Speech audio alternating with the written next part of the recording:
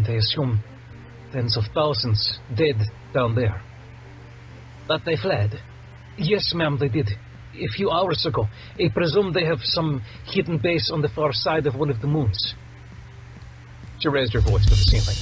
Bridge, this is Proctor. Anything yet on the comms channels from whoever did this? Commander Erda's voice came from a speaker in the wall. No, ma'am. Nothing on any channel. Metaspace? Nothing, ma'am. Thank you. Keep me informed. Proctor out. No, ma'am. No. She turned back to the nurse. Is he going to make it? Nurse Suzuki nodded. He's fine. Lung was pierced and there's some tissue damage from smoke inhalation, but he'll patch right up. Should be out of here tomorrow. But I'd like him to get some rest right now, if you don't mind, ma'am. Suzuki turned to her, a woman of 50, perhaps, with a deeply lined face, with a look that said, I know what I'm talking about, so respectfully, get the hell out, Admiral. She decided it wasn't a good time to clash with the woman. Good. Keep me updated on his progress. I want to speak to him later and get to the bottom of all this. She nodded at Suzuki, and then at Petrovich. If you'll both excuse me. Petrovich grabbed her sleeve as she turned. Admiral, I'm sorry, I must not be making sense, but it's the honor of a lifetime to finally meet you. The look in his eye was not crazed, but almost worshipful. Or maybe that was the effect of whatever drug Suzuki had him on. Proctor removed his hand from her sleeve with her other hand and set it back on his chest. Get some rest. He tried to reach up and grab her again, but she pulled away. Rest, she said again. I'll be back and we can talk more in depth later. When she left sickbay, she almost bumped into Ensign Sampono, who'd been standing near the door, looking into sickbay through the window. Ensign? Still here? She looked slightly embarrassed and chuckled nervously. Old habits die hard, ma'am. I was just trying to get a better look at our new passenger. Why? When you've been on the streets as long as I have, you develop trust issues. Just wanted to see with my own eyes the newbie. Make sure he didn't set off my danger sense. You know. Interesting. And? She shrugged. Nothing that I can see. Good. She paced a few steps before continuing. Ensign, you're going to learn in IDF that trust is a good thing. Trust in your fellow officers to do their job and keep you alive. Where I come from, ma'am, those to whom trust comes easy usually end up in a ditch. Blind trust, no. But we can't do this alone, Saphira. Just a thought. As you were. She turned back down the hall, the ensign's, yes, ma'am, following her. The walk to the deck immediately below sickbay was short. Not enough time to think through any next steps, but the man's words echoed in her ears. Honor of a lifetime. My God, she hated the hero worship, hated it. People did it to Tim all the time, and she finally understood how it got under his skin. She saluted to the two Marines stationed at the entrance to Deck 16 at the bottom of the stairwell. Anyone been this way since we talked? Just a few passers-by trying to shortcut to the galley, ma'am. We sent them on their way. No one's been in or out? No, ma'am. Good, as you were. She saluted again, and they mirrored her. One of the Marines entered a security code into the panel, and the doors opened to reveal a completely empty Deck 16. She made her way down the long hallway to one of the crew quarters about halfway down. Before she could enter, the door opened to reveal a very disheveled President Sepulveda. Former President Sepulveda. If I don't get the hell off this ship, I swear I'll either blow my brains out or steal a shuttle and make a dead run at a Findiri ship and take my chances. Calm down, she said, waving him off. She knew it would aggravate him. No one ever in the history of humanity had ever calmed down when told to calm down. But she didn't care. We need to talk. Fine, talk. Right here. I'm not going back in there. It's 10 square meters of hell, and I'd rather, dead run at a Findiri ship. Might save us a lot of hassle. Listen, she said, folding her arms and acquiescing to his wish to converse right there in the hallway. I'm just one woman on one ship, and frankly, I'm not getting nearly enough done that needs doing. He smiled triumphantly. So, you came for my help. He waved a hand, expectantly. Okay, go on. What's the grand task for the former president of United Earth? Secret mission into Director Talos' inner sanctum? Or work my diplomatic magic to get Granger aboard a Skiora ship so we can translate that little "I want you" off the ship? You're a distraction, like an anchor, weighing me down. I've got enough of a target on my back without worrying about you being discovered here. His mouth was halfway open. Don't worry, I'm not throwing you to the wolves. You'll fly around in a top-of-the-line ship.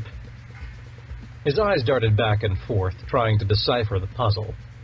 You're giving me the Defiance? Good job, yes, and I'm killing two birds with one stone. Commander Civic is basically a wreck since Paradiso, crisis of confidence or some bullshit. He needs a little mission where he can flex his muscles again and get his confidence back. And you need to be gone. Sepulveda brought his hand to his brow and shook his head, as if in disbelief he was being treated this way. Great. Babysitting, when the fate of humanity is at stake. I'm not sure who's babysitting whom, but okay, she said. And what, pray tell, will I be doing aboard the Defiance? You'll be avoiding detection, given that the Defiance is one of only 2 or 3 stealth starships in existence. That's your first job, until Cooper can finish hers. Second, we've got a mystery here at Belarus that needs solving, and I simply don't have the time. I've got more pressing issues to address. She looked him up and down, seeing his disheveled clothes, wondering if he'd even showered that day. Well, time's a-wasting. An escort will be by within the hour to get you aboard the Defiance. Commander Civic will brief you once you're there. She turned to leave. 5 minutes talking to a politician was 6 minutes too many. Wait! And just what the hell will you be doing? Me! The doors at the end of the hallway opened for her as she approached, and the Marines saluted again. I'll be hunting Swarm.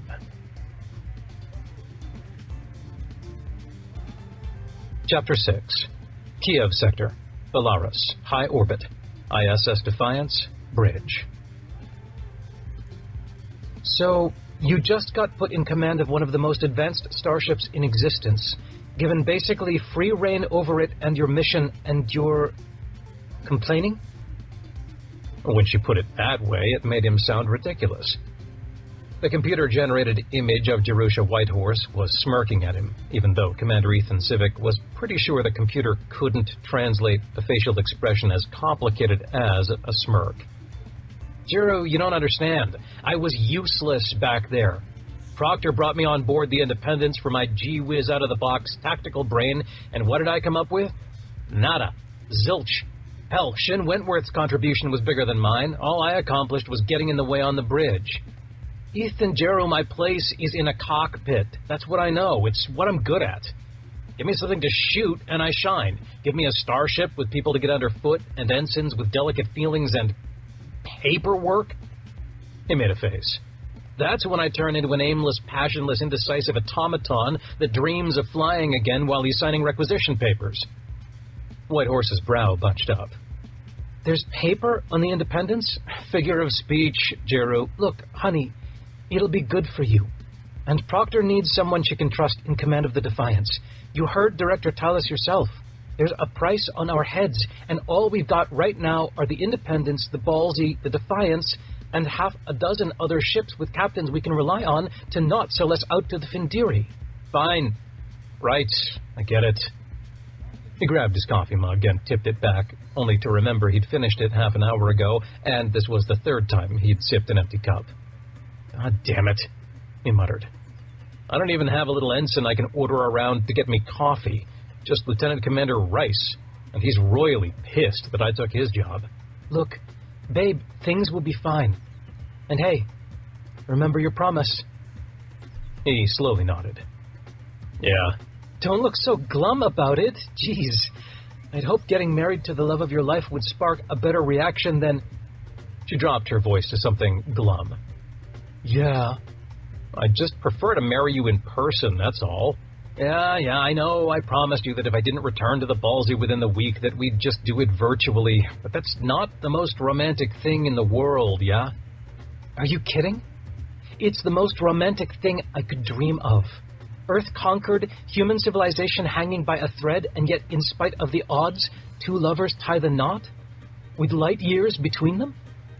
She smiled lopsidedly. Sounds like a great romance novel. He smiled back at her, hoping the computer would simulate the sincerity he was trying to put into it. Yeah. Okay, you're right, as usual. How are things? She shrugged. Oh, just trying to maintain two of our most important alien friendships while balancing the mental stability of half my crew, including my XO. Shin Wentworth. That bad? Well, he did just lose his wife and kids on Paradiso underneath that Findiri momentum transfer shield, not to mention his brother getting a hole blown through his head by a floating robot while he was with Granger. He played with his empty mug, tipping it back and forth so the last drop of coffee coated the entire bottom. Are you sure it's a good idea to keep him as XO? I mean, for now? Honestly, I'd rather he take a good 6-month-long break. But given that he's all I got at the moment, and I can't exactly go ask Admiral Trader Oppenheimer for a replacement, I'm stuck with him. But he swears he's okay. I don't know. We'll see. Right. Well, my passenger is about to arrive. Talk later? She smiled one last time. Yeah. Love you. Love you too, he said, and switched off the metaspace transmission. Her 3D computer-generated image disappeared, and he turned to Lieutenant Commander Rice, who was half frowning, half smirking at him. They do have that privacy blur these days. You can use that so we can't hear what you're saying. Yeah, I know. Did he care what Rice thought about him? Nope. Okay, good to know. Rice returned his attention to his station monitor. The shuttle with our passenger has landed in the bay, sir. Good. Tell him to get his ass up to the bridge ASAP. Rice made a show of typing a message. Ass up to bridge. Got it. Civic chuckled. Maybe Rice wasn't so bad after all. Any word yet from whatever government is left on the surface? Rice nodded. I got in touch with a few minor cabinet officials from the Belarus presidential offices who were vacationing outside the city at the time of the attack. They're pretty busy, seeing how they're trying to decide which of them gets to be president now that the entire line of succession is probably wiped out. Try to get me a few minutes with whichever one seems like is going to end up on top. Proctor wanted us to sort this out, and I bet this system will be crawling with both RC and UE ships soon. Best we get our business done and get out of here. A few minutes later, the passenger arrived on the bridge, escorted by 2 heavily armed Marines. Civic stood up. President Sepulveda, welcome to the Defiance. He extended a hand. The ship is at your service, sir. Admiral Proctor said you've got a mission of the utmost importance. Sepulveda rolled his eyes. Did she now? How very gracious of her. Truth be told, as much as I hate to say it, I'm here to stay out of the way. It's critical that no one, especially the Findiri, know that I am alive. That would put President Cooper in grave danger, more than she's currently in. Okay, well, I'm sure there's something you want to be doing. We can keep your presence on board a secret easy enough. May as well be doing something at the same time. I understand the good Admiral gave you a mission as well? President Sepulveda sat down in the captain's chair, to Civic's annoyance. She did. Figure out what happened here at Belarus. Though at this point it's not much of a mystery anymore. Russian Confederation separatists, freedom fighters trying to liberate Belarus from RC control. Sepulveda's right eyebrow raised up. Interesting. Have we actually seen these freedom fighters? Did they have ships, or are we just trusting the word of an injured RC fighter pilot? Well, no, we don't have footage of the attack, but we can go to the site of the battle in orbit and look at a few of their ships. They've lost a couple in the attack. Sepulveda nodded. Do it. Civic motioned to the helm. You heard the man? The minutes ticked by, and soon enough the helmsman announced, Arrived at the debris field from the battle, sir. Most of it is scattered, but there are a few semi-intact ships here. Put it up so we can see, Ensign, said Civic. The ensign fiddled with the controls on his dashboard, and soon the view screen lit up with the panoramic view of the debris field. Sepulveda stood up. Zoom in on that one there. He pointed out a medium-sized starship, carbon scoring all along its hull and half the starboard side missing. The view screen adjusted so it filled the screen. He stood there for a long time, staring at it. "Mr. President," said Civic, "can we confirm that is one of the Separatist ships and not from the Belarus military?" Lieutenant Commander Rice nodded. "I checked the Belarus government registry, and this doesn't match any of their fleet's ship designs." "My God," said Sepulveda. "Mr. President?" Civic repeated. "That ship, I know it." He finally turned around. His face was a mixture of anger and anxiety. "Two of them nearly killed me, blew Interstellar 1 out of the sky." He returned to the captain's chair. "Mr. Civic, your mission just got a hell of a lot more interesting." Chapter 7. Sol System. Earth, Lower Manhattan. You remember that taco truck on Bolivar? The Tiny Butterfly, or whatever it's called? Leo nodded, taking the final bite of her al pastor taco. La Mariquita Aquispada? That's a mouthful. Tipsy ladybug, right? Well, I have to say, I know it's a chain, but you just can't beat tacos and more. She snorted. "So, you're saying you're an unrefined peasant. What's next? Delicioso light beer? Hey, don't yuck my yum. It's not hard." He chuckled and tossed his dripping wrapper into the recycler tube on the street corner. "You ready? Our shuttle is almost here." She shook her head in annoyance and tossed her wrapper too. "Tell me again why we're taking a private hired shuttle instead of our own presidential Corvette? Visiting the grave of Abraham Hawes will probably look mighty suspicious given all this." She swept her arm around to indicate the Findiri occupation and the fact that their leader claimed to be none other than Commander Abraham Hawes, who died aboard the ISS Constitution in Swarm War II. He started off toward the landing pad down the street. "You're the former Intel operative." "Exactly. And I can tell you you're not fooling anyone by taking a private vehicle. May as well keep everything above board, or at least give the appearance of keeping it above board. Taking a private shuttle, that's like jumping up and down, waving your arms and yelling, 'Hey, look at me, right here. I don't want you to see where I'm going.'" He silently kept walking. "Agree to disagree." "Oh, God, you're impossible." "Admit it. It's why you like me." He said it in jest, but felt something was off with her. He glanced back. Her eyes were focused on something down the street, and he knew in his mind, and hers, that she was looking at something with concern. "Don't turn around right away. But we've got some company at the shuttle pad. That one Findiri that's always with Hawes, Talus, Varus, I think his name is." Danny made a show of nodding, then turning back around and looking down at the sidewalk they were walking along before glancing back up. "Yep, that's him. Waiting for a shuttle. A Findiri, what gives?" "I suppose we'll just ask him. We are private security to the woman who's technically kinda his boss." "You mean to the puppet dangling off the fingers of Talus?" "Puppet or no, Cooper's all we got. Look sharp, here we go." Varus had seen them, and now that they were just a dozen meters away, he waved them over. "You're Varus? I apologize, I don't know your rank or your position in relation to Talus. As you can imagine, it's been a busy few days," said Lou. He seemed to ignore her and faced Danny directly as if she hadn't spoken. "In this iteration, I am an adjutant." "Oh," said Danny, taking note of the phrase, "in this iteration." "And what is a Findiri adjutant?"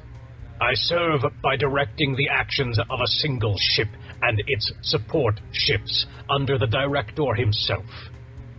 "Got it. So there are, 100 adjutants? 1,000?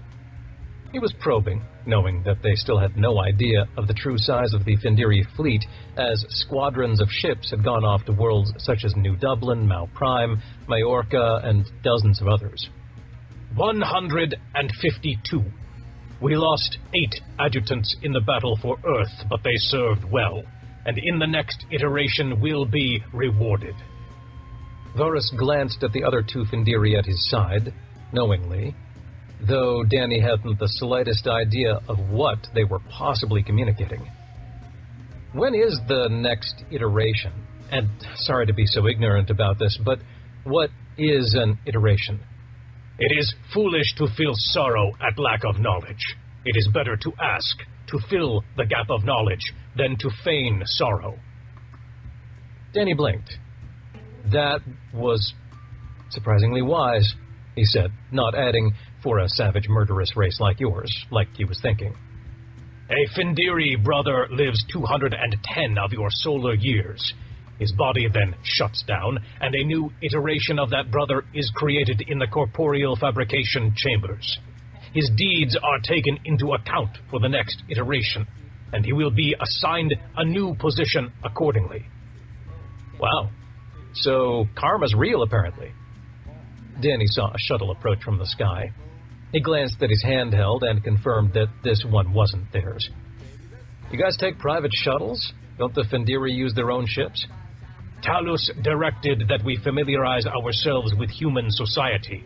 So, we take human transportation to our destinations. And that is? None of your business, human. Varus's face was impassive. His red eyes looked straight ahead and didn't even acknowledge Danny by that point, just as he had not looked at Liu at all. I mean, just making sure we're not going to the same place, otherwise we could just share a ride. Saves money, you know, he added, trailing off. He doubted the shuttle pilot would be charging this group. Are you going to the East Coast Correctional Institute? Said Varus, still looking ahead at the landing pad. No. Then we will not be sharing a ride. He looked as if he were about to say more, but one of the Findiri next to him was pointing to his wrist, which apparently projected a heads-up display that only they could see. Adjutant, we've found the companion of the traitor. Varus nodded approvingly. Good. Looks like we'll be paying a visit to New Haven as well. Have our elite squadron meet us there in 30 minutes. With that, they ducked into the shuttle, which had just landed, and the door closed behind them. New Haven? Said Danny. Connecticut. What the hell is in New Haven? Granger's companion? Isn't that what they call my aunt? The companion to the hero? Leo nodded. Yeah, but she's nowhere near Earth. Hang on. I'll just ask her. Danny waited a moment, then saw Liu's face change in an instant. QWERTY! Chapter 8. Sol Sector, Earth, New Haven, Connecticut. It had only been 3 days, but it felt like an eternity. Commander QWERTY wondered if that was what Captain Granger would have felt after being away for a few billion years when for the rest of them he'd only been gone 30. Right? Yes. Stop feeling sorry for yourself, cowboy. 3 days is nothing. You waited a whole month for Ace to say yes, right? Now look at you.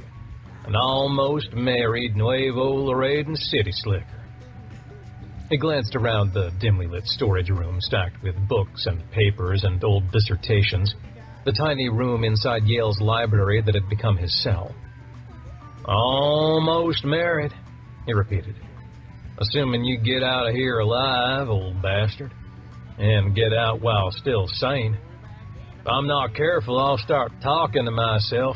Just give me a herd of cats after that, and I'm all set. He glanced at his handheld comm pad and saw it was nearly 9 p.m. The library would close soon, the students finally trickling out. That school hadn't been canceled in the chaos of Earth's fall to the Findiri was a wonder to him, but Director Talus had ordered that all institutions carry on normally, as if nothing had happened. That couldn't last. Let's just take a look, see. He pushed back from the desk and rolled his chair over to the door and cracked it open. Sure enough, a few stragglers were still sitting around a table, discussing their research, or more likely talking about the invasion like everyone else. 4 students, possibly freshmen by the looks of them. Damn. If the library staff didn't kick them out, they'd be there all night. One of the boys punched another in the shoulder, and the group laughed. "Damn it. Come on, kids, playtime's over," he murmured to himself. Here we go." He watched as the Rare Collections director approached the youth and shooed them away. Good. That man had been a lifesaver, literally. While Talus had promised general amnesty to all IDF officers who pledged allegiance to the new regime, he doubted it applied to his handsome self.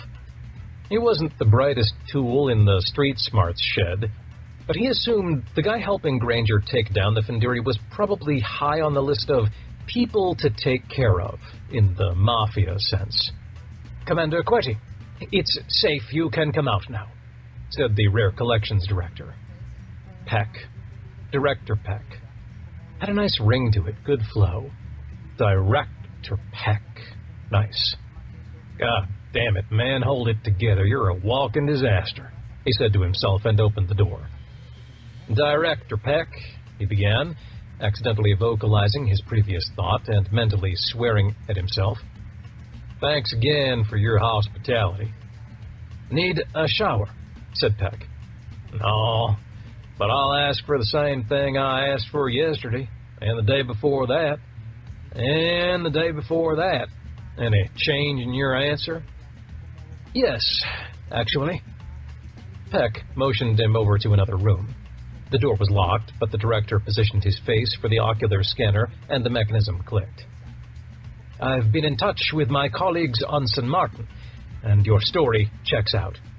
"Oh, so you do have a backup electronic copy of the Voynich manuscript?" For the past 3 days, the director had played coy, neither confirming nor denying the existence of a copy, saying he needed to make sure QWERTY was who he said he was. Top secret cloak and dagger shit going on at Yale Library, apparently. "No, but I'll do you one better. Follow me, please," he said, and entered the room. On the wall was a safe with an old-fashioned spin-dial lock, and he twisted the knob back and forth until it, too, clicked open. "My colleagues on St. Martin have told me that you are indeed working with the Bricklayer." "And who are these colleagues of yours?" said QWERTY, watching the safe door open with growing anticipation. "Vestige. Don't worry, you haven't heard of us. Let's just say the Bricklayer laid a foundation for many things in the past, our organization included." He reached inside the safe and pulled out a sealed briefcase, also locked, this one with a key, which Peck produced from a pocket. This last lock opened too, revealing the contents. Holy mother of sweet and sour baby Jesus, that's it? I thought it was stolen hundreds of years ago. He reached out to touch the ancient leather cover of the Voynich manuscript. Well, in a sense, it was. By us.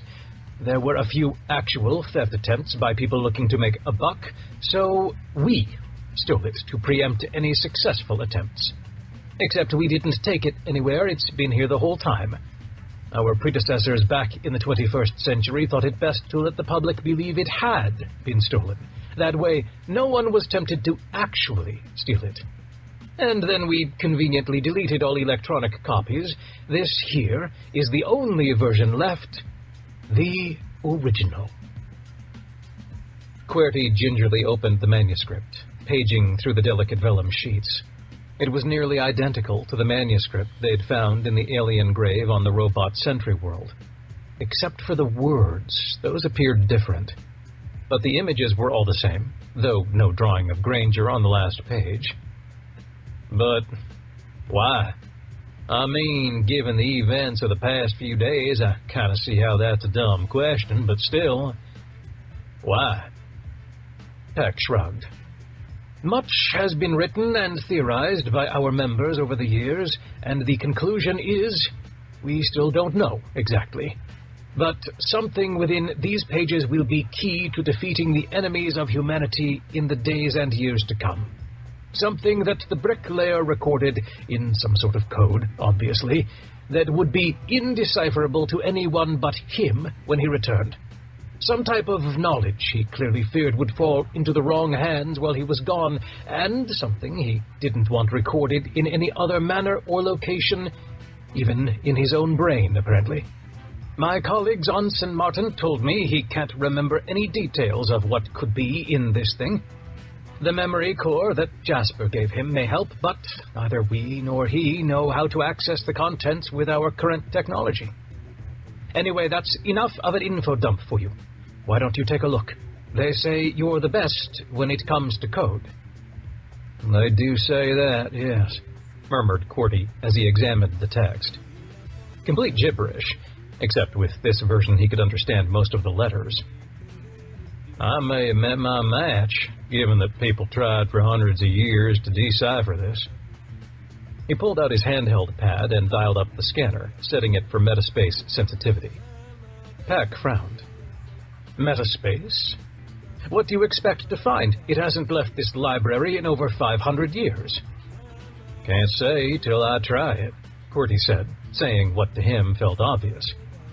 He waved the handheld over the manuscript, then all around it, passing it back and forth to triangulate any potential waveform shapes and polarizations. Yep, there it is. There what is? The exact same metaspace signature I found in the... He trailed off, not sure how much he should tell the man. He claimed to be from this shadowy organization that he says Granger founded, but he could also be playing him. In the alien version? Cordy glanced over at him in surprise. Oh, so you've talked to the old man himself, then? Peck shook his head. No, but as I said, my colleagues have. What do you think it means? The metaspace signature? No idea. It's like an extremely intense metaspace wave or pulse imprinted itself on the molecular structure of the pages, and the pattern and polarization is exactly the same. What does it mean? Hard to say, and I'm no physicist. As he said the word, he had a thought. However, I do know a fairly brilliant one. He might have some thoughts. Where? A colleague on the ISS Vols would be my current post if I hadn't been drafted into ancient manuscript translation duty. He set the handheld down and flipped through a few more pages. I assume this stays here? Peck shifted uncomfortably on his feet. Well, vestige policy is that this never leave the premises. Cordy's handheld beeped, the tone that indicated an incoming urgent message. He picked it up, read it, and then held it out to Peck. What about now? Peck squinted at the text, then put his reading glasses on to read it. Who's Danny? Danny Proctor? He and his wife are President Cooper's private security and pilots, and Admiral Proctor's nephew. And I assume by their coming he's referring to the Findiri? Unfortunately. Peck's face turned ashen white. And I suppose that means neither of us are particularly safe at the moment. Fair assumption. Cordy placed the manuscript back in the briefcase and closed it, then unholstered his sidearm. I sincerely hope you got some secret tunnels out of this place. Otherwise, things are going to get very shooty very quickly. Chapter 9. Sol System. Earth. Low orbit. Vestige Corvette. Legend.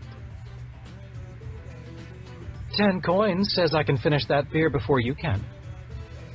He heard the voice behind him, heard the words, but couldn't parse them together in his mind. He turned and saw her there for the first time. Dazzling, that was the best word that came to mind. What? You heard me, she said. Then to the bartender, 2 more of those on my tab, please. Put a little extra in mine. And hurry, Ed, this is going to be a race you won't forget. She thumped the bar twice next to his mostly finished beer. You're challenging me to a drinking contest? He asked. She was pretty. Damn. She was damn pretty. Yep, she said simply. It was endearing, actually. The bartender finished filling the 2 glasses, and soon a small crowd of bar patrons pressed around them, gawking to see if the townie could actually outdrink the young visiting IDF captain. "You want me to give you a countdown?" asked the bartender. "Please," he said.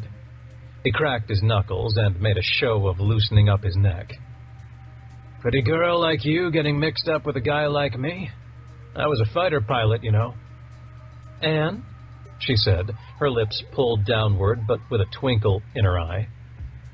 "And fighter pilots, when they're not piloting their fighters, are fighting other pilots for the last drop of moonshine in the ship's storage bay." "You sure talk a lot for a guy who's about to lose." He snorted, then motioned to the bartender and nodded. "Let's do this, then. Ready? 3, 2, 1, drink!" the bartender yelled. He grabbed his glass and raised it up so fast that a few drops sloshed onto his shirt. She grabbed not her glass, but his old, mostly finished glass. With one swallow, she downed it. "Cash, please, or direct transfer. Name on the account is Rhea Goldmeyer." The small crowd roared with laughter. He still had his mostly full glass raised. She was looking at him, looking very much like she was making a monumental effort not to laugh. Then she did laugh, and it felt like the world changed. "Tim Granger," he said. "I know," she replied. "Captain, one more Q jump to Earth. You awake?" "Almost," he said, blinking several times. He'd slumped over in his chair in the cockpit. His cheek felt wet, and he wiped the drool away with a sleeve. "What exactly is our plan?" The fog of sleep mostly receded, but the name refused to disappear. "Rhea, the woman in the picture in that vestige office in Bern. Jasper said she died on Indira during the Second Swarm War. That was, what, 31 years ago?" "Plan. Right. Here's what you're going to do. Get on the horn to Danny Proctor. Don't talk to him directly. He might be around someone we don't want listening. Leave him a message. Ask him if he knows where our future passenger is. If he doesn't know, I'm sure he's in a position to find out. But his channel is almost assuredly being monitored. If not by the Findiri, then by some IDF intel wanker that Oppenheimer is over. So don't use his name. Call him... He came out blank. He used to be good at this. "Our mutual friend? Funny. Way too obvious. No, just say you're looking for your brother. You heard he was taking his summer vacation from classes at Yale. Heard he went to Bern, and then went missing during all the destruction a few days ago. You're worried about him. He hasn't contacted anyone, and your mom is worried sick. Got it?" He nodded, slowly. "Brother, school at Yale, vacation, Bern, missing, mom worried sick. Okay, got it." His face looked far more worried than his tone implied. "Good. You got this, son. Steady voice, sound concerned, but don't overact it, okay? This is covert ops, not high school drama class." "Okay, I'm ready." Jasper keyed a few things into the comm and searched through a few channels before finding the right one. "Here we go. Danny Proctor? This is your buddy Jasper. Look, you know my brother, right? He's a student at Yale. He went on summer break last week, and, well, I haven't heard from him. He said he was vacationing in Europe, was planning to go to Bern at some point, but, well, now we haven't heard from him. Is there a chance you know where he is? My mom is frantic, given what happened to Bern and the battle and everything. Anyway, get back to me right away if you know anything. Got my old man here, and he's missing his cancer treatment to help me look, and I want to get him home right away. You know how he is. Jasper out." Granger held a hand to his face. "You had one job." Jasper's face was flush. "Sorry, I choked there at the end." He shook his head and rubbed the bridge of his nose. "It's probably fine. Just leave the improvising to me, okay?" "Okay." Jasper took hold of the flight controls again and dialed in a few commands. "I'm going to put us into high orbit. That way we can make a quick getaway if we need to." "No, that's suspicious. Take us down. Low orbit. That'll make it faster to actually get to QWERTY's location when we find him. Jasper nodded. He may have been easily flustered, but his handling of the Corvette was solid. Granger looked out the viewport to his right and watched as they descended further into the gravity well of Earth, the thin blue line of atmosphere backlit by the quickly rising sun.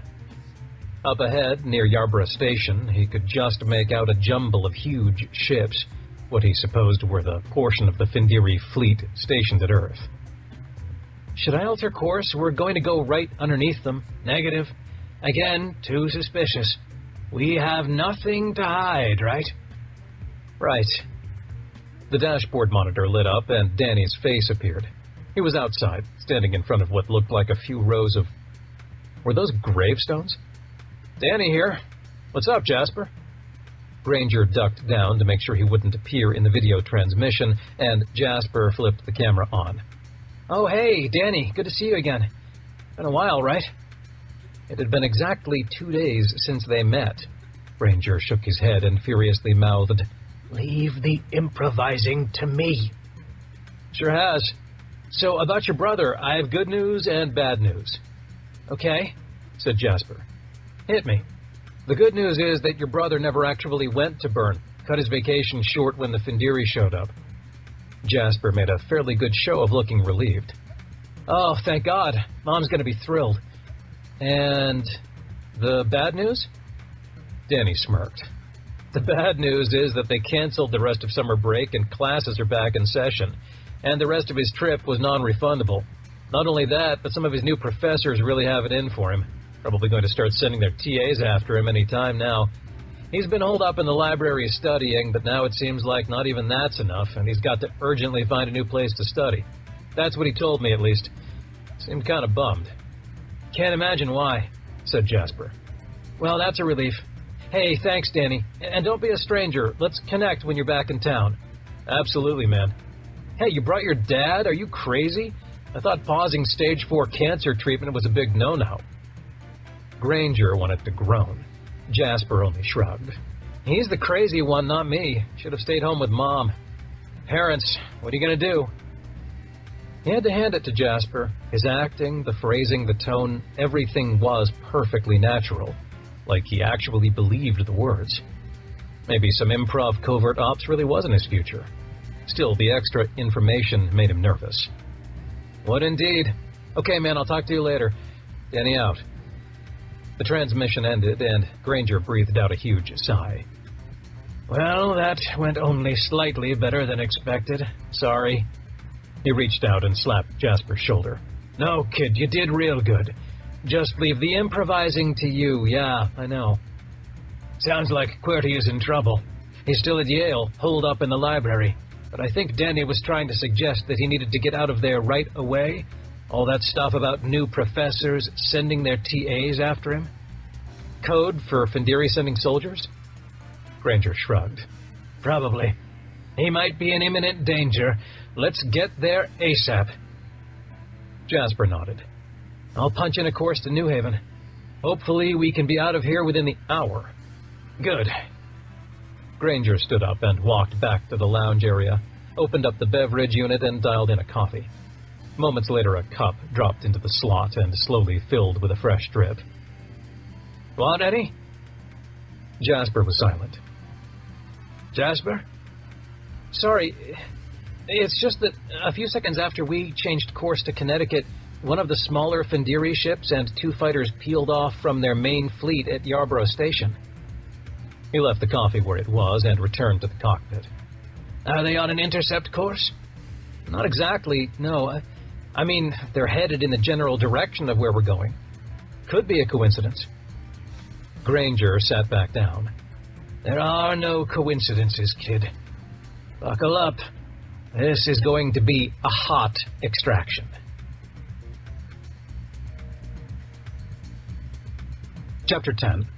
Sol System, Earth. Freehold, New Jersey. East Coast Correctional Institute. Adjutant.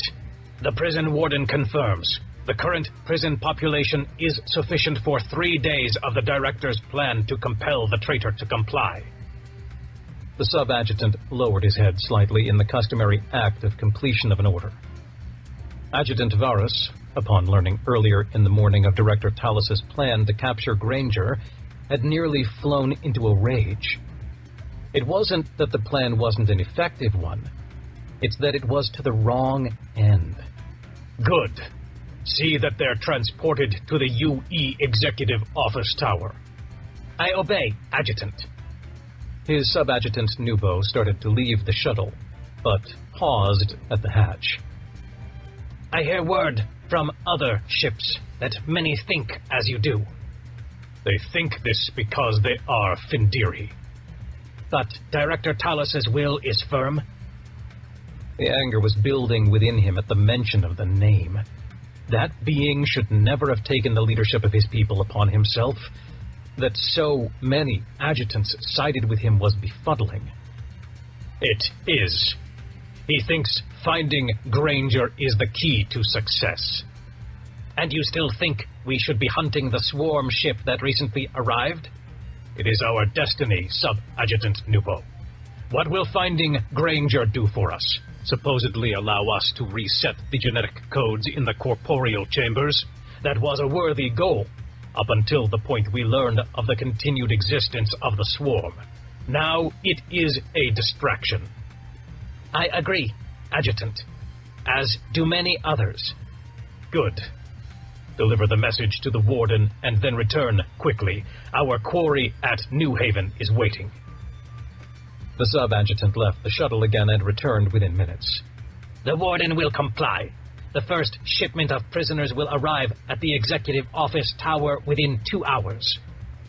Varus looked at the shuttle pilot, a diminutive human with unkempt facial hair.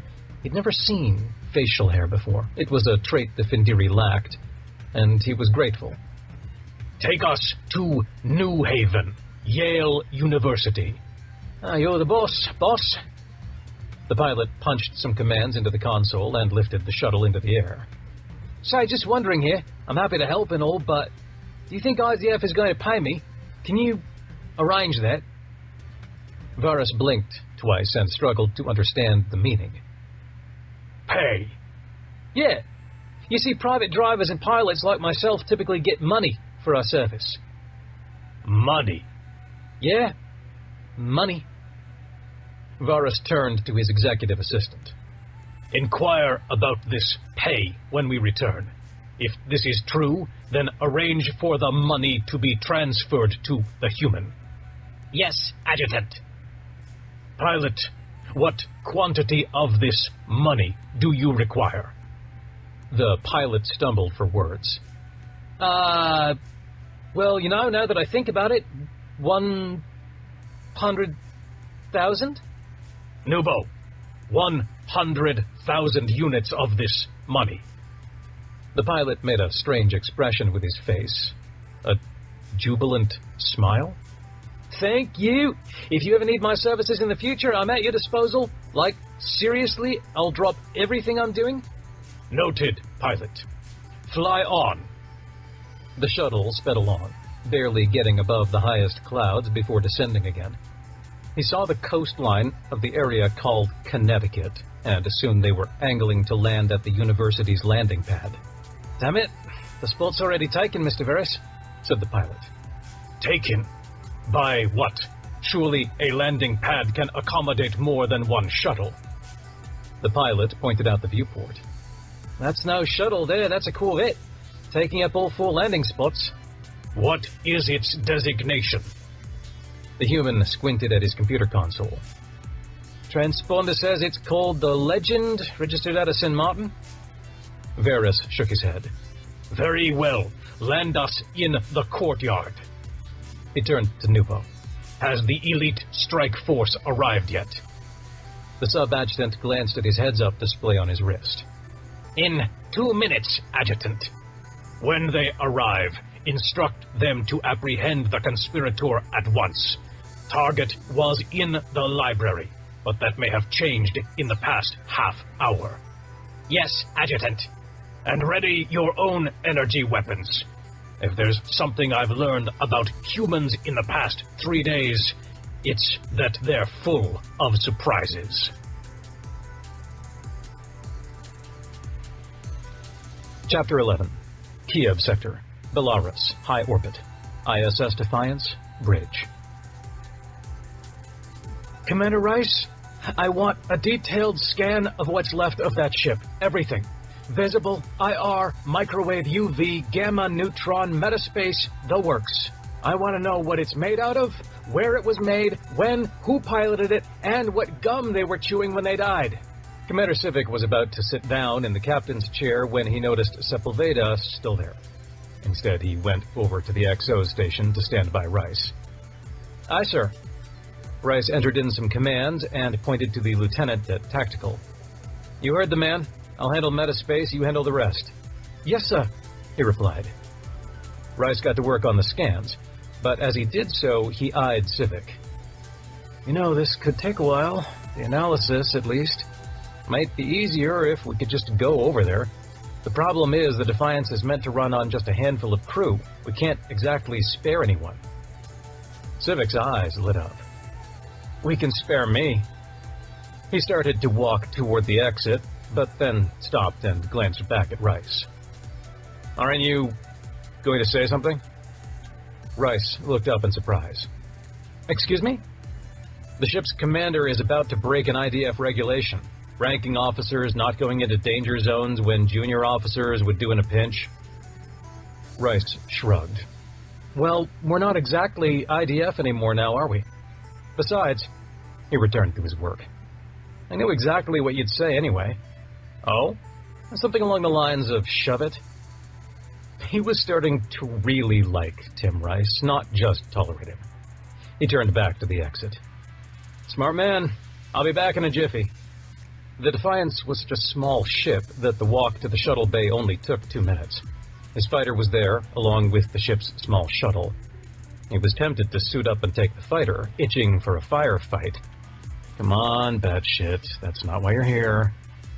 Instead, he donned one of the vacuum suits in the shuttle bay's locker and boarded the much smaller but much more practical shuttle. Okay, Bridge, I'm heading over. Keep an eye out for me. You never know when the Separatists could return. Or, for that matter, the Swarm. Sepulveda's voice came over the speaker as he revved up the engine. Or, more likely, the Findiri. Know something I don't, Mr. President? He eased the shuttle out of the bay and floated out into the sea of stars, the planet's blue ocean far below. Well, if I were still president, I'd be sending a delegation as fast as I could to both assess the situation and to offer help and try to strengthen diplomatic ties. Win friends and influence people and all that. Be seen offering help, curry influence with the powers that be on the surface. As we can see by the debris all around us, Belarus is contested, to say the least. Expect the Findiri UERC. Hell, even the Chinese might show up. The former president was an incompetent boob, but at least he was a politically savvy incompetent boob. Copy that. I'll hurry. Before long, he had sidled up to the destroyed starship, pulling even with one of the exposed decks near what he hoped was the bridge. He extended the shuttle's emergency docking arm and latched onto the deck plate, which would at least keep the shuttle locked into place as he boarded the ship and looked for clues. A few bloated bodies floated nearby as he made his way down the partly exposed corridor. There was no artificial gravity, so the magnetic boots of his vacuum suit clunked along the deck, making the process slower than it would have been. Okay, I think I lucked out. The bridge is just ahead, if I remember my Russian. Ahead of him, the Russian word for bridge was printed on the wall next to heavy double doors. He could read it because right below in the same font was the word bridge. I think this crew was bilingual. That is, I think they had both Russian speakers and English speakers on board. That's odd, said Rice. Never heard of such a thing. Well, a separatist militia might attract all types, I guess. And I can imagine the reason there's so much political unrest on Belarus is because it's a mixed population where some might have ties to UE worlds and some to RC worlds. Anyway, he paused and opened the panel next to the doors to expose the manual override. I'm going in. He glanced down at his handheld sensor. No atmosphere behind the doors, so I assume everyone there is dead too. He pulled the manual override lever and engaged the emergency hydraulics to open the doors. They slid open halfway, then got stuck. Close enough, he muttered and squeezed through. The bridge was a graveyard of bloated corpses, some with their eyes still open. The surface capillaries burst to give them all a demonic red coloring.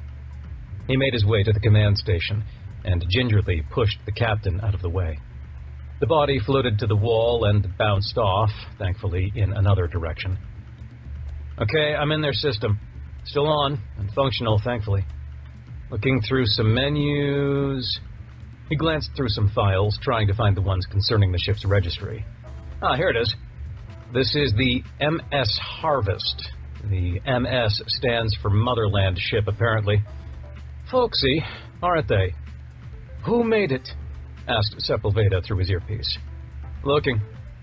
Okay, interesting. That's why the ship's systems are so familiar in spite of the exterior design and styling.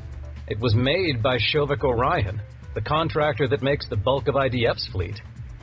Well, I'll be damned, said Sepulveda. How recently? He scanned through the registration information. Wow, just last year. This ship is brand spanking new. He glanced up and thought. So, Shovik Orion is outfitting a separatist militia as well as United Earth and the Russian Confederation? Playing all sides, I guess. Playing all sides in a war is great for business, said Sepulveda.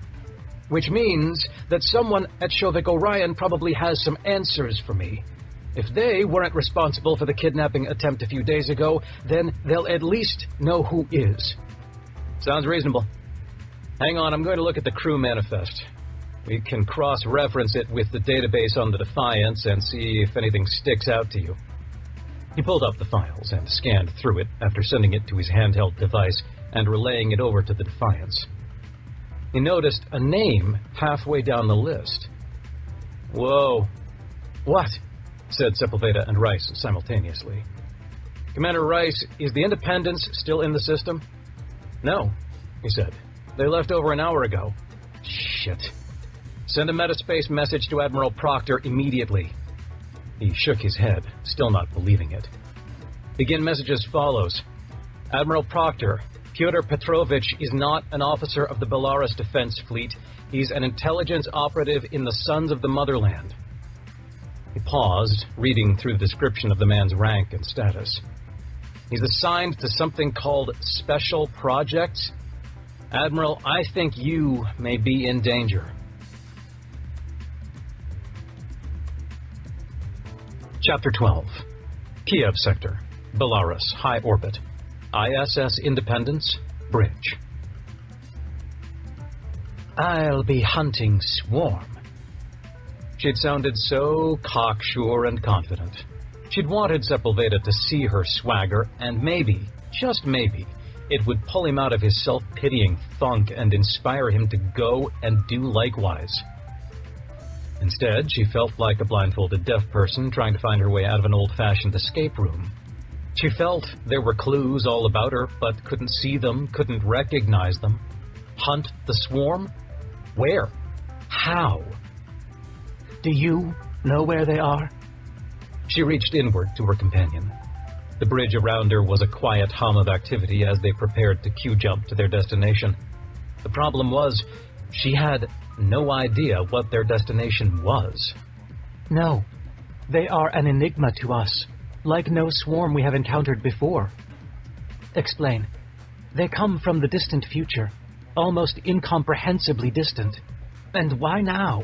Why did they come here? Out of all the possible times to come in the entire history of the universe, they chose now. Why? We don't know. All we know is that they come from a time approaching the heat death of our universe. She sighed and shook her head. What is that? Trillions of years? More? Why come back right now, to this specific place and time? If you can tell me where they came from, can't you tell me where they are?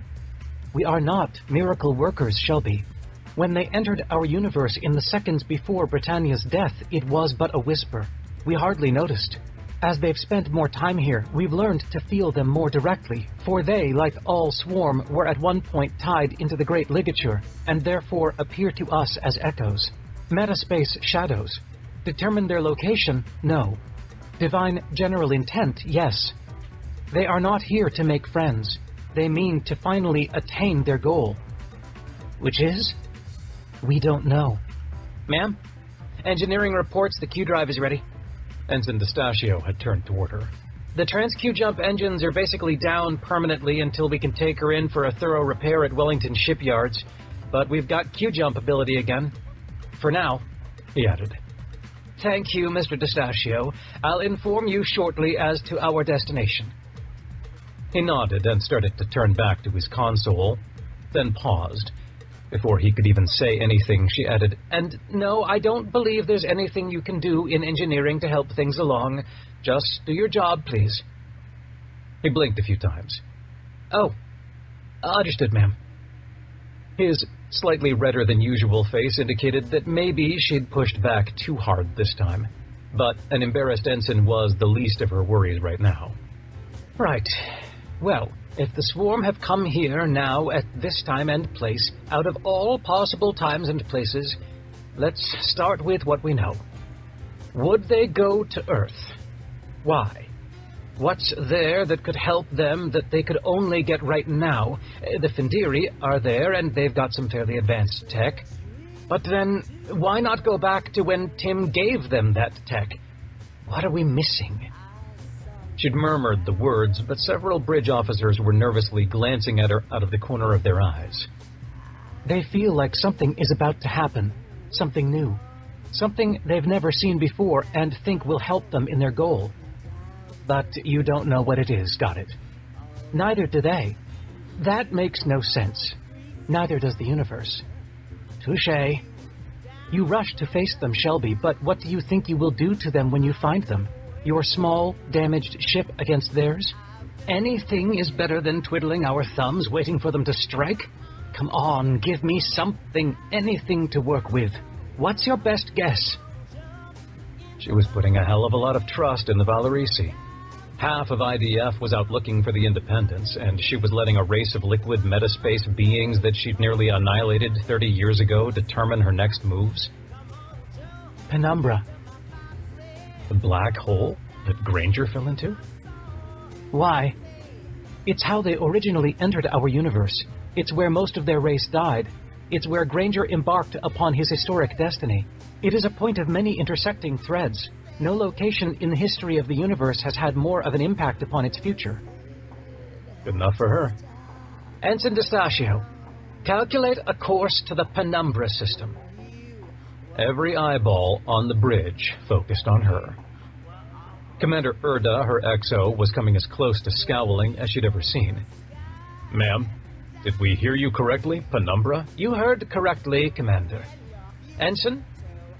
D'Eustachio returned his gaze to his console, and after a few seconds of momentary confusion, started entering in commands. A few moments later, 16 Q-jumps, ma'am, about 4 hours. Thank you, Ensign. Engage when you're ready. She stood up and retreated to the exit. I'll be in sickbay interviewing our guest. Erda, you have the bridge. When she arrived at sickbay a few minutes later, she walked in on a room that was still half of wounded from the devastating battles they'd recently waged at Paradiso and Earth. By now, most were on the mend. She scanned the rows of beds for her target. He was gone. Nurse Suzuki, she said to the woman at the bedside of the nearest patient, removing some dry, bloody gauze from the man's back. Where did he go? Who? God damn it, you know who. Petrovich.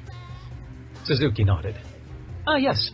He improved remarkably fast. I just released him half an hour ago. Assigned him some quarters nearby where I can still check in on him every few hours for the next day or so. Was about to call up to the bridge to let you know, but... you know.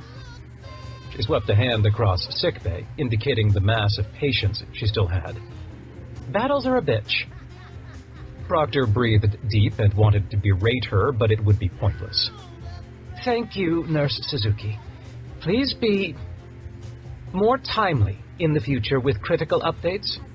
I am, she said, still gingerly removing the gauze. Room 1611, just around the corner, ma'am. Proctor left Petrovich's temporary quarters. She pressed the chime on the door panel and waited. After a few moments, she pressed it again. The third time, the door opened just as she pressed the button. Ah, Mr. Petrovich, I see you're well enough to talk. Do you have a moment? He waved her in. Of course, Admiral Proctor, please come. The quarters were small, as most guest rooms were, consisting of just a bed, a wardrobe, a sink, a rectangular desk built into the wall with 2 chairs on either side, and a small bathroom. She sat down in one of the seats and indicated that he take the other. First of all, may I just say what an honor it is to have the companion to the hero. She cut him off abruptly. There was just no patience today for hero worship. Save the pleasantries, please. I'm quite busy. My deepest apologies, Admiral. First of all, tell me about the Sons of the Motherland. That group is new to me. He nodded. New to most, Admiral. They formed last year out of the wreckage of a few other separatist groups that were far less organized. Better funding, too. When the swarm returned a few months ago and began their attacks, they were poised to step in and take advantage of the chaos. It wasn't heavily advertised, but the RC sustained some heavy damage on several worlds. And with the arrival of the Findiri and the loss of Earth, it was the perfect time for them to make their move. They'd been planning for months. They discreetly evacuated the capital of all their people so that when the time came, they could make their strike and decapitate the entire Belarus government in one stroke. She absorbed the information, examining it from every angle she could think of in the context of the Findiri controlling Earth and the swarm having returned, again. Interesting. You say they're well funded. By whom? He stood up and took a step toward the sink, pressing a button on the panel next to it. Tea? She nodded. The beverage dispenser whirred to life with a few taps on the panel. Honestly, no idea. I'm not exactly highly placed in the Belarus Defense Force, just a measly lieutenant commander pilot. But if you ask me... He took the 2 cups that the unit had deposited on the tray and placed one before Proctor. Shovik Orion. Why? She took a sip of the steaming tea. What possible motivation could Shovik Orion have? Multinational galactic corporations value stability above almost all else. Except for profits, right? He smirked and took a sip of his own. Fine, but nuking the capital city of Belarus? Don't they have a research lab in orbit? They do. One of their most important, if I follow the news closely enough. So, why endanger such a critical lab? He shrugged again. It's me. I'm just a pilot, remember? Half the tea remained, and she was already thinking about getting another cup. This one with a double shot of whatever artificial caffeine the unit dispensed. So what makes you say Shovik Orion, then? Oh, several reasons in no particular order. First, a divided, weakened Belarus that is cut off from the Russian Confederation means that Shovik Orion has free rein to do whatever the hell they want here, just like they do on Bolivar. If the RC keeps control, or if Belarus throws in with United Earth, then Shovik Orion loses what freedom they have here. It's no coincidence that it's a research lab here, and not just a regular old production facility. Lax laws mean far greater freedom in less savory types of research, if you follow. Proctor coughed. It felt like a few drops of the tea had gone down the wrong way. Okay, so they get to do freaky science experiments. Is that all? Is that worth nuking a city? He smiled. Depends on the research. Fine. What else? She finished off her tea and coughed again. The itch in her throat was persistent. Second, He trailed off as if he'd forgotten or was searching for something to say. Yes. Regardless of how this insurrection plays out, it's a win-win for them. If the RC reasserts control, Shovik Orion is their main military contractor and will undoubtedly also step in and help out with relief efforts, ingratiating them with the local government, RC, yada. And if UE gets to step in, the same. They're the main contractor and will likely write some pretty big checks to help out with relief and get massive UE tax breaks as a result, along with goodwill in the Senate. God knows they could use it after that disaster with Admiral Mullins as the CEO of Shovek Orion, essentially declaring himself king of Bolivar. Look how that turned out. That turned out with Mullins trying several times to have her killed, and siding with an insane swarm-controlled prophet that nearly hijacked the Galactic People's Congress and paved the way for the swarm to eventually destroy Britannia. But it seemed like he was stalling. He talked slow, and he added asides and tangents, and this reason didn't seem particularly compelling. She coughed again. This time the itch just got worse and worse. Okay. Quickly, please. I'm needed on the bridge. What else? He laughed. It sounded strange. The third reason, the most important, got you to waste enough time to let the poison do its job. The smirk on his face was the most infuriating part. Aside from the feeling of her throat closing up and her vision blurring, she tried to stand, but couldn't.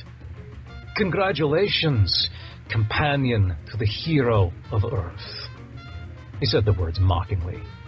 You've reached the point in the conversation where I get to take the mask off and it won't matter. I wasn't lying. I'm just a lowly lieutenant commander in the Belarus Defense Fleet. I also work for the intelligence arm of the Sons of the Motherland. She couldn't move, but she could still speak in between coughs. That's it? Your organization sent you to kill me? And what for?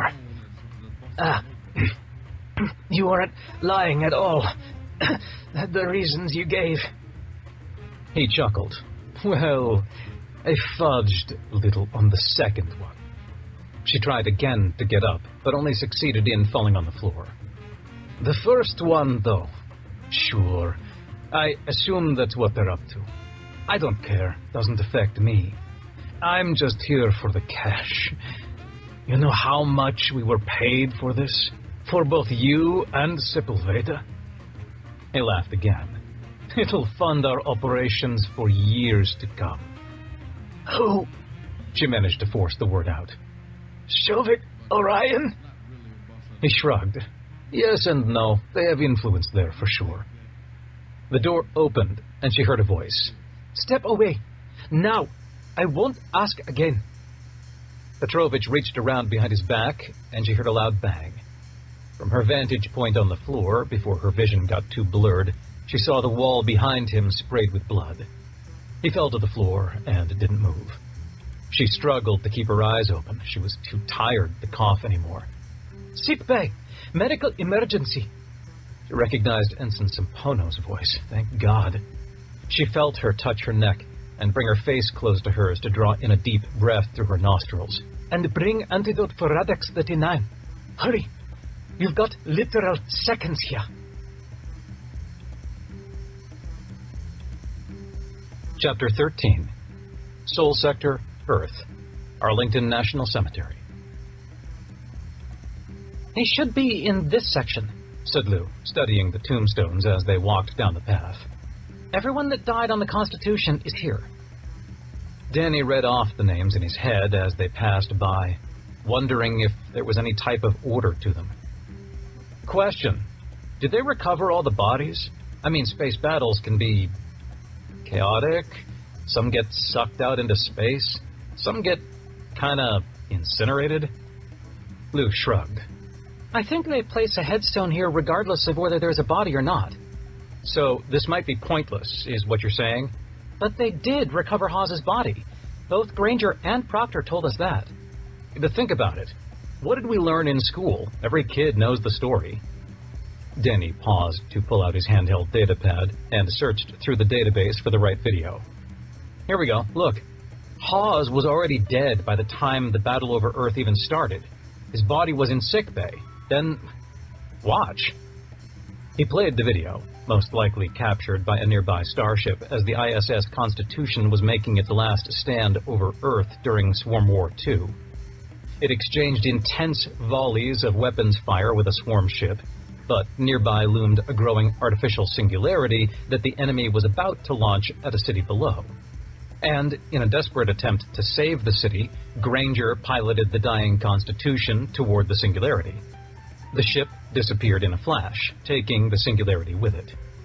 It disappeared for 10 seconds, during which it stayed at the secret Russian station for nearly 3 days, where they pumped him full of the swarm juice, which cured his cancer, and then after shenanigans involving time travel and multiple Grangers, he pilots the Constitution back into the singularity's other end and reappears over Earth, careens through the atmosphere, and somehow my aunt boarded the thing as it fell and managed to pilot it into a crash landing in downtown Salt Lake City.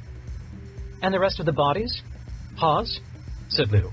Well, we assume they were all still there, and when it crash landed, the bodies were all collected and buried. We assume, she repeated, looking at him questioningly. Okay, now that you put it that way, sure, it's not 100%, but what else could have happened? She shrugged. We've seen a lot of shit the past few months. Hell, you died. Touché.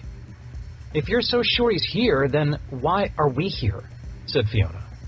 They continued walking down the road of headstones until he came to one that caught his eye. That's the one. Abraham Hawes, said Lou. Let's get this over with.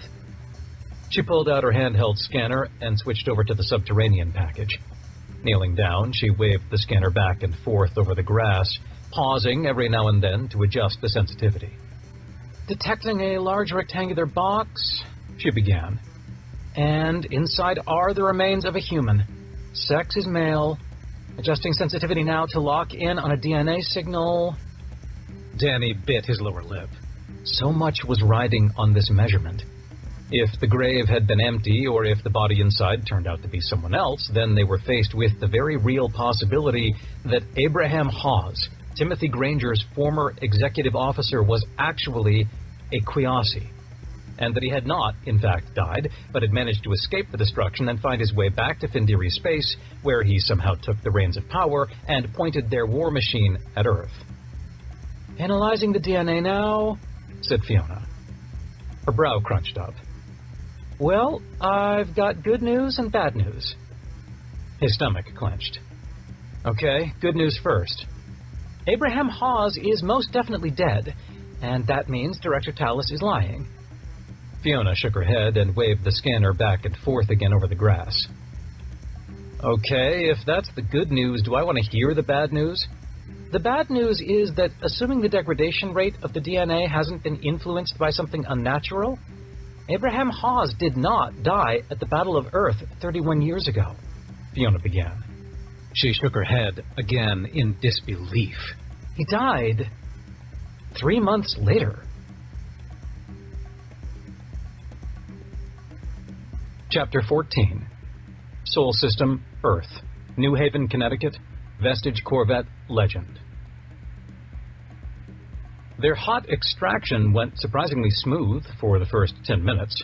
Granger almost dared to think that the Findiri ships shadowing them on the way down to the surface were really just there by coincidence. They ended up peeling off toward New York City halfway down the gravity well from low orbit. They'd landed at Yale's only landing pad, taking up every single slot due to the Corvette's sheer size. Luckily, it was near the libraries. Jasper had pulled up a campus map and scrolled through the list and shrugged. Which one? Granger glanced at the list. Baneki rare book and manuscript? That sounds promising. They bolted from the landing pad and ran across a quad lined with buildings. That's the one, said Jasper, pointing to an ancient-looking edifice. Let's just hope he's all packed. I got the impression that Danny had been in contact with him. It was evening, and the summer sun had fallen low in the western sky. A few small groups of students were scattered around the quad, and a few of the nearby ones gawked at him. It's Granger, said one of the kids in the closest group. Holy shit, it's actually Granger. He stopped, and seeing the kids sprawled carefree on the grass, he suddenly realized that this was possibly going to be one of the least safe places on Earth very soon. The kid who'd yelled his name approached, wide-eyed and starstruck. Granger went up to him and grabbed his shoulders. Son, what's your name? Cole. Cole, I need you to do something for me. This whole area is about to be overrun by Findiri soldiers. None of you are safe. I need you to get everyone out of this area now. Can you do that for me? Cole looked shell-shocked, but to his credit, he managed a reply. Yeah, I can do that, I think. Good. Godspeed, Cole. And when you've warned them all, get the hell out yourself. Don't be a martyr. With that, he took off at a jog toward the library, Jasper by his side, leaving the wide-eyed student behind. A few seconds later, he heard the kid yell, "We've got to get out of here now! Granger said Findiri soldiers are coming! Move, people!" "Your fan club is alive and well," said Jasper. "Shut up." For a 68-odd-year-old body, he felt surprisingly spry. Normally, back in the day, a few billion years ago, his knees would be screaming at him by now. They burst through the front doors, scanned the signs, and dashed across to the Rare Collections office. It was empty. In fact, the entire building seemed to be empty. Jasper pointed to some bags and books still scattered across a nearby study nook, as if someone left in a hurry. "Looks like whoever is in charge here had the foresight to evacuate the place, which means they know that danger is incoming too. Maybe Danny managed to warn them?" "Which also means we're probably not going to find QWERTY just hanging out in one of the offices up here." Jasper looked all around the vast space of the first floor. "Maybe there's some, I don't know, blast shelter or secret tunnels or something?" Granger cocked his head. "Secret tunnels in a Yale library?" "I don't know, just brainstorming." "Brainstorm on your own time. At this point, we can risk a call to QWERTY. If the Findiri are incoming anyway, we've got little to lose if we're tracked." He grabbed his handheld out of his pocket and keyed in the channel for QWERTY's IDF comm device. "Commander QWERTY, this is the Bricklayer. You copy?" Damn it. He swore he'd never used that nickname himself. But much better than the Hero of Earth, he supposed. "Copy, sir. This is QWERTY. What can I do you for?" "I hear you need a ride home, Commander. Need a lift?" "Couldn't have come at a better time, sir." "Where are you?" He glanced at his handheld screen. "I can't seem to triangulate a position for you." "That's because the library director here was kind enough to show me some kind of funky secret tunnel they got underground. Probably high metal content in the soil, preventing triangulation." Jasper pointed at him. "Ha! Am I allowed to say I told you?" He mimicked the finger, pointing back at the kid. "No, you are not." Then back to the handheld. "Roger that, Commander. What's the best way there?" They'd paused by the front desk in the Rare Collections office, and he glanced out into the main library area.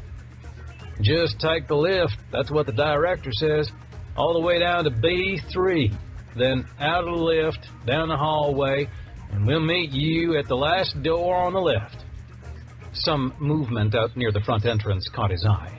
He shifted his body so he was hidden behind the door frame, but peeked out through the crack between the door and frame. "Damn it, they're here." He slowly pushed the door shut, then locked it. Jasper was peeking through the bottom of a window that looked out into the main library. Our way to the lift is cut off." "Commander, that's a negative on the lift. We're stuck in the Rare Collections office. Any other ideas?" "Hang on. Okay, the director says just use the stairs. There's a secondary staircase that's accessible through the rear of that office. 4 levels, then you're here." "Right." He motioned Jasper to follow him, and crouching as low as he could, retreated to the rear of the office, and down the narrow hallway they found there. At the end, thankfully, was a door marked stairs.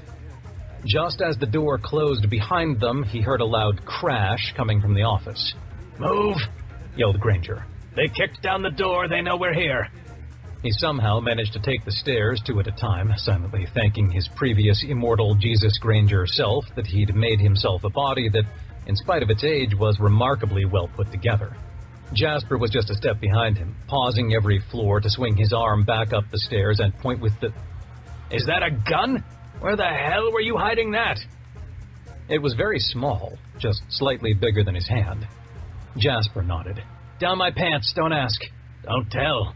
He resumed his mad dash down the stairwell, and by the time they reached B2, he heard another loud crash from above. "They kicked in the stairwell door," said Jasper, breathing heavily. "One more floor. he replied, grabbing onto both handrails as he quickened his pace. QWERTY was at the bottom, holding the door open. Captain, so glad to see you. Hope you didn't bring your friends. I did. We've got to move, Commander. Bar the door if you can. QWERTY slammed the door shut behind them and looked around the hallway for something to drag in front of it. Director Peck, he called. Can we bar the door? From the next doorway down, another man emerged, dragging a desk. Jasper ran to help, and within seconds they'd managed to shove it up against the door.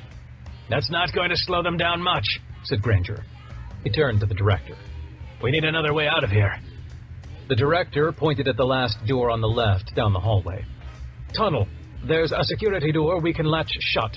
Won't stop them forever, but might slow them down. Where does it lead? Several exits, replied the director. Goes all the way to the admin building on the other side of campus. We just need the one closest to the landing pad nearby. The director nodded. Then follow me. Mr. QWERTY, don't forget your bag. QWERTY's eyebrows nearly jumped off his forehead. Good Lord. One high-stakes chase and my brain is gone. He ran back to the room they'd pulled the desk from and came back with a large suitcase. The director ran down the hallway, the rest of them trailing. Before Granger followed him through the door, he was almost knocked off his feet by the shock wave of an explosion from the other end of the hallway. The desk flew backward and seemed to explode in a fireball. Shit, they've got their energy weapons! Move! Yelled Granger. He'd seen what they could do when he was running through Arlington National Cemetery. Jasper shut the door behind them, and they all ran down one more staircase and through another door, this one looking far more sturdy than the others. Made of metal, it had a huge latch on the other side that swiveled into place across the door. And now it's a sprint, gentlemen, said the director, waving them forward. And this is where I bid you farewell. No, you're coming with us, move it, said Granger, motioning down the dimly lit tunnel. It's too far to run before they can blast through this door, and you're wasting time arguing. I'll stay behind and try to convince them you went another way, or at least slow them down somehow, give you a few extra seconds. Now move! The diminutive, mousy man had a presence to him when he wanted it. Granger nodded once. Thank you, Director. It's been an honor. The sprint down the long tunnel went surprisingly quickly, but he soon realized that they'd just come to a T.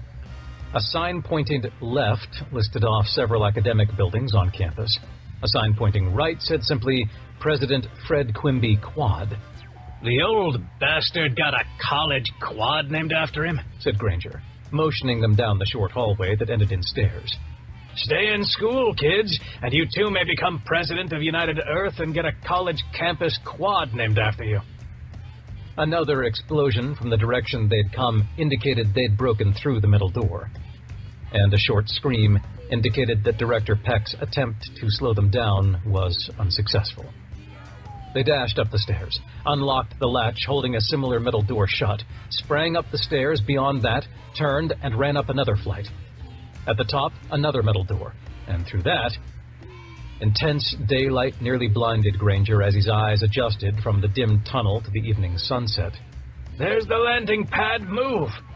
Granger pointed to the left of the little building they'd exited, apparently a storage shed that doubled as an entrance to the tunnel system. They ran across the grassy quad, Granger scanning left and right for either Findiri soldiers or students to warn. Thankfully, there were neither. Cole had done his job well. On the other side of their Corvette, in another grassy area, sat two more ships, a shuttle and what looked like a Findiri dropship.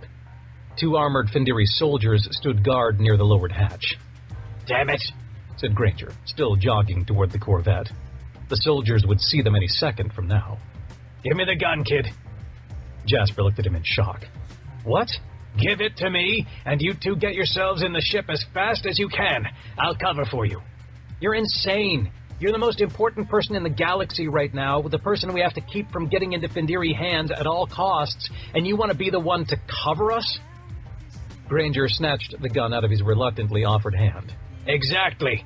And there's not a kitten's chance in a dog pound that they'll kill me, which will give you two the chance to get on board, lift off, swing around, and pick me up. Got it? He didn't even wait for a reply.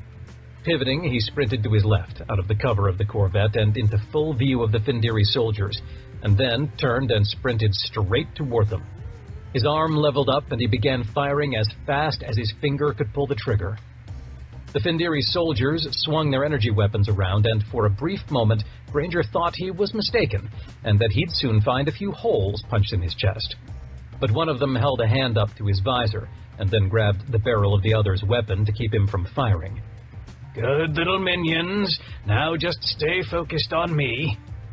He left, firing, and predictably the rounds just bounced off the Findiri armor. That didn't stop them from dashing for cover behind their dropship. One of them crouched and angled his gun around the corner, then fired off a few beams of energy that struck the ground nearby. The ground exploded where the beams struck, and Granger had to cover his eyes and was nearly thrown off his feet. Now, don't you play dirty, he mumbled, and continued firing at the two soldiers taking cover. A high-pitched whine coming from behind him, followed by a roar, told him that Jasper had managed to start the engines. Soon he could feel the blast of air rush around him as the Corvette soared into the sky. He risked a glance upward. Damn it, he said. In the air above, at least a dozen craft were descending. Some Findiri fighters, some dropships, and mixed in with the enemy ships were a handful of IDF fighters as well. He stopped his sprint and started jogging the other way, his lungs about ready to explode. "Run to that clearing to your right, and we'll come low enough you can jump onto the lowered hatch," said Jasper, his voice sounding out from his handset in his pocket. "Look up, kid, we've got more company." The Corvette circled around, easily absorbing the energy blasts from the two Findiri soldiers, and lowered close enough to the ground nearby that Granger made a break for it, sprinting across the grass and jumping as high as he could. His feet landed, and someone reached out and grabbed his arm before he fell backward.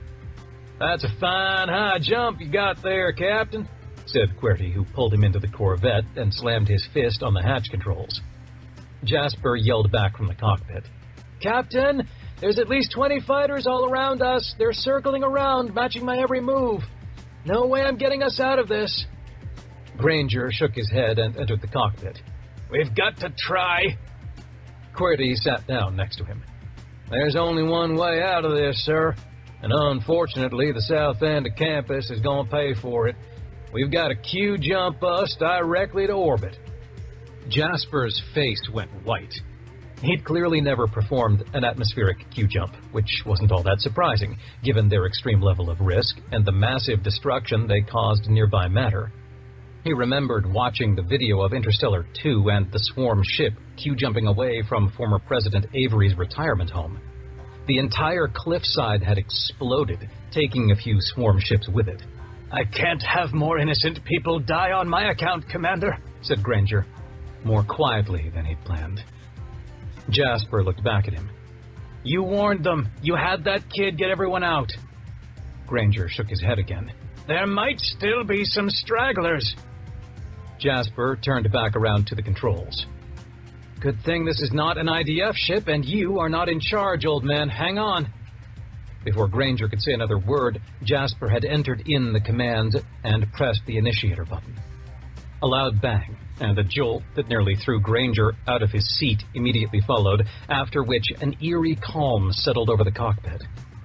He glanced out the window and saw they'd appeared in high orbit over Earth.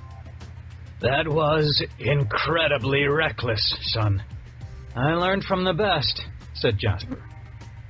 Granger wasn't entirely clear on what he meant, but they were not out of danger yet. "Show me a video of New Haven. Zoom in with the camera."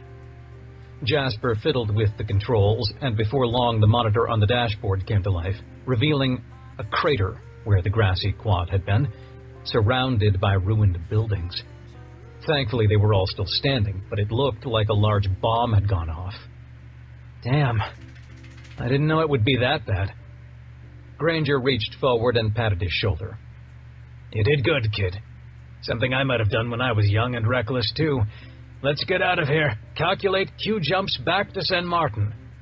"I'll add my thanks, mister." QWERTY had extended a hand forward. "Goldmeyer, Jasper." QWERTY shook his hand, but the mention of the name made Granger sit up straight and watch the kid. And Jasper noticed. His face turned red. "Oh my God." It was impossible, right? You're blushing, son. Makes me think you'd said something you wished you hadn't. Jasper stuttered. No, not at all. You related to Rhea Goldmeyer by any chance? Silence. What is she to you? Great aunt or something? More silence. Jasper's face turned a deeper red. He turned back to the dashboard and finished entering the calculations. Jasper, who are you? She died on Indira just a few months ago. Still hard to talk about it. Can we change that? You told me in Bern she died during Swarm War II, 31 years ago. Silence. Your mother was Rhea Goldmeyer? He nodded silently. And your father? Jasper turned to look at him. I never met him. Mom said he left even before I was born. Wasn't until later that she told me. Told you what?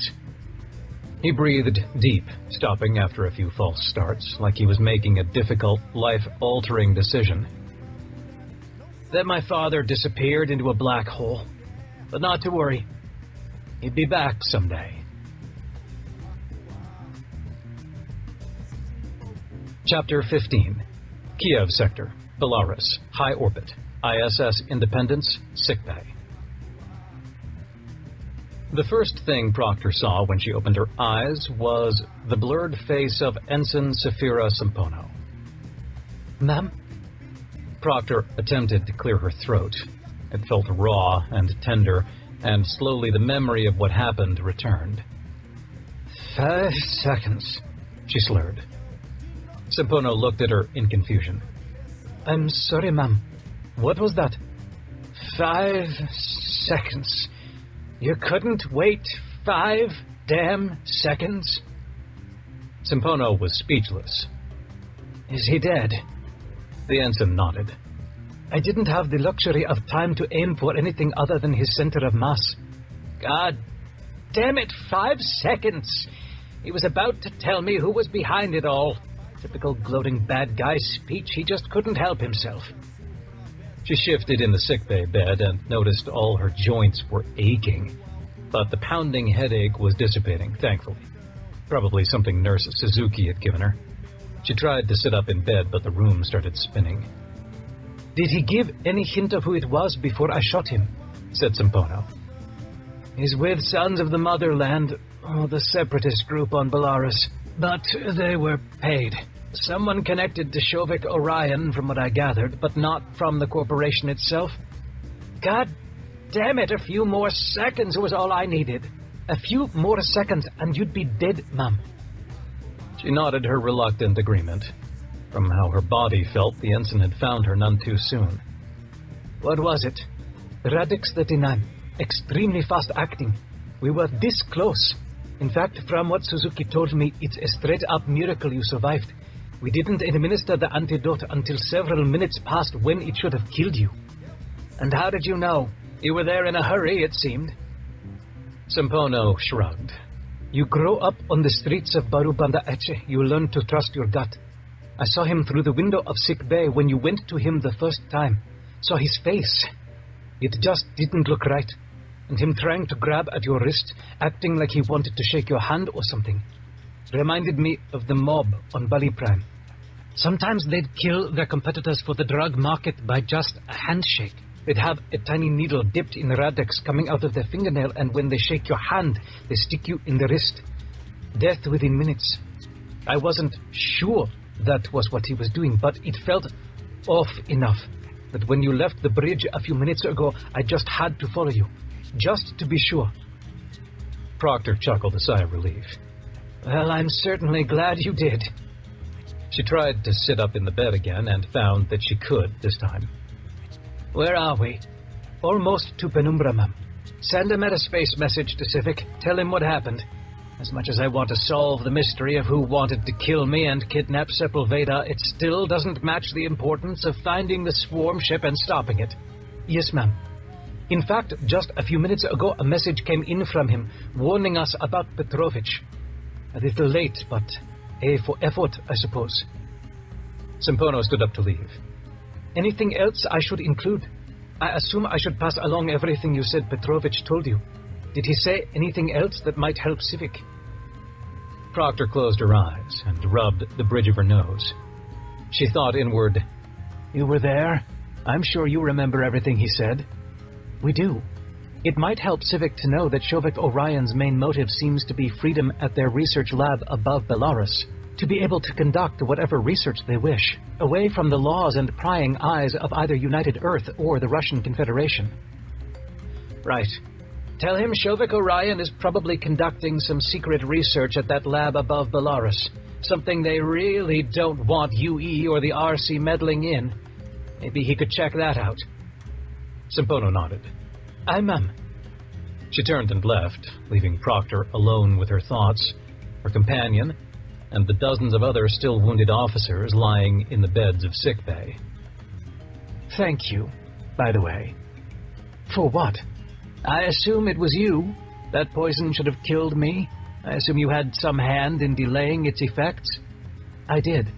I could not have prevented death, but I was able to attenuate the poison's effect on your system, temporarily.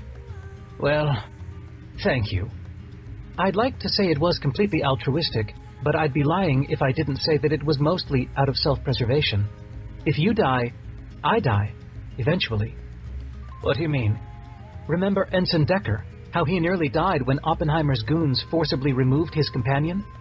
When a Valerisi and their companion have formed a deep enough connection, over time, they become inseparable. They grow into one another to such an extent that it becomes difficult to tell where one ends and the other begins.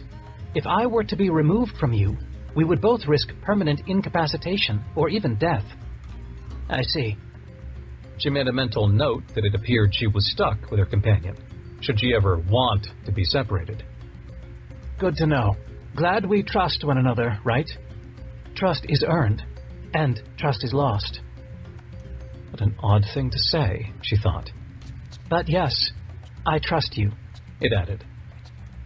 Her headache was gone, and her joints had stopped aching. She swiveled her legs out from the bed and put her feet on the floor and tested putting some weight on them. Oh, no you don't. Admiral or no Admiral, you're mine for at least a day, ma'am. Nurse Suzuki walked toward her from across sickbay. Proctor stood up. She half expected a wave of dizziness and vertigo, but to her surprise she felt fine. Are you assisting in my recovery? Of course. You are nearly back to normal. Ma'am, please lay back down, said the nurse. I'm quite well. Go ahead, scan me, test me, Proctor said, offering her arms for the nurse's handheld med scanner. Suzuki scowled, but she wasn't going to say no to an admiral. She waved her scanner over Proctor's arms, scowled some more, adjusted the settings, and waved the scanner back and forth again. Well, if that isn't the most... She trailed off. May I leave, then? Suzuki looked up, her face half full of amazement and half of fear. All your neurotransmitters are completely back to normal, and somehow the tissue damage is healed. That's remarkable. I'll take that as a yes. Proctor turned to leave. Thank you, Nurse Suzuki. You are a miracle worker indeed. If we ever get to rejoin IDF, I'll put you up for a hefty raise. Back on the bridge, she settled into the captain's chair. Status, Ensign DeStachio. Just one more Q jump, ma'am. Shouldn't be long now. Good. She turned to Commander Erda. All hands to battle stations, just in case. Erda nodded and began issuing commands to the tactical and ops crews. 10 seconds, said DeStachio. Proctor counted them down in her head. At the end, she felt the tug at her stomach and watched the star field on the view screen shift. She could just barely make out the barest hint of the spatial distortion in the center of the view that hinted at the presence of the black hole. Sensors, full sweep of the system, she said. A moment later, Commander Erda announced, reading the presence of a large vessel in a very tight orbit around the Penumbra black hole. Swarm, she said. Erda nodded. Looks like it. Visual. Sato, the officer at Tactical, entered a few commands, and the view screen zoomed in to reveal the same swarm ship she'd seen in the surveillance video from Britannia. It's in an unstable orbit about 3 times the Schwarzschild radius. The altitude above the event horizon is steadily decaying. At this rate, they'll cross the event horizon in a little over an hour, said Sato. Proctor stood up and walked toward the screen. Now that's damn peculiar. Erda shook his head. Makes no sense. We know that the Einstein-Rosen-Rao bridge collapsed. It's not a wormhole to their old universe anymore. They'll be crushed before they ever make it to the event horizon. Are they on a suicide run? Proctor stroked her chin. No, not suicide. Then what? The only way out of their orbit at this point is to Q-jump away, but even that would carry some risks, as we found out at the Battle of Penumbra. They're early, said Proctor. Erda glanced at her. What? They came too early. When they followed Interstellar 2 through Avery's singularity, they didn't get to choose the time. And now... She waved a hand up to the screen. They're rectifying the error. They're time-traveling, the old-fashioned way, so to speak. The rest of the bridge crew stared transfixed at the screen as the massive swarm ship orbited the now obvious spatial distortion. It didn't look like it was moving fast, but that was because time had slowed down for it. So, from their perspective, we are moving fast, said Sampono. Exactly, said Proctor. They're traveling into the future at a rate of... Well, can't do that kind of math in my head, but I'd say several tens of times faster than ours, and eventually they'll reach what they deem is the correct time for whatever event they are here for, and... In a flash, the swarm ship disappeared. Q-jump away, she finished. Chapter 16. Veracruz Sector, Chantana 3. ISS Tyler S. Valls, Bridge. Captain, I finally tracked down Klologish. Ensign Chiba shook her head. He says he has, and I quote, only a few 3s of millisolar rotations available to speak to you, and after that he has to, figure out how to find an excuse to politely but firmly turn down our generous but insincere offer of aid. Whitehorse blinked. She'd become somewhat accustomed to the Trit's blunt and tactless manner of speaking, but this one topped anything she'd heard yet. Well, at least we know where he stands. Let's see if I can't convince him otherwise. Visual? I'm M, said Chiba. On screen. At the front of the bridge, the giant view screen changed from the image of the Eru's giant rotating drum of a ship in low orbit over Chantana 3 to the diminutive leader of the Trits, first in importance from Clan Klologish. His real name took 20 seconds to say. Leader Mare, it delights me, King Shagrik Kolog, and only slightly annoys me to have to speak to you again. His tiny, vaguely reptilian nostrils flared, and he blinked incessantly. Whitehorse assumed the mannerisms matched his words to his mood. Klologish, thank you for taking the time to speak to me. I know you're extremely busy evacuating your people off Chantana 3. Gunza, Glosh, I am busier than an Iftarin stomach, which has emptied itself straight into the third stomach and skipped the second entirely. Kingza Grek Talogsta. She wondered how much of the translation was just missing and coming across as gibberish, and how much was simply a lack of cultural knowledge on her part. Likely both. She remembered the Atharans were essentially sport eaters, taking pride in their ability to down an entire table's worth of food in a single sitting. That, and their sheer chaotic lack of organization and devotion to whim, pleasure, and straightforward bluntness, actually made them quite endearing. I'm truly sorry to be taking your time, then. As you know, I am offering the assistance of the ISS Valls to your evacuation efforts, and before you reply, I know that you are hesitant about accepting the offer. Just know that the offer is made with no guile or deception. I simply want to repay you for your life-saving assistance at Earth a few days ago. Without you, we may very well have lost many more people than we did. Klologish held both three-fingered hands up and closed them. She wondered what this meant. Your reassuring words are mostly reassuring, Veligosh, and that reassures me. Your contribution to the great story, Leader Mayor, is without a doubt going to be pivotal and entertaining. Dash Shoblin. You wait and see. Translation issues notwithstanding, that was heartening to hear. At least he was open to the idea of her help. You'll accept our offer, then? As I told your communications officer, Flicklishgash, I will accept. And then, most likely later, find an excuse to politely but firmly turn you down, Glolosh Shlogan. But well done with your feeble but noble attempts at persuasion. She simply didn't have the words to respond to that. Talking to the Trits was one of the most frustrating experiences of her life, especially with so much riding on it. I jest! Are you not amused, Darmashagash? Your face, it is ridiculous and delightful how your frustration manifests in wrinkles on your upper head. I will never tire of it in threes of threes of threes of three solar orbits. She closed her eyes, and to prevent herself from saying anything disrespectful, she did the math in her head. 81 years? I am glad I can at least provide you with amusement, Glologish. Are you saying you accept my offer? Yes, Kilmisha Gokshaga, absolutely. Roreshlik Goshantik Gash, at least until I find the excuse to extricate myself from my prior acceptance. She sighed. And if I could discuss the matter with cantankerous old man, etc., I'm sure my attempt to find an excuse will diminish in urgency. Tlothla Shogosh. Okay, this she understood. He was negotiating. In a supremely exasperating way, sure, but when it came down to it, negotiations were simply transactional. Except she was providing him with something he perceived as valuable so that he would accept something from her that she perceived as valuable. Quite possibly the most one-sided transaction she'd ever participated in.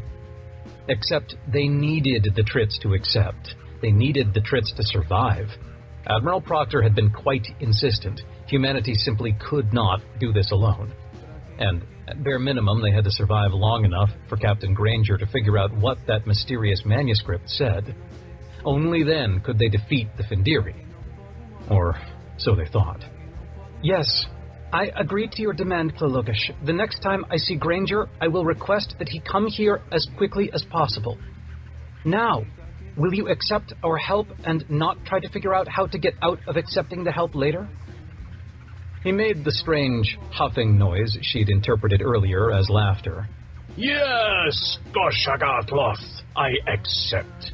We will send you coordinates for one of the entry ports into subterranean Ithar, where a great host of my people are waiting to be moved. Tlothla Goshag Shashaltha. When you have loaded them on your ship, deliver them to our new friends, the Eru. He looked both ways, as if making sure no one could hear him. And if you ask me, Dloshlag Goshlag Shasha, those are people that can't understand the humor that you and I both appreciate. They have no interest in the great story.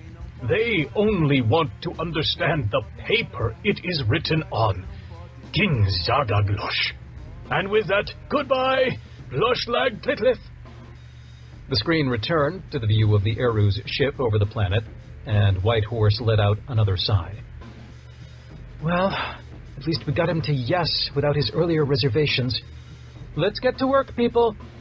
She turned around and motioned toward the operations station. Our XO is not on duty for another hour, I believe. How are preparations coming for receiving the refugees? The officer on duty glanced at his readout. The damage response teams have been divided up into groups that are tasked with preparing the cargo bays for their arrival, ma'am.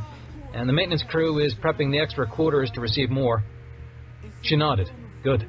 It looked like Shin Wentworth had been busy. She'd been worried about him ever since his return from the battle at Paradiso.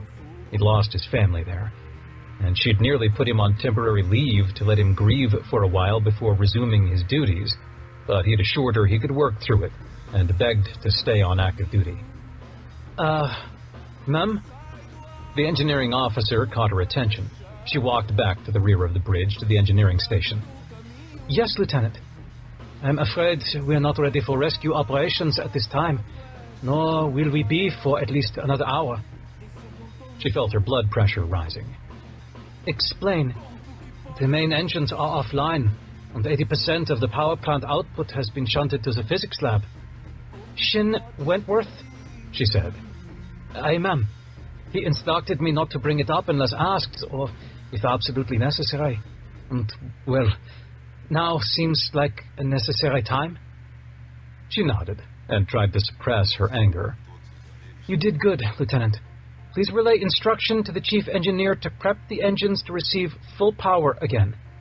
Aye, ma'am, the lieutenant said with a look of relief. And I'll be in the physics lab? She saluted to the Marines on duty outside the bridge after she passed the doors, and then to no one in particular. Time to have a little heart-to-heart with our little renegade scientist.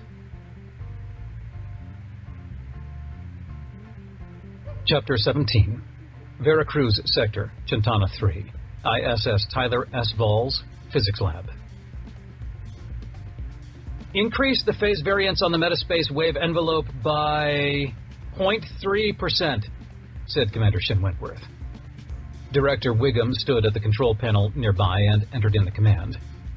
We're nearly at the threshold, Commander. In theory, going past 34% on the variance will result in chaotic instabilities in the gravitational waves. In theory, said Shin Wentworth as they examined the new readings. In practice, things don't always line up with theory.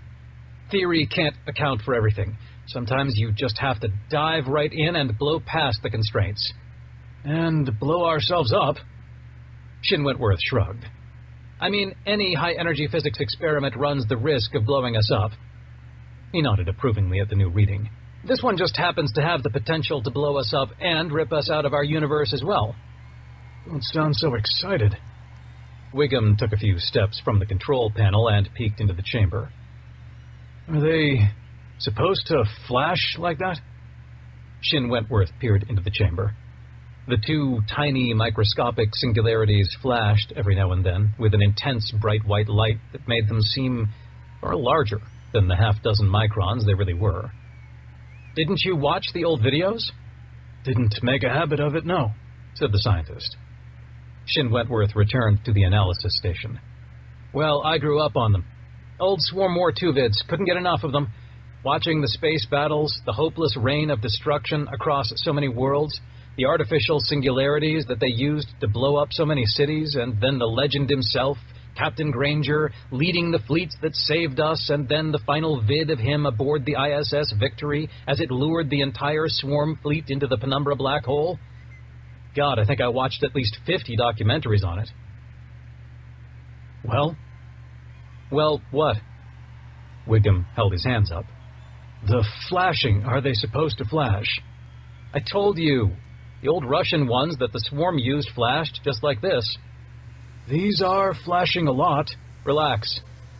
Shin Wentworth double-checked the status of the gravitational field gradient one last time, and seeing that it finally appeared relatively stable, pointed at the control board. Okay, let's do it. Inject the matter. Wiggum shrugged and entered a few commands into the panel. Inside the chamber, out of a nearby matter injector nozzle, an invisible stream of carbon dioxide rushed out and, supposedly, fell into one of the artificial singularities. It's flashing more, see that? God, I can hardly look at it. Indeed, the target singularity had grown so bright that it illuminated half the room that was exposed to a view of it, bathing everything in an intense purple-tinged light. Don't look at it, by the way. We're shielded from the gamma and X-rays, but ironically the plain old ultraviolet goes straight through that window and could burn a hole in your retina. Shit, said Wiggum, covering his eyes. I said relax, don't worry. You'd have to stare at it for an hour to do that. Come on, get to work. Shin Wentworth glanced down at the instrument panel. Okay, the CO2 is definitely falling into that singularity. That's what the light is we're seeing. The gas heats up as it falls and orbits tighter and tighter, faster and faster, until it's so energetic it glows. He nodded approvingly at the readings. Good. Very good. This could actually work. Okay, taking measurements of the output singularity. He swept the sensor package over the second singularity, trying to get a reading on anything coming out. Nothing. Wiggum scratched at his beard stubble. Well, I mean, it is a singularity. What did we expect? It's a modified Einstein-Rosen-Rao bridge, Doc. Come on. But those are only theoretical constructs that, remember, Doc, practice versus theory. That's what our variance in the phase envelope is for. Every Planck second it varies just enough to let matter escape the singularity. And since the two are coupled, what goes in one should come out the other, just later. How much later is the question. Come on, tweak the phase variance again, another 0.5%. Wiggum, shaking his head, complied. If you blow me up, I swear I'll... There it is! Shin Wentworth excitedly pointed at the instrument panel. CO2 is blasting out from the second one. Wiggum, apparently forgetting his earlier caution, peeked into the chamber again in spite of the intense UV flooding out from it. Really? What's the carbon ratio? Checking now? He said. Going in, it was exactly 1 in a trillion, carbon-14 to 12. Now, it is... He punched a few more commands. 1 in 1,602,000,000. Wiggum looked slightly crestfallen. That's an incredibly small difference. Shin Wentworth smiled. Yes, but let's run the numbers. Okay, looks like that CO2, wherever it went, spent nearly an hour there before coming out the second singularity. He looked up at Wiggum and smiled. Wiggum slowly matched his, a look of triumph spreading over his face. Holy shit, it really did work. It did, Shin Wentworth replied. And now, the next step. Every small step leads to the next, and the final small step? It would be worth it. They'd be with him again. Okay, no rest for the wicked, Doc. Let's set up for the ex situ experiment. For that, we'll have to switch over to the Tritz two-dimensional tech, I think. He looked up and scanned the room. There, in the corner. We'll construct the singularity there and link it to a secondary singularity in the opposite corner. You will do no such thing, Commander, said a voice behind him. He turned. Captain? Captain Whitehorse stood in the doorway. I trusted you, Commander. You promised me up and down, left and right that you were fit for duty, that you could grieve and process your loss and still serve. And now this? After I gave you a direct order to cease all experiments and focus on the Itharan evacuation? Explain yourself. Her arms were crossed, her face like a stone. Like a bloody stone. She didn't care. She didn't know his loss, the magnitude of it, the unfairness of it. Captain, He caught himself on his words, trying hard to be diplomatic, yet firm. You can't understand. No one can. To lose everyone dear to you, and then to have the power in your hands to bring them back, and then... not? I can't, Captain. I can't not try. I owe it to them. She nodded. So that's what this is about. Are you insane?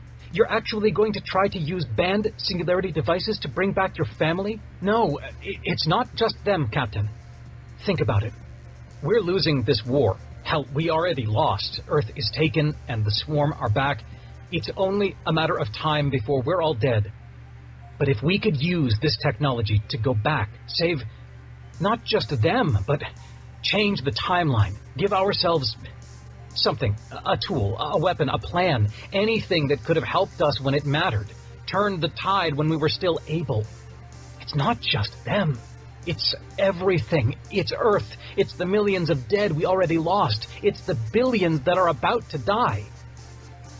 She was shaking her head the entire time. No, you don't get to play God. You're not a force unto yourself, answerable only to yourself, a renegade hero that rushes off and plays with fire to save us all. You know what happens when idiots like you try that? People end up dying. You cause misery and death, and that's it. Tell that to Granger. Excuse me?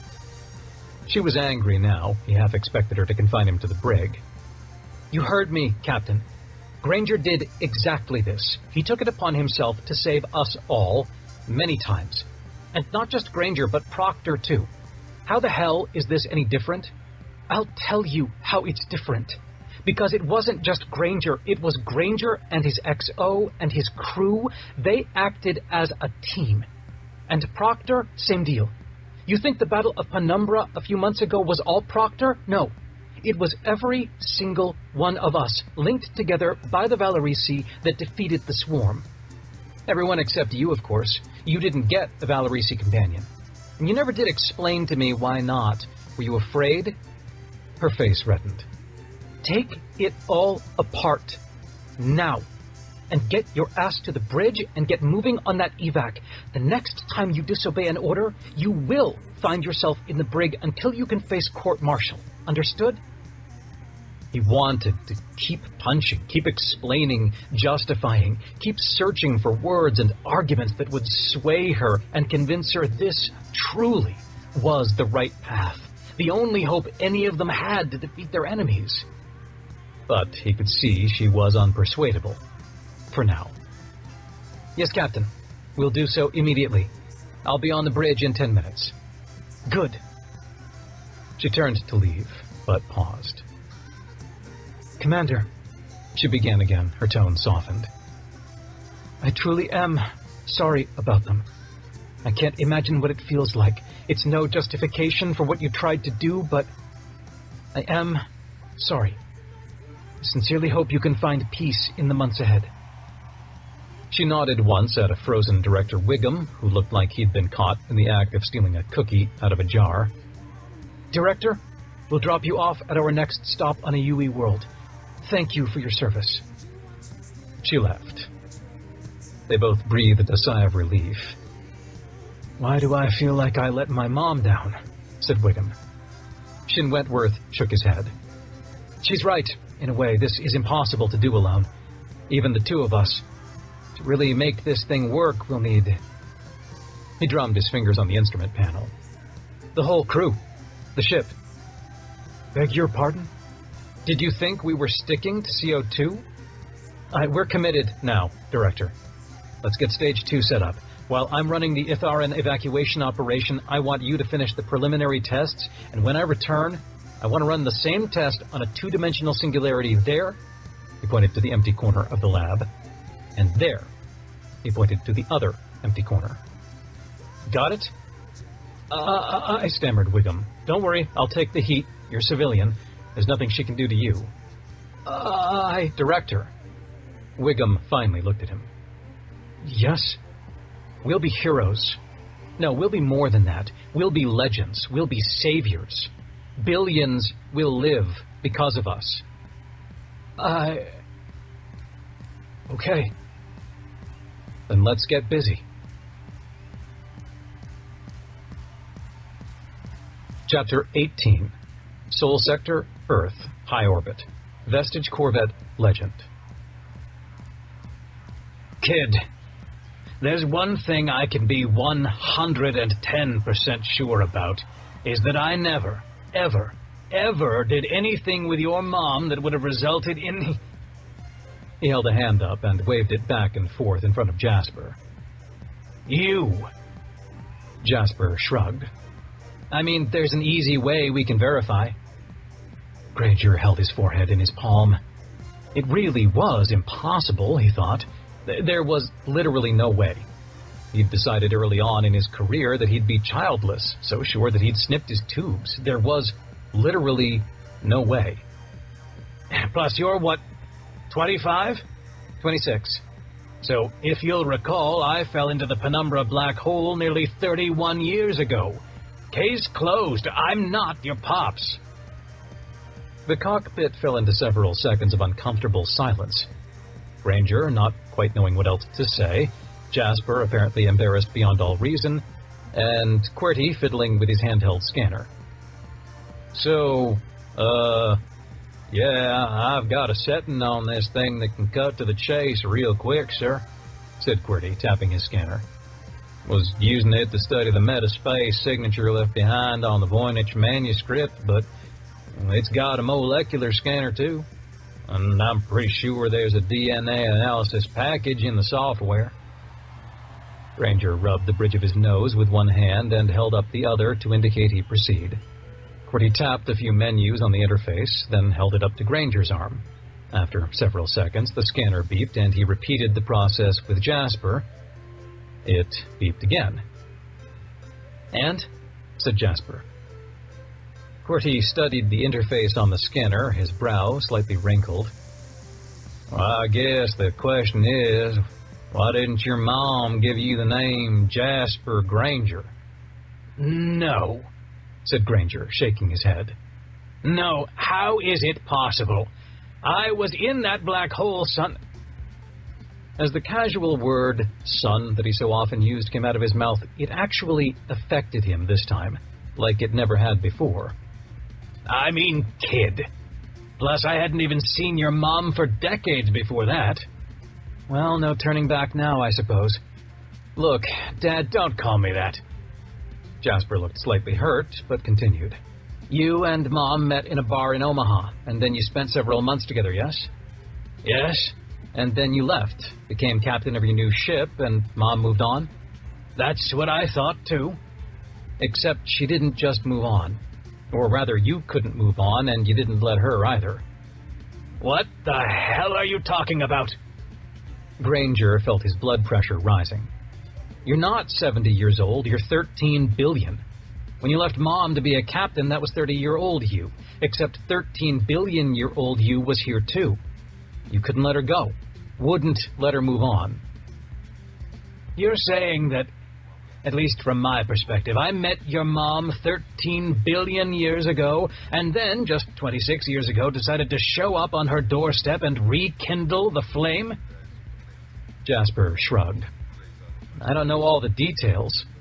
"And then left, traveled to some distant part of the galaxy and reintegrated myself into that old piece of the ISS Victory, and came back a few months ago to save the world by creating a bunch of Granger moons?" "Like I said, I don't know all the details. But maybe if you thought hard enough, you could remember." Granger shook his head. "I remember nothing about your mom, except for our time together when I first met her. Everything else is blank." Jasper drummed his fingers on the dashboard. "What about that memory sphere? It's probably all there." "Maybe. But Diaz warned me that it wouldn't contain any details of the plan to stop the Findiri, just an index of my memories, a table of contents." "But surely you would have saved memories of her." He had no answer to that. Yes?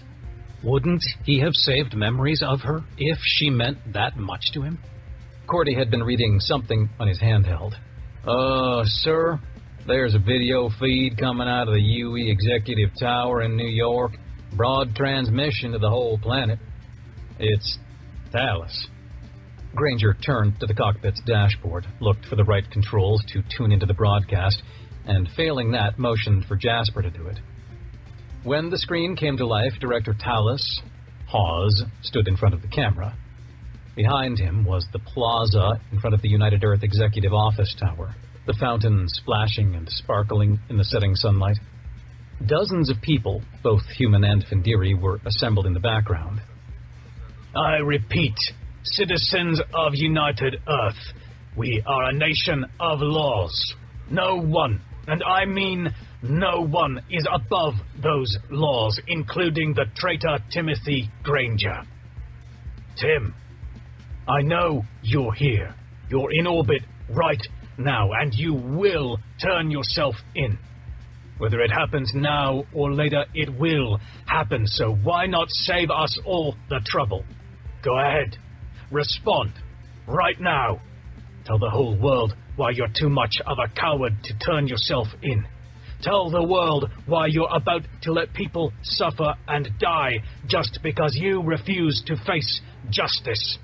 Tell the world why you refuse to accept responsibility. Tell the world why you're above them, why you're above being held accountable."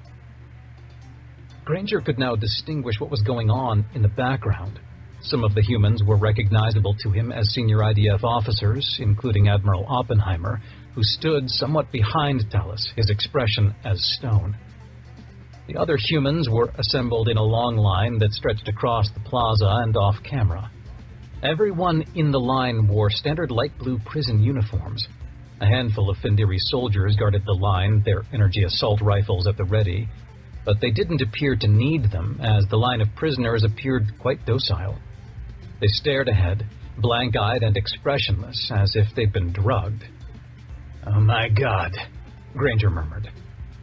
Tallis had paused for several moments to let Granger respond, or at least make a show of it for the population of Earth watching the broadcast. "But since you're a coward, it appears I need to give you some inspiration to come face justice. Like I said, we are a nation of laws. The people you all see here," he indicated the long line of prisoners, "are criminals. They have broken our laws. Until now, we as a society have been too lenient, too soft, which results in even more law-breaking. When the criminal mind sees that he can break our laws with impunity and receive only a slap on the wrist, he is encouraged to break more laws, to become a law unto himself. Just like our beloved hero, the traitor Tim Granger. No more. It is time we treat our criminals like criminals." He turned and nodded at the Findiri soldier at the front of the line. The soldier marched behind the queue, positioning himself behind the first 5 men or so, who all stared straight ahead, almost unaware of what was happening. "Every minute, this line will advance forward by 1 man. He motioned to the soldier, who lowered his energy weapon and aimed it at the first man's head. A second later it exploded, and the body dropped. The face of the second man was splattered with blood, but he, too, remained expressionless. The soldier took a step to his right and leveled the weapon at the head of the second man. "Every minute, Tim. Every minute that you do not turn yourself in, others will die." Tallis smiled broadly. "I find it very poetic, do you not? You lived your life shielding yourself from danger and responsibility with the lives of the innocent, used them like human shields.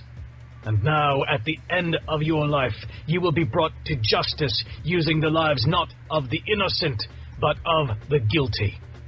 The symmetry is beautiful, is it not?"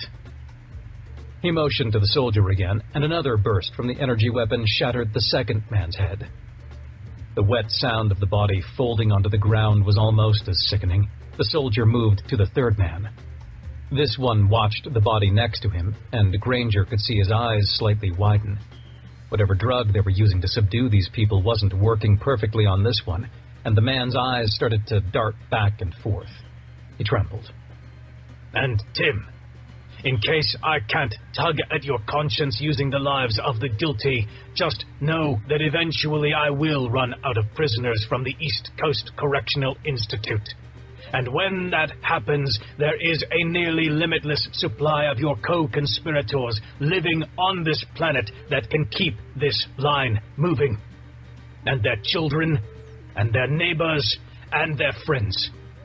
This line will not stop moving until you are standing here with me in front of this camera to confess your crimes."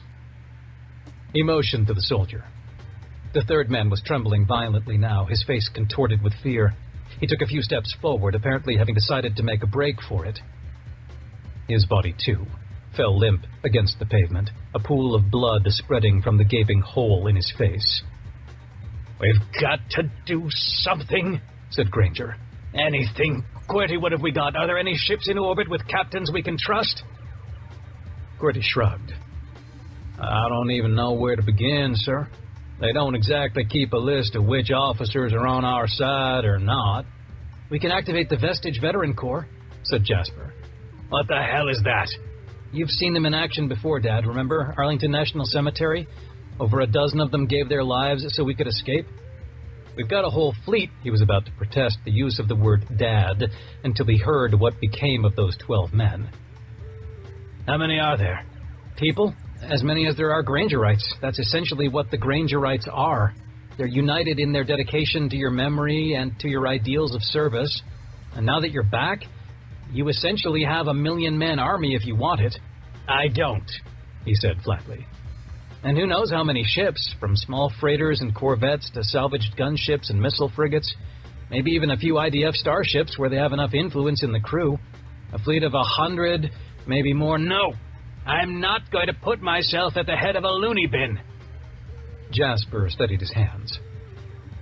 Were those 12 men at Arlington loonies too? He had no answer for that. The camera had continued broadcasting, though Talus had withdrawn. On the screen, in his place, had appeared a timer, counting down from 60 seconds. And when it hit 0, another body fell to the ground. There was now a line of 5 corpses on the ground, with hundreds of men and a few women lined up behind them. The Findiri soldier moved on to the next. "Get us out of here," said Granger. There was nothing they could do right now. They were powerless. Part of him desperately wanted to remember her, to rush off to the Skiora ship Benevolence and retrieve his memories in that sphere.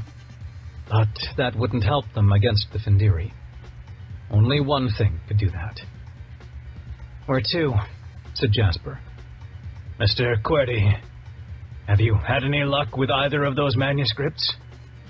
"Some, sir, but what will really help is getting the final 2, the Erus and the Trits." Granger nodded. "Then get us to Chantana 3.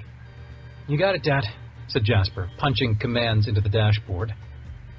He let the dad comment slide again. It wasn't the time to be protesting that particular issue. "And hurry, kid. Every minute we waste." He didn't need to finish. Chapter 19. Sol Sector, Earth, New York City. United Earth Executive Offices Tower. The new mystery of the secret death of Abraham Hawes consumed Danny's thoughts for the entire trip back to President Cooper's office. Finally, nearly about to land at the Executive Office Tower's landing pad, he broke the silence. "I mean, what gives? How the hell did Hawes die months later?" Lou stared at him, momentarily widening her eyes and motioning her head up toward the pilot of the private shuttle. "Shut up, moron! We've got secret brain-to-brain radio, and you're just going to blabber it all out loud for the driver to hear?" He grinned sheepishly. "Right.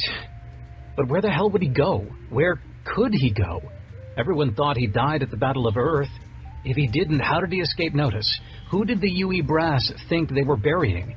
And then, once he actually died, who secretly replaced whatever was in that grave with the real Hawes? This shit's messed up. I'm not arguing with that." She rubbed her temple. "Okay, I'm going to get back with my buddy at IDF Intel, see if he can uncover something for us. I'm sure there are classified archived files he can sift through." "You mean the one that was supposed to analyze Curiel's DNA sample that Cooper scratched off his wrist?" "That's the one." She met his questioning look. "He's a little flighty, okay? Nervous about getting caught? And busy these days, what with all the shit going down. I needed to get back to him anyway to get those results. 2 birds with 1 stone this way." As the shuttle touched down, Danny glanced out the window and had to do a double take. Why the hell is Cooper waiting for us out there? Indeed, waiting near the entrance to the office tower behind the launch pad, President Cooper stood impatiently, a few aides and Secret Service officers waiting in the background. As soon as the engine died down, he released his restraint and opened the hatch. "Mr. Proctor, when I hire a private gunship and its captains to be my personal starship and security, I expect to be able to use it whenever I need it." Her arms were folded, her lips tugged downward. "Sorry, ma'am, we're ready to go whenever you are." "I was ready half an hour ago." He winced. "What about Interstellar 1? If it was that urgent," she rolled her eyes. "Don't you remember? Interstellar 1 is currently a cloud of debris mixed with the pieces of my predecessor. It's why I even hired you, dumbass." She kept up the lie of Sepulveda's death for her Secret Service officers nearby, and for the shuttle pilot. "Oh, I mean, I thought they would have had a backup." She thumbed toward the door. "Let's go, it's urgent." They left the launch pad, entered the spaceport wing of the Executive Office Tower, took a lift 3 levels up, and re-emerged back into the twilight evening on another launch pad, this one much larger and occupied by the Crimson Phoenix. President Cooper started to board the ship after Danny, and then stopped so abruptly the Secret Service officer behind her bumped into her. Ma'am? He said. You're staying here. We'll be back in the morning. He shook his head. Sorry, ma'am, no can do. I have orders from the SAIC that I don't give a shit what Danforth says. Tell me again how well he kept the last guy alive? Beat it. I'll let you tag along on every other trip, I promise. She turned back around and resumed her ascent. Just not this one. Once they were all strapped into their seats and the engine had started humming to life, Danny asked, Okay, where are we going? I've received permission from Director Talos to make an official presidential visit to Belarus and inspect the damage from the Russian separatists' attack. Make a big show of caring and all that, offer help, yada yada. Don't worry, we'll be met there by 6 diplomatic corps ships along with a few IDF starships. We'll be perfectly safe. Danny dialed in the Q-jump coordinates for Belarus even as the launch thrusters pushed the ship into the air. But why? Isn't that currently a war zone? What have we got to gain? Does it help with the plan my aunt and Granger and Sepulveda are working on? She looked at him askance. Kid, there is no plan. We're building this ship while we fly it. Lou dialed a few more commands into the flight dashboard while Danny worked on the coordinates. Makes perfect sense, darling. Belarus was only nominally an RC world and had been wanting out of the Russian Confederation for decades. Now that it's in shambles, it's the perfect time for UE to make some overtures and offers to help rebuild.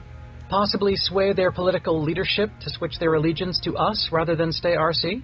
Hell, even if the politicians aren't swayed, the people living there will see UE folk rebuilding their city instead of the RC and vote the bums out faster than you can say Avery versus Malikov.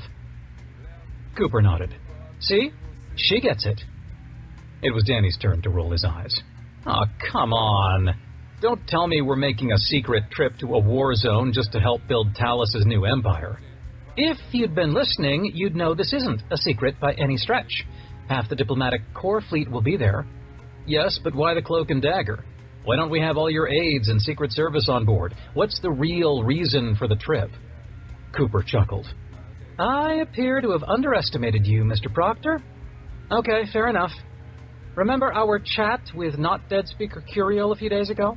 As the new chairman of the board of Shovik Orion, he promised me a tour of a critical research facility that just so happens to be in high orbit around Belarus. Since it is technically RC space, but only loosely, Shovik Orion thought that would be an ideal place to carry out research that might be frowned upon by serious interstellar governments. Research such as? Said Lou. Let's think, shall we? What is the main lifeblood of defense contractors? What kind of projects do they get funding for? Interpretive dance routines? Innovative cooking techniques? Weapons, ma'am. Good job. But what kind? I'm not currently at liberty to say. You don't need to know. It's not your job to know. It's your job to keep me safe and to get me places I need to go at the drop of a hat. Got it? Lou returned her attention to the dashboard. Got it, she replied with only a hint of a grumble. Danny recognized that almost imperceptible change in tone as extreme annoyance. President Cooper was momentarily distracted with her handheld comm device. Oh, no. God damn it. What? Both Danny and Fiona said in unison. Cooper pointed at the ship's comm controls. Talos is broadcasting. My chief of staff just told me he's about to start executing people if Granger doesn't turn himself in. Fiona flipped the monitor on and dialed into the official UE channel. Director Talos appeared on the screen mid-speech. Cooper chuckled. What's so funny? Asked Danny. Just look at that idiot, Oppenheimer. See him? She waved a hand at the monitor. Fleet Admiral Oppenheimer stood behind Talos and to the right. Though the camera wasn't focused on his face, they could see it clearly. Watch his expression. He looks like he's just received news that his dick is about to be decapitated. Look at him. He thought that siding with Talos would get him the keys to the kingdom. Now he's just a court attendant to a madman. And he's stuck. Impotent. That traitorous bastard.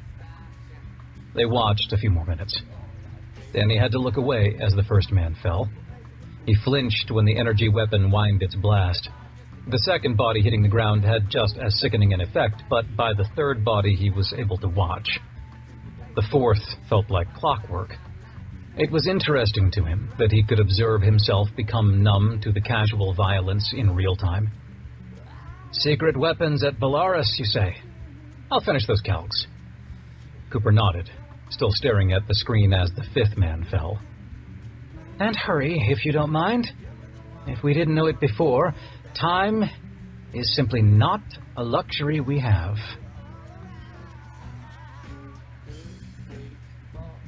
Chapter 20. Kiev Sector, Belarus, High Orbit, ISS Defiance, Bridge. That's not a whole lot to go on, Sempono, said Civic. Her CGI face hovered above the Defiance's command console, and both he and former President Sepulveda were inside the blur screen that would shield the conversation from the rest of the bridge crew. That's all we've got, I'm afraid. The Admiral didn't get that much out of the guy before I popped a hole in his chest. But she was pretty insistent that you boys go check out that research lab. She thinks Shovik Orion might be up to something. Sepulveda shook his head. It's a distraction. We've got an occupation of Earth and a rogue swarm ship on the loose. Is now really the time to be investigating a private sector research lab? The Admiral seems to think so. So I'd say yes, said Sempono coolly. Civic was impressed that the computer picked up on that. Or maybe it was just his imagination. Either way, Sepulveda took it the way she likely intended, since he folded his arms rather petulantly. Okay, Sempono, tell her we're on our way. We'll report back if we find something. Civic out. He nodded a goodbye and flipped the transmission off. He turned to the nav station. Set a course for Smolensk Research Station, Ensign? Sir, a moment, said Commander Rice. Sure. Civic made his way back to the tactical station where Rice stood hunched over the console with the tactical officer. You're aware of the capabilities of the Defiance, I assume? Rice stood upright and eyed Civic up and down as if sizing him up. We both assume, yes. Including, the stealth system? Damn it. Rice was implicitly calling him an idiot. And he was right. What the hell was wrong with him? Ever since Bern. He stroked his chin, making an effort to at least appear thoughtful, as if he'd considered the stealth, weighed the pros and cons, but only after a good argument was he convinced to use it. Damn it, who am I kidding? Fair point. Engage the system. And when we come in range of the station, get me as many passive scans as we can. Let's learn all we can before announcing ourselves with an active scan. Rice wouldn't be the type to smile smugly, but it seemed he tried hard to suppress it all the same. Aye, sir. The Defiance drifted away from the graveyard of ships, some still occasionally arcing electricity and spewing byproducts from supercritical reactors exposed to space. Ensign Nagin engaged the thrusters to adjust the orbit, and before long they were on an intercept course for Smolensk Station. We should arrive within 5 minutes, sir, said Nagin. Good. Don't get us too close, and when we're within 1,000 kilometers, adjust orbit so that we're synchronized. I want some time passively scanning that thing before we're discovered. Aye, sir. Sepulveda sat down in the captain's chair, and Civic could almost swear he heard the man grunt, humph, like a petulant child. My God, we elected this man president? Oh, right, we didn't. So, Mr. President, how's the campaign shaping up? Very funny, replied Sepulveda. Take your trolling elsewhere, please. No, I was serious. I assume that, we eventually win this thing, that we both come out the other side alive, and that it happens sooner rather than later, since otherwise, well, the swarm has never been content to just let us live peacefully for long periods of time. Sepulveda shrugged. I mean, you're still running, right? Of course I'm running. Except now Cooper's the incumbent. Civic smiled. He couldn't help needling the man. Sepulveda caught himself. It wasn't common knowledge that Sepulveda and Cooper were in on this charade together, much less that Sepulveda was even alive. The bridge crew was probably best not knowing. Your point? Well, she'll have the advantage of incumbency, worth a few points at least. Polling was tight beforehand. Any idea what it'll be like after this is all over? You have a remarkable depth of political knowledge for someone who performs ill-advised, death-defying atmospheric stunts for a living. That bastard. How did he know about his incident when he accidentally killed his mother and stepfather all those years ago? The event that made him break off his first engagement with Jerusha. You'll find I'm full of surprises, was all he could manage. Like the burn battle. Very surprising. Admiral Proctor talked up your genius at tactics. Nice to see they were put to good use. Sepulveda smiled lopsidedly. He knew he'd turned the tables on Civic, and was enjoying every second of it. Before he could manage a cutting retort, Ensign Nagin glanced back. Sir, we're 1,000 kilometers from the station. Good. Maneuver us into a parallel orbit. Tactical? He glanced back at Commander Rice, who had joined the tactical officer. Full passive scans. Let's see what we can learn. It wasn't a minute into the scanning when Rice mumbled something. Holy shit! Mr. Rice? Rice looked up. I think we've found Interstellar 2. Civic's eyes shot down to the command console to watch them parse through the incoming data. Former President Avery's ship? Aye, sir. Sepulveda mumbled something. The same one that brought back that swarm ship. Where? Said Civic. Docked somewhere inside the station. Its transponder is inactive, but every ship gives off a characteristic blend of EM radiation between its power plant, engine, and all its other systems. That's almost like a fingerprint. This particular fingerprint definitely matches what we have on file for Interstellar 2. President Sepulveda had stood up. His eyes were wide and his mouth half open, as if he couldn't quite believe it. Scan it and see who's on board. No, said Civic. That'll give us away. Still plenty we can pick up with passive scans, Mr. President. Sepulveda bristled at being contradicted, and the Civic could imagine what was going on in his head. If I were still president... Well, we need to do something. That ship, presumably with former President Avery on it, brought back the swarm. It's absolutely vital that I'm aware of that, Mr. President. Civic was enjoying this too much. Mr. Rice, Interstellar 2 is a former IDF starship, is it not? It is, sir. And every IDF starship has its own internal comms channel, do they not? They do, sir. And through the internal comm system you could, theoretically, establish a data connection to the ship's central computer? I don't see why not, said Rice. I see where you're going. Let me see what we can come up with. Thank you, Mr. Rice. Civic glanced over at Sepulveda, who'd sat back down in the captain's chair, but was gripping the armrests impatiently. He walked over to him and lowered his voice. I know it's a big deal, Mr. President. Don't worry. We'll figure out why it's here, how it got here, who's been on it, everything. Yes, thank you, said Sepulveda dismissively. Asshole, Civic rolled his eyes. Sepulveda noticed. He waved Civic in closer. It's not just the swarm ship that Interstellar 2 can help explain, Mr. Civic.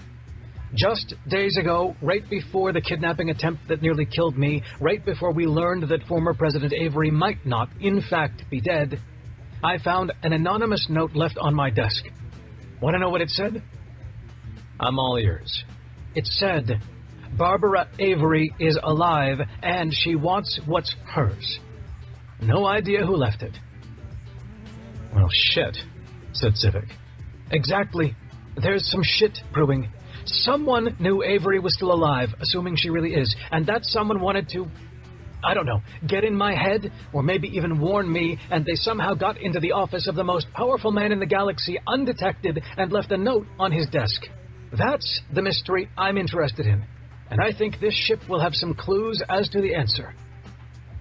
Commander Rice cleared his throat and looked over at them. Well, you're not going to like this, sir, he began. Whoever at Shovik Orion is responsible for this ship being here wasn't stupid. They've wiped most of the central computer. All records, logs, internal sensors, and camera data for the past month is gone. Sepulveda dropped his head into his hand. What Shovik Orion giveth, Shovik Orion taketh away, quipped Civic. Okay, fine, I want earlier than that. Go through the logs from over a month ago, 2 months ago. I want to know what was going on in that ship. everything for the past year. Rice hesitated. That's a lot of data, sir. Civic glanced at the tactical display to make sure they were still undetected. No surviving Belarus Defense Fleet ship had made any moves since they'd arrived near the station, and the expected United Earth and Russian Confederation delegations had not arrived yet. Okay, well, let's narrow it down. See if Interstellar 2 has been here before. Rice turned his face toward the console and scrolled through data. Eventually, he nodded. Once in the past year. Sepulveda's head snapped back up. Oh? About 3 months ago. They stayed about 42 hours, then left, back to Britannia, where it came from, though it stopped at Earth before arriving here. Crew manifest? Said Civic. The captain, various crew members you'd expect on a ship the size of Interstellar 2, and former President Avery, her assistant, Connor Davenport, and... Oh, said Sepulveda. Senator Cooper. Civic whistled. Damn. Sepulveda's face had gone stone white. Civic couldn't tell if he was angry, or confused, or just surprised. I want internal video logs, now! Rice dove into the files. The man was a whiz. Civic would give him that. It wasn't 2 minutes later that Rice waved a file up to the view screen. This is her, debarking when they arrived. Civic turned to the screen and watched. 2 Secret Service officers led the way, President Avery's security team, followed by Avery herself in a powered wheelchair, then followed by Connor Davenport holding the arm of a woman. My God, she looks awful. Where's her hair? Sepulveda nodded. Senator Cooper had stage 4 cancer at this point. Incurable, they said. I thought she was going to retire, but then mysteriously she recovers about 3 months ago. I think we've at least pieced together the where of that mystery. Now let's get to the how. He turned to Rice. Anything else? Show me when Cooper returns to the ship. Rice shook his head. Sorry, sir, I've cross-referenced all the video logs with the internal vital scan logs. There aren't any more videos of Senator Cooper after this. Sepulveda waved a hand impatiently. Well, show me when Avery came back on board, then. You got it, sir. Rice waved the file over, and it played on the screen. 2 Secret Service officers led the way, as before, followed by Connor Davenport, followed by... Oh, my God, she's walking, said Civic. Indeed, said Sepulveda. President Avery ambled along behind the 2 officers, slowly but surely. No wheelchair in sight. And behind her, 2 more men followed, pushing a cart with what looked like a body bag laying on top. Civic pointed. Is that...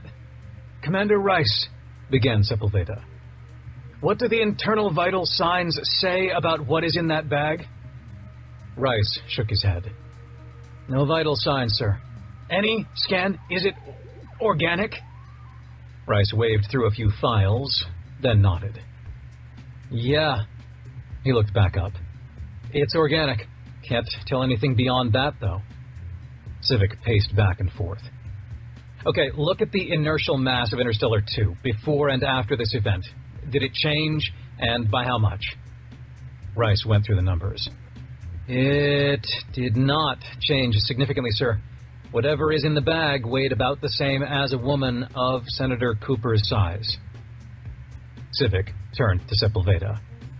So a living Senator Cooper and a rolling President Avery leave the ship, but a dead Cooper and a walking Avery return to the ship? What to make of that? Fuck me, was all Sepulveda could manage.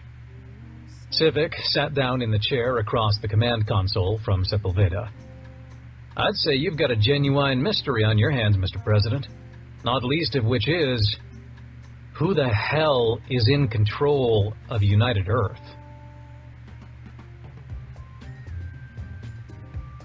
Chapter 21. Veracruz Sector, Chantana 3. ISS Tyler S. Valls, Bridge. That's the last of them, sir, said Ace from the CAGS station. All shuttles and transports have offloaded the passengers and are now in a holding pattern in our orbit. Excellent, Lieutenant. Ensign, get us over to the Eru's ship. Let's offload our guests and then rinse and repeat, said Commander Shin Wentworth. He yawned. How many loads of refugees had they brought on board and taken to the Eru ship? Had it been 10 yet? Whether it was 10 or 50 or 100, it felt like he hadn't slept in ages. Sir, Captain Whitehorse is calling from her quarters and wants a status update, said the officer from the comm station. Looks like someone else isn't sleeping either. He glanced at the command station readout. The number had been ticking slowly downward. It had started at close to 100,000 and now hovered just under 72,000. Tell her we've moved over 28,000 Itharan refugees in 8 hours. At this rate, assuming we work around the clock, we'll be done in under 24 hours. Aye, sir. And Ensign, tell her as well that engines and power plant are operating within normal parameters. All extraneous power draws on the system have been shut down to make for plenty of reserve power should we need it in a hurry. It was mostly true. He and Director Wiggum had made as much progress as they could on the next stage of the experiments, without actually diverting power from the plant. And when the shuttles and transports were offloading the passengers to the Eru ship, the Vols certainly wasn't operating at full power capacity, and wouldn't miss a 20% draw for a few minutes. Aye, sir, said the ensign. He drummed his fingers on the command station impatiently. The journey over to the Eru ship wouldn't take longer than 10 minutes, but it went achingly slow. Once there, it would take at least an hour to offload the passengers and prep the ship for its next run. A job that the operations officer on duty could certainly perform alone, seeing how he'd done it 8 times now under Shin Wentworth's direction. Miss Brady, you have the bridge. Carry out the refugee transfer just like we've done the other 8 times, and when the last Trit has debarked, let me know. Aye, sir, said Ace. The trek down to the physics lab took another 4 minutes, and by the time he arrived, he figured he had about 2 minutes to get things ready before he could use the ship's power plant and not be noticed. He'd already had a little chat with the chief engineer, who'd agreed to keep it on the down low in exchange for an agreement to let him take an extra shift off next time they docked at a station. You certainly took your time, said Wiggum. You try moving 30,000 Trits from their underground homes to the Eru starship, and then tell me how slow I was. Are we ready? As ready as we'll ever be. All the Q field emitters are charged up, and I've calculated what I think should be an appropriate matrix of phase variances that we can dial in as the singularities develop. Shin Wentworth approached the instrument panel near the old chamber. This time they didn't need the chamber, as they were forming the singularities in open air, an apparent advantage of the two-dimensional variety of singularity. He glanced over the preparations Wiggum had made. Very good, it's time. We've got about half an hour, and then we've got to shut it down and wait for the next refugee run. Oh! Wiggum smacked his head. What is it? The CO2 detectors. There's no way we're going to get an accurate reading in open air like this. The measurement will be thrown off by the ambient CO2 in the air. Shin Wentworth smiled. Way ahead of you, Doc. He held up his fist and pointed at the watch around his wrist. We're going old school. You're throwing your watch into a black hole? I'm throwing my watch into a black hole. Wiggum shrugged. Knock yourself out. It's not a family heirloom or anything, is it? Nah, just a regular old watch that tells us the exact date and not just the time of day. Plus, it's small enough that it won't suffer any of the, catastrophic effects of the spatial distortion at the singularity's edges. Anything bigger than this and it would be ripped apart. He glanced at the time on the watch. Okay, time's a-wasting. They dialed in a few more parameters and initiated the field emitters. Sure enough, in the corner of the lab, he heard a vague crackling sound, and soon after that, a bright flashing white light. In the other corner, an identical light began flashing. A very small point, about a meter off the floor, and he knew hundreds of light years away, 2 other singularities would be forming in a tight orbit around the penumbra black hole. It's working, said Wiggum. He studied the instrument panel. Right now, it's a 3-dimensional sphere enclosed, of course, by a 2-dimensional spherical shell of a singularity. Good. Now let's deform it. We want to make a geometry exactly like what the Findiri ships do around their ships. Deform it so the sphere becomes nearly flat, and then fold that nearly flat circle up and around so that the edges touch, such that we make another spherical shell, this one with 2 layers and a tiny hole that we then squeeze down to nothing. They worked the controls, now having worked together for long enough that they were a fairly effective team, almost able to read each other's minds as they progressed in the experiment. I've really got to go, said Wiggum. Shin Wentworth glanced at him. Wait, what? You know. Seriously? Now? You can't wait? Hey, I was sitting here for almost 8 hours setting this up and guarding it in case anyone walked in. A man's got to go when he got to go. Shin Wentworth sighed. Fine. Do hurry. We've only got the survival of human civilization on the line here, but by all means, go relieve your walnut bladder. Wiggum left and the door closed behind him. Shin Wentworth made some final adjustments to the phase variance of the emitters in preparation for sending his watch through. The door opened again. That was fast. Did you just piss in the hallway? Is your bladder really just a hollow pistachio shell that Mr. Shin Wentworth? I'm disappointed in you. He stood bolt upright and spun around. Captain! Whitehorse strode into the lab. Did you think I wouldn't know that you were resuming the experiments? Did you think I wouldn't easily notice a 20% power draw? That's kind of hard to hide. He shrugged. I wasn't really trying to hide it. Hiding it would imply I thought I was doing something wrong. And yet, you instructed the chief engineer behind my back to keep this hush-hush. You disobeyed a direct order. I told you the consequences. And now you need to choose. Are you going to come to the brig in a dignified manner, or do I need to call security? She had approached the entire time, and now stood near one of the instrument panels next to a glowing singularity. Ma'am, I strongly encourage you to step back. It's not safe that close to it. Then I'll shut it down for you. She reached for the control panel and began entering in abort commands. No! He yelled. She turned to face him. Her eyes were like fire. Mr. Shin Wentworth, have you lost your mind? Get a hold of yourself. She raised her voice to the ceiling. Security to the physics lab immediately. On our way, ma'am, came the reply from a speaker. She entered a few more commands on the instrument panel, and the singularity began to pulse and flicker. I said no!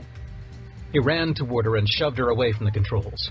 He wasn't large, but neither was she, and she flew out of the way, trying to catch herself on the old experimental chamber. She missed.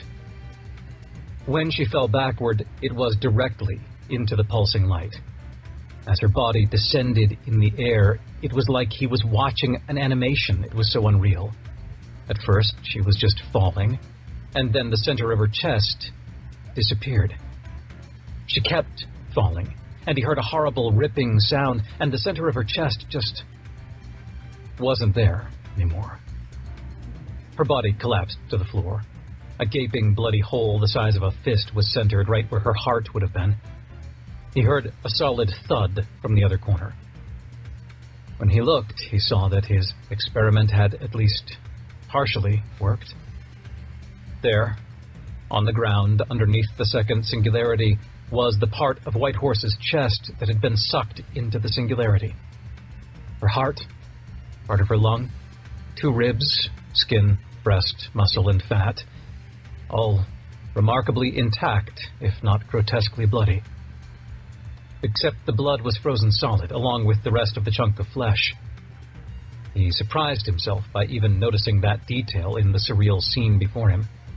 It was even more surprising that he noticed that detail, but didn't notice the sound of the doors opening again. Oh, said Wiggum. Oh, shit. He had to think fast. Very, very fast. First, he yelled toward the ceiling. Security, get here now! Where the hell are you? Nearly there, sir, came the voice again. Security, medical emergency! Get the medical team here immediately! Aye, sir. He walked over to the instrument panel and entered an emergency shutdown sequence that would quickly ramp the power down and dissipate the singularity safely. But after a moment's consideration, he merely ramped the power down to nearly nothing, such that the singularity wouldn't be visible to the naked eye. The flickering point disappeared, and he ran over to Whitehorse's body and knelt down next to her. "There's no pulse," he said, feeling the captain's neck. Of course, there wouldn't be, given that her heart was laying on the floor several meters away. The doors opened again, and the security team rushed in. He was still feeling for a pulse when he looked up. "You're too late. I think she's gone," he said, hoping against hope that he didn't sound as absurd as he thought he sounded. But from their perspective, he was their XO, kneeling next to their dying captain in a vain attempt to save her. "What the hell are you waiting for? Get the medical team here now!" he barked. And they sprang into action, one of them getting on the comm and ordering the team to hurry the hell up, and another rushing forward to assist however he could, which for him only meant kneeling down next to the captain's body with Shin Wentworth. The ship's chief medical officer was there a few moments later, and Shin Wentworth waved him over to the body. "Doc, you gotta do something. Anything. We need a fucking miracle here." The doctor took one look at the hole in her chest and simply asked, "When did this happen?" Shin Wentworth stammered. What, 2 minutes ago?"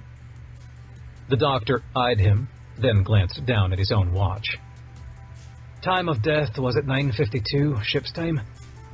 He returned his gaze to Shin Wentworth and looked him over coolly. "I recommend a full autopsy and investigation, sir." Shin Wentworth stared down at the late Captain Jerusha Whitehorse, the hole in her chest now having leaked so much blood that a pool of it had formed around her, bathing his knees in it. The symbolism was not lost on him. He thought back to his teenage years in Sunday school, learning about baptism and blood sacrifice and all that archaic shit. This was his baptism of blood. This was his new life. He was committed now to his mission, chained to it, bound to it in a way he hadn't before. He must succeed. He would succeed. Megan, Molly, and Eddie would all live again. He swore it. "So do I, Doctor," he replied. "A full investigation, thorough autopsy. We need to get to the bottom of this." Chapter 22. Irigoyen Sector, Kyoto 3. General Leslie Groves Military Technology Research Center.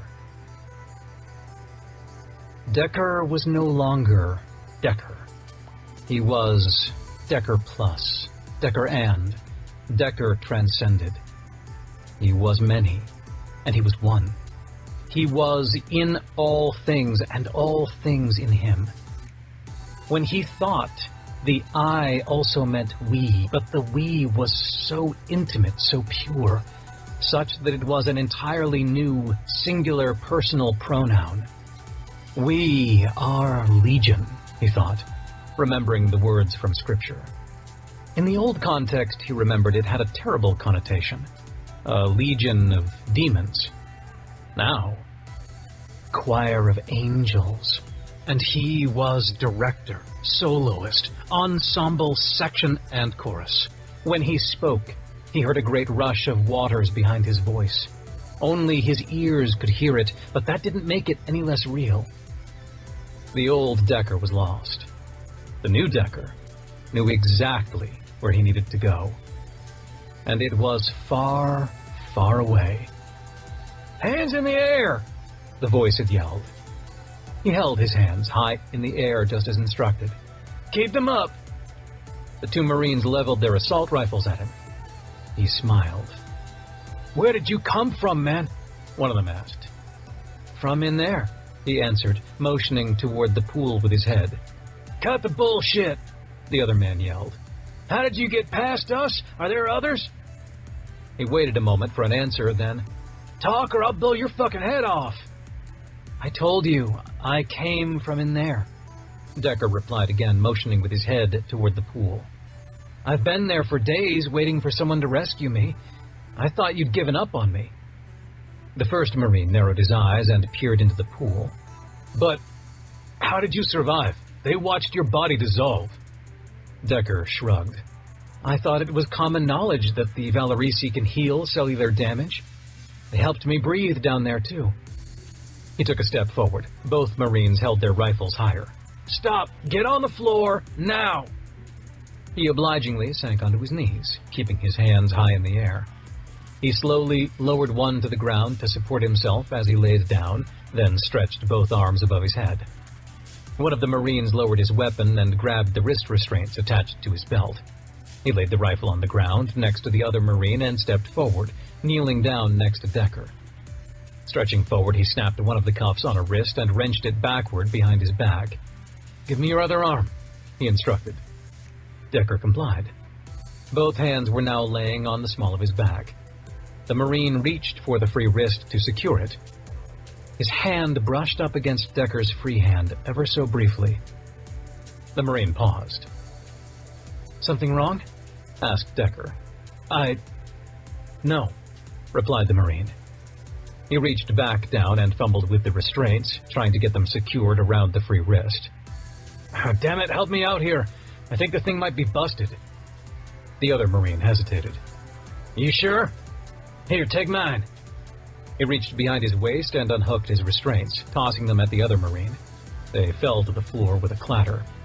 "No, these are fine. I just can't seem to..." He fumbled with them, trying to get the cuff closed around the second wrist. "God damn it, help me!" The other Marine finally set his rifle down and knelt down to help. "What's the problem? Looks fine to me. Just close the damn restraint." "It's not closing, dumbass. You try." The second Marine reached down and grabbed the second wrist and the free cuff. He paused. He paused for a very long time.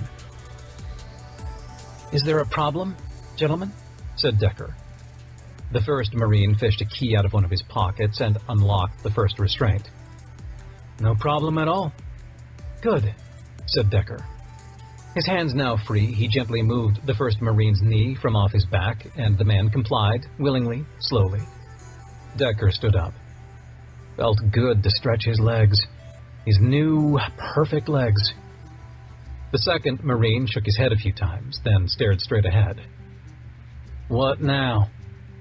At first, Decker started to think the reply at him, using the ligature, but guessed it was probably too early for the man. Words would have to suffice. "You're going to escort me to a closet, and you'll lock it behind me so I can't be discovered for the next hour or so. Then you'll go find the director and give him a good firm handshake. After that," he pointed up at the two cameras fixed to the wall near the ceiling, "you're going to go into the system and erase this little episode, and replace it with the 5 minutes of footage that came before. And then, one by one, go congratulate every single staff member, guard, janitor, and cook here on a job well done. Shake all their hands so they know you mean it." Decker made for the exit. The Marines followed him after retrieving their assault rifles. "And then?" asked the second Marine. "And then," Decker smiled, "the real work begins." The second Marine struggled to speak, halting over his words. The Valerisi inside of him had not yet completed the work of submission. "Work? What work?" Decker walked out into the corridor. "Saving humanity, of course." He pulled open a closet door. "Whether it wants to be saved or not." Chapter 23. Penumbra System, ISS Independence, Bridge. "Ma'am, I'm picking up an odd reading from the black hole. I almost wasn't going to say anything, it's so small, but these days..." Commander Erda was frowning at the tactical console. "What is it?" She had just watched her quarry, the swarm ship, Q-jump away to God knows where, and had been silently mulling next steps. What she planned to do with the swarm ship when she caught it, she still hadn't the foggiest idea, almost like a dog chasing a ground car. But she'd cross that bridge when she came to it, she supposed. Just a small fluctuation in the metaspace signature coming from the black hole. Except, it's localized to a small area outside the event horizon, said Erda. Strange. She stood up and walked back to the tactical station. Sure enough, the data coming off the sensors confirmed what he said. Is it only metaspace? Nothing on the high-energy end of the spectrum. Gravitational? Commander Erda shook his head. Haven't checked yet, one moment. He tapped a few buttons. Yeah, I'm reading a sizable gravitational distortion several dozen kilometers from the event horizon. It's in a decaying orbit, but should be stable for at least another few days. Visual? He tapped a few buttons and shook his head again. We're diffraction limited, I'm afraid. At this range, it'd just be a few pixels. Ensign D'Stasio, take us in closer. Put us in an orbit of about... She glanced at Erda. 1,000 kilometers? He nodded. Yeah, we should be able to image whatever it is from that distance, unless it's just a few microns across. She glanced over at the officer manning the science station, Ensign... Damn it. Ensign, what's our time dilation at that orbit? She looked like a deer caught in the headlights, but managed to fiddle with her console and calculate an answer. Only about 3% slower, Admiral. Proctor returned to the command console. Get ready to time travel, folks. With any luck, you'll get to tell your kids what 2 minutes into the future looks like. Mr. D'Stasio? Aye, ma'am. Engaging engines. The Independence approached the event horizon, speeding up as it went to maintain a stable orbit. Before long, D'Stasio announced, 1,000 kilometers from the event horizon, ma'am. The sight of the black hole's effect on the light passing around it was a thing that haunted her nightmares. They'd come much, much closer during the Battle of Penumbra just a few months earlier. But the fear that they'd actually cross the event horizon and fall into the black hole had been such a powerful terror for her that it still woke her up at night.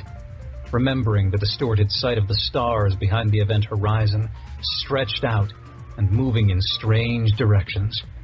Okay, can we get a visual now, Mumford? Aye, ma'am, zooming in. The view screen changed. In the background was still the sight of the warped space at the edge of the event horizon, but in the foreground was... something. What is it? I see two lights, and in between them I can't make it out. Mumford shook his head. I'll see if I can enhance the image. Here we go. The image sharpened, and Proctor stroked her chin. Well, I'll be damned, it's a watch. And that other thing, I still can't make it out. Mumford tapped a few buttons, then went a shade of white. It's human flesh, ma'am. Flesh? Yes, ma'am. What in the world? Commander Erda stood next to her, watching the screen. Do you think this is what the swarm was waiting for? It's unusual, but worth traveling trillions of years into the past for? Proctor shook her head. No idea. Mumford, thorough scan of those two lights. If they are what I think they are... Aye, ma'am. Won't take a moment. He frowned at the data. Reading another pair, ma'am. This pair has a stream of carbon dioxide molecules passing between them. And a third pair, ma'am. These... I don't even know what this is. Lots of dispersed organic matter and what looks like dirt and some strange metal alloys.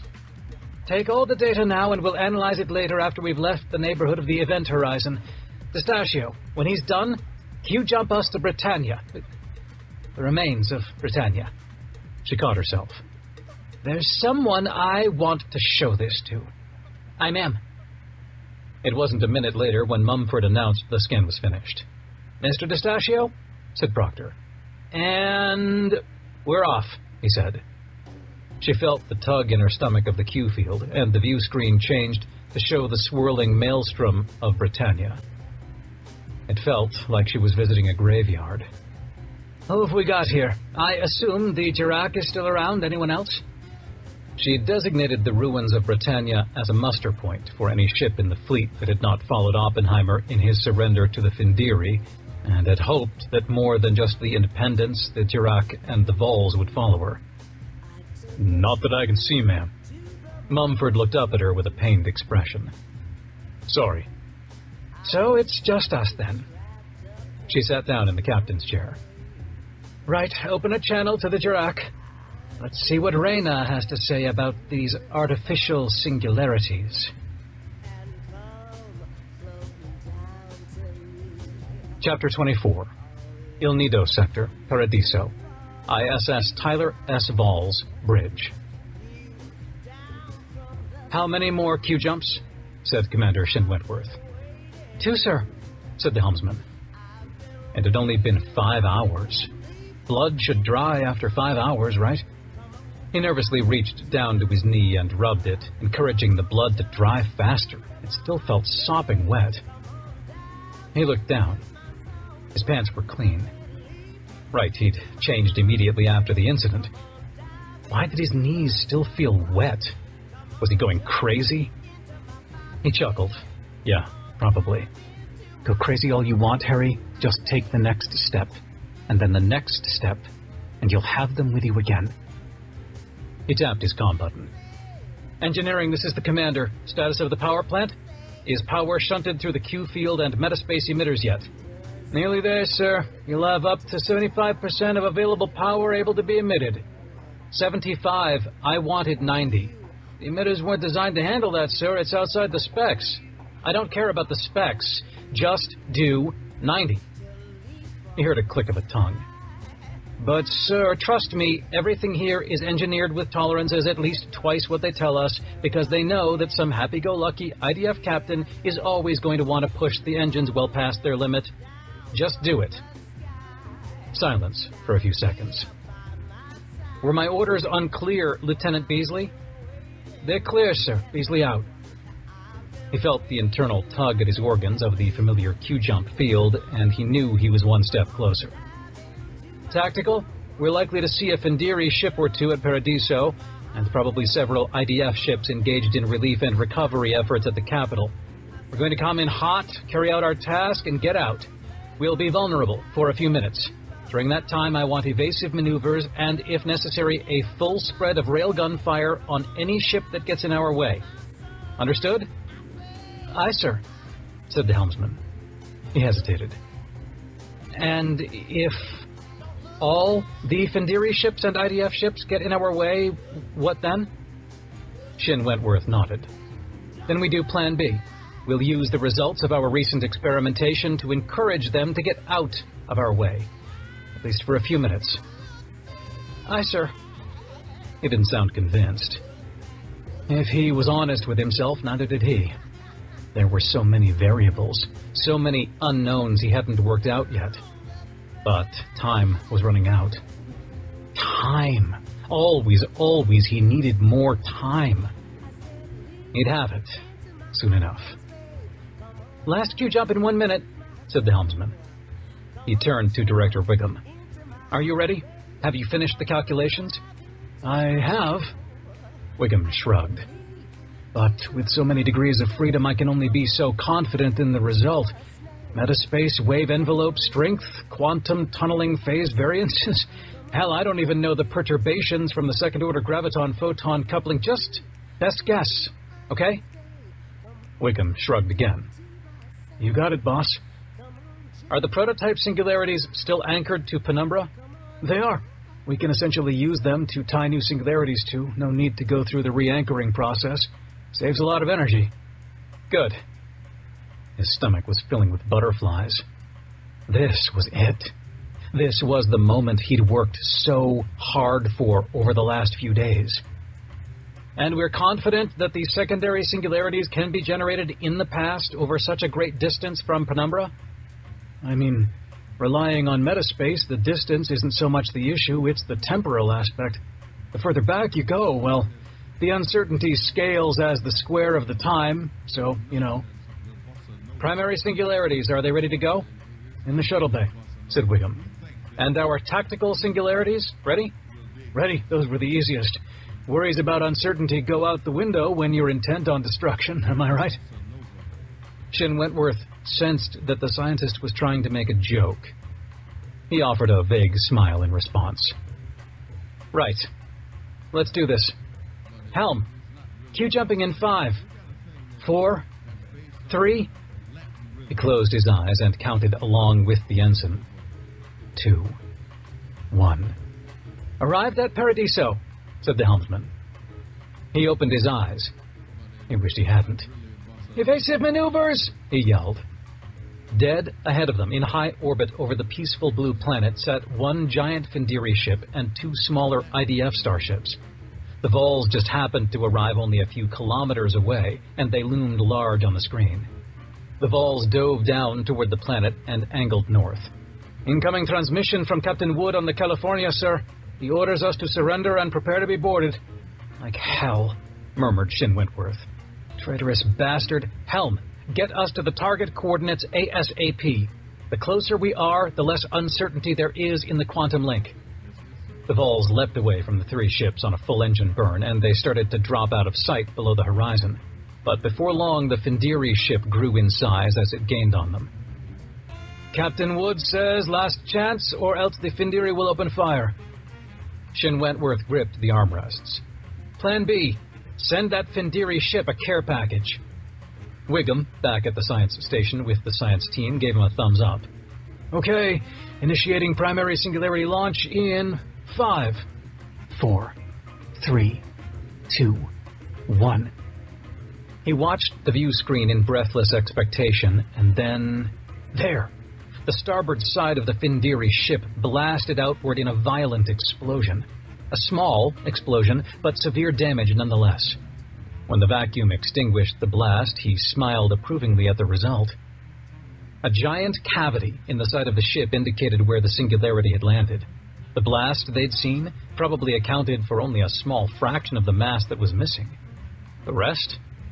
Probably careening down into the penumbra black hole by now. "The Findiri ship has slowed, sir, and falling back." "Trying to figure out what to make of us, I'll bet," said Shin Wentworth. Lieutenant Mack, the officer he'd chosen as the temporary XO, glanced over at him. "Sir, we need to keep in mind their momentum transfer shield. They may be falling behind, but we have no idea how far ahead they can project that thing."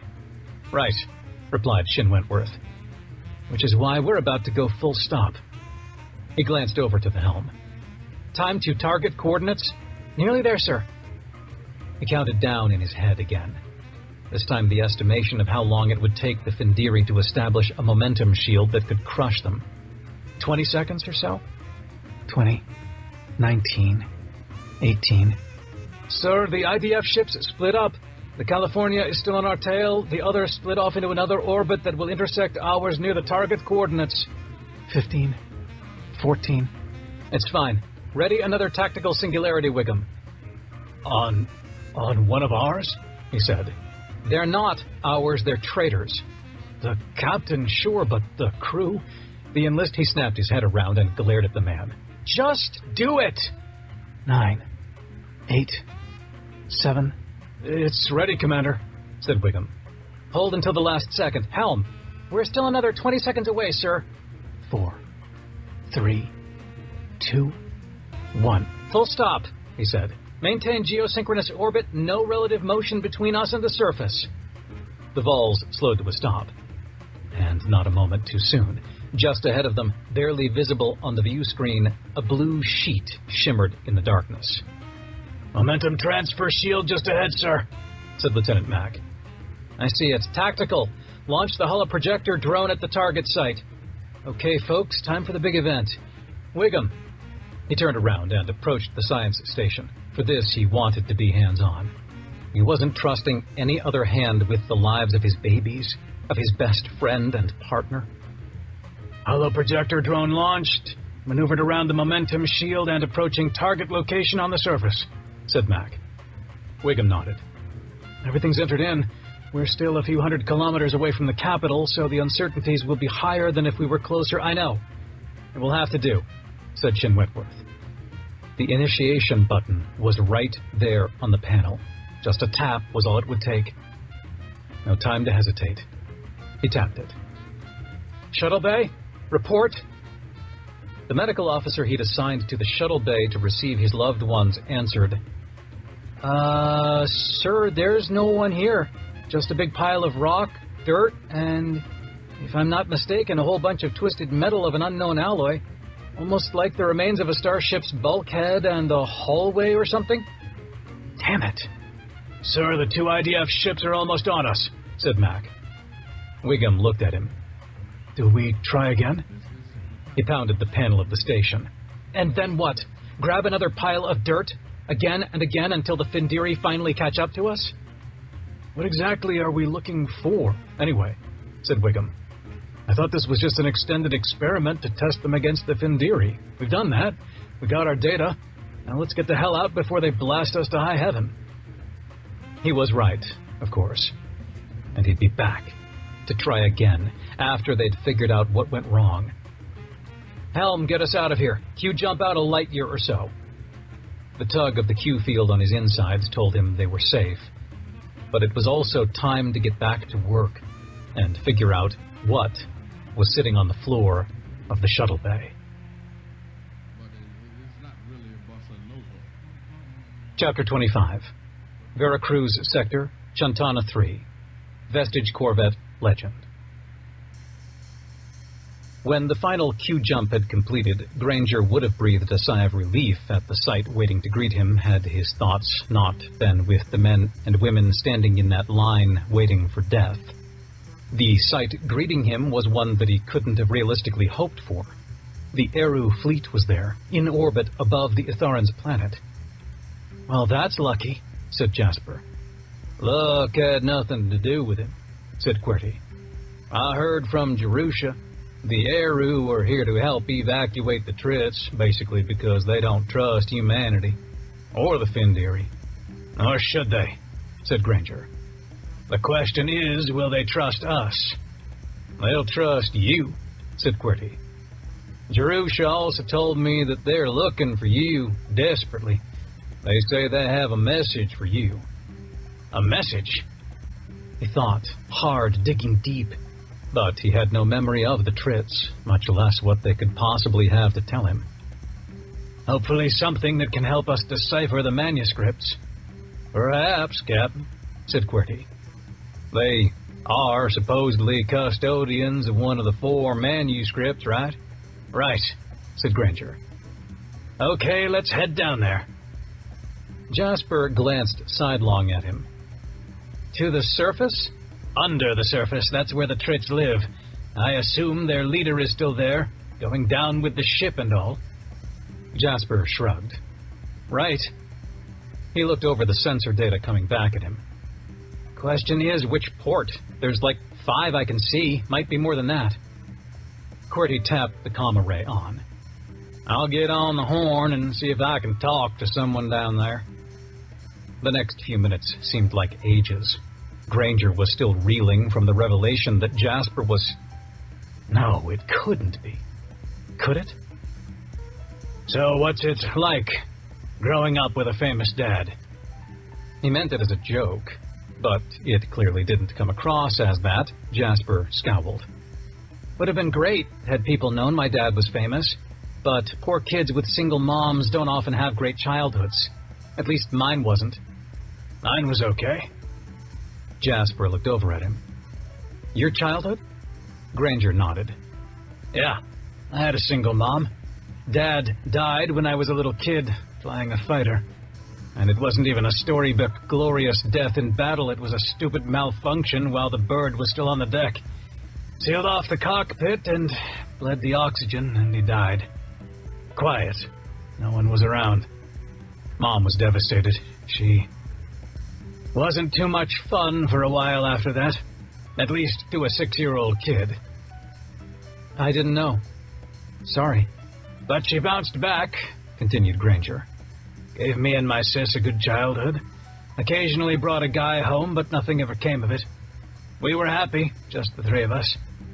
Then I left for the academy, and that was that. That was that? Granger shrugged. She died a year later. Oh. Yeah. Killed herself. Jasper winced. Granger wasn't sure with the dim lighting, but the kid's eyes looked red. Oh, shit. I'm so sorry. Grandma. Damn. What was wrong? I like to tell myself that after Dad died, she lost the will to live, but that she made a pact with herself. Raise the kids, give them a great happy childhood, and then... He shook his head.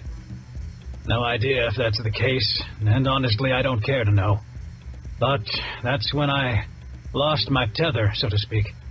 I threw myself into IDF, never put down roots, threw myself into service, not letting myself get tied down, marrying my job, so to speak. Hey, this is great, said Jasper to Granger's surprise. How's that? He tried to grin half-heartedly.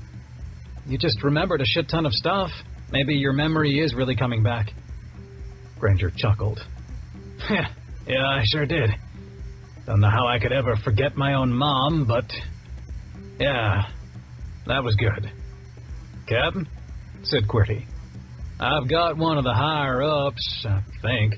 Not their leader, but close enough. Granger nodded. Put it through. The comm speakers came to life with some static. This is Granger's ship. Greetings. Where may we land? Granger would like to receive your message, said QWERTY. He glared at QWERTY. That's not why we're here, he mouthed furiously. QWERTY shrugged meekly. I figured that'd be the fastest way to get us down there. Give them what they want. He had a fair point. Fine, but in and out. Let's track down their copy of the manuscript as fast as we can, then head on up to the Eru ship before it leaves and get their copy. The Trit on the other end of the transmission began to speak. It pleases me greatly. I am Varush, second in importance of Clan Clologesh. I have shortened my name out of respect for your strange human customs of unreasonable brevity. Thank you, said QWERTY. Much appreciated. I'd love to hear the full name when we join you. Speaking of, how do we join you? What port shall we enter? The voice made what Granger assumed was a huffed laughing sound, then, I'll transmit coordinates. I'll dispense with the sending of fake coordinates for now. It would have pleased me greatly to watch you struggle with them, but since it is an emergency, we must forego such basic pleasures. Leader Clologesh is occupied with the evacuation, but will meet us when you arrive. Jasper mouthed, fake coordinates. The transmission ended, and moments later, QWERTY said, Translator seems to be working great. Basically 100%. Oh, just receive the coordinates. Assuming these aren't fake, and she was joking about foregoing basic necessities like pranking alien saviors. Great, said Granger. Let's get down there and hope we have ourselves a third manuscript. Chapter 26. Il Nido Sector. 1 light-year from Paradiso. ISS Tyler S. Falls, Shuttle Bay. Harry Shin Wentworth wasn't that out of shape, but by the time he arrived in the shuttle bay, he was panting, sweating, and wished he hadn't sprinted the entire way there. The doors opened to receive him, and what met his eyes was chaos. A huge pile of rock, dirt, twisted metal, and plastic, and who knows what else, sat in the middle of the bay, and across the rest of it was more of the same. The walls had been pelted with it. Smaller piles scattered around the rest of the room indicated that whatever had come out of the secondary singularity in the shuttle bay, it had done so explosively. Have you scanned the composition of the material? He asked the medical tech on hand. Yes, sir. Looks like a mix of dirt and rock from the surface of Paradiso mixed with material from the Findiri ship. At least the alloys match what we've scanned of their ships. And the holoprojector drone, did it come through? It did. It's no longer active, but I can detect the electronics package. It's buried at least a meter down in the pile. Okay, so if the holoprojector made it, that means they might have made it. Except in what state? Good God, did he rip them apart with this attempt? Scan for organic matter. The tech nodded and started his scan, just as the doors opened again. Director Wiggum jogged through, sweat glistening on his forehead. Sorry, I just couldn't keep up with you, Commander. Wiggum, explain this. What happened? He showed the theoretician his handheld with the material composition detailed. Wiggum frowned. I don't know. It's a mixture of material from the two singularities. That shouldn't be possible. And yet, here we are. Wiggum's brow furrowed. Well, let me think. Somehow the two were coupled, clearly, and yet they were also coupled with their own counterparts that we have at Penumbra, since all the material ended up back here. He glanced over the pile, and back at the handheld, scratching his head. How could the two singularities have been coupled? One was on the surface of Paradiso, the other was launched at the Findiri ship. He paced back and forth impatiently. Where's that organics report? He yelled. Nearly done, sir, said the tech. Oh, said Wiggum. Oh, shit. Yeah, I see how it could have happened. Long, complicated mathematics, too long and esoteric to even attempt to explain. But, in layman's terms, yeah, the two singularities became coupled. Even though it seems that the two were far apart here on our end, from the perspective of Penumbra, this is essentially the same point in space. What? How? That makes no sense. Think about it. Penumbra is, what, a few hundred light years away? And the separation of the two singularities on our end was, what, a few 100 kilometers? What's the ratio of a kilometer to a light year? Small. Exactly. Small enough that the quantum tunneling between the two Einstein-Rosen-Rao bridges became more than just a second-order effect. It became a primary effect. Sir, said the medical tech. I am detecting organic matter. His insides felt like they were about to explode. Where? Show me. The tech pointed to a spot in the pile.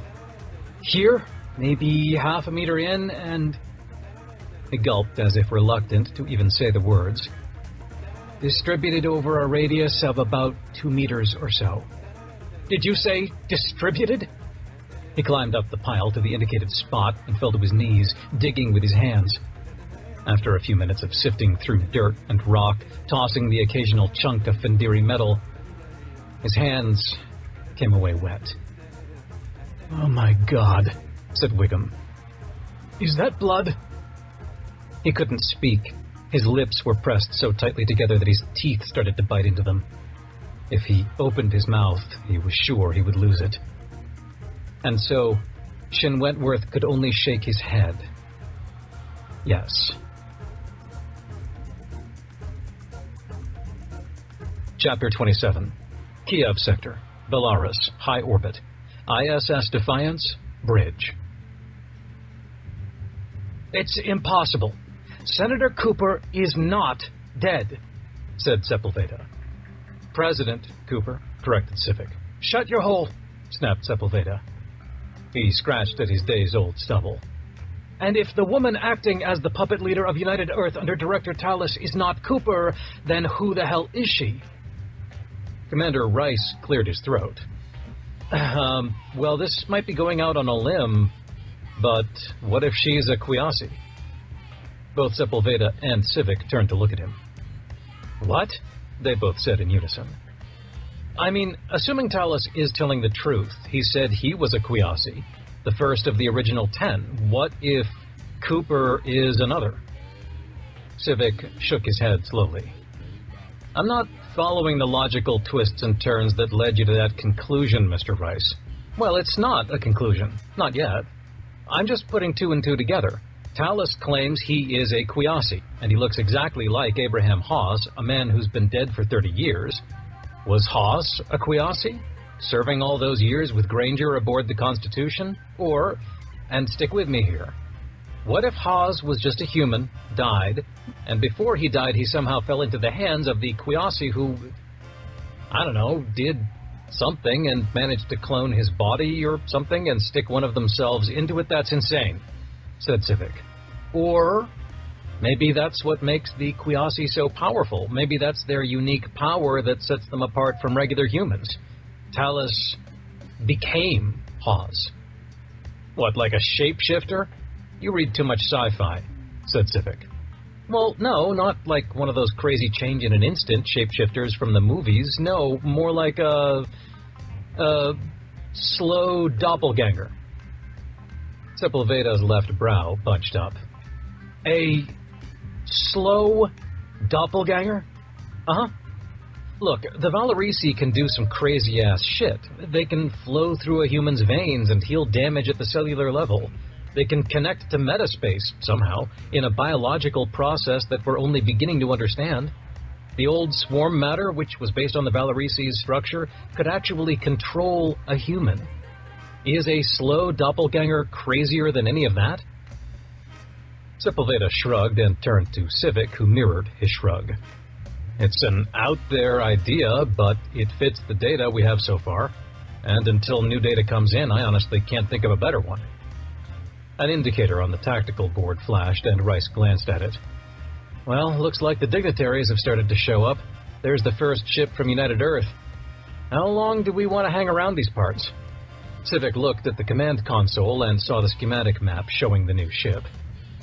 Is it close enough for visual? Yeah, I'll put it on screen. Rice waved the video feed up to the main view screen. A mid-sized gunship approached the Shovik Orion station. Speak of the devil, murmured Civic. I know that ship. So do I, said Sepulveda. That's the Crimson Phoenix, Danny Proctor and Fiona Liu.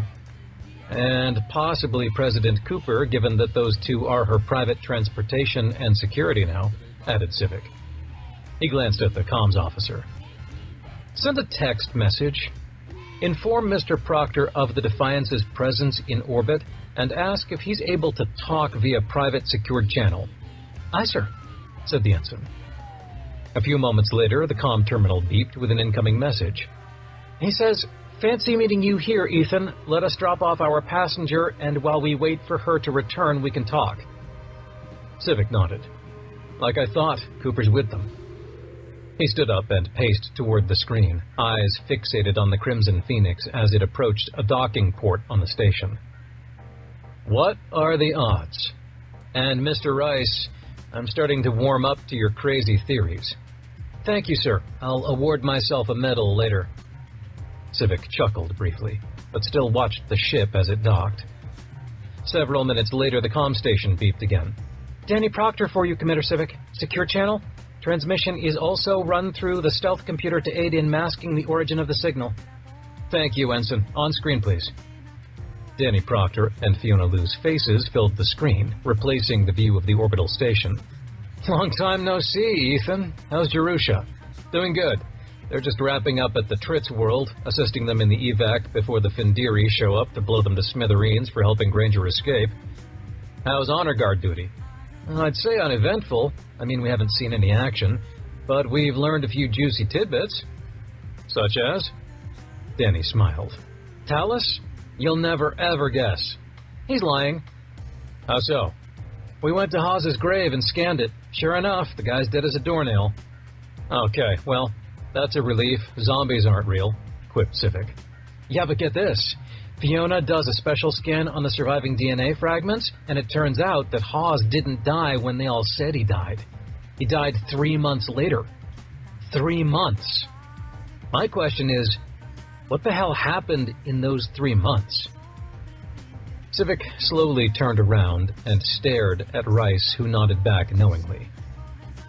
What the hell indeed, Mr. Proctor?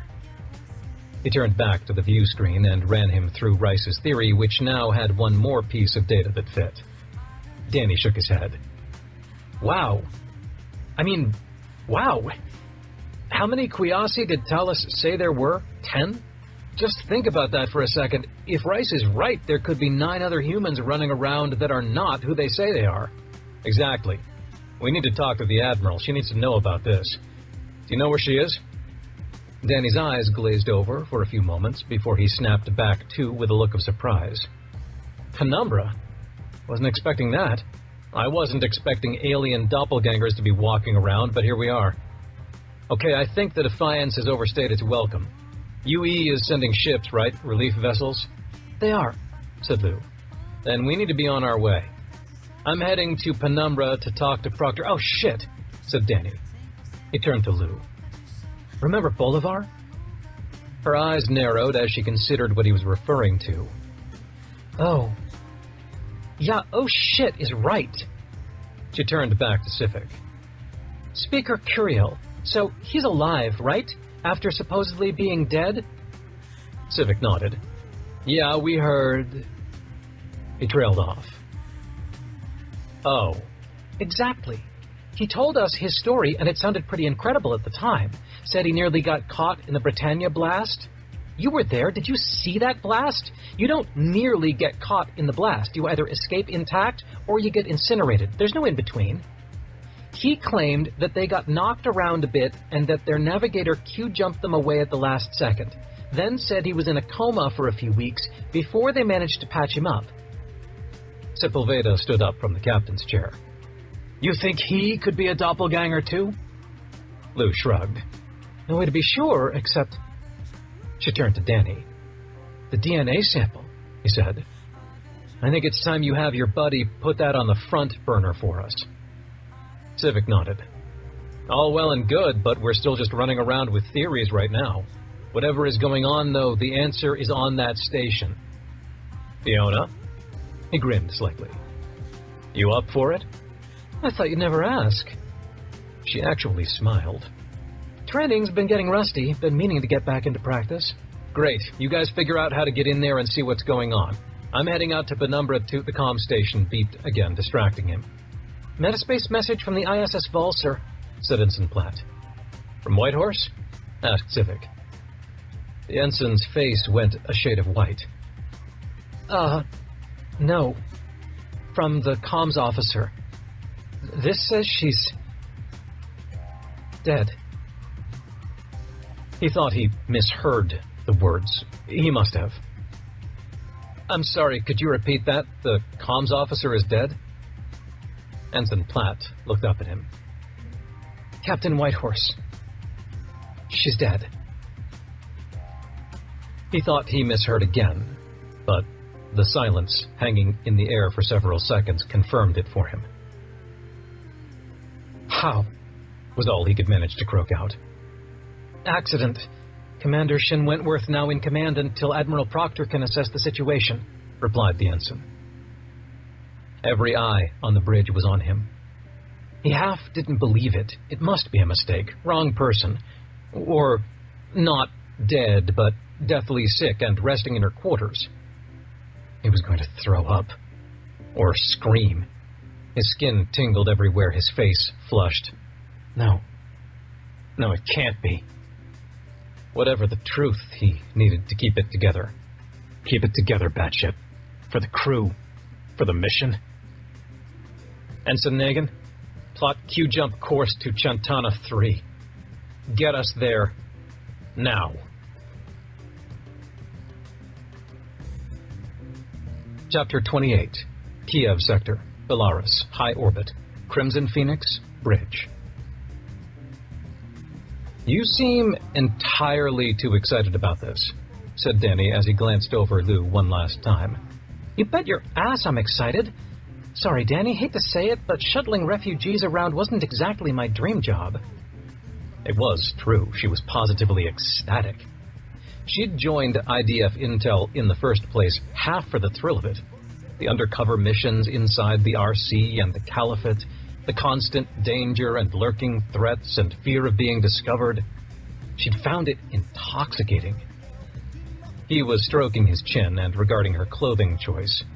She'd donned another outfit, this one something that your average civilian might wear, say, to work, at a research institute, on Casual Friday. Are you sure you look the part? She snorted. Honestly, Danny, have you ever seen a scientist? Maybe. They're not known for either their formality or their fashion sense. When I worked at Intel Central, the researchers would sometimes show up in their pajamas. She checked her sidearm hidden under her loose-fitting shirt one last time and pulled the just-printed fake ID out of the printer unit. Nice. You made me a research fellow? Only the best for my sweetheart. Neela Valdez?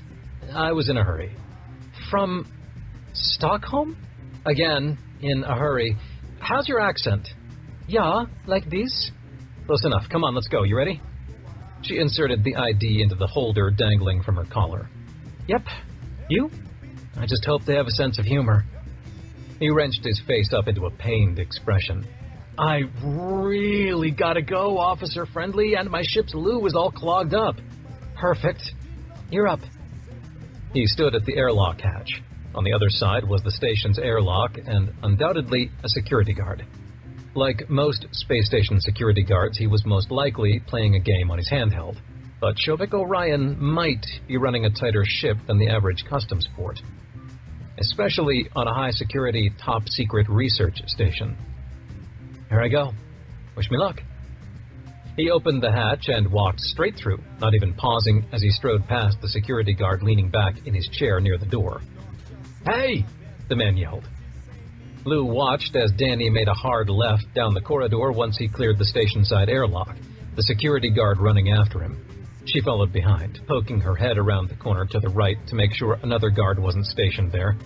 In the distance, she could hear Danny's voice fade away. But I really have to take a shit, sir, and you will not believe what comes out of a backed-up toilet when you've been shuttling Dulmasi around. She slipped around the corner and jogged lightly down the hall, through a door, and into another corridor, more toward the center of the station, this one wider and with several people in it. A small group stood at a door, engaged in what looked like casual conversation. Another few people were just walking along to their destination. None of them looked like security, so she took a deep breath and aimed for the group. "Hey," she said, interrupting one of the women. "Sorry, new here. My badge stopped working and I need to get a new one. Can you point me to the administration offices?" The woman she'd interrupted looked down at her badge. "Welcome to Smolensk, Nina. Stockholm, huh? Linnaeus Institute? That's the one. Do you get many of us here?" She hoped to high heaven that the Linnaeus Institute was a real place and that the woman wasn't playing her. "Oh, we've had a few. Come on, I'll take you there." "Shit, just give me the directions, lady." "Great, thanks." Damn it, too perky. She fell into step with the woman, who extended a hand. "Sheila McNamara?" Lou shook the hand. "Thanks again for your help. I really could have gotten there myself. You didn't need to go out of your way." "Nonsense, I'm actually heading there anyway. I'm the safety compliance officer, so I kind of live here, what with this shit going on these days." Lou's ears perked up. "Oh? How long you been here?" They passed through a set of doors into another hallway, this one more populated than the one before. "About 2 weeks. Why?" "Oh, God. Well, you'll see some things, especially if you're in the experimental division. Just remember, if ever asked to do something you feel isn't safe, just come see me. Got it? Those bastards have been cutting corners, and one of these days, it's going to come back and bite them in the ass." They entered what looked like the main promenade of the station. A few eateries held a few dozen patrons on their lunch breaks, and she could smell the faint tinge of curry and onion in the air. "I'm in the theory group, so lucky me, I guess," said Lou. Then, dropping her voice, "So, what exactly are they getting in trouble for? Like, chemical storage safety violations? They have some chemical spills or something?" Sheila McNamara laughed. "I guess you could call them chemical spills. The Juice. Stupid name. You'd think the boys in experimental were still in grade school. At least no one has gotten any on themselves yet, but it's only a matter of time.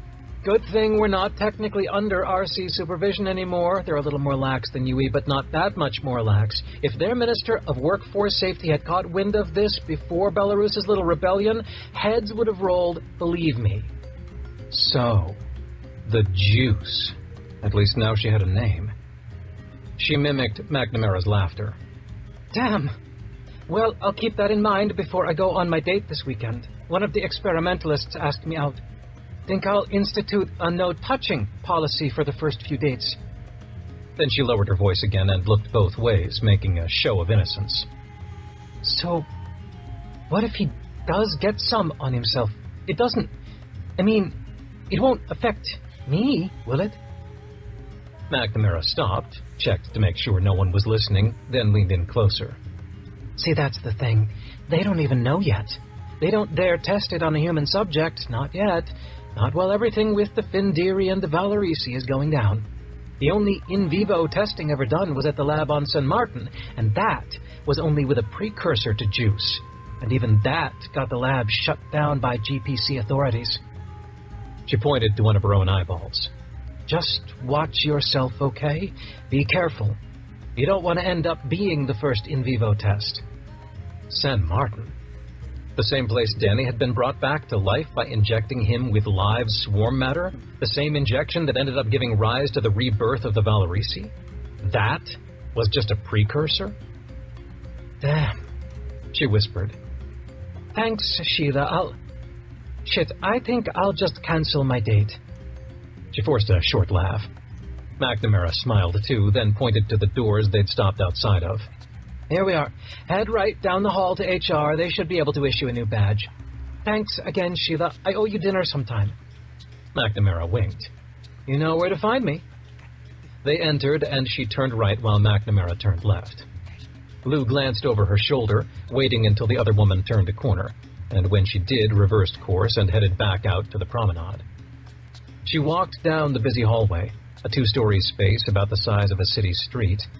It curved slowly around to the left, apparently wrapping back on itself after what she guessed was a kilometer or so. Where was it? There it was, right next to the administration offices, the executive offices, where the Shovik Orion bigwigs would be sitting. They wouldn't be mingling with the common admin folks, who were probably just contractors anyway. She entered the sliding doors and glanced at the wall with a list of names and room numbers. She scanned it quickly before the receptionist noticed her. Can I help you, ma'am? Yes, I have an appointment with Vice President Shankar. I'm a little early, but, nerves. She forced a nervous laugh. She'd found that civilians were always a bit less suspicious of her when she made a show of nerves and anxiety. The exact opposite of what you'd expect an intelligence agent to act like. Confidence? Flying under the radar? Nah. Acting like the most pitiable, disheveled, nervous woman possible got her in most doors she ever wanted. And the other doors? That's where her other training came in handy. I don't see it on his calendar, she said. Maybe it was for tomorrow? Well, maybe. She laughed again. But this was an unofficial appointment? He wanted to talk about some job prospects with me. See, I met him at the bar last night. We went to his place and, well, he said we could look at which division is hiring and said... She glanced at the nameplate on the desk. That Sue Pringle is the most darling, kind-hearted woman who was always looking out for him and would usher me right in without any awkward questions. She trailed off and shrugged. Would it work? If it didn't, there was always her other training. Sue Pringle grinned from ear to ear. That's Simon, ever the rakish gentleman. Head on in, sweetheart. His schedule is actually free for the next hour. Thanks, Sue. We owe you one. Sue waved her back, and Lou followed the indicated hallway behind her. She turned the corner and found the right room number, with the name Simon Shankar below it. She knocked softly, standing to the side of the door where the handle was. She heard a vague, "Come in," but she stayed put, then knocked again. A shuffle from inside the room was music to her ears. She readied the small vial tucked under her belt and held it up at head height next to the door. It opened, and she pressed the top of the vial, aiming it around the edge of the opening. A mist shot out of the vial, and seconds later, a slumping body hit the floor. She darted around the door jamb, stepped over the sleeping body, and shut the door. He was heavier than she'd hoped, but she managed to lift him back up into his office chair. He'd be awake in less than 5 minutes, so she had to work fast. The computer terminal was already open to a file that he'd been working on, and within a minute she managed to navigate to a set of historical station log files. She waved them over to her own handheld in her pocket, and when the computer terminal protested and claimed the files were sensitive, she held up a special encoded electronic dongle she'd kept from her time at IDF Intel. Basically, a universal backdoor into any system that all IDF contractors were required to accommodate, and Shovik Orion was most definitely an IDF contractor. The files jumped over to her handheld, and she navigated to a series of other folders for good measure. Medical logs, research logs. She didn't recognize most of the file names and suspected she was only getting a small fraction of them since the folders were all nested so deeply, and there were thousands of them. But she'd sort it out later. Her timer beeped. 5 minutes was up. She navigated back to the file he had open. He'd be awake any moment, and in theory not remember the minute or so leading up to his blacking out, or at least be super confused for quite a while. long enough for her to get back to the ship. Something on the screen caught her eye. The man's messages were open on the side of the screen, and she saw the sender of the top one, Speaker Curiel of the Galactic People's Congress, and now the chairman of the board of Shovik Orion. Time was up, but she couldn't help herself. She tapped on the message, and it opened. Under no circumstances are any company personnel to give any juice to any representative of any government, including and especially President Cooper of United Earth. Failure to comply will result in immediate termination, and full legal measures will be brought to bear on the guilty party. Chapter 29. Britannia Sector, Britannia Debris Cloud. ISS Independence Ready Room. I don't know, Shelby. I mean, there are clearly singularities. Their patterns match those Russian ones all those years ago. But this pair here... Captain Raina Scott tapped on the third pair they'd discovered. These are different. Totally different. Never seen anything like it. How are they different? Asked Proctor. For starters, they're not zero-dimensional. These are two-dimensional. Two. I thought singularities by definition are single points, zero dimensions. In reality, sure, only zero-dimensional singularities have ever been observed in nature. So these are not natural. Well, duh, said Scott. Proctor chuckled. Only Raina Scott would ever dream of saying, well, duh, to the former Fleet Admiral of IDF. As long as the singularity has at least one dimension that's been squeezed down to nothing, then you've got a singularity. So you could have sheet singularities, line singularities, point singularities. What about higher dimensions? Said Proctor. Captain Scott paused to think, and think some more. After nearly a minute, Proctor was about to change the subject. They were definitely getting distracted by shiny objects at this point, when the former chief engineer snapped her finger. Yes. What? Higher dimensions? A four-dimensional singularity? What in tarnation does that look like? Well, take a four-dimensional space and squish one of the dimensions down to nothing, and you end up with a regular old space like ours. Except for one thing. What? A bridge. Hell, that's what makes the Russian singularities even possible. A fourth dimension, squeezed down to nothing, forming the basis of the spatial bridge that binds the two singularities together across massive three-dimensional distances. But our matter can't exist in a four-dimensional space, so it traverses that bridge instantaneously. Proctor drummed her fingers on the ready room desk, then tipped her mug to see that it was empty. Raina, we're wasting time. The swarm ship is out there, on the loose, doing God knows what. It came back to this time, right now, for a reason, and we still have no idea what that reason is. Well, clearly it's because of these new two-dimensional singularities, said Scott confidently. How can you be so sure? It's the only thing that's really new now, isn't it? What else is there? But why would the swarm want a two-dimensional singularity? Scott stroked her chin slowly, then scratched her nose, then poked a finger up halfway to get at another itch. Before, when we fought them, they relied on the Penumbra black hole to get from their universe to ours. It seemed they depended on natural singularities to travel to other universes. Seems kind of random, if you ask yours truly. Why not make your own? Then you can go to any universe at any time, easy peasy. But how? Scott predicted her question. Four-dimensional space theory. But these are two-dimensional singularities. No, didn't you follow me earlier? The fourth dimension. These have two dimensions squished down to nothing, leaving two undisturbed, which is why we see them as two-dimensional singularities. And those two squished singularities, well, now that's interesting. Kind of opens up a whole world of possibilities. A whole universe, if you will. Or a universe of universes. Proctor stood up and dialed another coffee into the beverage dispenser. Heavy cream and heavy sugar, right? What else would I get, dearie? She smiled and waited for the mug to slide forward. Okay, so, The Swarm want this new type of singularity, but why now? Haven't they existed before? And if they exist right now, they'll exist in the future, so why not travel to some time in the future and grab one? Why now in particular? The mug appeared, and she held it out to Scott, who accepted it, but set it down without drinking. I would assume that maybe there's a second new thing that has recently appeared, and that the convergence of those two new things here, right now, is unique and too tempting a target to pass up. But that's for you politicians to figure out. I'll just handle the how, thank you very much. You handle the why. Proctor held a hand up to her chest.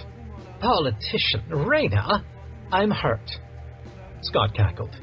Dearie, you became a politician the moment you pinned those Admiral bars on your chest. She was right, of course. When she was a captain, there was autonomy, action, interesting discoveries. Hell, she actually got to do science once in a while.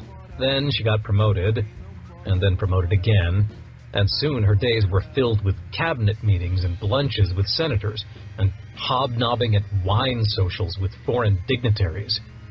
And politics. And yet here I am, a former admiral gallivanting around on a starship, saving the world again. Leave the politics to the politicians, I say.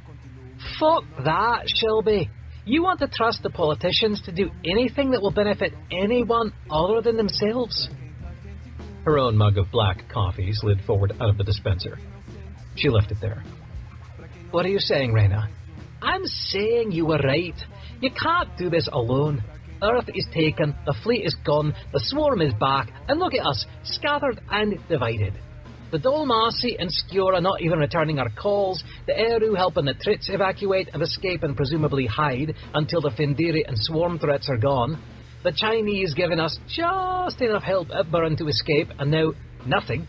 The Russian Confederation doing goddess knows what, the Caliphate picking their noses, the GPC picking its arse, the Valerisi swimming in a goddamned pool. Proctor finally took a sip and nearly scalded her throat. You're saying I should forget the Swarm? Leave them lurking out there waiting for just the right moment to strike? Leave them? No, but gather an army that will defeat them once they choose their moment. Or hell, gather the army and then go find where it's hiding and beat the shit out of it, instead of tilting at it with a single ship. Tilt? Scott blew a puff of air in exasperation.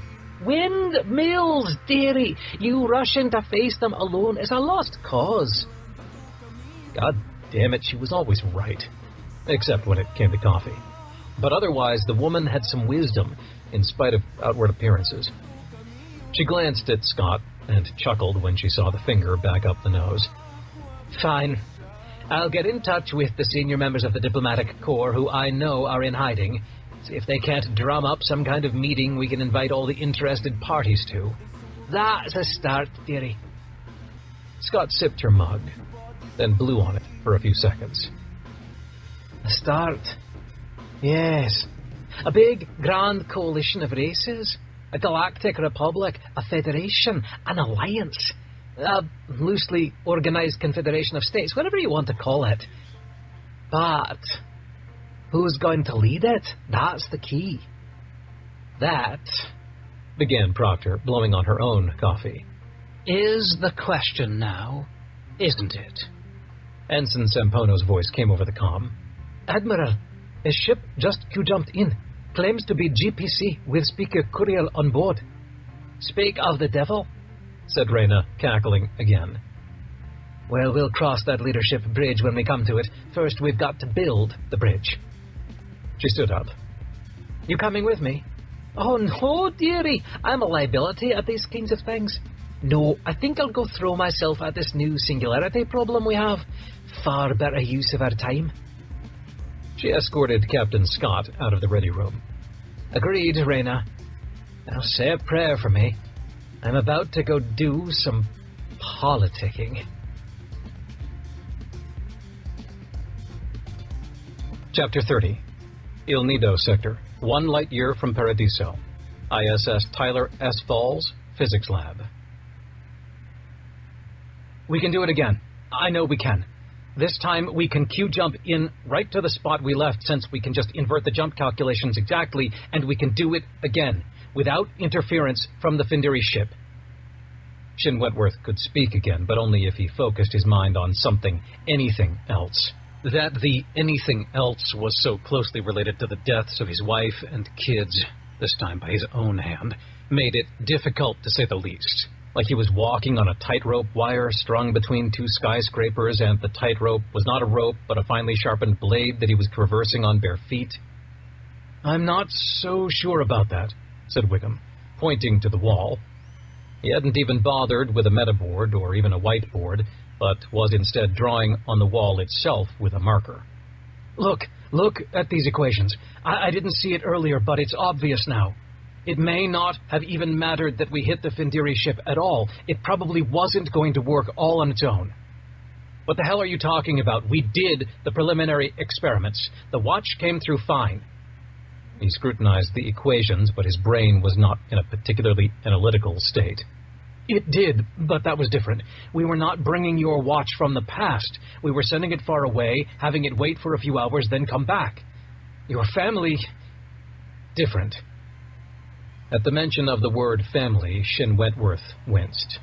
Yeah, I figured it out. You should have told me, Commander. He grabbed one of the nearby chairs and sat down, putting his head in his hands. Perhaps, but I needed to be sure you'd be on board. Look, of course I'm on board. If we can perfect this technology, we can stop the Findiri before they even struck any of our worlds. Hell, we can even go back and save the religious fundies on Zion's Haven. So I'm with you. Let's do this thing.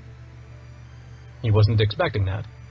Wiggum had always struck him as stuck in his own head, oblivious to the importance of current events, and definitely not in possession of the necessary gumption to not only disobey orders to get things done, but to get things done in such a risky way, manipulating the space-time continuum as they were. Okay, go on. What's different?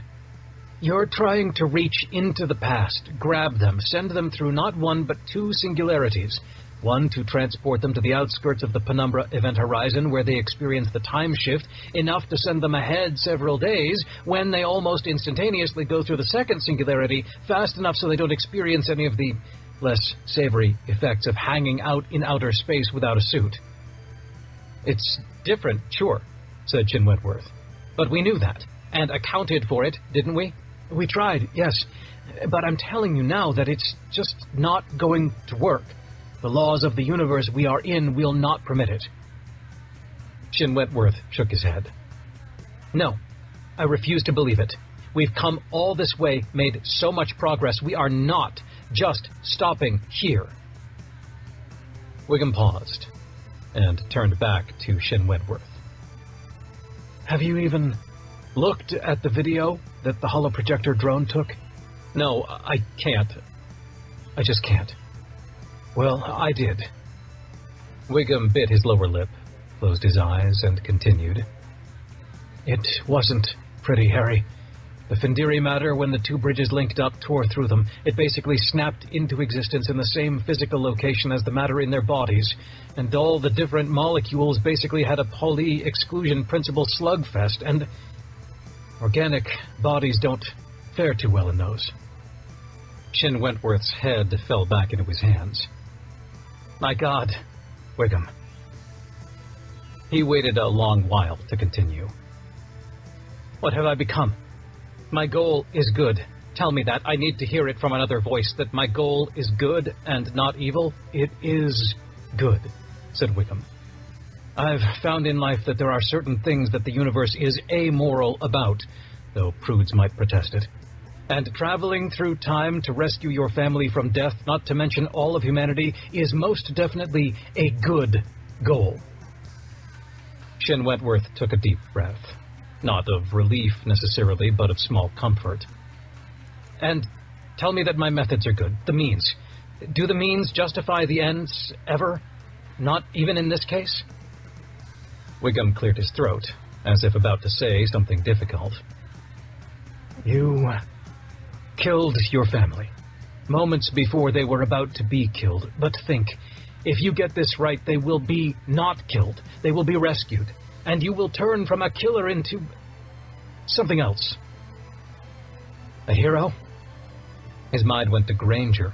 Hadn't his means been justified in the end, earning him the title the Hero of Earth? Determining your title is above my pay grade. Shin Wentworth sat in silence a while, waiting for Wiggum to add to that, but he never did. Finally, wait, you just said, if I get this right, earlier you were saying this wasn't going to work. I did. Shin Wentworth considered, trying to recall the entire conversation. You also said the laws of this universe won't permit it. That's an interesting choice of words. Astute observation. And? He finally looked up. What am I missing? We're in our universe. Seems pretty cut and dried to me. Wiggum turned back to the wall and started drawing. This time not equations or even words, but lines. You're familiar with the many worlds theory? I am. I also know that most scientists think it's an intellectual curiosity and nothing more, since it's all just a bunch of supposition and not testable. He nodded and kept drawing. Quick primer, pop culture tells it different. They say some mumbo-jumbo about different universes existing in which I have cat ears, or you have two dicks, or UE Talent Showdown got cancelled in its first season instead of its 21st. He pointed to a line. But consider quantum mechanics. A particle can be either spin up or spin down. Or maybe you're measuring the location of a particle after it passes through the two-slit experiment, whatever. You measure it. Before the measurement, there was any number of possible outcomes to that measurement with varying levels of probability, but you measure it and lock down the actual value. Right? Said Shin Wentworth. Basic stuff. Wiggum laughed out loud. Ha, but it's not. And I tricked you. I said actual value. There is no actual value. What if you had measured this value? He drew another line that branched off the original. That's just the value you happened to measure out of an unimaginable number of possible outcomes. Many Worlds says that there are universes where other outcomes to that measurement happen, since they are both valid. Okay, said Shin Wentworth. Semantics, but okay. Not semantics. Think about the mathematical implications, the raw numbers. How many possible outcomes are there when you measure the location of a particle? Infinite? No, but pretty damn close. 10 to the, 1000th power? Now, consider all the atoms in the universe. A finite number. Large, but a finite number, like 10 to the 80. How old is the universe? Nearly 14 billion years. But how old in the smallest time unit possible? 10 to the, 60 Planck seconds? I'm not following. Most won't, but think about it. Every atom, at every Planck second since the very first Planck second, has a gargantuan number of possibilities for its position, energy, and so forth. Now, multiply all those numbers together, and mind you, there's some extra math coming into play because of coupling between nearby atoms. What do you get? A fucking big number. A fucking big number, said Wiggum. I still don't see how this applies to us. He pointed at the lines he'd drawn, almost like the branches of a tree on its side. We are on this timeline, where these quantum decisions have been made, and you want to go back to this point. He tapped on a spot where two lines converged, where your family died, and bring them forward to this point where we are, except the way we are doing it is wrong. The quantum effects of the singularities will always interfere with the quantum reality of what you're trying to change, and it's not going to work out. Shin Wentworth closed his eyes. Are you saying my family is dead in this timeline, and will always be dead in this timeline? Kind of, but not quite. It's more like once an irreversible process like a death occurs, trying to change that is, well, it's irreversible. One thing I didn't tell you about the video. Wiggum looked down at his feet, then up at Shin Wentworth again. I saw your family. Before the matter from the Findiri singularity showed up and destroyed their bodies, they were already dead. Something about the quantum effects of traversing the Einstein-Rosen-Rao bridge interfered with something, perhaps in their brains, and by the time they exited, they were essentially brain dead, according to the readings from the holoprojector drone. Shin Wentworth fell silent for a while. And you're saying in this universe that's irreversible, but not in other universes? Wiggum pointed to where the very first lines diverged from a single point. Observe, we always say the universe began at the Big Bang, at the first Planck second. But that's wrong. The universe and all other possible universes which spring from the Big Bang existed for perhaps an infinite amount of time before that in a different physical reality known as inflation. Think of it as a nearly infinite region outside of space-time that eternally inflates and increases in energy much, much faster than the Big Bang ever accomplished. But then, bam, something happens. We don't know what. And the universe transitions from inflation to our present view of space-time. For our universe, the epoch of inflation ended here. He tapped on the first point. And our universe began, but other universes are still in inflation. And, side note, all universes will end up back at inflation since their expansion accelerates faster and faster. Eventually, our universe will expand so fast it'll rip apart into a new epoch of inflation, giving rise to new universes. Shin Wentworth waved his hand back and forth in annoyance. Yes, but what the hell is the bloody point? Long story short, began Wiggum. Too late, said Shin Wentworth. Wiggum sighed and mouthed something under his breath that looked a lot like experimentalists. Long story short, we need to make a singularity that goes all the way back to inflation, then forward from there in time along a different quantum path than ours, except the path needs to be almost entirely the same, exactly parallel. Just one quantum transition needs to be different soon after the Big Bang in that universe, such that the universe unfolds the exact same way as ours in nearly every respect. Then you reach your target time of 3 odd days ago, grab your family, and continue on the rest of the way here. But what's different in that universe compared to ours? Said Shin Wentworth. I'm not going to rescue my family in a universe in which the swarm destroys us all the next day. Well, the difference, hopefully, is that maybe there's a hydrogen atom out in the Orion Nebula that is shifted a few meters away from its current position in our universe. Hopefully. Wiggum shrugged. That's the best case scenario. In reality, there's no telling what the difference could be. The enormity of that one statement weighed on Shin Wentworth.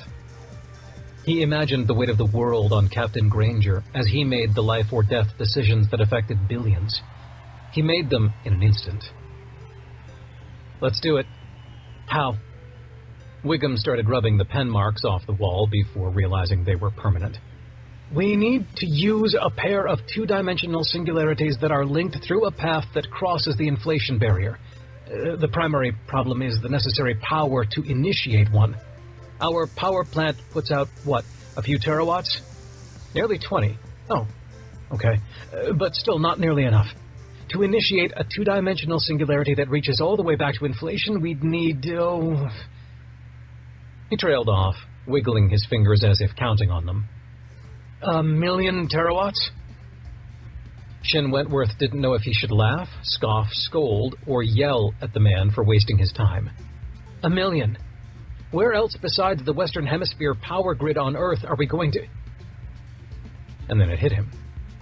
There were already two-dimensional singularities in existence that were powered by energies that high. Wiggum was way ahead of him. Yeah? You think it's possible? Only one way to find out, I suppose, he said. Can we even get it aboard the ship?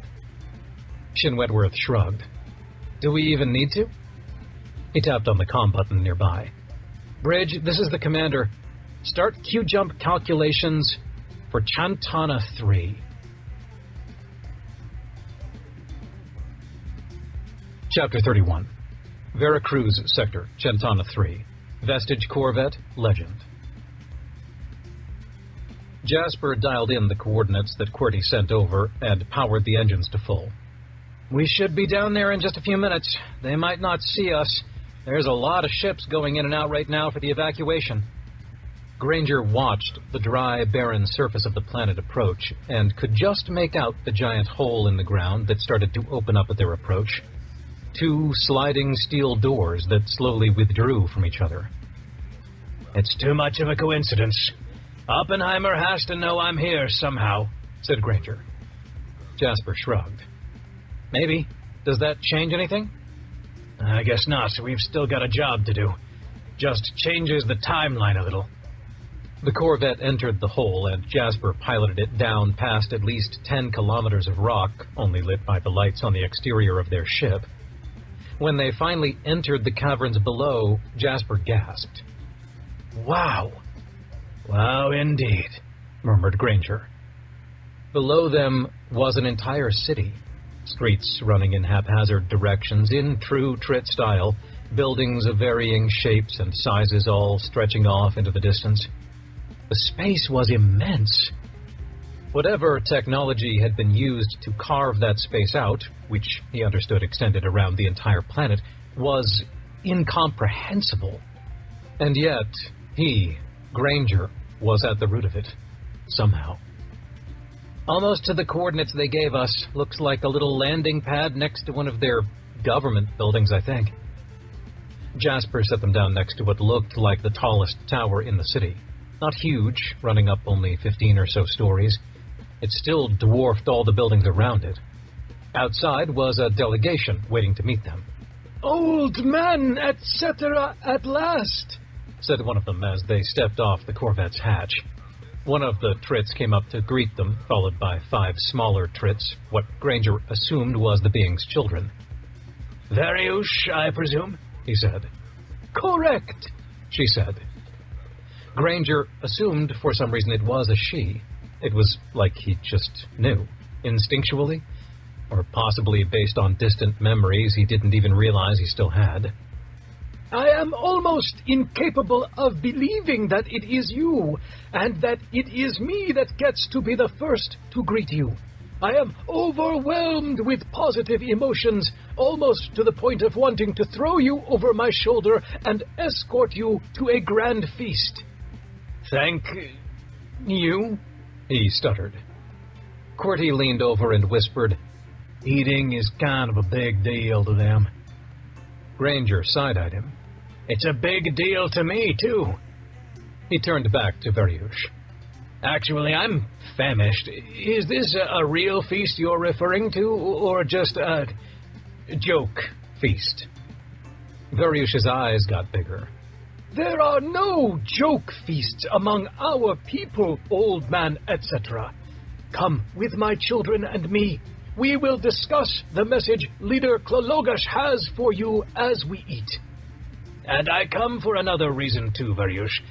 Long ago, it is my understanding that I came among you. Is that your understanding as well? She bowed slightly. It is. And when I was among you, I left a book. Her eyes crossed slightly. Book? Yes, a book. A collection of paper bound together with words on it. Paper? Oh, God, these people. Yes, books have information written in them. Sometimes technical information or stories. At the word stories, her eyes got bigger. Stories, yes! We have many stories. Good. Can you show them to me? Show them? I do not understand your strange sentences, old man, etc., but I can tell you some stories. Leader Klologash can tell you all the stories. That is why he is leader, of course. I see, said Granger, glancing over at QWERTY. If I'm not mistaken, Captain, I'm starting to think that the Itharian culture is almost entirely oral.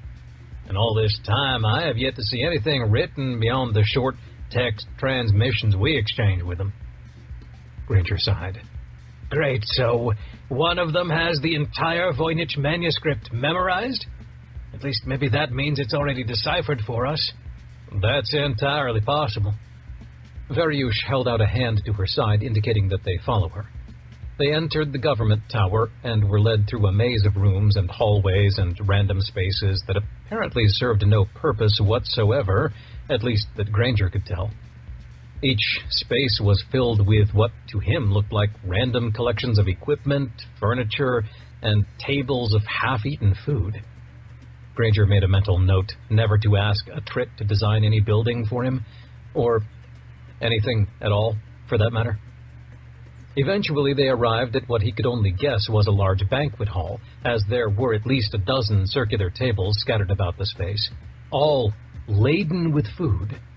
It smelled delicious. Have you ever tried Tritt food, Mr. QWERTY? Murmured Granger to his side. No, Captain. Can't say that I have. Veriush led them to the table closest to a wall on their left and pointed at it. One of her children tried to grab something off the table, but she batted its hand away, making a tsk sound. Some things were common across all cultures, he figured. Old man, etc. As the guest of prime importance, the honor falls to you to consume the first delicacy. In fact, all conversation may not begin without it. Granger made a pained smile, looking down at the dish she had indicated. Several squid-like things were moving, mixed in with some leaves of green and purple. Please, time is of the utmost importance. Perhaps we all just eat and move on to the main event? Can we dispense with some tradition for the sake of, the impending emergency? You did see the other ships that just arrived in orbit. Veriush looked almost solemn. We did, and I have skipped over at least 10 different culinary customs of ours in the interest of speed. But this one we must not skip, old man, etc. It won't take a moment. Fine. He knew that if he spent any time at all thinking about what he was about to do, he might not do it. So he grabbed one of the moving squid-like things and popped the whole thing in his mouth. He bit down several times until the thing stopped moving, then swallowed as fast as he could before any gag reflex could trigger. Veriush's eyes grew wide. She bowed halfway and held her hands out above her head in some kind of act of respect? Granger could only guess. So it's true. You are truly old man, etc. It is told in our stories that this was your favorite dish, that you couldn't get enough of it when you were among us. His mouth felt like it was simultaneously on fire and drowning in bitterness. He'd never tasted anything so awful, and was glad he'd finished the thing before he could even process what it tasted like, or he'd have never finished. Happy? He coughed and forced back some acid reflux. To be back. Now let's get down to business, shall we? A door opened off to the side, and another Tritt, followed by 4 smaller, exuberant youngsters, entered the room. Many thanks to you, Veriush Gingshargrik Klolog. I will entertain old man, etc. from here. You must board your evacuation ship, Gunshatlosh. The bad humans are here, and the worse humans are undoubtedly not far behind, Gingshargristlagsta, said Klologish. Granger glanced back at QWERTY. Translator glitchy? QWERTY shrugged. Seemed to work fine with Veriush. Maybe he just has a wider vocabulary. He tapped a few buttons on his handheld and looked at some of the parameters on the translation program. I think we're getting the gist of it, though. Veriush had left, her children in tow, and Klologish was beckoning them to follow him through another door. Come, quickly! The bad humans have threatened to destroy our world unless we hand you over to them. What bad humans and worse humans are you referring to? QWERTY was examining his handheld. Sir, just detected several ships that Q-jumped into orbit. He looked up with a face of consternation. One of them is the Resolute, Oppenheimer's flagship. And where Oppenheimer goes, the Findiri are probably not far behind. Great. He turned to Klologish. Are you taking me to them now? It would be understandable to save your world, said Granger. Halt! Fligligosh, very humorous old man, etc. Da Shuglin. Not after your display of eating the most foul, disgusting, revolting delicacy known to any Itharan Fliglishgosh. The stories tell that you were the only alien to ever tolerate it without launching the contents of your single stomach across the table. Come.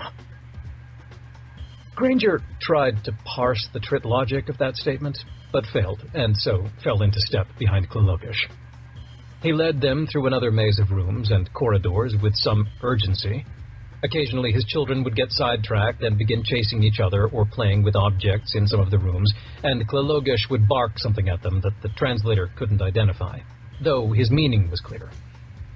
Their destination soon became clear, too, when they exited the building onto another landing pad, though not the one where they'd left the Corvette. Granger looked over at one of the other nearby landing pads and saw the legend perhaps a quarter-kilometer away. Here, 2 trits stood in the hatch of one of their ships, beckoning them forward. Jasper stopped. "Wait, what about the legend? Why aren't we taking my ship?" Klologish shook a finger. Klolosh Slogan, it is not safe for you to leave in your own ship, Darmashagosh. Gilemishka Goshaga.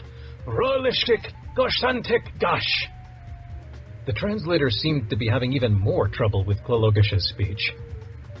You think that Oppenheimer is waiting outside for the legend? And that it'll be safer for us in one of your ships? Ha!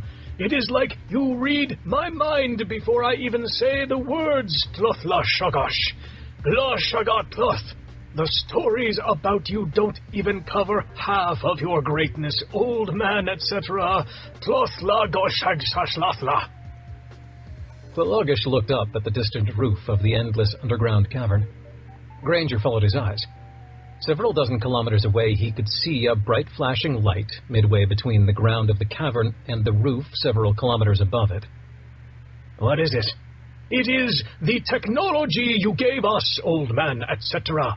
Centuries ago, Dloshlag Goshlag Tasha. It is what enables us to live under the surface of Ithar 3. It saddens me greatly that we must leave Kinjaga Glosh.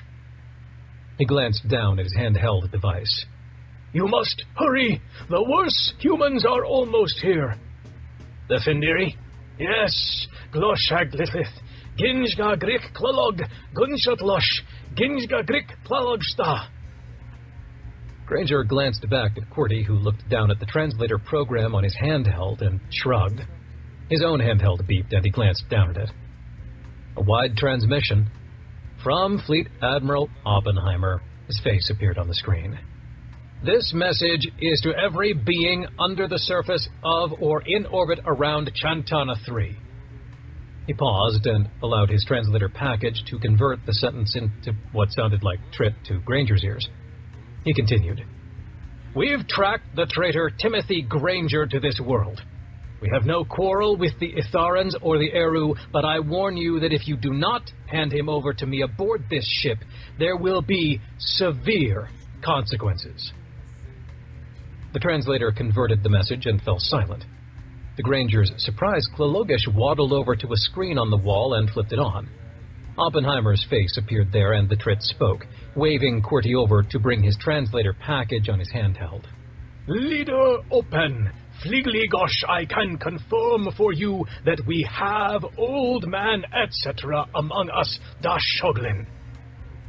Oppenheimer listened to the translation and looked confused. Qwerty added, He means Granger, sir. Then I give you 20 minutes to deliver him to me aboard my ship, said Oppenheimer. Klologish made a sound that Granger couldn't decide was laughter or a snort of derision, or just something caught in his throat. Fliglish Gash, and what will you try to do if I refuse? We will occupy your world, take your leadership into custody, add Chantana 3 to the new human Findiri Empire, and arrest Granger anyway. Do you have the force with which to back up this humorous threat, Plolosh Logan? Oppenheimer looked enraged. You tell me. He looked down and tapped something out of view. He looked back up and smiled. I assume your sensors are working, or at least just look up. Granger glanced down at his handheld, linked back to the legend, and brought up a scan of the space around Chantana 3. 4 large Findiri ships had just Q-jumped in and were approaching the planet, settling into a low orbit. He looked up at Klologish in horror. The Trit simply said, "We will meet your challenge, Dharmashagash, and I add, very easily. This is the end of our conversation." He tapped the screen and it turned off. Granger pointed at him. "No, I won't allow you to sacrifice your entire world just for me." Klologish held out a hand, palm down, indicating reassurance. "I have foreseen this, old man, etc., Kilimisha Goshaga. It was an inevitable part of the story, and it is why I have already evacuated most of the planet Rolishlik Goshantikgash. But your world, this place, it's your home. I won't stand by and watch you lose it." Klologish maintained his outstretched hand. "What is a world without people? Tlothla Shagash, what is a home without a family? Goshagatloth, they are locations in space and nothing more. We have other locations in space, other homes, other worlds. Tlothla Goshag Zashatla." Granger was speechless, half in awe of the greatness of the Trit's attitude and half out of respect for their foresight. "But forgive me, Leader Klologish, I'm confused. If you foresaw this, why are we here and not out in space making our getaway?" Klologish lowered his hand and threw back his head. "Ha! Ha! Ha!" He glanced at Granger. "Was that sufficient human laughter for your most humorous and naive question? Gloshlag Goshlag Zasha! If not, I will add more. Ha! Ha! Ha! Ha! Ha! Oh my God, these Trits." He forced a tight, thin-lipped smile. "I'm not following what is humorous, Leader Klologish." "Ginzagaglash, of course you don't.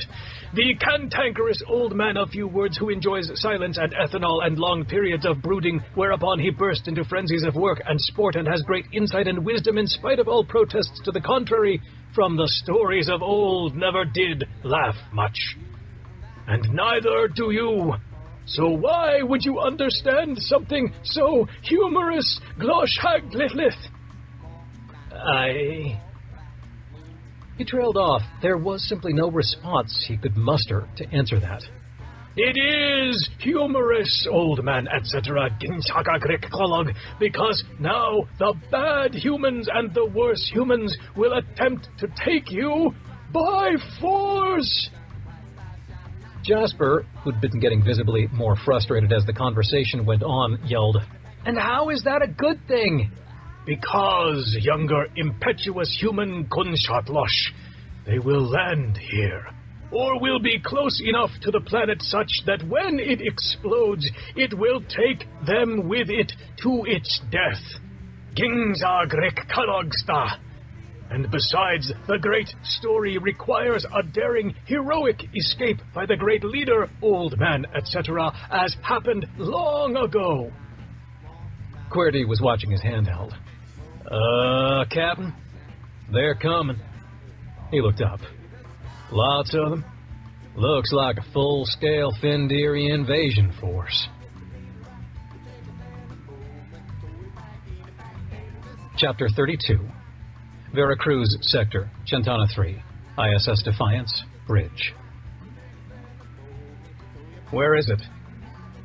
Commander Ethan Civic sat in the XO's chair, half glowering at the view screen that showed the barren surface of Chantana 3 and the orbiting Eru ship, and half at former President Sepulveda, who'd parked himself in the captain's chair. "Not reading the ISS vols anywhere in the system," said Rice. "Oh, well, that's not good." "What?" said Civic and Sepulveda at the same time. "The other side of the planet, reading a whole bunch of Findiri ships that just Q-jumped into orbit. And the Resolute is with them. Oppenheimer's ship." Civic stood up. All he could think about was her, but he knew that he had a duty. They were now in a potential war zone, and he had a crew in his care. What's their posture? Looks like the Findiri ships are sending out a whole lot of smaller drop ships and fighter escorts. Bryce looked up, distress written all over his face. It's an invasion force, sir. He reached down and gripped the back of his chair. Damn it! He wanted to find the Vols, find what or who had killed his future wife, not enter the fray of a battle to save an alien world. Us against 4 Findiri ships. I don't like those odds. I'm afraid the Trits will have to get along without... Sir, said Ensign Platt at comms. I picked up the signal of a conversation between Oppenheimer, the leader of the Trits, and Captain Granger. What? Granger's here? Civic raced over to the comms station and looked over the data. Sure enough, he saw the tail end of the conversation just as the Trit leader and Granger ended the transmission. Damn it, that changes things. All hands, prepare for battle. Sepulveda swiveled the chair around and glared at him. And just what exactly do you think you're going to accomplish by going up against the Findiri with a single IDF starship? With Granger's life on the line? Easy. We're going to accomplish whatever the hell we can. Now, if you'll excuse me, Mr. Former President, I have a battle to wage, and you're in my chair. His expression made it all worth it. Damn, that felt good. Sepulveda actually got up and, perhaps recognizing his uselessness, sulked to the back of the bridge and out the doors. Thought we'd never get rid of him, mumbled Rice. At least he made the popular choice then. Now time to win an unwinnable battle. All hands battle stations, engage the stealth, ready all railgun tubes, lasers, and PDC cannons. Sir? Said Rice. What? You're aware we're running with a bare-bones crew on a ship that wasn't designed for a whole lot of people in the first place? Are you telling me we don't have a weapons crew? Rice nodded quickly. Oh, we do. It's just that his name is Greg. Lieutenant Koskinen? Fine. Tell Greg to get me some effing guns to fire. And while you're at it... He glanced around the bridge. How many people did he actually need up here? You, and you. Go join him. He pointed to what he considered to be the third wheel at every station. The 3 ensigns stood up and fled the bridge. Com, get me Granger. Low power, as tight a beam as possible. We don't want to lose our stealth. Aye, sir, said the officer.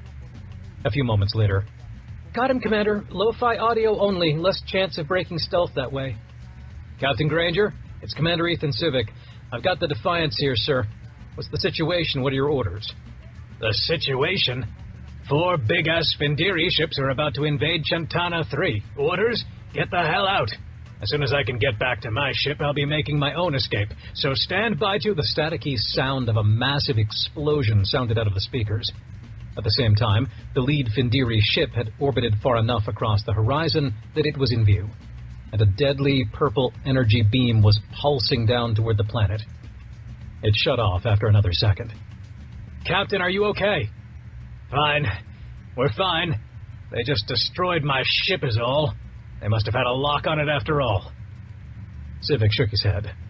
Okay, then we're coming in after you. Helm, begin calculations for... No, we'll find another way out. You're in the Defiance? Stay stealthed and stand by. Granger out. The transmission ended. Damn it, muttered Civic. He sat back down in the captain's chair and drummed his fingers on the armrest. Every second you waste, Jerusha's killer goes free. Helm, make those calculations for a Q-jump right to Granger's location. The helmsman swiveled in his chair and gawked at him. Sir? You heard me. There's at least 3 kilometers of empty space in there, and the Defiance ain't all that big. We're going to get in, and hopefully get out. Rice caught his eye. You sure about this, sir? If the Findiri are already there with their fighters, they'd make short work of us in that tight space. They'd make shorter work of Granger without us there. And besides... He stood up and walked toward the exit. The Defiance won't be sticking around there for very long. Call the fighter bay. Tell the deck crew to have my bird ready. Rice shrugged. The deck crew's name is Doris, and I'll let her know you're coming. Chapter 33. Veracruz Sector, Gentana 3, ISS Defiance, Bridge. When Commander Civic had left, Commander Rice dismissed Ensign Platt at the comms station. "I'll call down to the fighter bay. Please assist at tactical for now." "Aye, sir," she said, saluting and retreating to the other side of the bridge. He tapped the comm and opened the line to the fighter bay. "Chief Petty Officer Grimm?" "Yeah, Doris here," she said. "Civic is coming down and needs his fighter prepped for launch." "You got it, sir. Doris out." He flipped over to the tight beam transmitter and dialed down the power to as low as possible. Then he typed in a message. Text would require far lower power than voice. "Attention, Admiral Oppenheimer. Defiance stealthed and awaiting further orders. Quarry under planet's surface." A few minutes later, the reply came. "Stand by. Findiri only want the quarry dead or alive. Apparently just his DNA will suffice. If he escapes here, get him to Earth, even if it breaks your cover. Oppenheimer." Chapter 34. Kiev Sector, Belarus High Orbit, Smolensk Orbital Research Station, Vice President Shankar's office. "Get a good look?" She almost jumped. Damn it, she'd miscalculated the effect of the drug on Mr. Shankar. "Hey," she trailed off. "So, I can explain." Simon Shankar had folded his arms and regarded her with equal measures contempt and curiosity. "What was it? Let me guess, nap time? You know we developed that drug right here at Smolensk. IDF paid us a shit ton for that one." Yeah, nap time." "Damn, I don't even remember you knocking. Shit works." She stepped back from the terminal and he glanced at the screen. "You're with Cooper, I presume? What were you, Plan B in case I refused?" "Something like that." "Well, don't worry, sweetheart. Your boss is walking out of here with exactly what she came for, in spite of..." He waved a hand at the screen. "The wishes of certain carpetbagger politicians." "You don't approve of the new chairman of the board?" she asked. "Chairmen come and go. They usually know their place and stick with schmoozing the politicians and keeping the money flowing. But this guy fancies himself a chairman, CEO, and president of a galactic republic all in one. Pretty ambitious for a dead guy." Her eyes narrowed. "What do you mean?" He grinned. "You don't believe it, do you? I mean, who does? No one here, I can tell you that. Curiel was dead as a doornail. This guy? Who the hell knows who he is? I've never met him in person. Could be some asswipe who either fooled over half the board into voting him in, or they're in on it too." "I've met him," she said. He did a double take. "Is that so? And?" "Sure as hell looked like Curiel. Sounded like Curiel. Not sure how you bullshit that." Prosthetics and makeup can be pretty damn convincing these days. Voice synthesizers? All I know is Curiel is dead. That guy? Don't know who the fuck that is." Lou nodded, slowly. "Which is why you're helping my boss." "Which is why I'm helping your boss. Me and a few other VPs.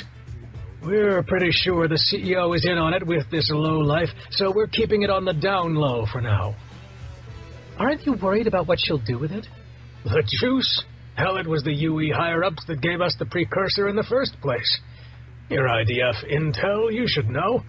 They probably taught you in your first classes at Intel Academy or whatever you call it, back in the day. General Norton orders Captain Shelby Proctor to firebomb the Valorous' homeworld. She incinerates the entire surface, except, lo and behold, IDF Intel saves a bit of it. Just a sample, so to speak, and stores it away. 30 years later, Admiral Oppenheimer is leading the fleet against the appearance of a strange ship wreaking havoc on our worlds and ships, and a madman, self-proclaimed prophet, huntsman, takes over the Grangerites and nearly the GPC too. And wouldn't you know it, the sample goes missing. Except it didn't go missing. IDF Intel knew exactly where it went. It went to us, in exchange for services. Keep talking, asswipe, she thought to herself. And you boys did your experiments and turned it into the juice. He shrugged. More or less, to make a long story short. A few hiccups along the way. She felt like they were close to a turning point, a breakthrough. What does it do? To her disappointment, he shrugged. No one knows for sure. Haven't had the chance to test it yet. That's why you saw... He waved an arm out to the walls and beyond, as if to indicate the destruction of Belarus's capital. All this. A looser regulatory regime will permit much greater flexibility in our research. Before long, we'll hit our target. And United Earth, of course, is our first and best customer. So, Shovik Orion did have a hand in sparking the civil war on Belarus. Monsters. Smart priorities, she said. Keep him talking, she thought. Are you sure your targets are the same as ours? Why wouldn't they be? Neither of us likes the idea of an enemy occupying Earth. Neither of us like the idea of the Russian Confederation, the CIDR, the Caliphate, all causing discord and disunity in the face of our enemies. Just think what the juice could accomplish. From a single computer terminal, control of a 1 billion-man army. Do you think the RC would keep up their cold hostilities if their council was programmed to love us? You think the Findiri would stand a chance if the entire population of Earth was able to resist them, synchronized and in harmony, working together? And all Cooper would have to do is press a few buttons. Lou smirked. And all for the low, low price of... 4 easy installments of... the entire IDF budget for 30 years. That's it. See? He smiled. That's what I told Cooper, but she's a shrewd bargainer, that one. He shook his head back and forth and rubbed his eyes, trying to exorcise the last of the drug she'd administered. Now then, you should be on your way. Your boss should be just about finished with her tour. Oh! He snapped a finger. And tell her if she ever sends one of her goons to drug me and sift through my data again, said goon won't find it so easy to walk out alive next time. You wish, she thought, but mirrored his smile. I'll pass it along. He stood up and escorted her to the door and shut it softly behind her. As she walked back down the hallway, Danny's voice blared in her head. Are you done? Yeah, just finishing up. You? How'd it go? They actually let me use the loo, then escorted me back to the ship. That worked way easier than I thought it would. Great. Coming back now. I've got some news. She managed to find her way back to the airlock on the outer ring where the Crimson Phoenix was docked. The security guard's eyes bulged when he saw her. But thank you so much. Another minute and I'd have shat myself. She grinned and walked past him into the airlock and on into the ship before he had time to say another word. She found Danny in the galley with a cup of coffee, sat down, and told him everything. He listened in silence the entire time, shaking his head in disbelief. Finally, he said, So I was their guinea pig. Pretty much. I mean, I'm alive, so there's that. And the entire Valerisi race, too. Her companion chimed in. Yeah, thanks for that. She chuckled. It was picking up on their wry humor. It? He? She?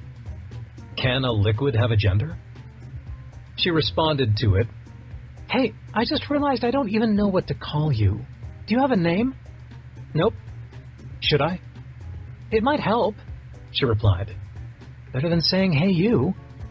How do I get a name? Well, she began, you could just choose one. Is that how you got yours? No, my parents named me. You should name me. In a sense, you're my parent.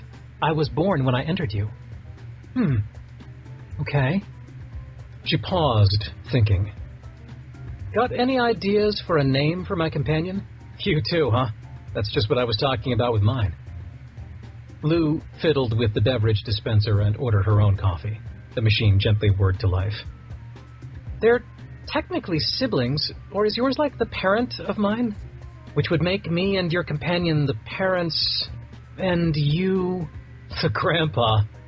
He laughed. How about Jack and Diane? He laughed harder. What, like the song? I don't know. It was just the first thing that popped into my head. She took the coffee mug that slid out of the unit and sipped. Bonnie and Clyde, he countered. Luke and Leia. Salt and Pepper. Ebb and Flow. Sonny and Cher. Wax and Wayne. Thelma and Louise. Frodo and Sam. PB&J. Thing 1 and Thing 2. Barbie and Ken. Rum and Coke. Lewis and Clark. Death and Taxes. Fire and Brimstone. Give and Take. Tarzan and Jane. Pork and Beans. Trial and Error. Salt and Pepper. She pointed a finger at him. You already said that one. I win. Damn it. Jack and Diane. Always go with your first instinct. He drummed his fingers on the table. Yeah, okay. Actually, I kind of like it. Me too, said her companion. Yeah, Diane? Yeah, Diane. And Jack likes his. All right then. Jack and Diane it is. She looked over at Danny. They like it too. Then it's settled. Good, I was getting tired of calling it it. Speaking of which, Jack, what the hell makes you a boy anyway? Lou heard the response from Jack in her own head.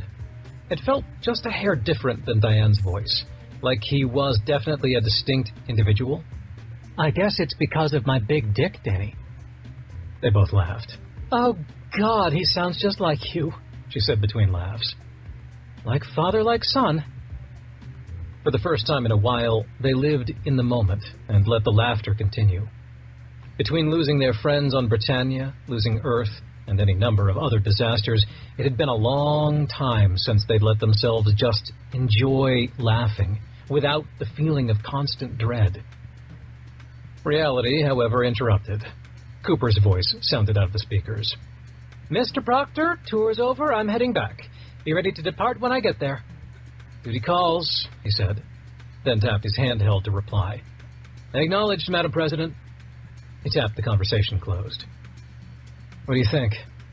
What do I think? That the new chairman of the board of Shovik Orion, who may or may not be who he says he is, explicitly told his personnel not to give Cooper anything, and they turn around and do just the opposite?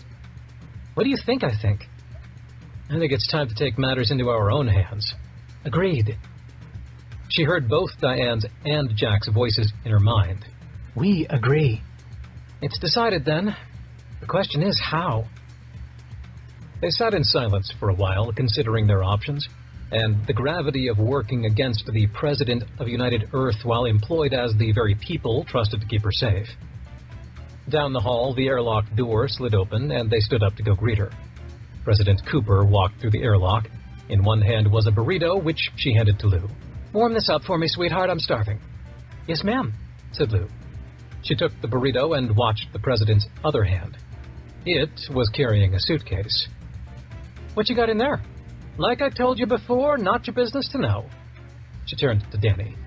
Get us back to Earth, now, before more people die at the hands of those monsters. Yes, ma'am, he said. At Lou, he thought, we'll figure out what to do on Earth. If she's got the quote-unquote juice, there's no way in hell we're letting her use it. And if we fail? He flashed a lopsided smile. Then we die trying.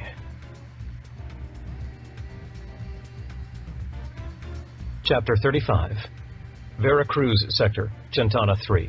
Interior. Itharan Capital City. The burning wreck of the little Corvette Legend was over half a kilometer away, and he could still feel the intense heat. Well, said Granger, I don't suppose Vestige has a spare. Well, mimicked Jasper, adding a slight edge of sarcasm, if someone hadn't turned down a Vestige fleet escort, there might have been.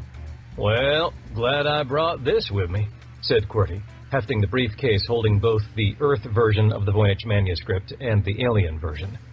Granger turned to Klalogish. I'm going to need to hitch a ride after all. I assume you're getting out too? Klalogish thumped his chest with a fist in a gesture that Granger was unsure as to the meaning of. Fleegly gosh, yes, I leave too. But for now, go with them. He pointed to the 2 other Trits standing on the ship's hatch. They will take you to the great Eru ship in the sky, Dasholin. You're not coming? Said Jasper. I have final business to attend to, young human Fliglishgash, but I soon leave as well. Tlogosh pounded his chest one more time, this time while facing the 2 other Trits, and he left, his 3 children in tow, each still happily chattering amongst themselves as if the whole affair was simply a distraction in whatever game they were playing or story they were telling themselves. Please come with us, old man, etc., said one of the Trits. Is that thing safe to fly? Said Jasper under his breath. It looks like it's being held together with tape, wire, and a whole shitload of hope. It'll be fine, said Granger, and waved them forward to follow the Trits up the lowered hatch. They buckled themselves in, at least that part was the same, though QWERTY's strap was stuck and he had to switch seats. Hold on tightly, humans. We'll fly very, very quickly, said the Trit that slid into the pilot's chair. Don't worry, we're used to it, said Granger. Dad, look. Jasper pointed out the window. Granger didn't have time to be dismayed at the term Dad, as his eyes fell on a formation of Findiri dropships and fighters that were screaming toward them. Step on it, please, said Granger. One of the Trits looked at his feet. Step? Step on what? Go! The pilot pulled on the controls, and the craft launched into the air surprisingly quickly, though Granger wished their inertial canceling technology were more developed, as his stomach nearly launched into his mouth. The ships zoomed ahead, gaining huge speed in a matter of seconds. He looked out the window. The Findiri craft were not far behind. The dropships had landed at the launch pad they'd just left, but the fighters were still trailing them. The cabin lit up with the blinding flash of a few energy bolts aimed their way. "God damn, don't you guys know any evasive maneuvers?" said Jasper. "Or, like maybe fire back at them?" The pilot responded, I've only been flying for a few 3s of 3s of 3s of diurnal cycles, young human, and my companion here is my nearly grown child. He's not much use for anything yet. Granger, Jasper, and QWERTY all eyed each other with what Granger assumed was the same emotion. Oh my God, we're really going to die, aren't we? That's it. Up. Stand up. That's right, you heard me. Granger had unbuckled his restraint and was standing over the pilot. Old man, etc., I have been charged with getting you to safety. Please go, restrained. Get your Trit ass out of the chair before I move it for you, Granger roared. The pilot's eyes went wider than tennis balls, and he jumped out of his chair and retreated back to the seat Granger had left. Okay, all ships are basically the same, muttered Granger. Thrust is here, pitch, yaw. He fiddled for a few moments with the controls to familiarize himself, and then... Okay, kids, hold on to your butts. He pressed forward on the accelerator and pushed hard to starboard, and then port, and then starboard, even as a series of energy bolts lanced out at them from the nearest Findiri fighter. Old man, etc., what are you doing to our ship? Said the pilot. Saving our asses, said Granger. He was a fighter pilot back in the day, said QWERTY helpfully. The ship made a series of evasive maneuvers that sent the little craft through loops and veers and hard brakes and lightning-quick accelerations, all to the sound of the Trits, occasionally letting loose yelps and small screams that indicated they simply were not used to such dangerous flying. And through it all, Granger was smiling. The biggest grin he could recall permitting to cross his face since he'd gotten his body back. Until he looked ahead into the distance. Well, shit. What? Said Jasper. Findiri fighters ahead, we're pinned in. He looked back at the pilot. Doesn't this thing have weapons? Of course it does. Okay, where? How do I use them? Back there. It's a dedicated targeting system requiring another individual to operate. The Trit pointed to the rear of the small craft toward another seat with its own console, controls, and window. How many times have you used it? Never. Granger shrugged. Of course you haven't. Jasper, on it, Jasper yelled, unbuckling his restraint and bolting for the targeting chair. He jumped in, strapped the restraint, powered up the console, and started grappling the controls, which, thankfully, moved the small turret on the rear of the ship. Okay, we're pulling a hard 180, but before we do, you need to take out those fighters behind us, understood? Said Granger. They're as good as dead, said Jasper. He swiveled the turrets back and forth, tracking the movements of the Findiri fighters, and fired off a few rounds. They looked like common pieces of metal, nothing fancy like the Findiri, but they did their job. The first fighter exploded in a fireball, and another lost a wing and careened down toward the ground. Great, yelled Granger. One left. Jasper laid down a stream of slugs aimed at the last fighter, but it was prepared, swerving back and forth and seemingly anticipating Jasper's every move. I can't get this one. Hurry! Granger yelled from the cockpit. These bogies ahead are almost on top of us. Trying, muttered Jasper. He squeezed off another dozen rounds to no avail. The fighter behind them suddenly exploded in a cloud of fire and debris. Nice shot, said Granger. Jasper shrugged. Wasn't me. The comm came to life. Woo-hoo, that's one! How many more you got for me, old man? Granger recognized Commander Civic's voice. Commander? What the hell are you doing down here? Saving your ass? He shrugged. Fair enough. He glanced at his tactical display and finally saw that the Defiance had Q-jumped into the space underneath Chantana 3's crust. But even as he watched, it Q-jumped away. Civic, there's an exit port 50 kilometers ahead, but we've got a squadron of Findiri fighters between us and it. Say no more. Civic's fighter soared over them and raced toward the oncoming craft. Within seconds, Granger saw why the kid's call sign was batshit. He was crazy, utterly insane. Batshit, there's at least 20 of them. Wait for us. Don't be a martyr. Don't worry, I got this. And then, Granger saw something he hadn't seen in over 30 or 14 billion years. Not since he'd watched the kid's father, Tyler Ballsy Balls, perform similar feats of jaw-dropping flying and targeting. He was a genius, a savant. My God, he's already killed half of them, and that was only his first pass, said Jasper. It's in his blood. In the words of Klalogish, he's adding to the great story, except he's making it badass. He glanced back at the pilot Trit. Speaking of which, did he get out yet? Who? Your leader, Klalogish. The Trit paused, almost as if he was hesitating. He will stay. There is no way to trigger an explosion using the gravity generators remotely. He must do it in person. He will leave in time. Fury boiled up inside him. Now wait just a damn minute. He said he was going to his own ship. He said that he would attend to business and then leave as well. No time to argue. Granger yanked back on the controls and brought the ship around. Jasper yelled, "What are you doing? I almost had one in my sights." We can't leave him. The Trit nodded solemnly. You truly are the great hero of old from the stories. But this is how it must be, old man, etc.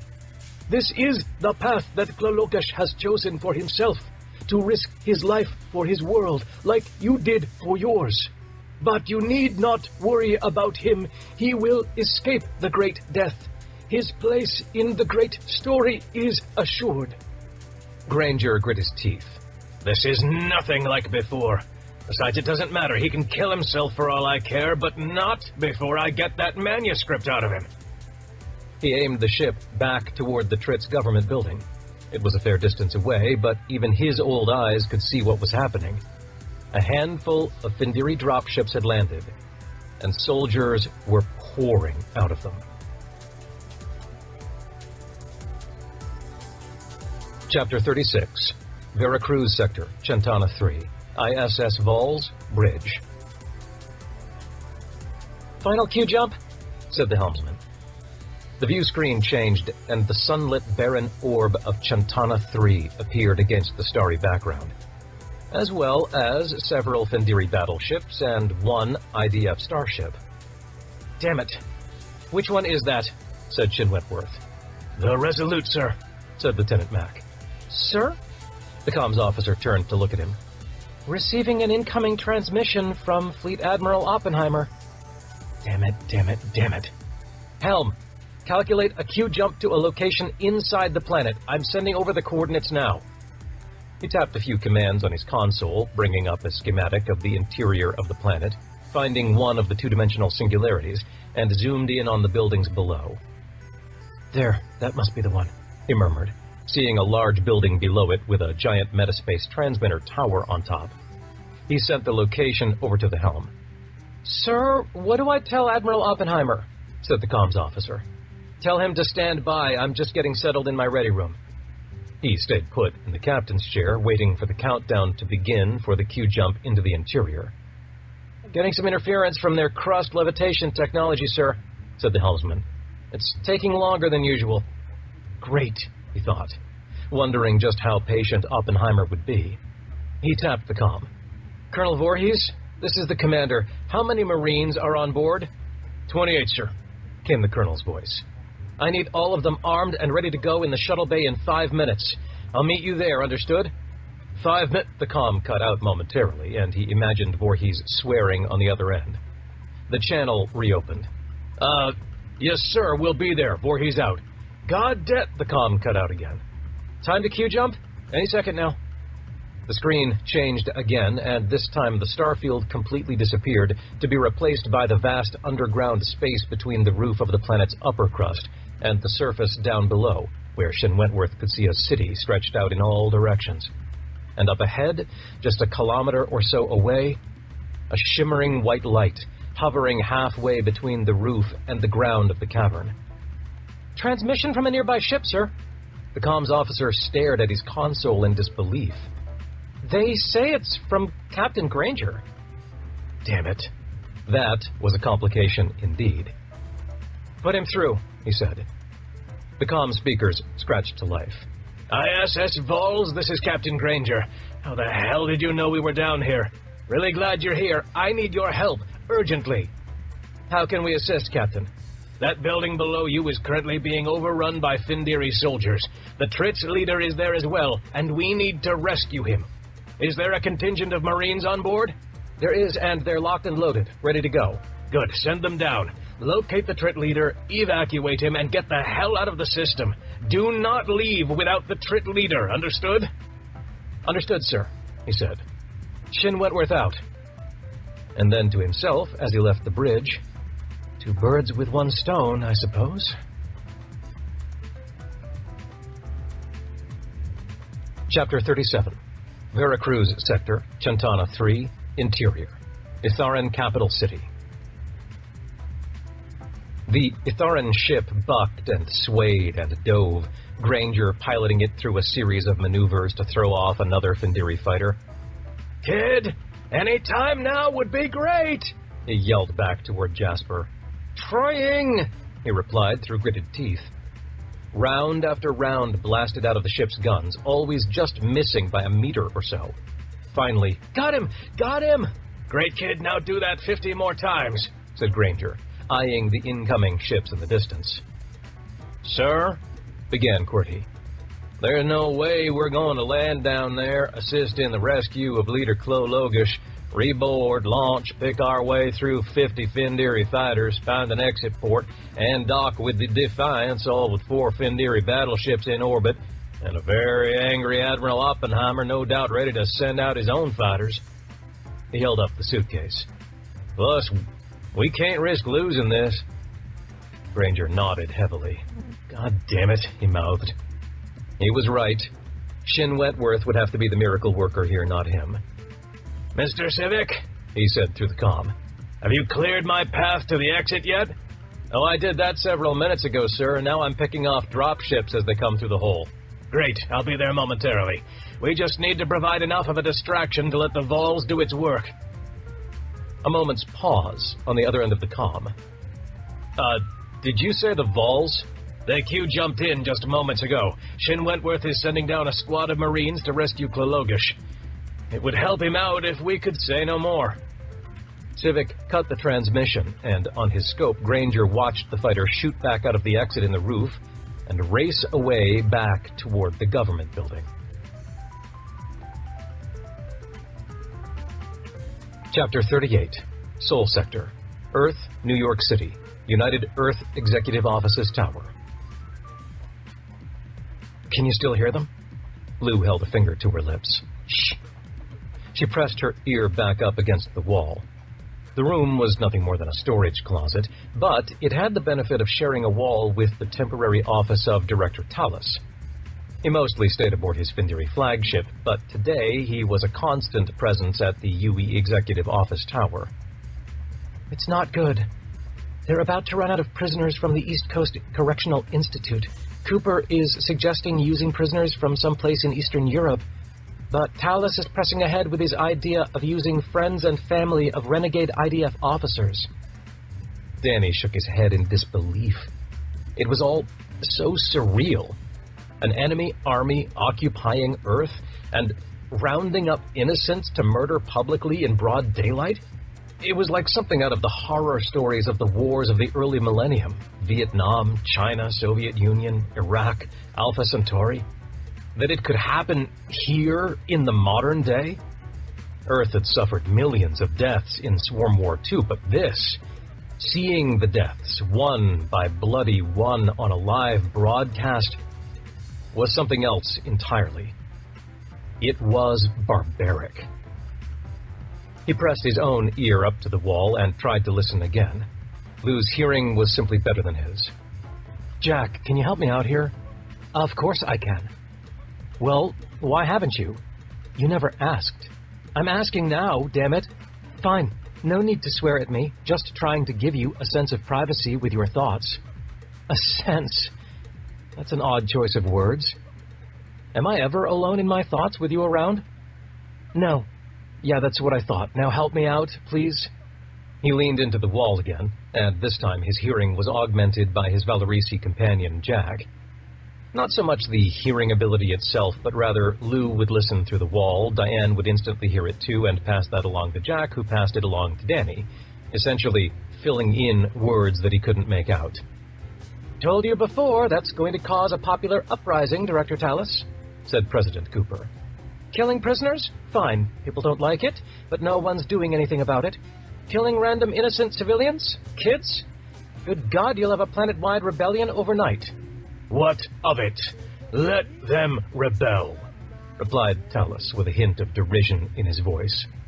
That will help us sort out the loyal from the disloyal. Eminent Director, began another voice, this one Danny recognized as Varus, whom he'd seen at the private shuttle pad, the Findiri that acted somewhat like Tallis's right-hand man, or right-hand Findiri. With respect, this is a waste of time. Our genetic blueprints in the corporeal chambers are still stable for now, and will be for many more months at least. So, your soldiers die by the dozens every day. Their genetic codes are so corrupted that they keel over and die without warning.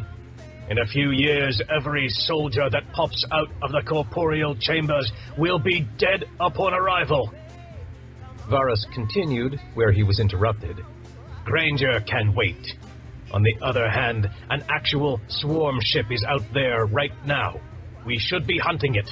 That is our purpose and destiny. A purpose Granger gave to us. You forget all too easily. And, continued Varus, whether he gave it to us or not changes nothing. Every Findiri feels it in his bones, and even if we didn't consider this, the swarm is just as much an imminent threat to us as it is to any human planet, as it is to Earth. Earth is ours now, and so a swarm threat to it is a threat to us. And with Granger captured and the corporeal chambers restored to their original function with his DNA, then the Findiri will be restored as well, and will be far more effective in hunting and destroying the swarm ship. My decision stands, Adjutant. A pause. Know your place, he added, more slowly. You are not even Findiri. Another pause. When Tallis responded, his tone was dangerous. What did you say? You're Kuyasi. You are not even Findiri. The fate of the Findiri should be up to the Findiri and not to a rogue Kuyasi. It is what I was created for. What all Kuyasi were created for, to lead the Findiri, to temper your more base instincts, and to provide you with what you lack. Vision, leadership, intelligence. So now, who is concerned about what Granger created them for? Varus's voice had a hint of mockery in it. Silence, you fool, or you will be replaced.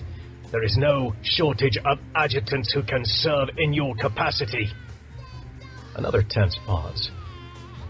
Gentlemen, began Cooper, perhaps a compromise? Send out half the Findiri fleet, aided by as many IDF ships as you require, and hunt down the swarm ship. The other half of the fleet is more than up to the task of tracking down Granger. Eventually, seeing so much death on his account, he will cave. A wise compromise, Madam President, said Varus. No, you're both fools. You, human, for thinking you can dictate anything to the hegemon of the Findiri Empire, and you, Varus, for siding with her. A human, and a woman at that. You don't have women among you? Said Cooper innocently, probably straining in an attempt to not show even a hint of offense or anger. Both Varus and Talus actually laughed. There are no women Findiri, said Talus. There are barely even male Findiri. Tell me, human, have you ever seen a Findiri's manhood? Can't say that I have, said Cooper, or that I ever will. Trust me, you won't, said Talus. That is factually incorrect, said Varus. But they're rather useless, wouldn't you say? You wouldn't need the corporeal chambers otherwise. As we were designed, said Varus. And which has no bearing on our abilities as warriors. Go ahead and think that, Adjutant. Now both of you go do your jobs. Adjutant, that line of sacrifices outside will continue moving 1 prisoner per minute, and by tomorrow morning it changes to 2 at a time instead of 1. See to it. And you, human, assist the adjutant in tracking down the friends and family of renegade IDF officers to populate that line. Leave, both of you. He heard some shuffling, indicating that the meeting was over, and Danny glanced at Lou. Cooper's in charge of tracking down innocent civilians to go kill? Question is, how gleefully is she going to do it? Lou shook her head. We're not going to give her time to be gleeful. We need to confront her. You know, Danny continued, shaking his head, she's taken to shoveling Talus's shit so much that I think I'm going to start calling her Scooper. Danny, she said, indicating the closet door with a tilt of her head. You only start making stupid jokes when you're nervous. She rested a hand on the doorknob, but stopped when her handheld chimed with an incoming message. That's Connor. Who? My friend at IDF Intel, Connor Davenport. She reached down into her pocket and fished the handheld out. Why does that name sound familiar? Because anyone who's ever had a high school history class has heard the name. Was Vice President Isaacson's body man during Swarm War II, and he became President Avery's after the war. Kept him close for 30 years. Still worked for her right up until she died at Britannia. If she died. Anyway, IDF Intel recruited him in the waning years of the last Avery administration. He was one of my mentors in the field. She read through the message. Well, how about that? Yeah? Curiel's DNA lab work came back. It's Curiel. The DNA matches exactly. Well, almost exactly. Almost? Under normal circumstances, it'd be a match, like 99% equivalence, but I asked him to go deeper. And sure enough, there are some weird things going on. Some discrepancies. Such as? Lou shrugged. His words, not mine. They're not big enough to indicate it's a different person, but it's like some of Curiel's DNA is just off by a bit. But here's another kicker. Cooper's DNA was mixed up in there too, since the sample came off of her fingernail. Connor took the liberty of running hers as well. Don't tell me. Same discrepancy? She nodded. It looks like Rice's theory is looking more and more likely. And that it's not just Cooper, but Curiel. Over half of humanity is now governed by one of three Kwiasi: Talus, President Cooper, and Speaker Curiel. Maybe we should be checking the RC, CIDR, and Caliphate leaders too, he mused. Good luck with that. I don't think you can just strut into their offices and ask for a DNA sample. But you're right. At this point, it wouldn't surprise me if at least one of them were Kwiasi as well. Danny flashed a lopsided smile. Let me guess. By the end of this thing, it'll turn out that we're all Kwiasi. She rolled her eyes and cracked the door open, pausing to listen for anyone in the hallway. There you go again. You make stupid jokes when you're nervous. Aren't you? She listened for movement in the hallway a few more moments. I am. A lot of innocent people are going to die. It seems like no matter what we do. Well, then let's go save the ones we can. They slipped out into the hallway, took a short ride up the lift, and came out into the main atrium that served as the gateway into the offices of all the executive branch members. Cooper was there, chatting with Varys in low tones. When she saw them, she said a few last words before Varys glanced in their direction, nodded once, and left. Mr. Cooper! Lou, a word?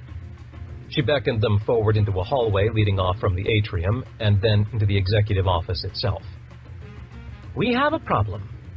She repeated back to them Talus's latest assignment. And you're reluctant to do it? Said Danny. She looked at him sharply. I beg your pardon? Honestly, ma'am, you look pretty chummy with Talus's right-hand man. And after a day of effort, you seem no closer to stopping that line. Instead, you're off getting tours of secret research facilities. What the hell is in that briefcase anyway? Careful, Mr. Proctor. Your aunt may be a celebrity, but you'll find that you're easily replaceable if you don't cool your attitude, she said, ice in her voice. And if you don't show us what's in the briefcase, we're going to tell Admiral Proctor what's going on, said Lou. And what is going on, Ms. Lou? Cooper folded her arms. Did some asking around. That weapons research facility, we know that they were involved in swarm matter research, which is banned. I can't see Proctor or Granger approving of its use in any circumstance. Cooper laughed. God save us from idealistic and earnest kids trying to fight a war by the rules. You have no idea the lengths either of them would go to save humanity. She closed the office door and then retreated to her desk, opening a drawer and reaching inside. But in this case, you're absolutely wrong. She pulled out the briefcase she'd brought back from the research station, laid it on the desk, and opened it. Go on, take a look. They both stepped forward and looked inside. Nothing more than a data pad and a small, high-tech looking gadget. What is it? Said Danny. Cooper waved them forward. Look for yourself, on the pad. Danny waved it on and accessed the only data file. It was marked Momentum Transfer. He opened it and saw the names on the subfiles. White paper, IDF Research Proposal ISR-11099, Theory, Experimental Results, Prototype Engineering, and so forth. Shovik Orion was researching the Fendiri's momentum transfer shield? They were researching momentum transfer in general, have been for years. But after the Fendiri attack, well, the scientists at the Institute sprung into high gear. Getting to see the technology in action and seeing some of the sensor data on it from our ships helped them make some pretty significant breakthroughs in just a few days. This is the result. A small desktop prototype. Not the final solution, but it's something. She closed the briefcase and set it back into the open drawer.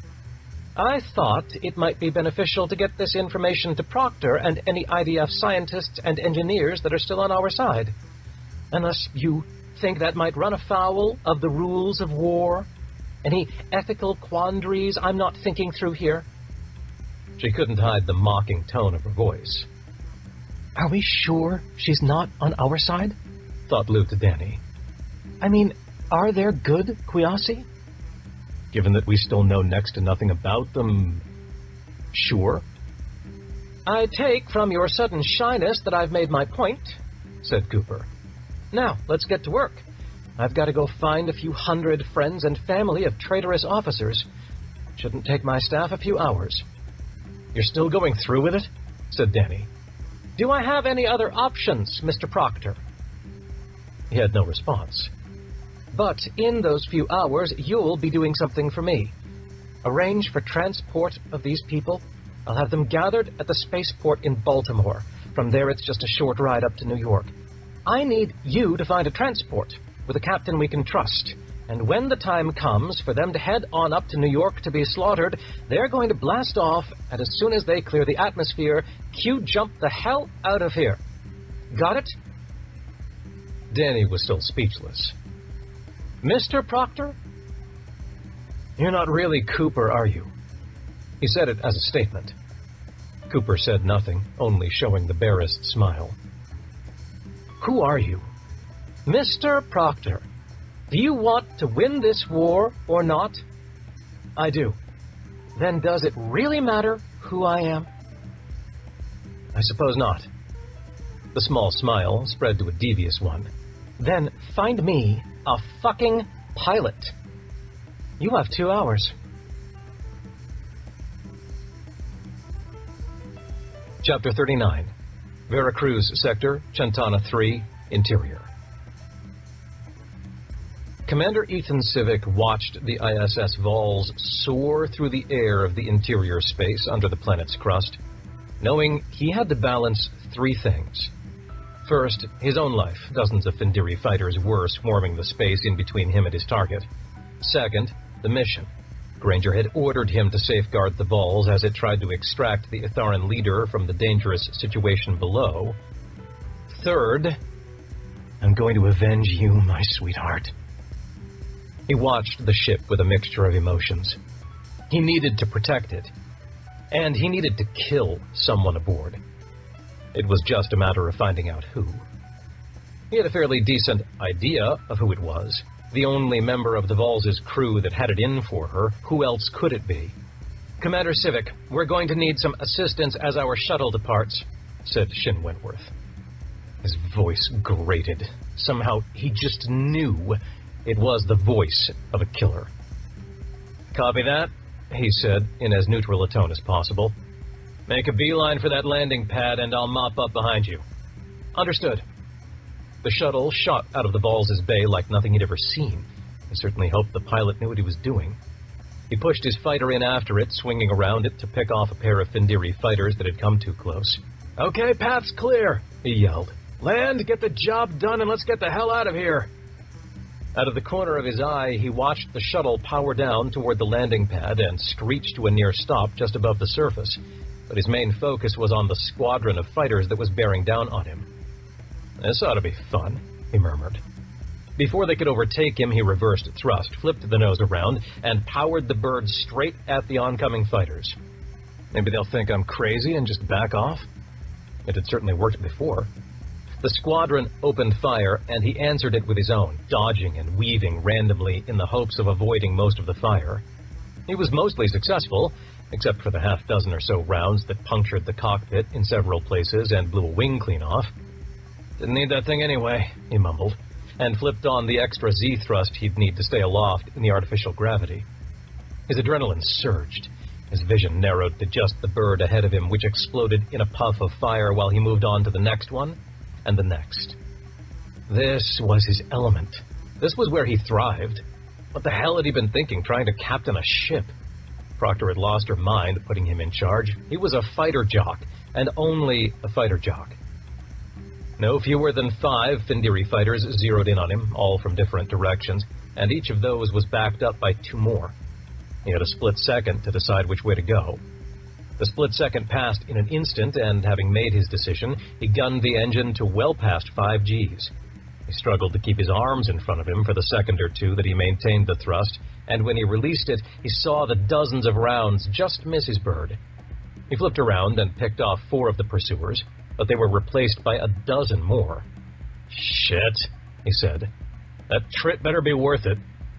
Several of the newcomer fighters exploded in massive fireballs.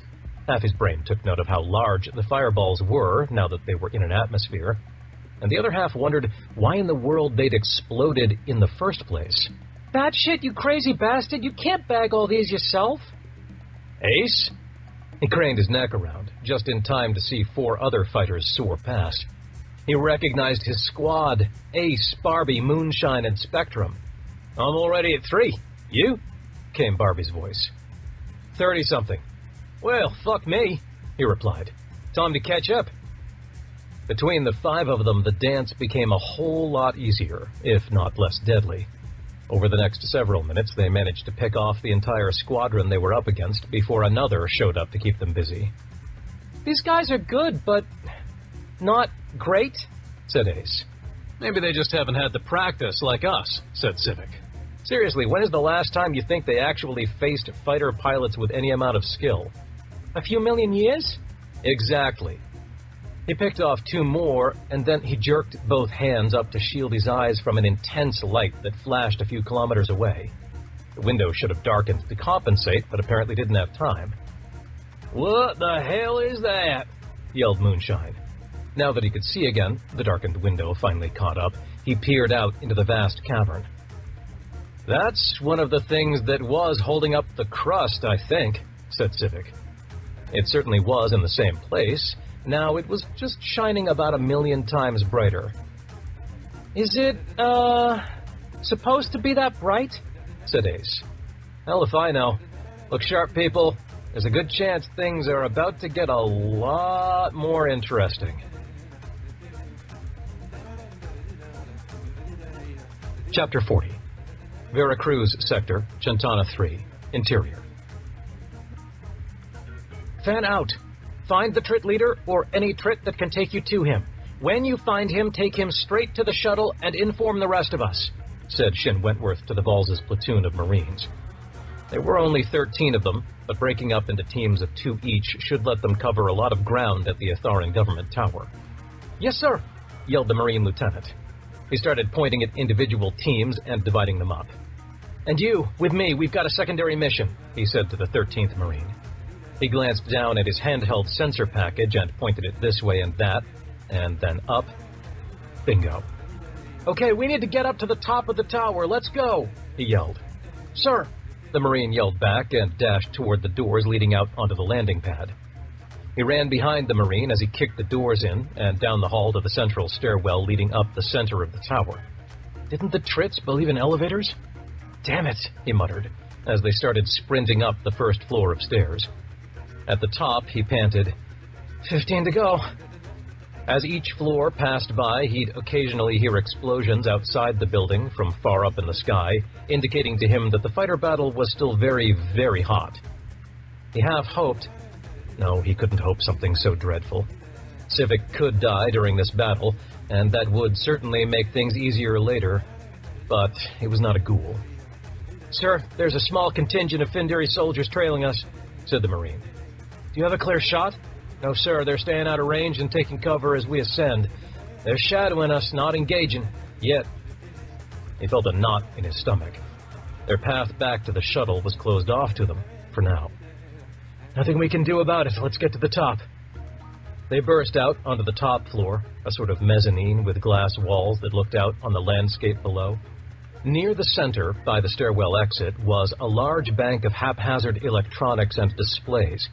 And at one near the center, "Leader Klologish, you must come with us now."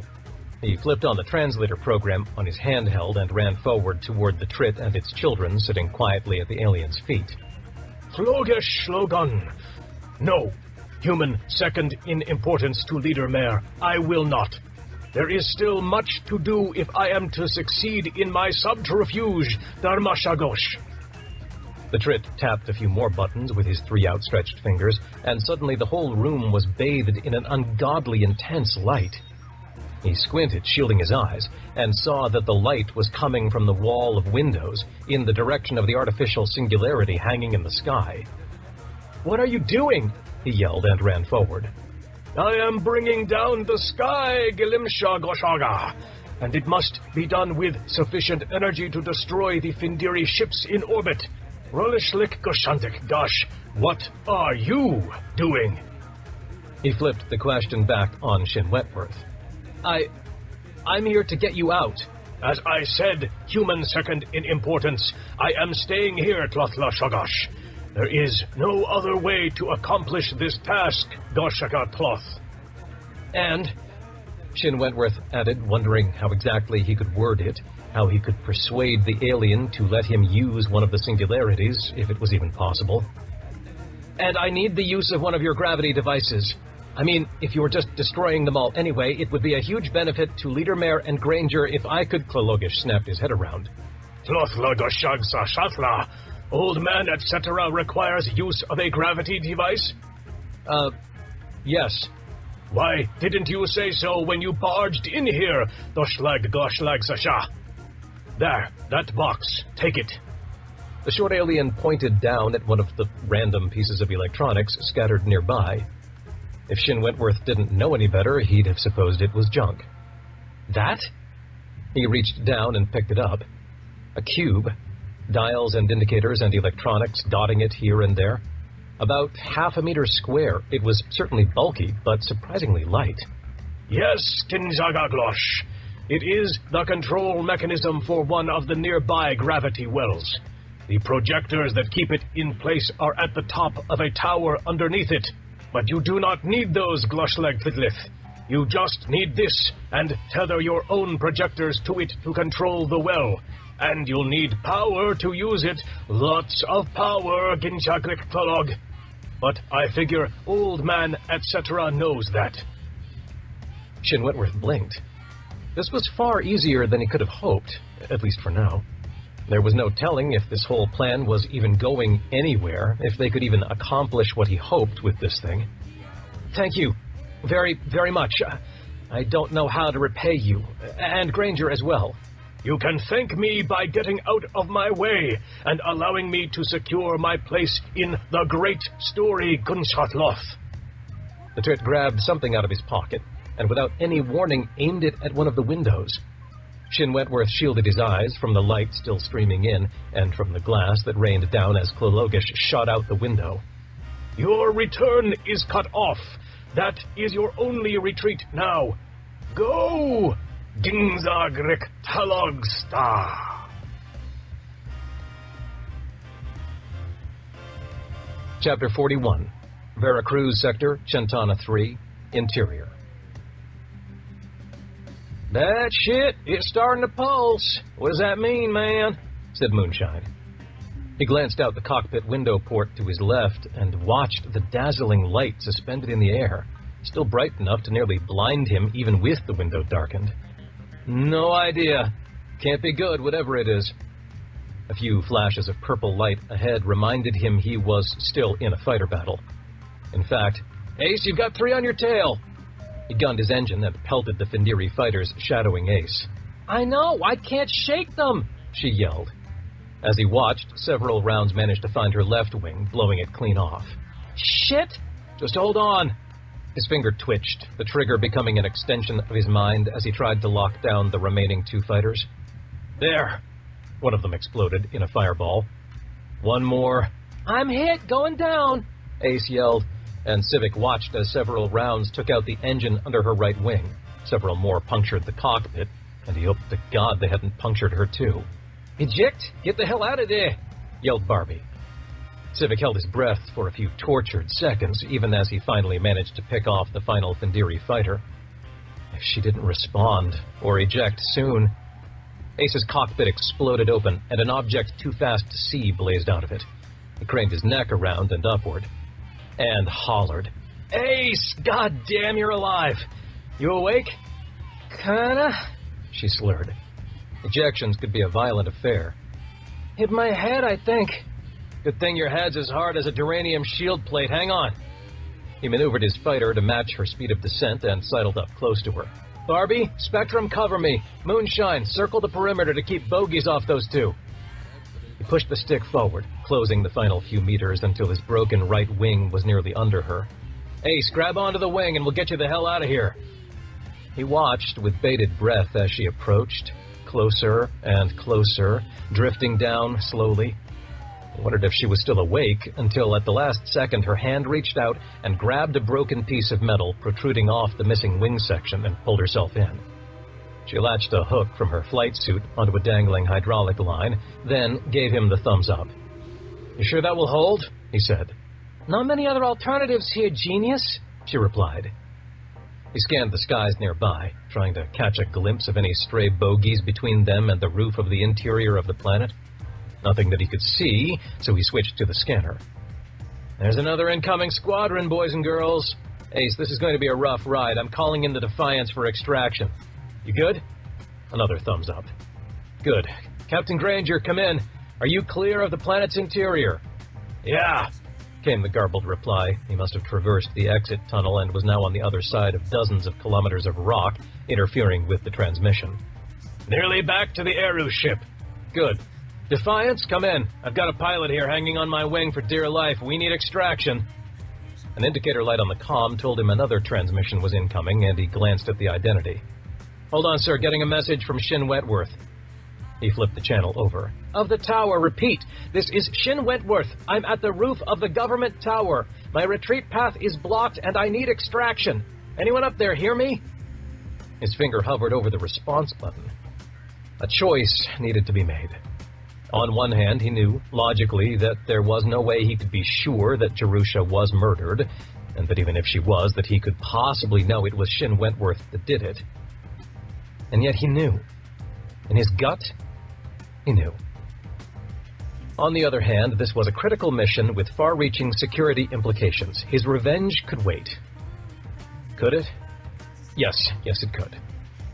Commander, this is Civic. I'll be at your location in less than 10 seconds. Look alive and grab onto anything solid. He gunned the engine, not hard enough to shake Ace loose, but fast enough that he could hear her muttered swears through his headset. Commander Civic, thank God.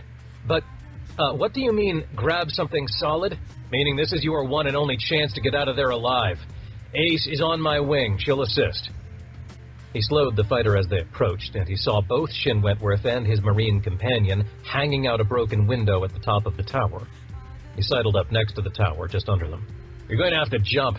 Ditch that box, Commander, or you'll never make it. The Marine jumped down, and Ace managed to catch him before he fell backward. That's a negative, Commander. The box is coming too. And before Civic could protest, he jumped, both arms wrapped around the electronic cube. He couldn't make out any detail on it, and hoped to God it was worth the bastard's life. Got him! Yelled Ace. Get us out of here! Then after a pause, slowly? Roger that. Defiance, come in. Is Granger aboard the Eru ship yet? Nearly, sir, said Rice. Then Q jump to our location and get us out of here. He pushed the bird down toward the ground. Barbie, Moonshine, and Spectrum, all on his tail, providing cover. The other Marines! Yelled Shin Wentworth. Most made it back to the shuttle. They're coming up. I see them. We'll get them safely aboard, said Civic. Barbie, Moonshine, provide escort. Spectrum, you're on us. Hurry, people. That squadron is nearly here. On his scope, he saw the Findiri squadron indeed was nearly upon them. The Marines' shuttle finally soared overhead, momentarily blocking the light from the brilliant flashing source halfway up to the ceiling, which had not only increased in intensity, but the frequency of the flashing had gone up to an almost strobe-like effect. Shin Wentworth, is, that thing posing a threat to us? A pause. Yes, it is. We need to get out of here now, came the eerily calm reply. He glanced out the window to his right and saw the three of them, Ace hooked firmly to the hydraulic line, one hand holding onto a piece of the broken wing, and the other onto the Marine, who was still dangling halfway off, and Shin Wentworth, one hand clutching the electronic cube to his chest, and the other hand gripping another jagged piece of metal jutting out from the wing. He was standing, balanced so precariously it seemed all it would take would be a quick jiggle of the flight stick. Just a brief moment of turbulence, a quick dip of the wing, to send the man flying down to his death. It would be so quick. So easy. Copy that, said Civic. And to his relief, another flash out his window indicated their relief had come. The Defiance popped into existence just seconds before the Findiri squadron came into weapons range, and the ship let loose a full spread of PDC fire in their direction. The enemy bogies scattered, attempting to reform back up and make a pass at the Defiance, but by then the shuttle bay had opened, and Civic was pushing the fighter in for an emergency hot landing. Within moments, it was over. We're in! yelled Barbie, followed a second later by confirmation from the others. Out of the corner of his eye, he saw Moonshine's fighter screech to a halt, sending red and white sparks that pelted the wall. Doris, the deck crew, was not going to be happy. Chapter 42. Veracruz Sector, Chantana 3. Itharan Shuttle. The second Trit struggled against the acceleration, but managed to hold out a shaking arm, pointing to the port window. The ship had angled a bit, aiming for the giant rotating drum of the Eru ship, and now he could clearly see Chantana 3 far, far below. Granger could just make out a collection of dots that he assumed was part of the Findiri fleet, and with them, undoubtedly, was Oppenheimer aboard the Resolute. They're going to try to take Tlalogash, you suppose? He asked. No, but he will kill them. Wait, what? Granger demanded. What the hell is going on? Leader Tlalogash deactivated the artificial gravitational field that is holding up the crust of our world. Soon it will fail entirely. We do not wish to be close when it does, but as I said, he will escape the Great Death. He'd cut their massive acceleration and were now slowing down as they approached one of the bays in the Eru ship. Granger took the chance to unstrap his restraint and press his face up against the window. Just in time to see Chantana 3 die. My God, he murmured. Giant sections of the surface seemed to fall inward, and as they did, the seams heated up to massive temperatures, indicated by a glowing network of white intersecting lines. Geysers of vaporized matter erupted off the surface, which grew in size as larger sections of the crust fell inward, creating unimaginably high pressures under the surface, which then blasted outward in world-sized explosions. The fleet of dark dots he'd seen was ripped apart by a jet of white-hot matter and debris, and the ships that weren't hit disappeared with brief flashes, Q jumping away at the last moment, Granger supposed. Hey, destroyed your whole world to take out a few Findiri ships. My God. The first Trit touched a hand to its own chest. We have other worlds, and now our part in the great story is firm. How we fought at your side against our enemies. The ship sailed past the giant bay doors of the Eru ship and began to land. The Trit added, and we will tell it until the end. Chapter 43. Sol Sector, Earth, New York City. Danny found the pilot, an old-world acquaintance from his days as an ice hauler in the San Martin system who had moved back to Earth during the Troubles there. "You sure it will pay well?" he had asked. Danny had responded, "Troy, I'm telling you, this is the President herself asking. You'll be paid enough and then some." "Just saying. I'm no freedom fighter. Just give me a paycheck and I'll keep my head down and do my business." "That's all we could ever ask," he'd replied. And now he watched the live video feed of the spaceport in Baltimore as a few hundred passengers boarded the freighter for the short flight up to New York. Except they weren't going to New York. They were escaping imminent death. On the split screen was Talus, standing in front of the United Earth Executive Office Tower.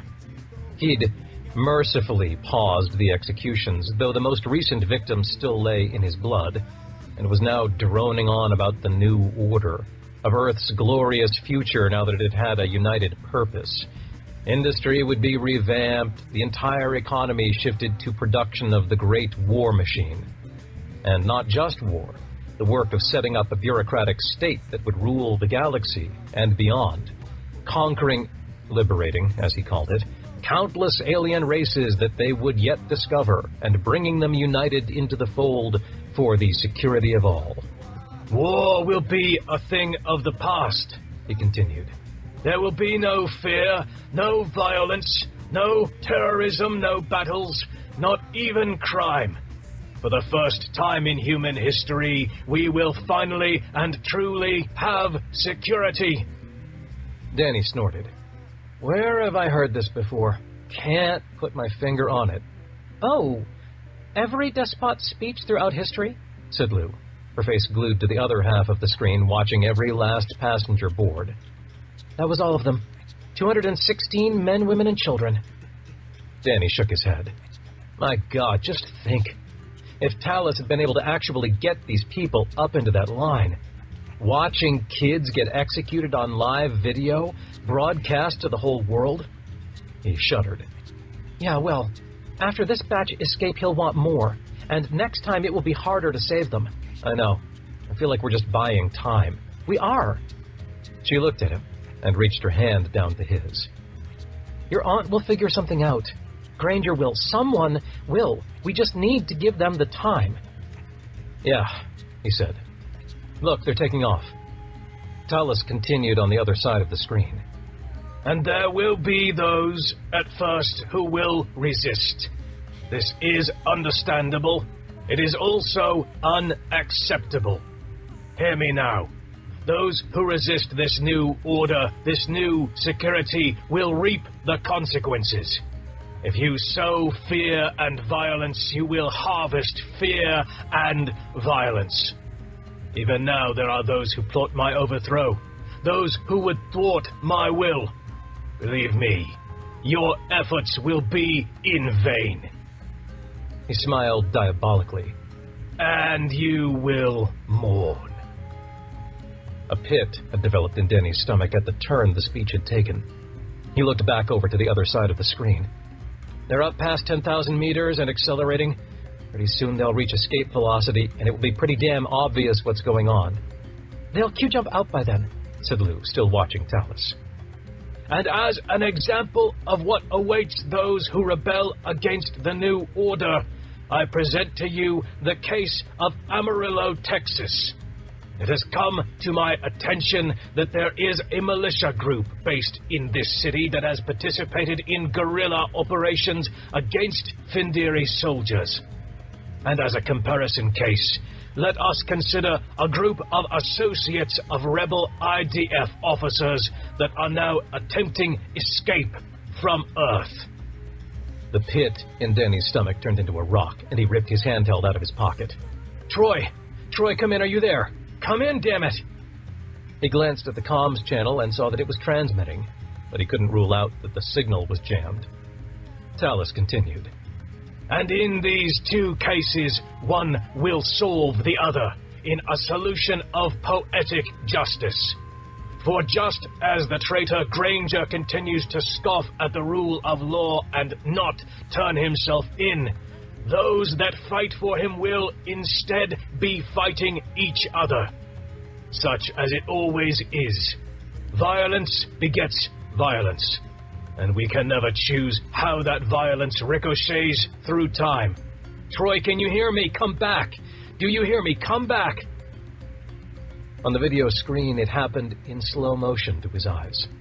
The freighter was climbing higher and higher, and then it flattened, pancaked out into a fiery blast that spread out for kilometers in a flat plain. No! He yelled. Lou fiddled with the video feed and brought up another split screen. Amarillo, she murmured. On the screen, the image of the city center, or what remained of it, loomed like a graveyard against the untouched portions of the city all around it. It was like a small nuclear bomb had gone off. Some buildings still stood, but nearly everything was squished into oblivion, a billowing mushroom cloud rising up from the circle of destruction. Danny was pounding the desk where the video screen rested so hard it nearly jolted off. 2 million people live there. Not all in the city center, but still. Lou trailed off. It took them a while to realize that Talus was still talking. This was avoidable. My fellow citizens, let us unite. Unite in the pursuit of security and greatness. And to those who will fight us, be forewarned. All civilian traffic off Earth is hereby banned without a proper permit from UE authorities. Any ship that attempts escape will suffer the same fate as that rebel freighter, and a city on Earth will be paired with the escaping ship, as befell the beautiful city of Amarillo. He turned and motioned to the Findiri soldier at the head of the dwindling line of prisoners to continue. The soldier stepped forward, and then something unexpected happened. He fell down on his face as if dead. He didn't move. From the reactions of the other Findiri soldiers, it seemed that no one was surprised or had any reason to suspect he'd been killed by a sniper. They just stood there. Talus waved at another soldier to take the executioner's place, and it obliged. 2 other soldiers stepped forward to drag the dead Findiri away, and the executions went on. What the hell happened there? Said Denny. I don't know, he just died. Lou stood up and headed toward the door. And that's our cue to leave. Talus was on to us. We need to get the hell out of here before we're next. Before she could open the door, it burst open, kicked in by a Findiri soldier. Before he could even process what was happening, Danny saw Lou twist out of the way, narrowly dodging a blast from the energy weapon the soldier had leveled down at her. And in the same motion, she grabbed him, used her swinging momentum to throw him to the floor, and as she flew away in the opposite direction, she grabbed onto the neck of the second soldier behind the first and cleanly snapped his neck with her arms. He heard another blast, this one accompanied by an odd sensation. His abdomen felt strange, and he looked down in time to see a small hole in his shirt, with blood soaking the edges. At the periphery of his attention, he heard the first soldier's neck snap after Lou sprung forward onto the fallen soldier, but by then he was already falling. In the back of his mind, he wondered how much blood he could lose before the Valerisi inside him could no longer work to fix the damage, even as his vision went starry, then blank. Chapter 44. Irigoyen Sector, San Martin, High Orbit. ISS Independence Conference Room. Shelby Proctor was no politician. Reyna, how could you? She thought. The suggestion that she had anything in common with politicians was outrageous. Wasn't it? And yet, here she was, in a room full of representatives from every single major faction of humanity. Herself, representing United Earth, or at least the portion of United Earth that hadn't sided with the Findiri. Curiel for the Galactic People's Congress, Vice Premier Wang of the Chinese Intersolar Democratic Republic, Secretary of State Fedorov for the Russian Confederation, and Imam Jalal Baran of the Caliphate's Senior Council, who claimed to represent a majority of the council members. So, you want to establish a galactic federation, or a republic, or just an alliance? It's not entirely clear to me what you're asking, Admiral Proctor, said Fedorov. That's fair, because in all honesty, I don't know what is possible or what is best. All I know is that divided, we will fall. She looked around the table at the other 4. You've seen firsthand what the Swarm did just a few months ago. All of you are old enough to remember Swarm War II. In both wars, we nearly didn't make it. We came this close. She held up 2 fingers next to each other. To being wiped out as a species both times. Ladies and gentlemen, I beg you, we need to finally come together. And not just us, but the other alien races we are in contact with. Dhalmasi, said Wang. You want us to enter into a governing structure with the Dhalmasi. They nearly destroyed our capital world 2 months ago. They weren't in a right state of mind. The Dhalmasi brain's reaction to the metaspace waves generated by Granger's Golgothic ship were far more intense and violent than ours. Remember, they arrived in force at the Battle of Penumbra, and even helped at Bern just a few days ago. You might not like them, but they are, believe it or not, on our side against the Swarm and the Findiri. Admiral Proctor, began Imam Baran, how can we trust that any of these races share our values? Democracy, independence, freedom of thought, freedom of worship. A commitment to the civil covenant, the rule of law. The Eru, we don't know the first thing about them. The Itharans, same, though a shade more than the Eru. Dhalmasi, I agree with my CIDR colleague. It is not apparent at all to me that the Dhalmasi share our values. She drummed her fingers on the table. She was used to sitting at a conference table, hearing all the arguments for and against a position, and then making the decision, expecting everyone else to follow it. It was like herding cats. Democracy was messy, she supposed, and necessary. I understand all your concerns, and honestly, that is all for you politicians and diplomats to figure out later. But for now, I want to put in place the framework, the basic structure. Details can come later. And whom do you propose lead this new organization of states? Said Curiel, finally breaking his silence. She'd been in contact with Danny just hours earlier and knew his and Rice's theory about Cooper and Curiel. Was he who he said he was? If not, then who the hell was he? But no matter who he was, he represented the entire Galactic People's Congress, not to mention the most powerful corporation in history. Again, that is a decision for a later date, she replied. I disagree, he said coolly. Wang snorted. I suppose you think it should be you. Your arrogance is legendary, Mr. Speaker, and now I see why. Curiel held up his hands innocently. I've said nothing about wanting to lead the organization myself, but I think we, as representatives of humanity, should have this discussion first amongst ourselves, before we go out and promise the farm to the Dulmossi. We need to decide, here, now, are we going to be content with a Dulmossi leader? A Skura leader? Eru? Trit? For God's sake, they can hardly build a starship without utility tape, and you want them to lead a galactic government? Proctor sighed and took a deep breath. Mr. Speaker, I'm sure there are parties in the UE that can't stand the idea of President Cooper in the executive office. Tough shit, it's democracy. In a few years, they'll get a chance to replace her. You. She turned to Wang. Your party has dominated CIDR politics for over 200 years, yet inside the party you held elections and you won the vice premiership by the barest of margins. Are you illegitimate? Democracy is messy, my friends, yet it is, in some form or another, the system that each of our governments and people have chosen. Led by a Trit? Sure, why the hell not, if the majority of sentient beings in the nation picked her? The room was silent for a moment. Nation, said Fedorov. That's the first time you've come out and said it. You want to dissolve our nations and form a new pan-cultural, pan-racial, pan-galactic nation. I'm afraid my concerns align with my colleagues. How can we be sure that the alien races share our values? The people of the Russian Confederation will not have their lives dictated by an alien that knows nothing about us. I'm not proposing that, Mr. Secretary. There is room here for some form of federalism.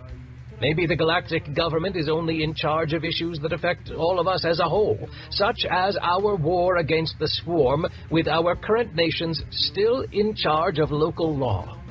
Perhaps something more robust, that ensures individual rights across all worlds equally, but allows for local interpretation and implementation of those laws? I don't know. You're the politicians. I'm just an old soldier trying her hardest to save our people from imminent destruction, the only way that is left to me. Her words had shamed them into silence. At the mention of her service to humanity, which they all were very familiar with, she having saved all their worlds multiple times, they seemed to be at a loss for words. Curiel broke the silence. The Admiral is right.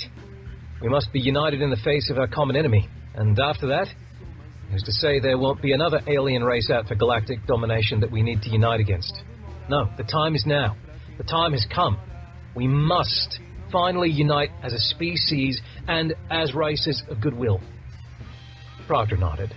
Thank you, Mr. Speaker.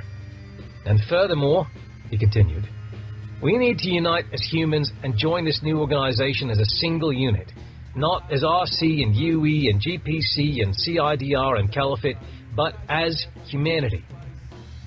That comment was less well received by the other three. It simply won't work otherwise, he said. Think about it. President Wang of the New Galactic Republic rallies the fleets for a defense against a new swarm offensive. Worlds hang in the balance. We need every ship we can get. Except President Dipshit of United Earth thinks that Rivadiva needs 10 starships for orbital defense, and New Dublin needs 8, and so forth. And by the time President Wang meets the swarm in battle, he's got nothing because he was undercut by the other leaders. No, we need one central, strong, unified leadership, or this simply will not work. He leaned back in his chair and folded his arms, his point made. And it was a good point. If the entire purpose of this is our common defense against powerful alien enemies, then I believe Speaker Curiel is right. There can be no half measures here. We're either all in or all out and scattered to the wind. She lowered her voice. Which, ladies and gentlemen, we surely will be if we do not finally unite. More silence. Then who will it be? Said Wang. Curiel looked at Imam Baran. Interesting, she thought. The Imam cleared his throat as if with a prepared statement. I nominate Speaker Curiel of the Galactic People's Congress to be humanity's representative and leader in whatever galactic government that comes from these efforts. Proctor closed her eyes and pursed her lips, trying very hard not to swear. If there was one person she did not want as humanity's leader in the new government, it was the being acting like Curiel. She directed her thoughts inward. Did those two arrange that beforehand? Without a doubt, came her companion's reply. Could you not tell from their body language, their faces, the subtle tones in the Imam's words? We have learned much about humans the past few weeks, and this one was unmistakable. Very well, said Proctor. Vice Premier Wang, Russian Confederation President Sidorov. His presidency has been competent, and he has made CIDR-RC relations the highest priority of his administration.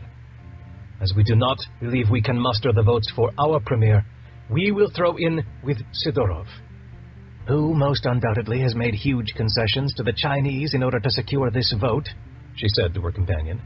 That is also true. This statement was also prepared ahead of time. Can you not tell? Oh, I can tell.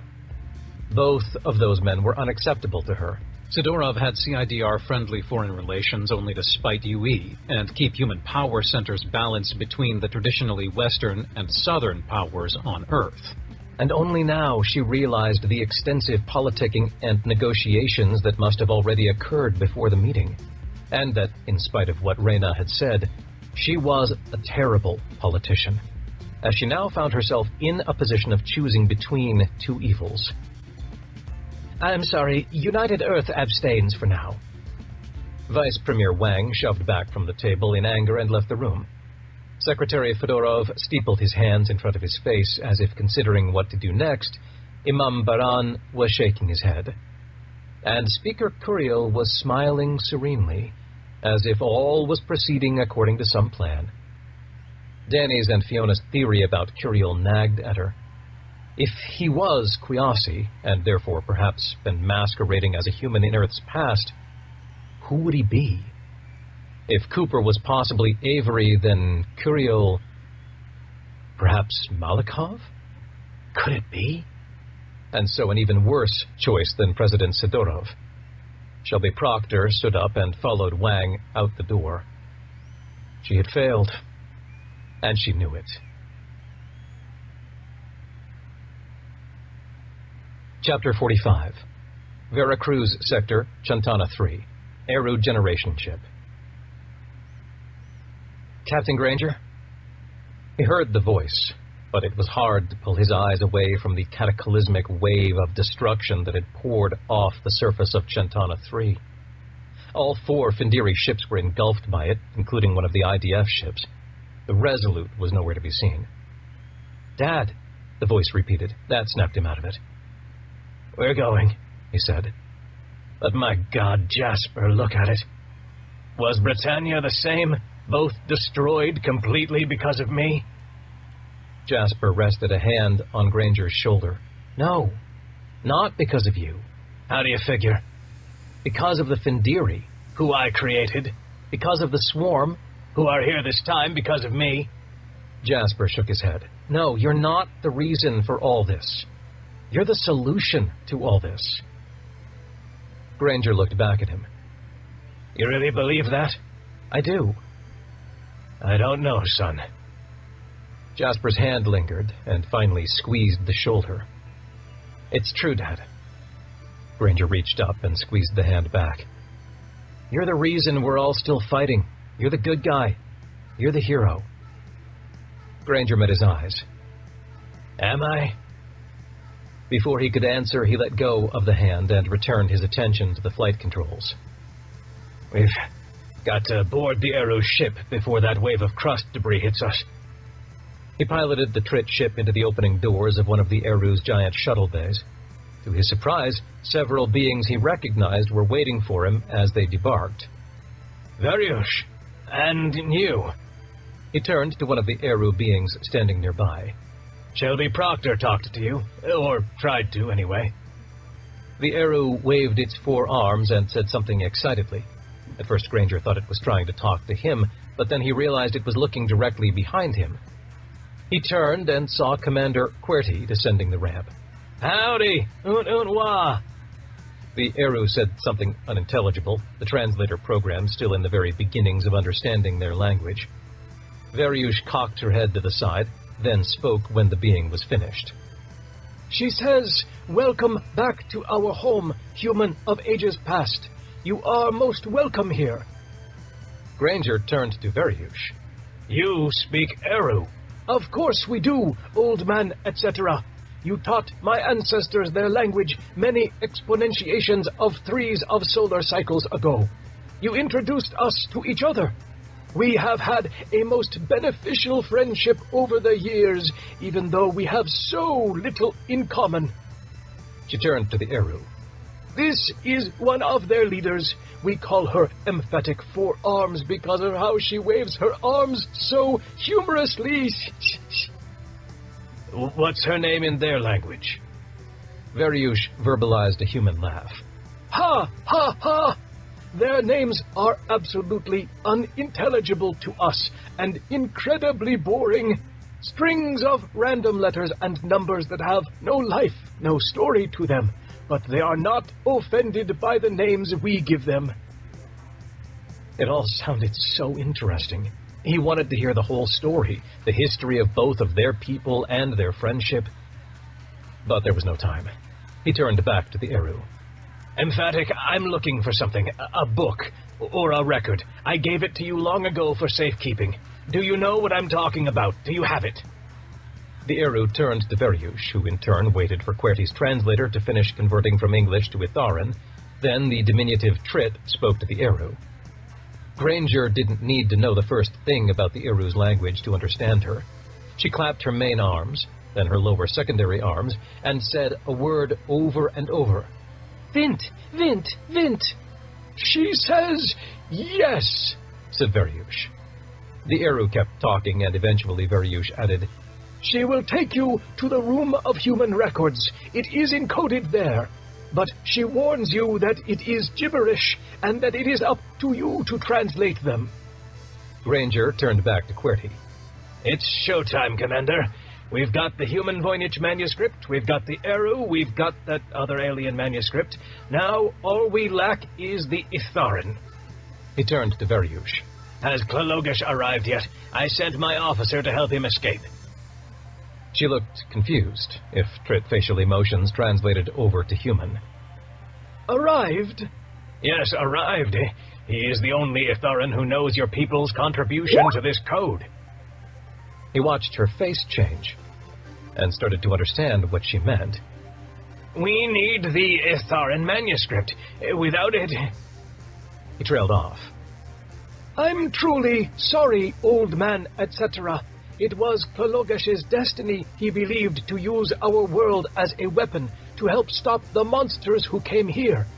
He needed to be down there to assure its completion." Assure its completion. The words sounded so cold and sanitary for the magnitude of the loss. Klologish was dead, his children dead, and with him the Itharan manuscript. He turned to one of the Trit pilots. "I thought you said he escaped the Great Death."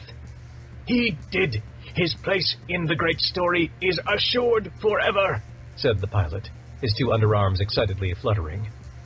"But he's dead." said Granger. But is he, though? Replied the pilot. Death is forgetting. He will never be forgotten. Did he not give you the message before the end? Said Veriush innocently. No! He pounded the piston, holding the hatch open. God damn it, no! He took out his handheld and opened the comm. Commander Shin Wentworth, I gave you a mission. Did you complete that mission? After a few moments' pause, the commander responded. Sorry, sir, he refused to come. And at the end, there was no time to force him to come with us. Truly sorry, sir. He felt dead inside. All that work, all the sacrifices, everything, all for nothing, now that Klalogish was dead. Very well, Commander. Get the Defiance out of here. Rendezvous with us at... He glanced at Veriush. We need to get out of here. Where are we going? She said something to the Eru, and she responded. Veriush turned back to him. She says it is up to you for now. Great. Shin Wentworth, rendezvous at... How about Paradiso, sir? He was caught off guard. Excuse me? It's the perfect place for now. We can Q-jump in behind the shadow of Paradiso's moon. The EM field surrounding it should shield us from detection. Plus, there should be a healthy representation of IDF, CIDR, RC, and Findiri ships there, all assisting in the disaster response.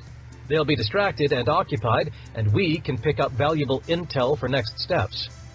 I was going to say the Britannia debris field. The man had the audacity to cut him off again. He wasn't sure whether to be annoyed or impressed with the man's chutzpah. Inadvisable, sir. By now, Oppenheimer and the Findiri will undoubtedly know it's a rendezvous point for our side, and we'll be watching it like a hawk. Too dangerous. He had some fair points, Granger nodded. Fine. Rendezvous at Paradiso. Granger out. Commander QWERTY had come up behind him, studying his handheld. Sir, some bad news out of Earth, and also from Admiral Proctor. Oh, God, what now? He braced himself and turned. Yes? The Admiral says she has failed in her efforts to form an alliance between human nations in preparation for the attempts to form one with the alien races. Additionally, she has lost track of the swarm ship. And? QWERTY sighed and closed his eyes as if he didn't even want to say it.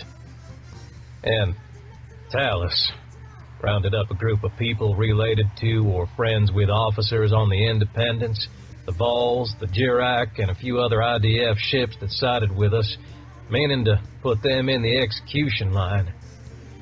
They tried to escape and, well, he couldn't continue, and instead showed Granger the handheld. He took it and read out loud. All 216 passengers presumed dead, and at least 53,000 dead or unaccounted for in Amarillo. Granger closed the handheld, dropped it on the floor, and walked toward the shuttle bay exit. Jasper ran after him. Dad, wait! Don't fucking call me Dad! Just wait! Vestige, I've told you, at Vestige we have a whole little fleet just waiting for you. Diaz said it's yours, and I don't want a fucking fleet. I want people to fucking stop dying for me. Got it, kid? He paused at the shuttle bay doors. Maybe Oppenheimer was right after all. Maybe we should have just rolled over and sided with them. You're wrong, said Jasper. Am I? Probably. Been wrong about a lot, apparently. He opened the doors on his way to... He didn't care, just away. Face it, kid, it's over. Go back to Vestige and take your precious ragtag fleet and get the hell out while you still can.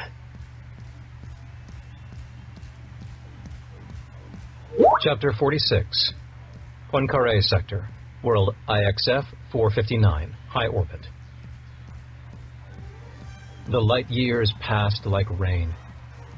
What an odd comparison, they thought. They, him, all of him. Decker, and the entire host of the Valerisi in one. What made him think of rain? He remembered, as a child, looking out of the family cabin on the northern tip of Vancouver Island as the winter storms howled in from the Pacific.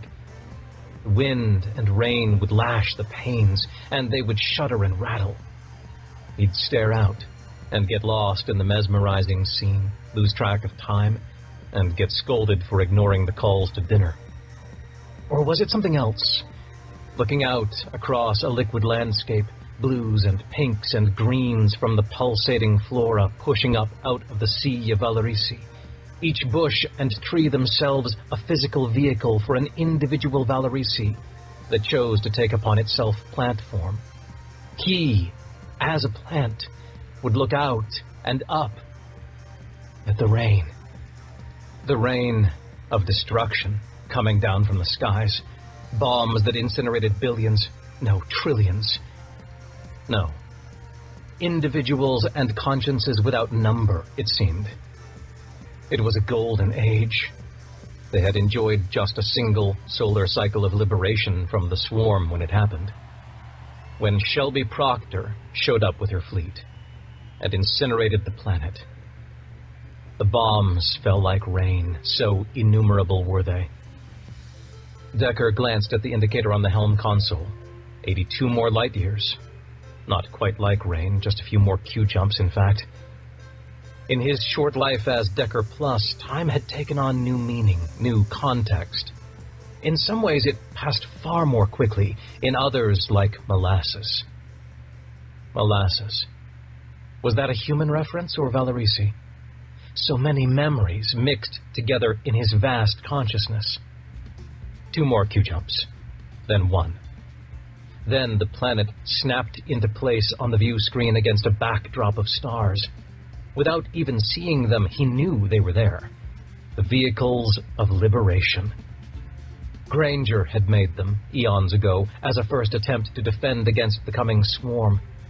Somehow, they remembered that as if it were last week. But Granger's attempt failed, the fruits of the labor forgotten. Until this moment. Now, they were vehicles of liberation. And they could feel them somehow through metaspace, through the ligature. They, as robotic, electronic beings, had no conscience and could never have been connected to the ligature. But metaspace was just a physical field, mediated by waves and particles in duality, just like everything else in nature. So, in a sense, the robotic sentinels were the most natural thing in the world. Everything was natural, because it existed. The skyscrapers on Earth, they exist, natural. A natural habitat of Homo sapiens. The Skiora generation ships, natural, a habitat of the species that Granger, once upon a time, had co-opted and forced along an evolutionary path that would result in a species of utmost use to him and his goals. Granger, natural. A unit of the Homo sapiens species, granted extraordinarily long life by them, the Valerisi. The Valerisi, natural. What were their origins? Not even they knew. It was out of memory and time. And yet, they existed. And since they existed, they were natural. The swarm? Decker shuddered. Even as he did, he wasn't sure if it was the human part or the host of Valerisi in him that shuddered.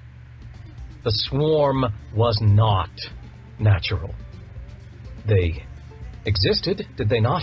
And so, therefore, weren't they natural? It was a debate that had raged among the host of the Valerisi for many months in the pool on Kyoto 3. A debate that was eventually settled. They were definitely not natural. They came from a different universe, a different reality, a different nature.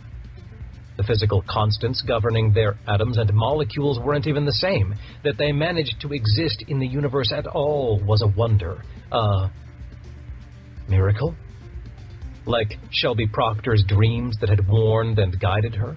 That used the death ramblings of a dying sibling from decades earlier to help defeat the swarm-controlled huntsman? Miracles weren't natural either. And yet, they existed? Maybe, maybe not. That's what made them miracles, he supposed. The uncertainty. but the swarm. From a different reality, and therefore not natural, and therefore needed to be removed from nature, from reality. They needed to become unreal again. And as Decker reached out through the ligature and felt the sleeping host of electronic consciences below the surface, they knew that this was the moment and the method of the swarm's final extermination. Their unmaking. But there's not enough of them yet. There's hundreds. We need millions. They paused in thought. They need stimuli. A reason to churn out more of them. Millions more of them. He spoke the words out loud, though he could have thought them at the crew manning the small bridge with him. He went on. Granger and his team stumbling through here a few days ago was enough to wake them, but not enough to stimulate their automated manufacturing base. We need something big. Something that will make them say, "Oh shit, time to wake up and fight." He twiddled his thumbs, knowing the answer, but almost fearing the result. What if something went wrong? They, Decker Valerisi, knew more than any being alive, could think and reason and model and predict with more accuracy than any living thing. Naturally. And yet, there was still a sliver of uncertainty. Could he risk the future of the universe without absolute certainty? There was not a single quantum transition in reality that was without uncertainty, and so yes, he could. Helm, put us into a low orbit. And with the order given, they closed his eyes and reached out through metaspace, searching, feeling, and found them, and summoned them. Here we are, all of us. Come get us. He opened his eyes, and he could feel it. The swarm, the last, final swarm ship in all of existence was coming. And he was the bait.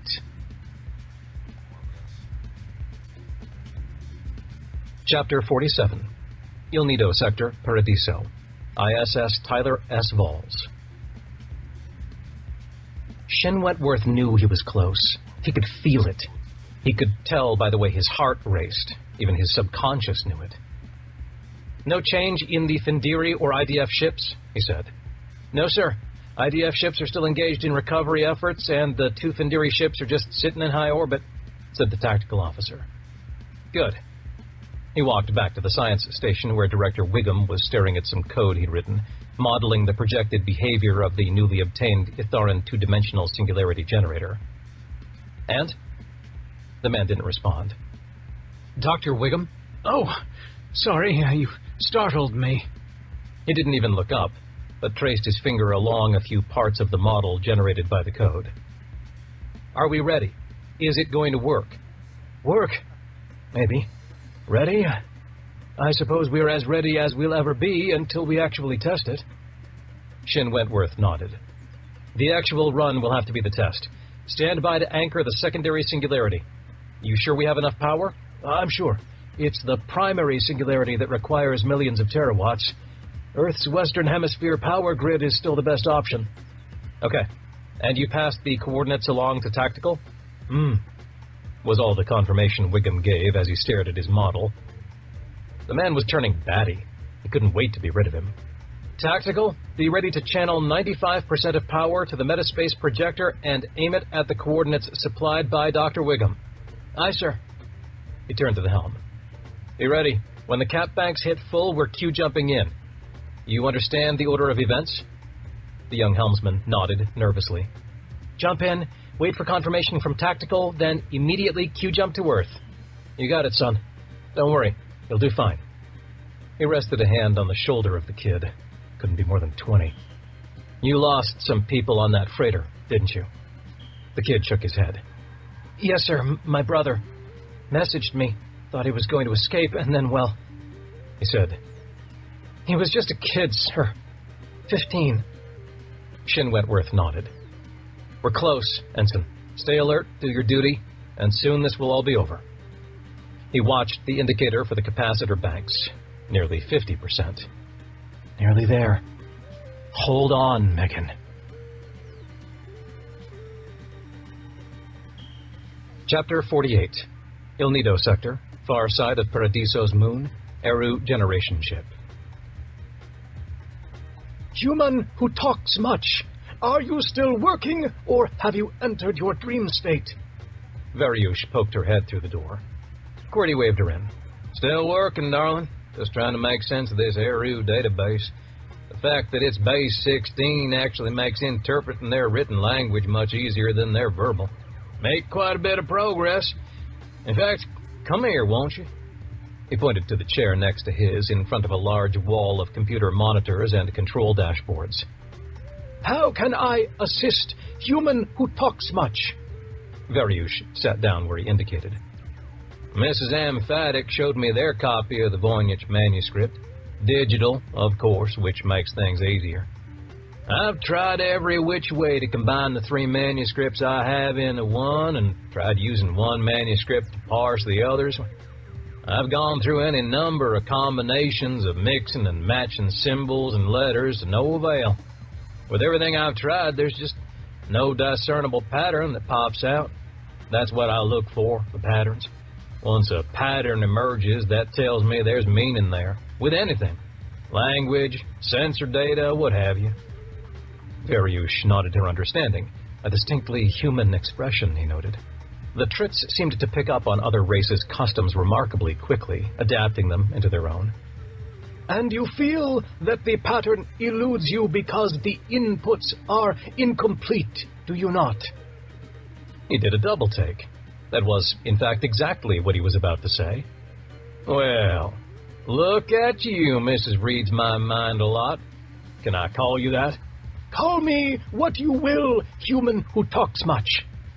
He snorted a quick laugh and went on. See, the translation program and database that I and the IDF translation team built up for the Trits, that's you, by the way, is incomplete.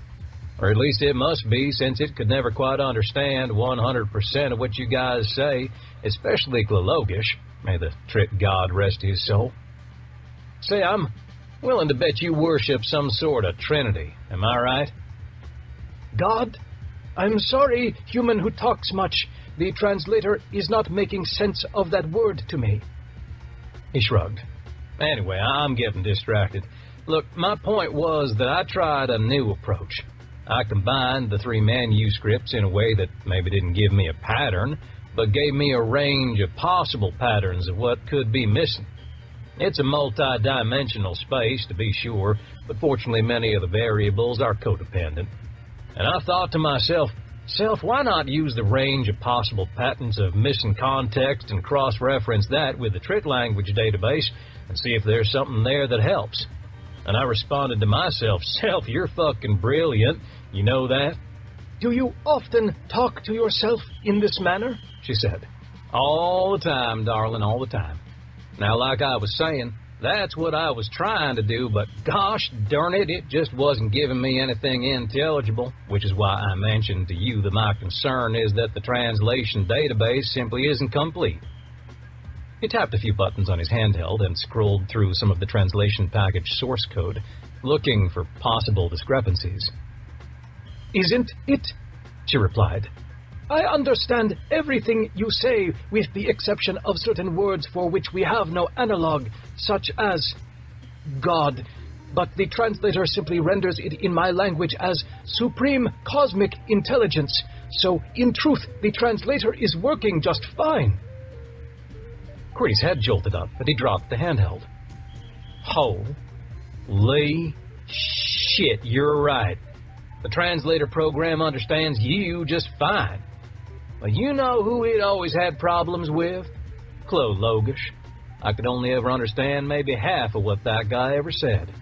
You and me both, she said. You're shitting me. The look on her face was priceless. Human who talks much, I would never, ever consider taking the action you describe. Defecating on another... No, it's just an expression. But you can't understand half his words either? That just took my hypothesis into theory territory. Maybe Klalogish was the key, but not in the way we thought. You said he was the keeper of certain knowledge that had been passed down from leader to leader ever since Granger was among you a long time ago, correct? Correct. But he never passed this knowledge on to you? Correct. He knew the time had come to use the knowledge rather than pass it along. He was insistent that he would be the final caretaker of what Granger gave to us long ago. And then he died, willingly, without passing it along. Seems odd, don't you think? Here's what I think. He did pass it along. He picked up his handheld and scrolled through old recordings the device had taken of conversations with the Trit leader. He listened to several minutes' worth. What are you doing, human who talks much? The conversations you are listening to have nothing to do with the hidden knowledge. Except they do. Listen. Notice anything odd? She listened to the playback of Klolokish. Okay, now I'm going to fast forward to a few minutes later, he said, and played the recording. She continued to listen. He repeated himself. The same gibberish again in the same order as before, interspersed with the actual words he was saying. I never noticed the pattern before. I always thought it was a verbal tic. Like how I've noticed many humans make the sound, a lot. Quirty grabbed the file of the recording, entered a few lines of code, and parsed through the lines, sending the entire collected lines of gibberish to the translation software. Okay, this is what he says when it's all put together.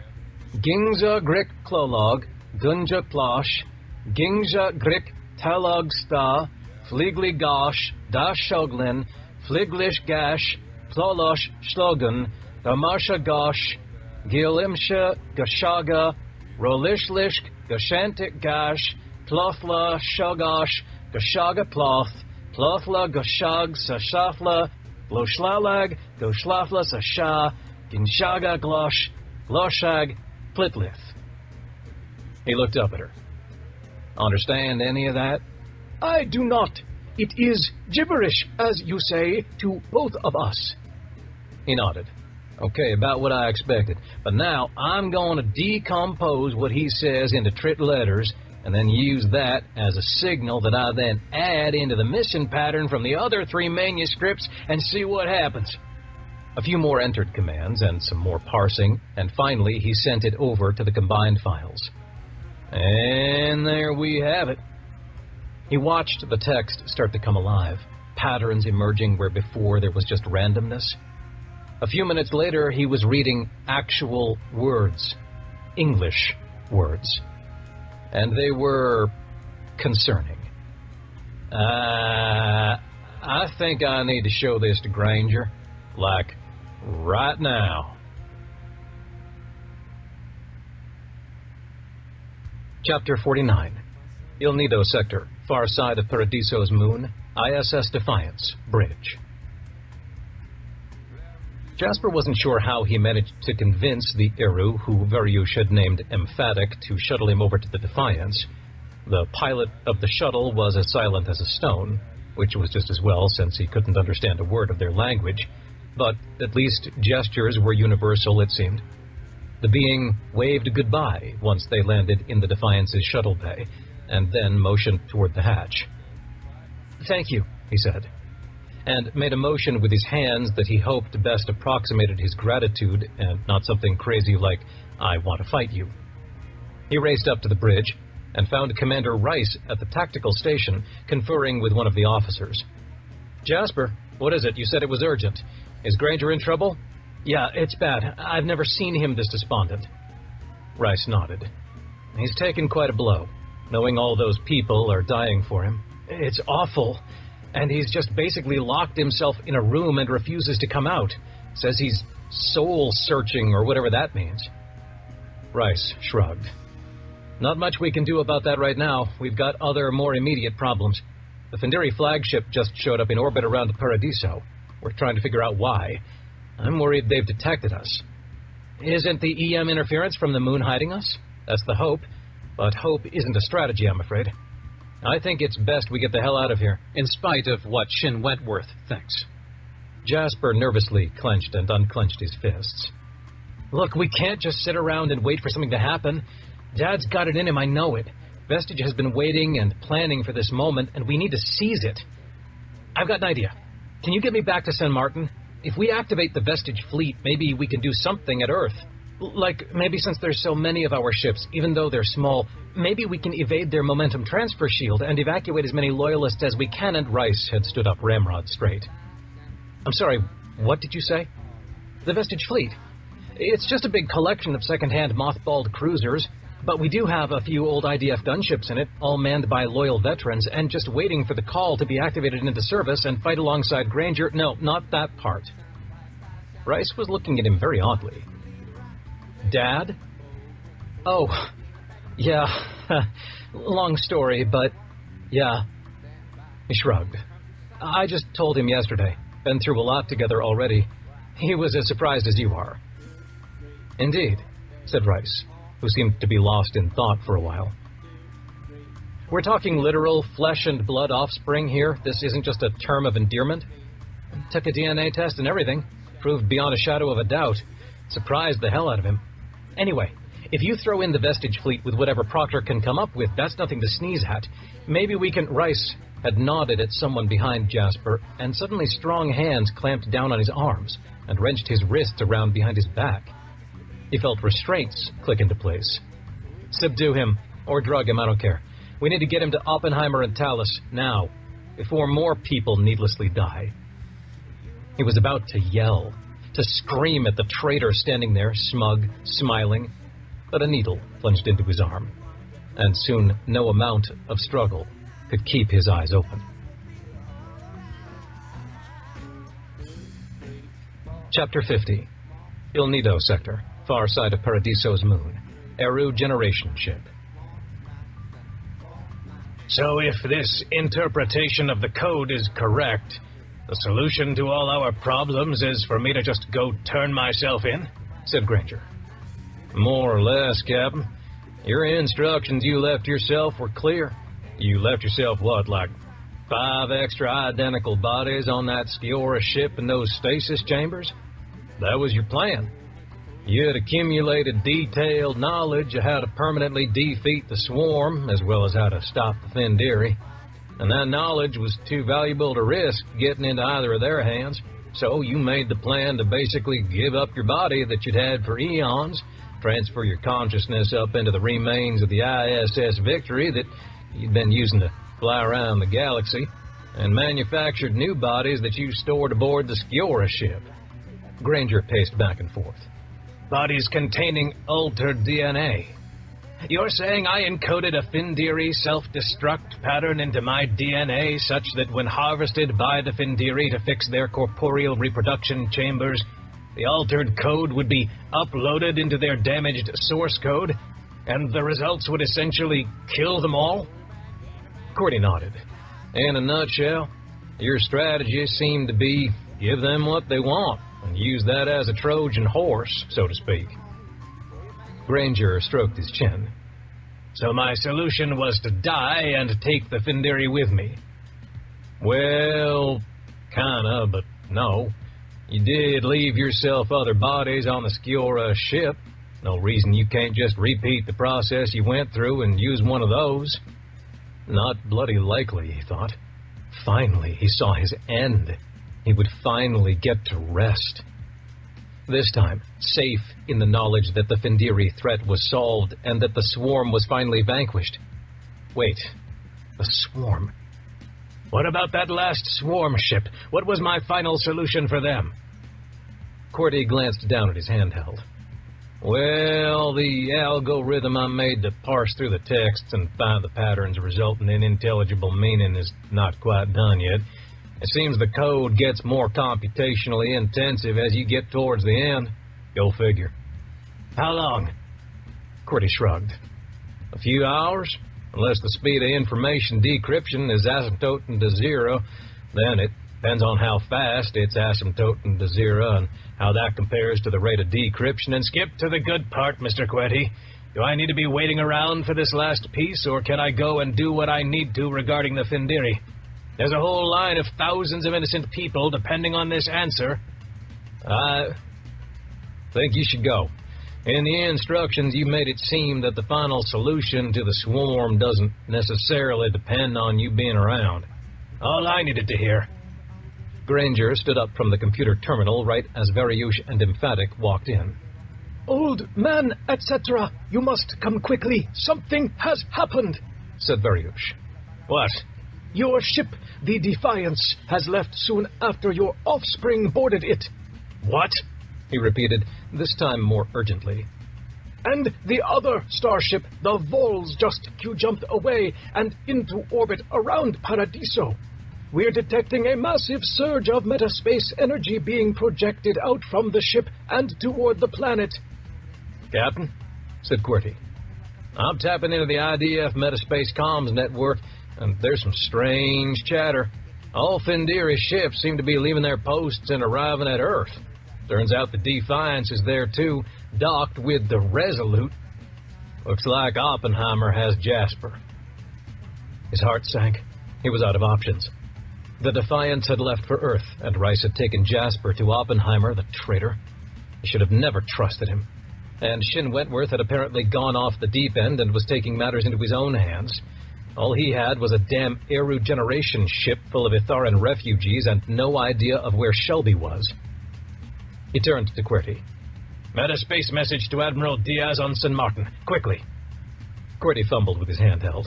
Okay, I think I've piggybacked onto the Eru Metaspace projector. Good. Message as follows. Joaquin, it's Granger. You were right. Jasper was right. I'm ready for my goddamn fleet. He thought through what had just happened, the possibilities before him. There was really only one. Have them meet me at Earth. Talos has taken Jasper, and I think I know what he's trying to do, and how to stop him. Chapter 51.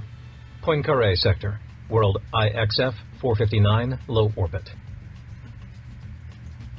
The swarm were coming, and fast. They could feel it, all 10 million plus individuals and counting. They'd been multiplying at a furious pace in the months since their eviction from the bodies of the IDF fleet in preparation for this moment. Adjust orbit to take us over this location on the surface, said Decker, pointing to a map of the planet. There was a large opening in the ground there, and they assumed that was one of the locations of the robot's self-replication centers. Granger had been thorough, and had probably made dozens of backup locations scattered across the planet, but this was the largest site, and where there was the most activity. Done, said the helmsman. He was just a pilot of a private freighter that had just happened to be making a regular delivery to the lab on Kyoto 3 when he got caught up in the revolution. Revolution, is that what they were calling it? The rebirth? The uprising? No, the liberation. It was the moment when the Valerisi finally took matters into their own hands instead of depending on secondary races to set the agenda. Own hands. That was never an idiom of the Valerisi. It was human. The fact that all the progenitors of their current race were born upon the introduction of Valerisi matter into a human had had a pronounced effect on them. Human mannerisms, culture, vocabulary, hopes and dreams, fears, paranoias. All these had they inherited, and now passed down to their millions of offspring. They were almost more human than the humans. They just lacked bodies. We're nearly over the location you indicated. Shall I engage the thrusters to hold this position? Yes. Thank you, pilot. You're very welcome, he replied cheerfully. The Valerisi inside him needed to use very little influence on this man. He was naturally good-natured, a people-pleaser. They're here. A million voices within him spoke at once. He glanced down at the console in front of him and manipulated control of the ship's cameras to get a good visual. On the monitor, the swarm ship was bearing down on the planet, fast. It had the little freighter in its sights, and no doubt meant to capture it and corrupt the Valerisi for their own ends once again. Make them slaves like they'd been for millennia. Not this time. Fuckers, the human part of him added. Activity from the surface? The man he'd assigned to one of the other consoles on the tiny bridge examined the readouts. He was a scientist by training, so should have some idea of what was going on with the sensor readings. Sure enough, there they come. Lots of them. But only hundreds. The scientist looked up, a glum expression on his face. Decker couldn't tell at first if that was the human or the Valerisi. He reached out through the ligature and found it was both. Don't worry. Once the swarm begin their attack, the dormant manufacturing base will kick in. With a vengeance. You'll see. The swarm ship neared the planet and closed in on the little freighter holding a stationary position several hundred kilometers above the surface. And the hundreds of flying robotic sentinels flew upward. They would meet in the middle, right at the location of the freighter. Good. Time to intercept? 30 seconds, said the scientist. Perfect. Time for Phase 2 of the plan. Comms, send a metaspace distress call to Admiral Proctor on the ISS Independence. I think you'll find her relatively close at the world of Paradiso. Tell her we've found the swarm ship and that we're under attack and require immediate assistance. He paused, considering. And that if she doesn't, there will be dire consequences for all of humanity, since there is a powerful weapon here we must not let fall into the hands of the swarm. The weapon was him, of course, but she didn't need to know that until later. Chapter 52. Il Nido Sector, far side of Paradiso's moon. Eru Generation Ship. Granger turned to Emphatic. I need a ship to take me to Earth. Can you help me? One last time. He glanced at Veriush, who, after listening to the translation from QWERTY's handheld, relayed the request to the Eru. Emphatic responded. She says that the home ship must leave and deliver my people to our refuge, but that one of their gunships can deliver you with an escort. He bowed slightly to her. Thank you. After translation, the Eru matched his bow, and Veriush added, She thanks you, old man, etc., for such valuable and selfless assistance so many years ago. Without you, this very ship might not exist. He nodded. I'm sure there's a long and interesting story there. For another time. Shall we go? My planet needs me urgently. Emphatic led them from the records room back through the section of the ship Granger had already seen, but angled off to a different shuttle bay than the one he'd arrived in. Waiting there was an Eru shuttle. Emphatic said something to Veriush, who turned to Granger. The pilot will take you and human who talks much to the gunship. From there, communication will be limited, but they know to take you to Earth. Once there, you'll have to convey to them somehow that... She was interrupted by the opening of the giant shuttle bay doors that led to the airlock, revealing an IDF shuttle that soared into the bay. Emphatic leaned down to Veriush and said something which the Trit relayed. She says that the human just arrived on a large warship and needed to talk to you urgently, old man, etc. Before he could ask any questions about the identity of the newcomer, the shuttle's hatch opened even before it had finished landing, and Admiral Proctor came bounding down the ramp. Tim! Shelby! He ran forward and grabbed her arms. I'm glad you're okay, running off like that to face the swarm alone. I wasn't going to say anything, but it was foolish. She nodded. You'll want to talk, Tim, but yes, I know. Reyna managed to talk some sense into me. Listen, I've just received word that the swarm ship is at the planet you discovered, where you found the first manuscript. It's currently in a battle with the robotic sentinels in orbit. Oh? Maybe we get the robots to do our dirty work for us? She shook her head. I don't think it's that simple. One of my former officers, who I believe has somehow reconnected himself with the Valerisi, is also there on a ship, fighting on the same side as the robots. It's odd, to say the least. Something just feels strange about it. I can't even pin down in words what misgivings I have, but I wanted to see what you thought about it before we go to help. Do you have any more memories of those things? The robots, the Findiri, the Quiasi, anything? Granger turned to QWERTY. Well, Commander, what else do I remember? What does the manuscript say? Well, Captain, ma'am, the computations are slowing down like a mule through molasses, but I've managed to confirm Commander Rice's theory about the Quiasi. They're slow doppelgangers. They need contact with a target body to assimilate some DNA, and then Slowly, over the course of weeks, they reconfigure their own DNA, cells, and body structure to match the target. You made them to control the Fendiri and channel their destructive tendencies towards productive goals, though it didn't turn out quite the way you planned, as several of the Quiasi had ideas of their own. That's when you pulled the plug on the whole project and set out in a different direction that resulted in the Granger moons and all that. Great, wonderful. But what else? The robots? QWERTY shook his head. Not much. Just that they were one of your first attempts to stop the swarm.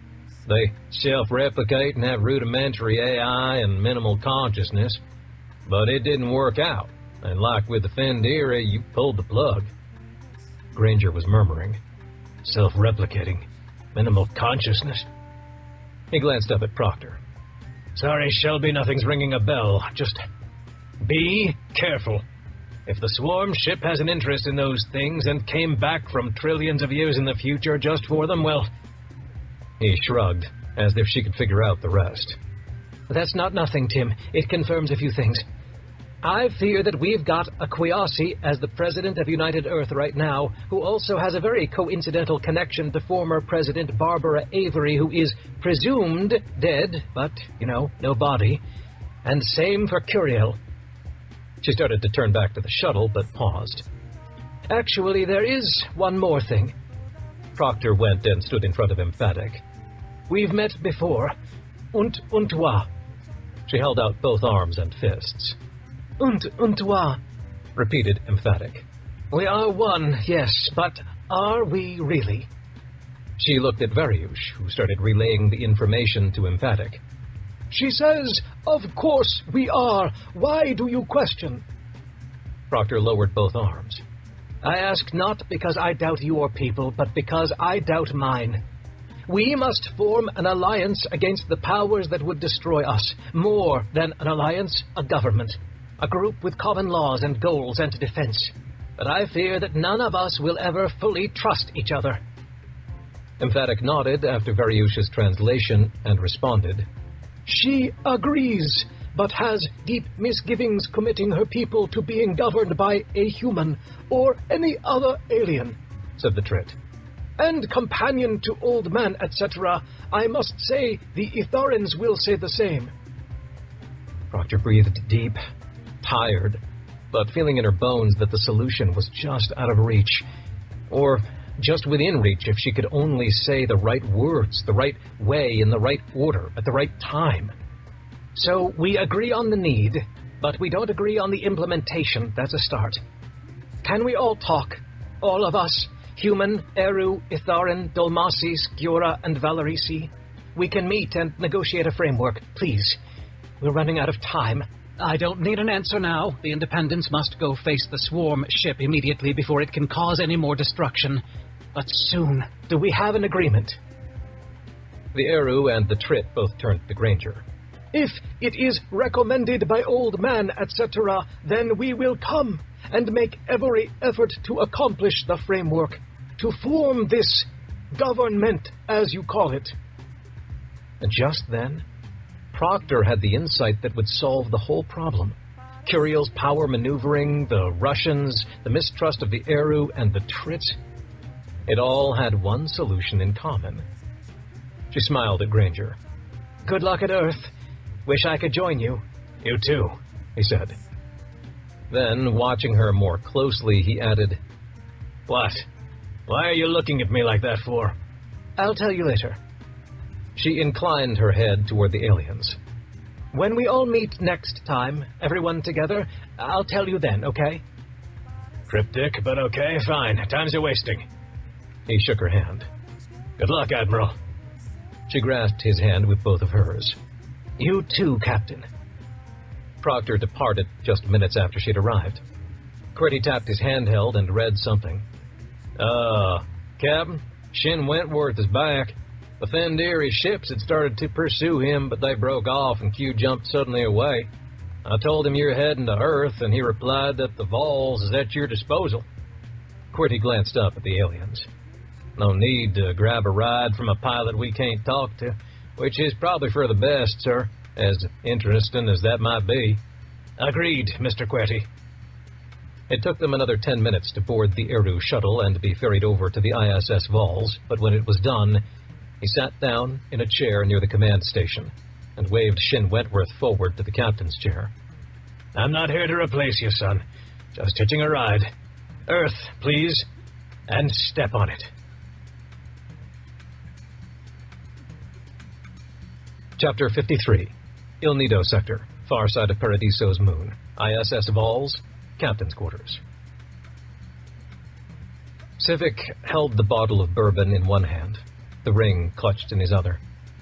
Jerusha's quarters were dark, and he could barely see the gold color, but he slipped it off and on a finger, around the tip of which it could barely fit. I promised I'd be back. And I did. I'm here. I'm so sorry I'm late, babe. He downed another swallow. He was technically on duty, but he didn't care. Who the hell was going to reprimand him? Ace? Shin Wentworth?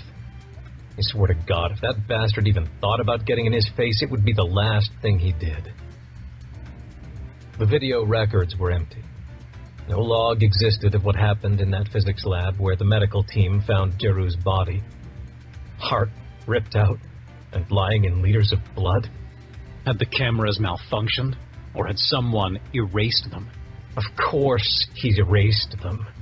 Shin Wentworth was smart and would cover his tracks perfectly. All records, all censored data, all video files, all physical evidence would have been addressed. No box unchecked, no T uncrossed, no I undotted.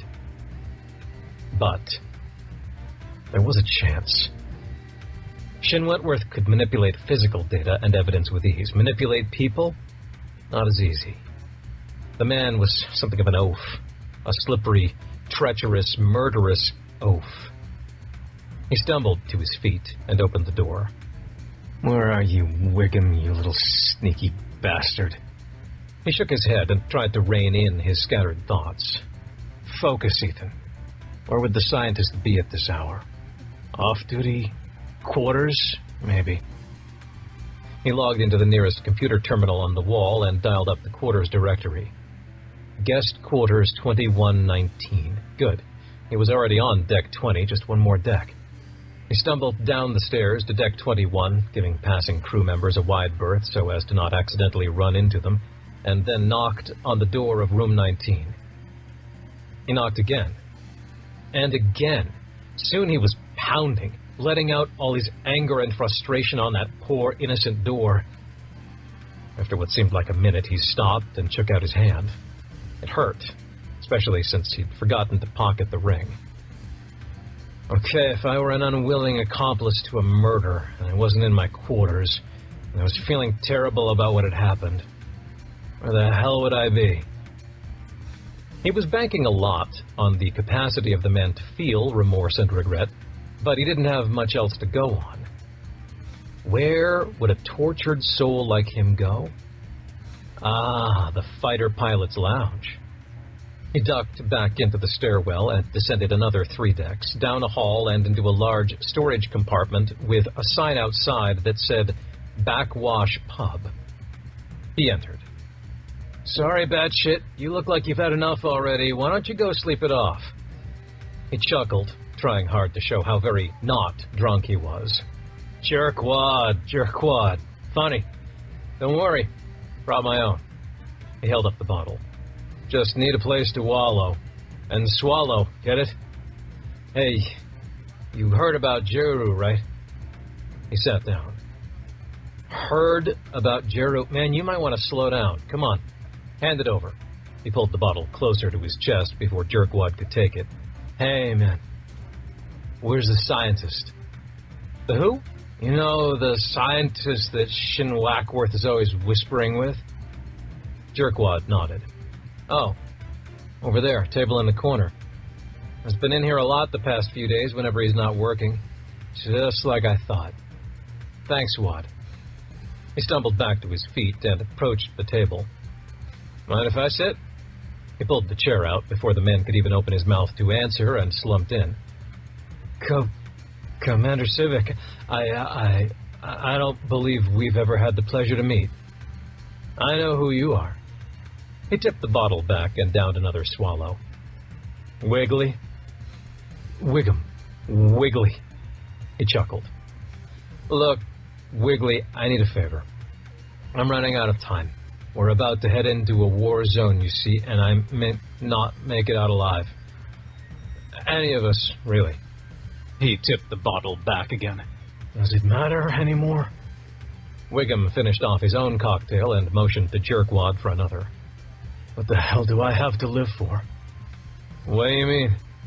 Here it comes, the confession. The tortured soul finally cries uncle and spills. That freighter. Baltimore. Wiggum closed his eyes and stumbled over his words. I knew someone. Someone was on that freighter. He could hardly form the words with his lips. Was he drunk? No, he was crying. Civic leaned forward. Who? I can't. He pointed to his lips. His meaning was clear. He couldn't even bring himself to say out loud who he'd lost. Someone special to you? Wiggum nodded quickly. Oh, tell me you'll feel better finally talking about it, promise. Wiggum kept nodding vigorously. Finally, my granddaughter. Civic reached out and patted the man's arm. I'm sorry. Really, I'm so sorry. He let the man sob for a minute. The pain was all too familiar, but Civic was a little jealous. He hadn't even had the time to grieve like this man was doing. He needed a good cry, but all he'd done so far? Duty, the mission, and revenge. No, justice. Hey, Wiggum, look. I know exactly how you feel. I'm not just saying that. Here, look. He held out his other hand and opened it, revealing the ring which had dug a red impression into his palm. It's hers. My fiancée's. I just lost her this week, too. I'm sorry, Commander. He wiped his nose on his sleeve. Have you been engaged long? I'm sorry. I'm not good at it, so okay. Yeah, we'd been engaged once many years ago. Then called it off because I was a stupid, arrogant show-off who thought only about himself. But then, over time, she rubbed off on me and I mellowed. And I proposed again. He started chuckling. Was supposed to get married by the end of the week, actually, but when I got back, she was gone. Wiggum wiped his nose again, then paused, his arm still suspended halfway in the air. Oh, I see. Yeah. I didn't know. I'm sorry. Had no idea the captain was your... He trailed off as he watched Civic's eyes. Wiggum, listen to me, and listen good.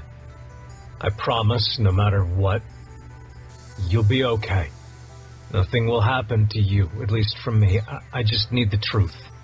I have my suspicions, but I need them confirmed before I act on them. Act?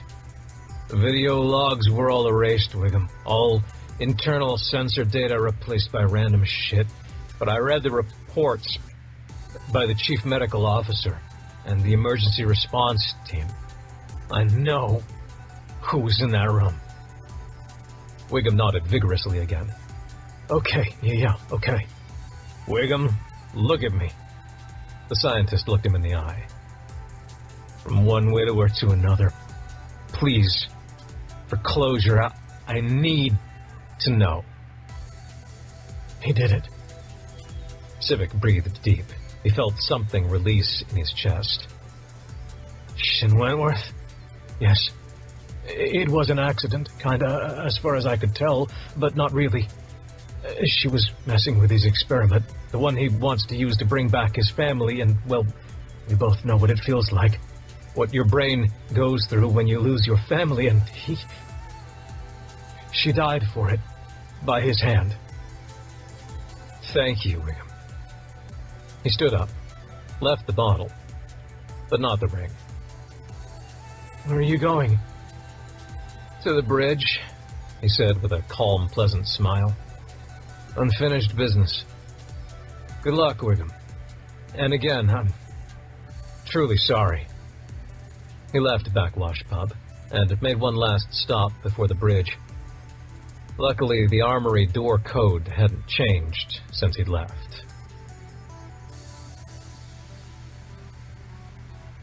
Chapter 54. Poincaré Sector, World IXF 459, High Orbit, ISS Independence, Bridge. Hold us steady right here, Ensign D'Eustachio. I want to understand what we're up against before we dive right in. Admiral Proctor stood at the front of the bridge, staring up at the main view screen. It was the swarm ship, all right, engaged in a surprisingly fierce battle with the Sentinel drones that attacked Granger several days earlier. They were, ironically, swarming the huge ship, peppering it with purple antimatter beams. Each was no match for the swarm ship, but there were hundreds of them. Dozens of turrets on the swarm ship were targeting the robotic sentinels with streams of energy cannon fire, of a type Proctor had never seen before. Each pulsing round of energy was more than enough to snuff out a single robot, but it seemed where one disappeared, two took its place.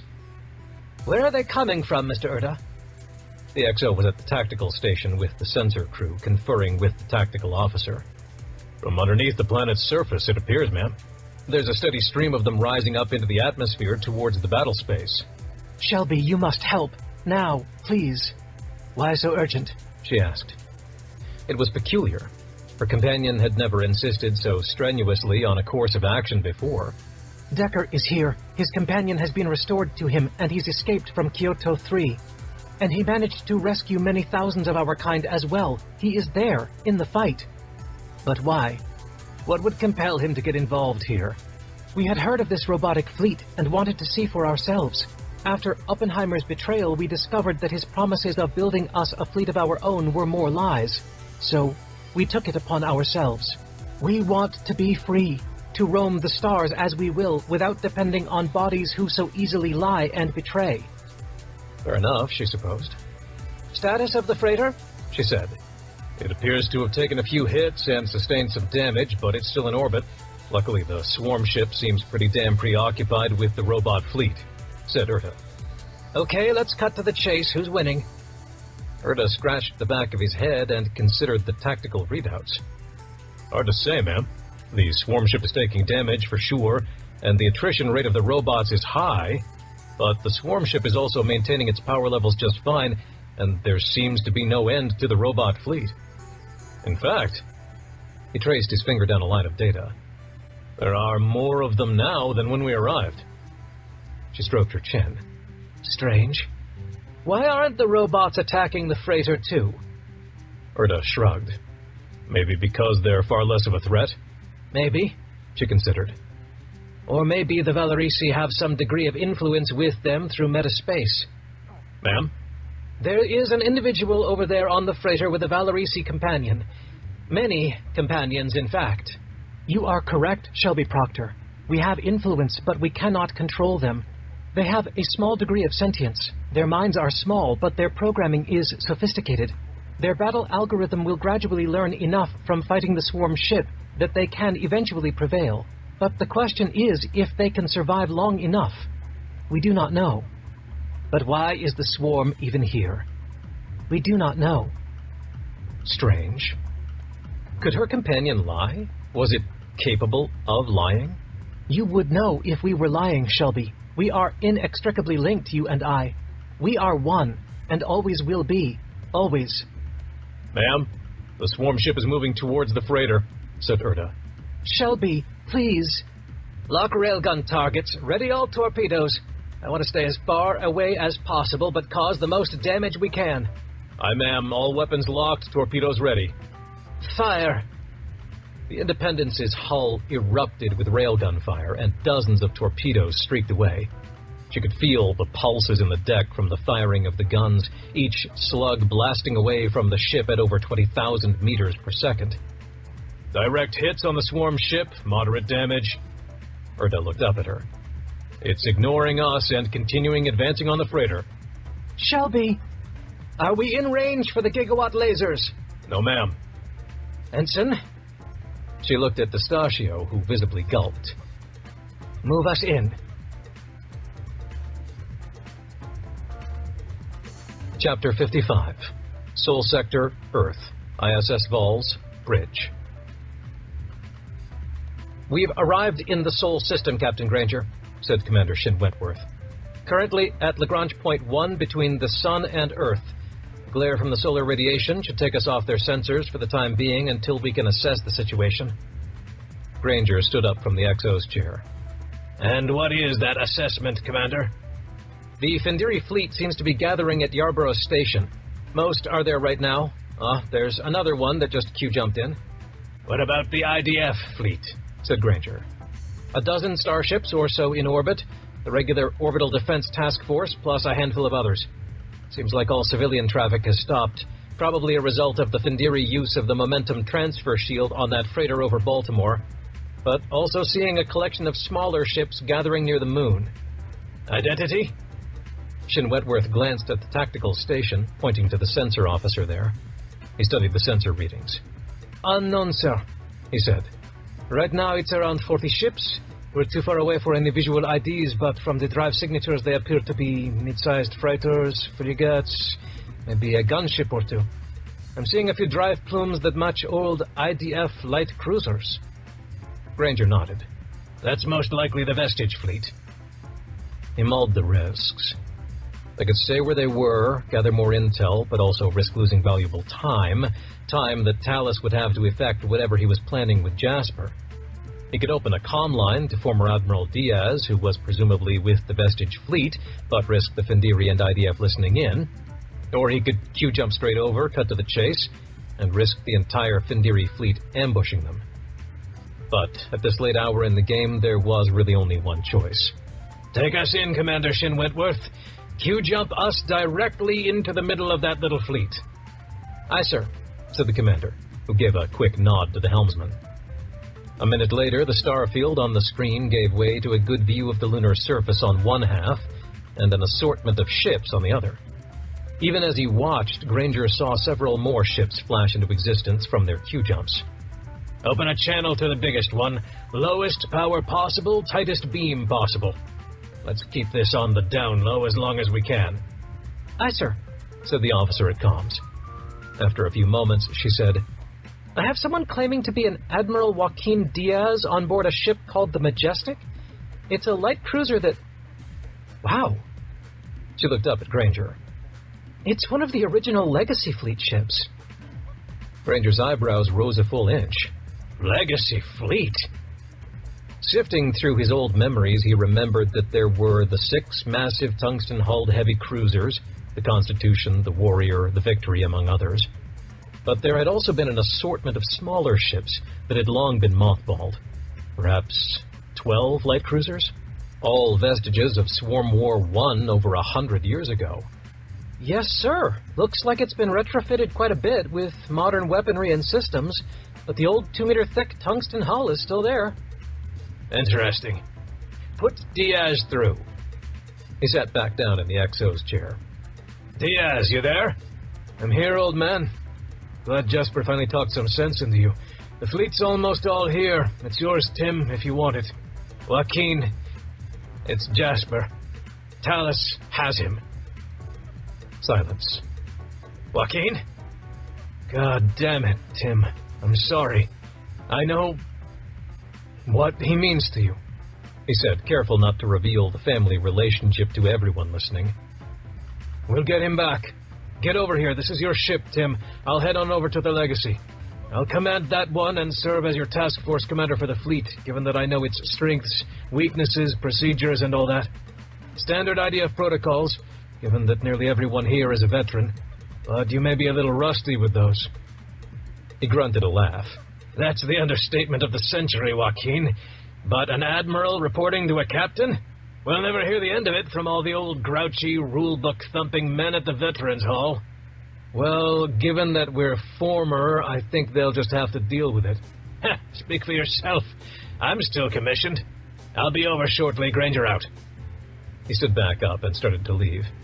Commander Shin Wentworth, the ship is yours. Report in to Admiral Diaz and ask for guidance on the Vols' role in the fleet. Aye, sir, he said robotically. Buck up, kid. We're kicking ass today. Or we'll die trying. Good luck, Commander. You too, Captain. He was about to leave the bridge, but nearly ran into Commander Civic. Ethan, just the man I want to see. Can you fly me... Oh. He trailed off, smelling the alcohol. He glanced down at the man's waist and saw the sidearm holstered. Good idea. We may find ourselves in hand-to-hand with the Findiri. But you may want to sober up before trying to aim. Civic grinned sheepishly. Sorry, sir. I just took a shot of anti-inebriation meds, and I'll perk right back up in a few minutes.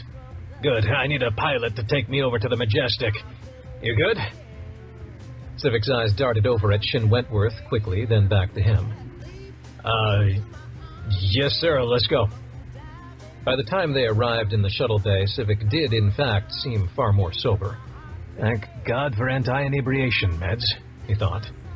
Thank you for flying Civic Interstellar Cruise Lines, he began as they sat in their seats and the hatch closed. We know that you have many choices in your travel, and we appreciate your business. Please fasten all harnesses and keep all arms inside the shuttle at all times.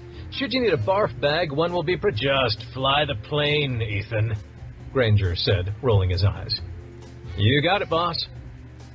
The trip over to the Majestic was thankfully short, as in the back of his mind he could feel the timer clicking down the seconds. Each minute was another prisoner killed. Each second was another that Jasper's life was at risk. Thank you, Commander, and stay tuned. I may need a few miracles before the day is out. Keep the engine idling.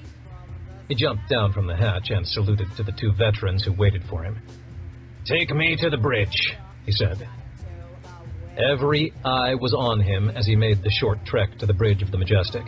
Every gunnery sergeant, every marine, every mechanic, and every janitor snapped to attention, their eyes wide with what he supposed was worship and wonder. Their hero finally returned home to lead the fight.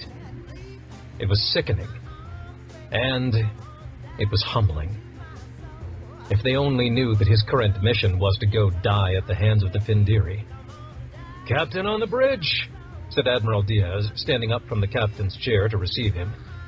Every bridge officer stood and saluted, but then immediately started clapping and cheering. As you were, we've got work to do, he said, waving them off. He paused for a moment, though. Thank you. It's an honor to serve with you again.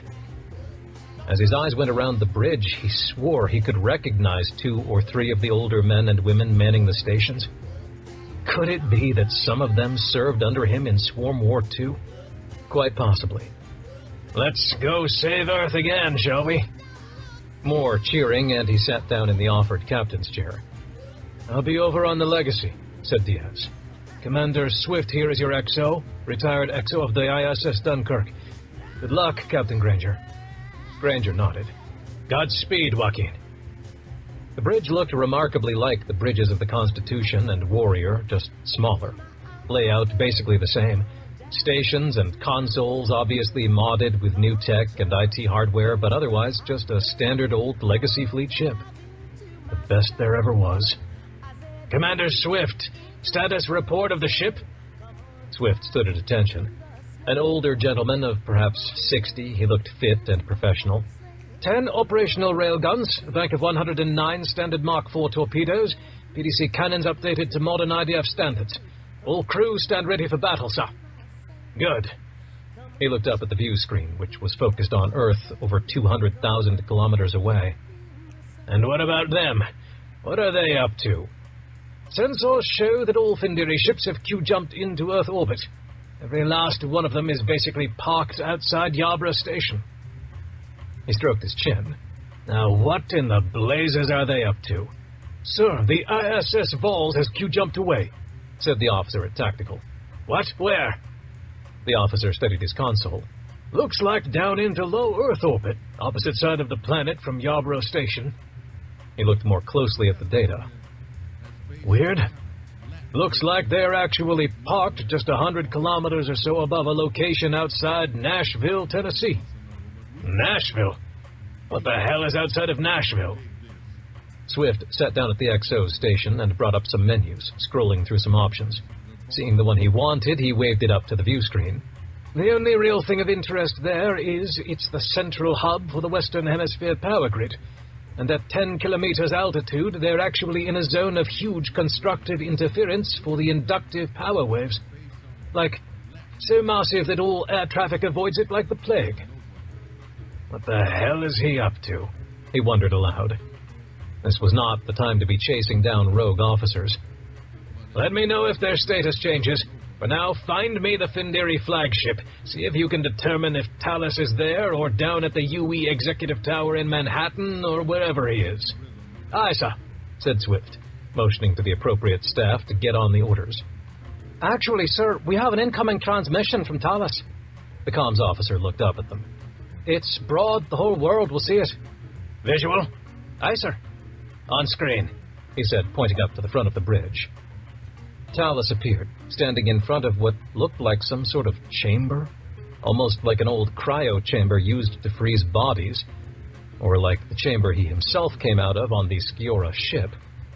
It was connected to a vast network of tubes and electronics and mechanisms that he could only guess at the purpose of, and lining the walls were Findiri soldiers, somehow hooked up to stations by tubes that seemed to enter straight into veins on either arm. He looked closer at the chamber. Through the window he could see a face. They were awake, and occasionally pounded on the thick glass. It was Jasper. This message is for the traitor, Captain Timothy Granger, said Talus. The mask of his old friend Hawes didn't even faze him anymore. I gave you ample opportunity, Tim. So many chances. Thousands have died because of your intransigence. But now, it doesn't even matter. I found a solution to both of our problems. He motioned back to the chamber. No, breathed Granger. You see, all we needed from you was your DNA. All of it.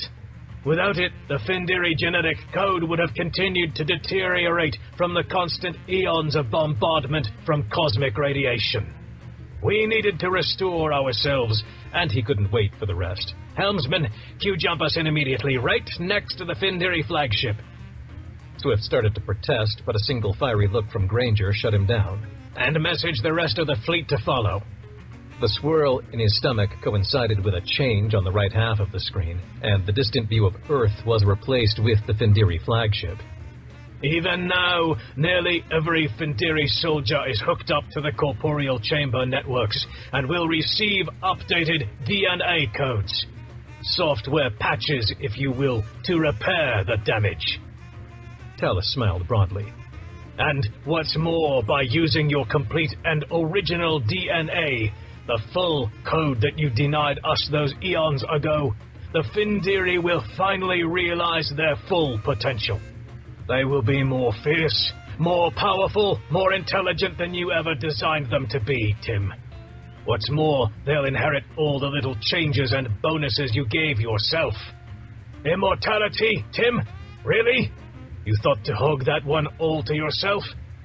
Open a channel, said Granger. Open, sir. He stood up. Talus, I agree. Your goals are worthy. If there were mistakes in the design of the Findiri, I take full ownership of them and offer to fix what I messed up.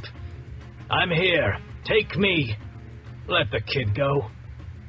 Talus laughed. I don't need you anymore, Tim. Don't you realize that? With your son here, I have all the DNA I need. We analyzed him and found that he actually has your full genome, not just 50%. He's basically 100% you, with the addition of a few inconsequential changes here and there due to his mother. No, It had to be him. He was the key. If he could just get over there, make Talus use him instead, they could destroy the Findiri in one fell swoop. Talus, listen to me. It has to be me. It has to. You don't know what you're playing with here. What if there's a mistake in his genome? Do you really want that passed to your soldiers? Uploaded to the corporeal chambers and corrupting all the base files? Why risk that? Because, Tim. Because it hurts you. Talus smiled. A being of pure cruelty. Did he really create that monster? And there are 9 more Kwiasi like him? Talus motioned to a Findiri technician standing nearby. No! Yelled Tim. The technician pressed a few buttons on the panel of the chamber. It started to fill with a green gas. No! Jasper started pounding harder on the glass, furiously pounding. Soon there were prints of blood on the window. His flesh was dissolving. Granger fell down in his chair, powerless, impotent. There was nothing he could do. Nothing at all. He could save Earth. He could save it again and again, and then travel back in time 13 billion years to lay the groundwork to save it yet again. He could save everyone and everything, but he couldn't save his own son. Chapter 56. Sol Sector, Earth. ISS Vols, Bridge. Sir, we're now completely tapped into the Western Hemisphere power grid. Inductive impedance matching is complete, and we have access to up to 5 exawatts, said the engineering officer. Good, said Shin Wentworth. 5 million terawatts? That ought to be enough. He looked back to the science station. Where the hell is Wiggum? He thought. Oh well, no time. His contribution was over, though. He walked back to the station and brought up the singularity controls. Tactical, position the entire Q field and metaspace array and aim it at these coordinates. He passed along a set of numbers to the officers there. Aye, sir. They set to work. Done, sir. And now, he'd reach out across time. Back 1 billion years, 2 billion, 13.8 billion, and then beyond. To the moments before creation itself, to the quantum soup that was the eternal fires of inflation itself, from which sprang the Big Bang, and from there, forward 1 billion, 2, 3, 13.8 billion years, to 4 days ago, but in another universe, causally unconnected from this one. And he'd grab them, and bring them here, safe, secure, happy. Be ready to shunt all 5 exawatts through the array, he said. Ready, sir, said the officer, his face a little white. He tapped a few last-minute adjustments to the phase variances of the quantum field. That should do it. This was it. Showtime. Now, he said. Chapter 57. Sol Sector, Earth. Findiri ship, Destiny. Varus opened his eyes and saw everything anew. Everything somehow looked different, felt different. Even his saliva tasted different. He glanced around himself, saw that he was still connected to the corporeal chambers via the tubes in his arms, saw his fellow brothers in arms all along the walls, similarly connected. He made eye contact with several and saw in them that they, too, were changed. Adjutant, said Nupo next to him. What is happening? He shook his head, trying to disperse that cloud that was still hanging over his mind from the effect of the change. It did disperse. He breathed in deep. The air felt different, almost like it had a life in it, like it never did before. He looked down at a hand and moved his fingers. He looked up at one of the monitors on the wall, which showed an array of unfamiliar ships set against a field of stars, and nearby, Earth. And it was beautiful. It felt beautiful, a feeling he had never felt before. He knew the word, but had never known what it meant. Now, He knew. He turned his head and looked at the screen showing Talus still standing in front of the chamber, grandstanding to the view screen in front of him, lecturing and boasting and threatening. And he felt a well of revulsion swell up. Another word he knew the meaning of, but only now felt for the first time. What had happened to him? Chapter 58, Sol Sector, Earth, VFS Majestic. Granger had fallen from his chair and was now half kneeling on the floor, his head in a hand. You see, Tim, they're all waking up, and if my instruments are correct, they are repaired, born anew, immortal, ready for a new epoch, a new day. The dawn of the human empire that will span not just the galaxy, but the universe. All will be safe, all will be secure, productive, useful, and, believe it or not, Tim, happy. Granger croaked out a reply. You'll force us all to be happy, Talus? A laugh.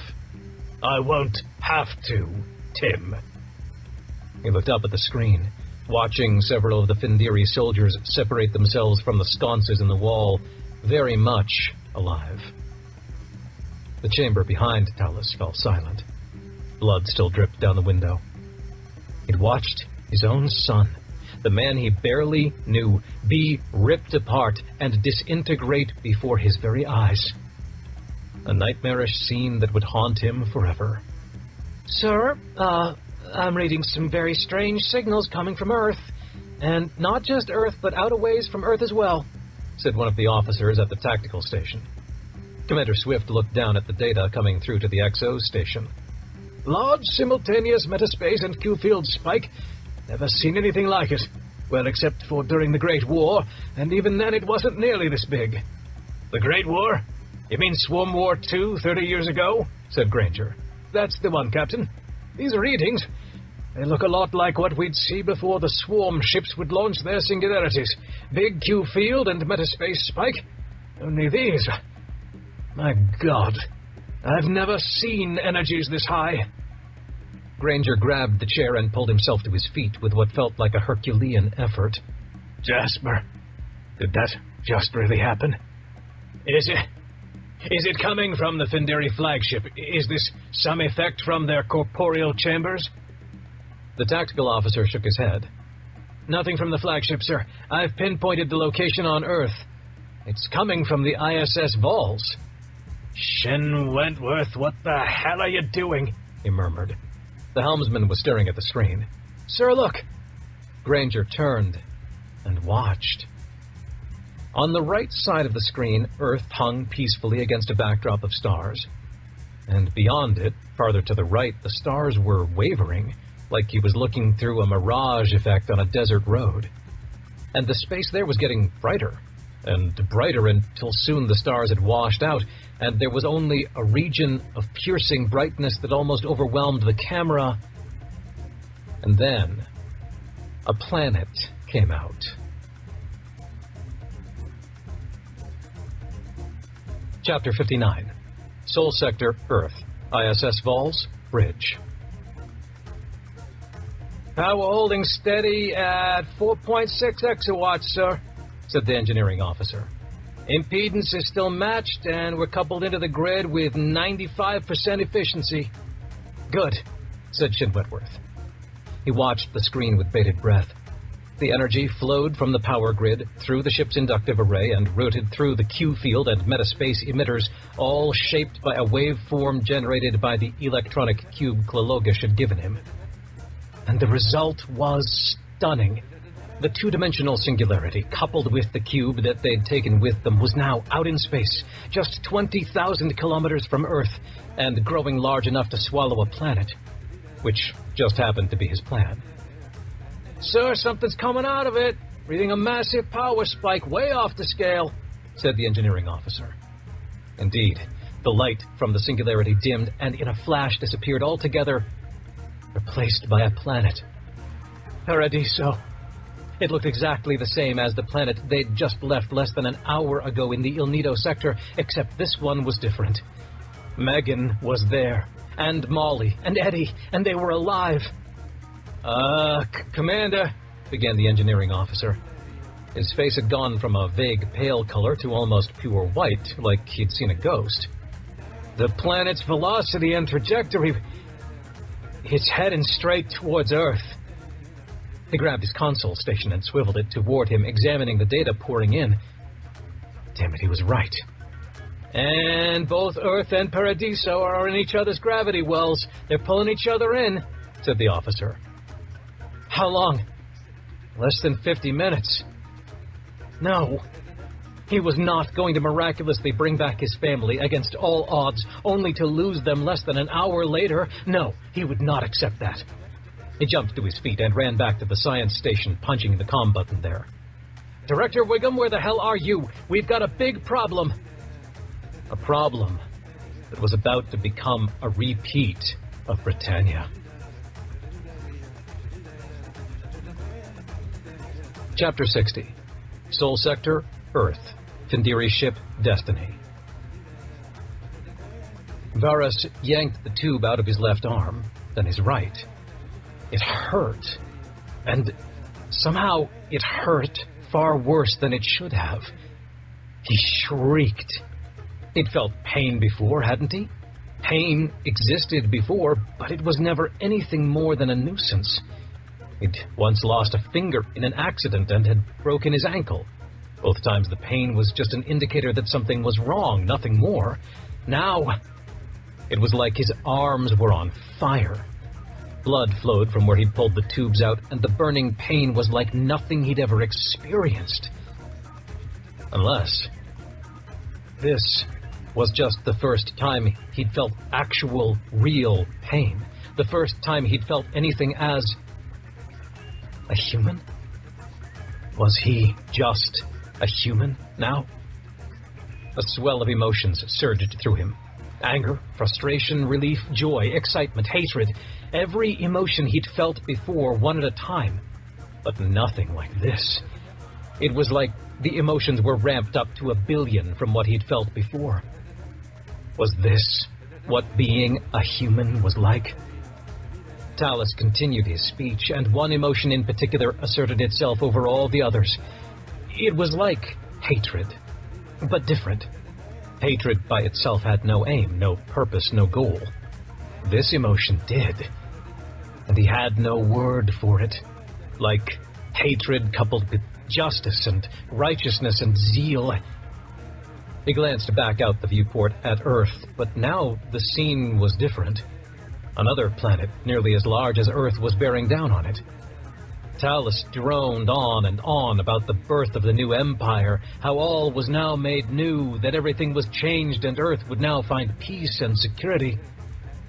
He looked from Talus to Earth to Talus and soon realized that yes, everything had changed and was made new, and that the hegemon and director of the Findiri Empire would soon be a hegemon and director of nothing. What could he do? Probably nothing. But he was an adjutant and therefore had a ship. Doing nothing was not an option. Nubo, find Granger. We need to talk. Now. Chapter 61. Poincaré Sector, World IXF 459, Low Orbit. ISS Independence Bridge. Now adding the lasers to the mix, ma'am. Now hitting targets on the swarm's hull with railgun, laser, and torpedoes. Erda examined the tactical readout. And the damage it's sustaining from the robot sentinels is increasing. In fact, he looked at some other data. We've seen a 10% increase in their numbers in the past 2 minutes. Admiral Proctor was clenching her armrests. It was a big risk, taking the Independence in so close, at a range where they were very vulnerable to the swarm's weaponry. Her ship had just been through 2 devastating battles in the previous days, and many systems were still offline. They'd managed to restock their torpedoes and ordnance and make basic repairs, but that was about it. What about the swarm ship? Are we even making a dent? We are, ma'am. It's just a question of if we're doing it fast enough. They could shift their focus to us at any time and we'll be toast.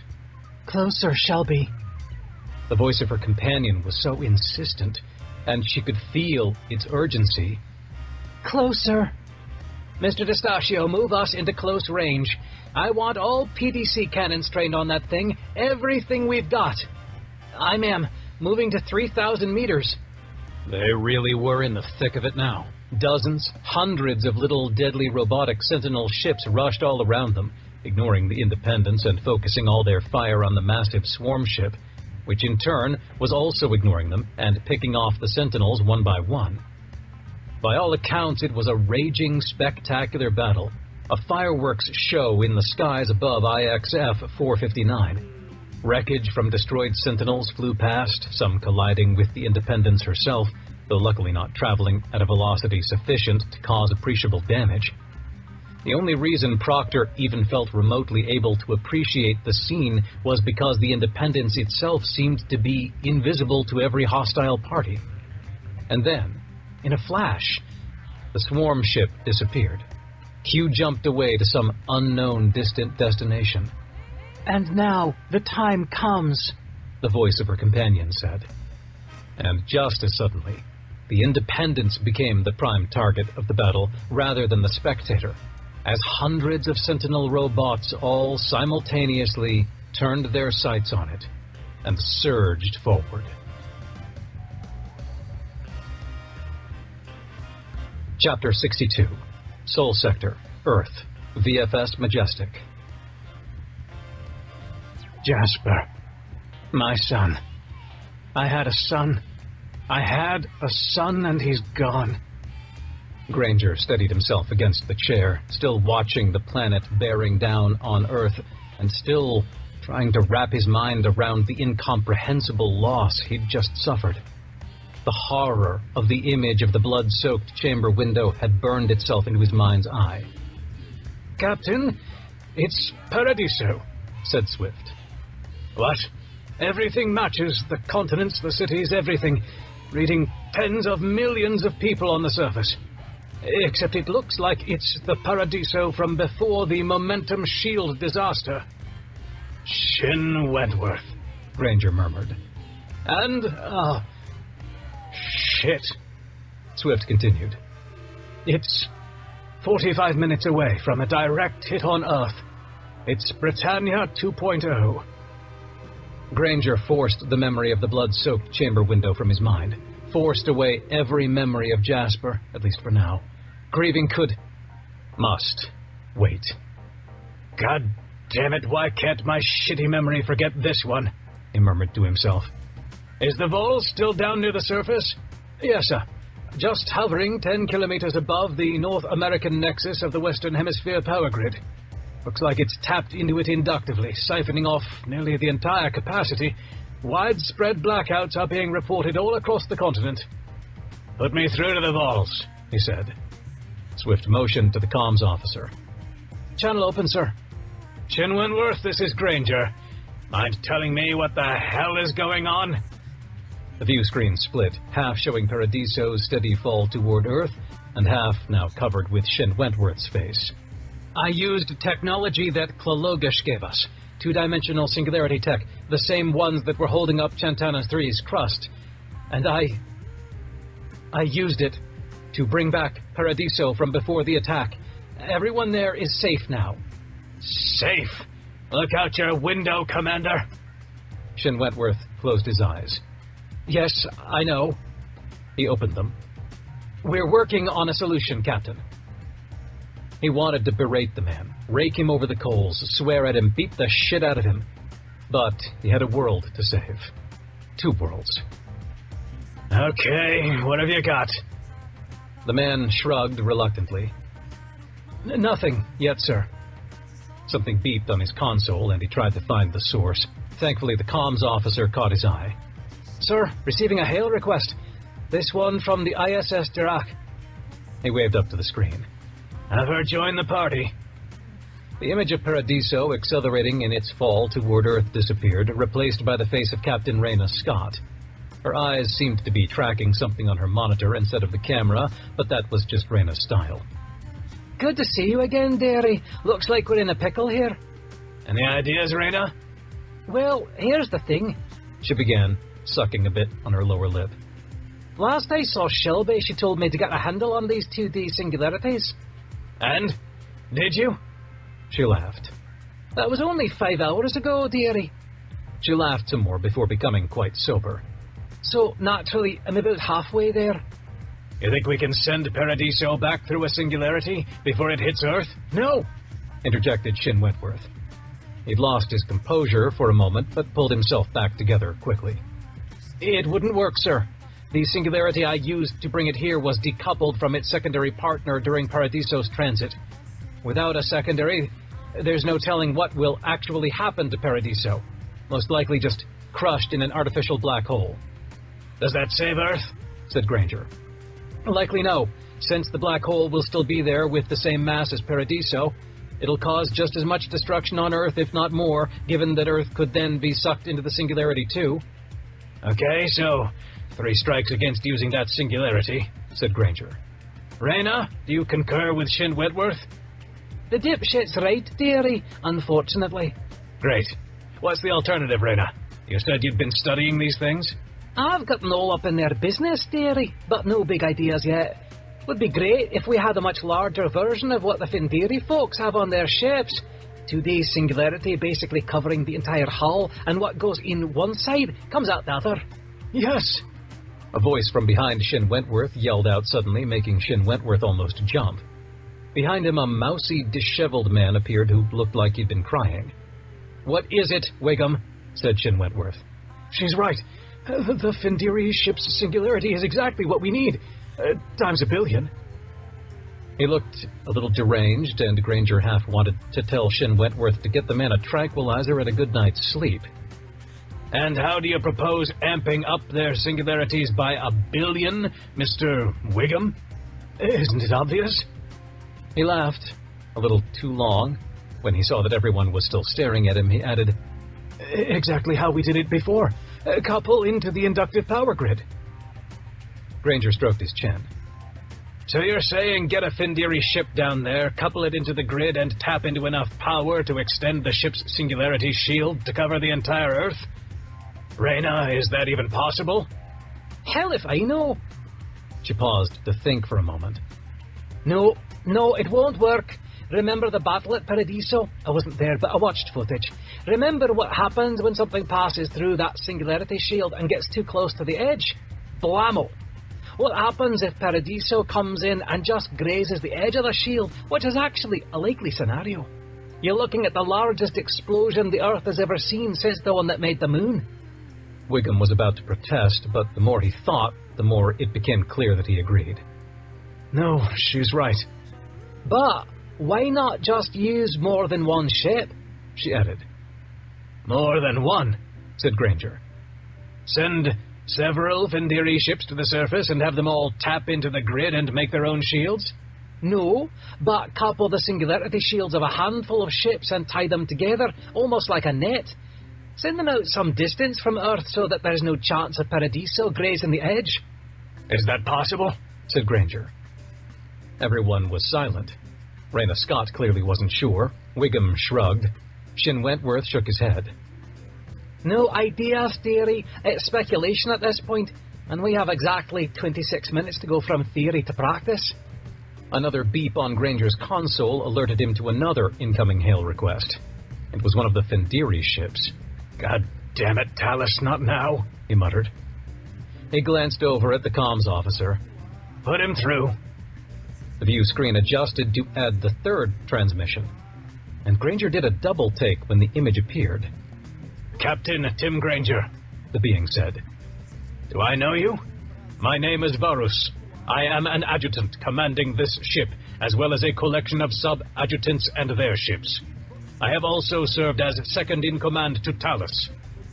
Oh, said Granger, not quite knowing what to say. I take it Talus doesn't know you're talking to me? He does not. I understand. They're very much alive, and they've changed. in a far more profound way than anyone, including Talus, could have predicted. It seems we have a much larger problem than our earlier troubles, said Granger. Indeed. I have been listening in on your conversation, and the answer is yes, it is possible.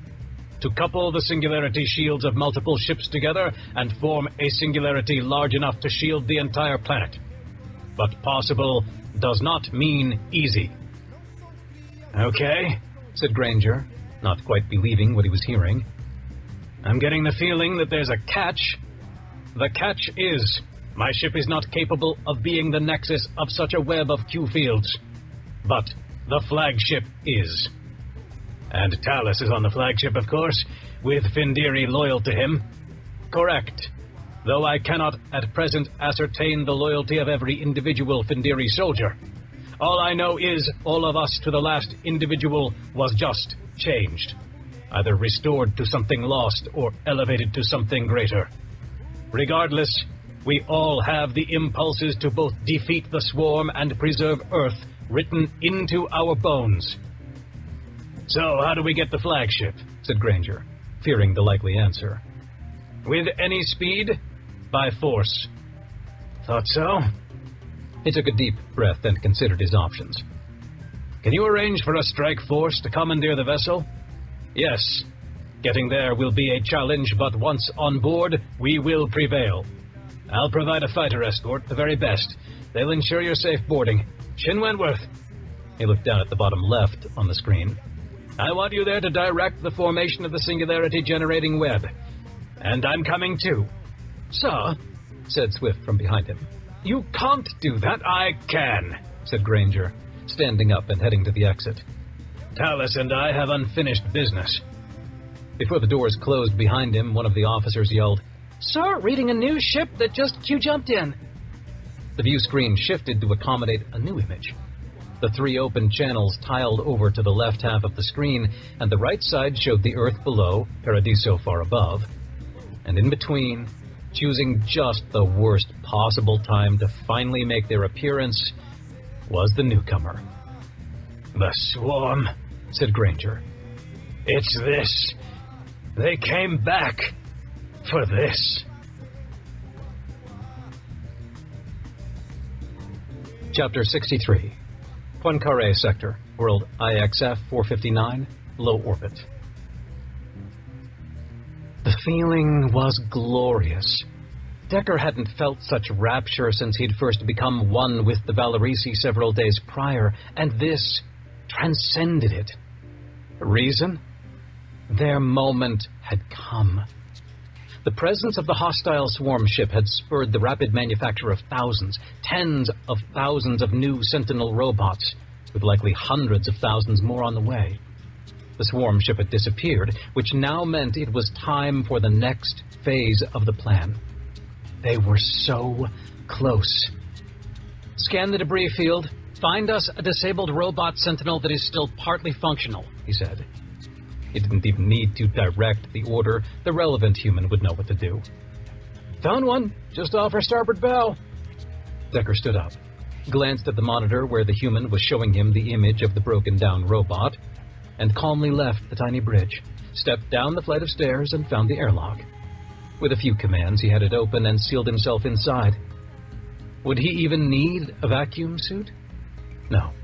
The host of the Valerisi inside him would be able to heal the damage almost as it happened. And with that decision made, he broke the seal on the outer airlock door and held on tight as the air rushed out. He gasped for breath out of habit, but then he let go, permitting the air to explode out of his lungs. There was pain and discomfort at the lack of oxygen, and his eyes turned red from the capillaries breaking. But otherwise, all was well. He scanned the debris field, looking for the familiar half-destroyed robot that the human had shown him on the screen, and, finding it, braced himself against the open airlock door and jumped. His aim was perfect. How could it not be, with 1 million beings inside him perfecting every thought, every muscle trigger, every nerve impulse, every last axon firing in his brain? He soared through open space, getting closer, closer to the robot whose insides were exposed to the vacuum. He grabbed it, and his body collided with the jagged metal hull, scraping his legs in the process. Hardly able to see at this point from the blood filling his eyes, he had to navigate inside the robot mostly by touch, his hands searching for the one thing he needed for the mission to succeed. And there it was. His hand grasped the hydraulic line linking the central control center with the motors on the weapons turrets. Out of the corner of his eye, he saw a jagged edge of the metal hull. That will do, they thought, and he sliced his hand across it, drawing thick blood that pooled up into little spheres on the broken skin. Then he yanked on the hydraulic line, getting enough slack that let him cut it with the same broken edge of hull, and, bleeding hand pressed tight against bleeding hydraulic line, he brought new life to his people. Would they ever be the same? Was this just a rebirth, a renaissance, or was this the dawn of an entirely new people? Time would tell. The Valerisi matter in his veins flowed out into the hydraulic line and soon integrated itself into the circuitry and processors. Chapter 64. Sol Sector, Earth, Findiri Flagship. The plan, such as it was, would have gone off far more smoothly had the swarm ship not immediately opened fire on every ship within firing range. Findiri, IDF, Vestige Fleet, it didn't discriminate. But it did seem to focus much of its fire on the Findiri flagship. Granger, in a shuttle, watched the battle unfold. Civic, watch that crossfire coming off the swarm ship. Between that and the Findiri fighters still on Talos' side, you're flying in between a rock and a hard place. His handheld speaker blared with the cockpit sounds of battle. Easiest thing I've done all week, Captain, replied Civic. He grunted a laugh. Good to hear, Ballsy. A brief silence on the other end. Batshit. You mean batshit? Damn it. So I did. Your father would be proud, kid. Go get it done. Granger out. He flipped the channel over to Varus and his landing party. Okay, my fighter squadron is clearing the way. Make your move, Adjutant. I'll join you shortly. Acknowledged, Granger, replied the Findiri. He flipped the channel again. Shin Wentworth, status? Just behind you, sir. Good. Out the viewport, he watched Civic and his squadron make quick work of the fighters Talos had sent out, and soon Varus's dropships were docked and the boarding parties had entered. Our turn, he said, nodding at the old veteran Marines in the rear of the shuttle. Grangerites and Vestige members all. They nodded back. The pilot docked, and one of the Marines engaged the emergency airlock seal and cut a hole into the enemy hull. Soon they were pouring through the hole and into a battle zone. The intense crossfire from opposing Findiri soldiers lit up the hallway, and Granger began to second-guess the entire strategy. Would there be enough time? He glanced at the countdown on his handheld. 9 minutes left. Thankfully, Varus's soldiers proved to be efficient at their jobs, or the opposing side had retreated to a fallback position. Either way, he appeared at the hallway across from the hole they'd cut in the wall and waved them forward to follow him. When he entered the hallway, he saw Shin Wentworth approach from another cut hole in the wall, following a squad of Marines from the Vols. Several more smaller battles erupted at various junctures and intersections, and each time, after a brief but intense crossfire, it would end, and Granger began to notice that each time it was because Varus himself had rushed forward and yelled something he couldn't hear at the opposing force, causing them to cease firing. Before long, they were at the bridge. A loud explosion rumbled through the deck plate, and the entire hallway shook. Varus looked down at the holoscreen on his wrist. The swarm is overcoming our defenses. We are running out of time. Granger pointed to the door to the bridge. Then let's do this. Varus blasted it open with his energy weapon, and he and his soldiers rushed inside. Granger followed, noticing that Shin Wentworth had finally caught up to him and was on his heel. Adjutant, what are you doing here? Said Talos. We're under attack by the swarm, and you're firing on your own warriors. Explain yourself. As he finished, his eyes flicked up and saw Granger there, and he looked confused. Varus pulled his energy weapon from his belt and aimed it. Talos looked at him, his eyes darting from the weapon up to Varus's eyes and back to the weapon. What do you think you're doing, Adjutant? His tone was level, but Granger could feel the fear and uncertainty behind it. What I should have done long ago, when you presented yourself to us with grand plans of galactic domination. That was never our purpose. Our purpose was to defeat the swarm and save Earth, not rule it. Not take revenge against our Creator for his mistakes. But silence. One more word and I'll blast your head off and end your miserable existence. And then I'll erase your file from the corporeal chambers, and you will never, ever live again to plague our existence. But I told you not another word, Director, he said. I'm nothing but a man. Yes, a man of my word. He pressed the trigger, and the purple beam lanced out, blasting a hole right in the middle of Talus's face. His body slumped to the floor. Granger glanced at his handheld. 9 minutes. We've got no time, hurry! He yelled, stepping over the body and waving Shin Wentworth over to a terminal. Varus looked at one of the tactical consoles, then pointed at the Findiri soldier posted there. You, how long has this been our status? The swarm just knocked out our engines, Adjutant. We've been falling for over 2 minutes. Varus waved some video feeds over to the screen on the wall, and indeed, the Earth's surface was rushing up at them, the super-compressed air of the atmosphere blazing past white-hot. Granger checked their position, 80 kilometers above Missouri and falling fast. Can you maneuver us towards Nashville? He said to Varus. Thrusters, anything. Just get us to this location however you can. He tapped on a spot on the console's map 100 kilometers west of Nashville. Varus nodded. Consider it done. He motioned at what must have been the helmsman and barked some orders at him. Granger had already joined Shin Wentworth at another console monitor. And? Is the Singularity shield still online? Looks like it, if I'm understanding Findiri console layout correctly. But looks like there might be a problem. Can you solve it in 8 minutes or less? It's the Q-field couplers. Normally lets you couple into the background Q-field to enhance your emitter strength. In our case, they'll let us couple to the other ships and form the net. But theirs are offline. Usually, at least on an IDF ship, they fault easily and it's only a matter of manually resetting them. But that's the rub. Manual resets require being there. And I have no idea... Nubo! And you, escort him to the auxiliary engineering bay now! Yelled Varus, overhearing their conversation. The three indicated Findiri stood at attention, and one of them said, Yes, Director! So he's got a promotion now, thought Granger as he watched the three leave, Shin Wentworth in tow.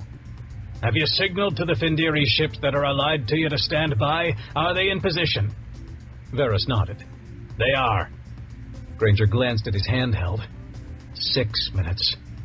He looked at the screen and saw Paradiso bearing down on Earth, now just a few thousand kilometers away. It loomed huge in the sky over Missouri. Chapter 65. Sol Sector, Earth, Findiri Flagship. Commander Civic had just returned from taking Captain Granger over to the Vestige ship and was heading back up to the bridge when he got the call. It was Granger, again. He and his squad were needed for another critical mission. This time not just protecting Granger, and not only the murderer Shin Wentworth, but also several Findiri dropships. The turns of events of the day were making his head spin. Revenge would have to wait. Again. He gathered his squad, and before long they were hightailing it out of the Volza's fighter bay and entering the fray. Apparently there was civil division and strife within the Findiri fleet, and he needed to stop the bad ones from killing the less bad ones, so that the less bad ones had time to kill the worst ones. Got it. Watch your six, Ace, he yelled. He flipped his bird around and pummeled her tail with a few rounds before veering off at an angle and slagging a Findiri fighter trailing Barbie. There were a lot of them, but not nearly as many as underneath the crust of Chantana 3, and this time he had his squad with him. Though the incoming fire from the swarm ship wasn't helping matters. Thankfully, most of its attention was focused on the Findiri flagship, but occasionally a beam would lance across his path. Barbie already lost the end of a wing to an ill-timed crossfire blast. Don't worry, it's just a tip, he'd yelled. Sounds like what I told your mom last night, said Spectrum. Ethan grunted a small laugh. It sounded a lot like a joke he would have made weeks ago.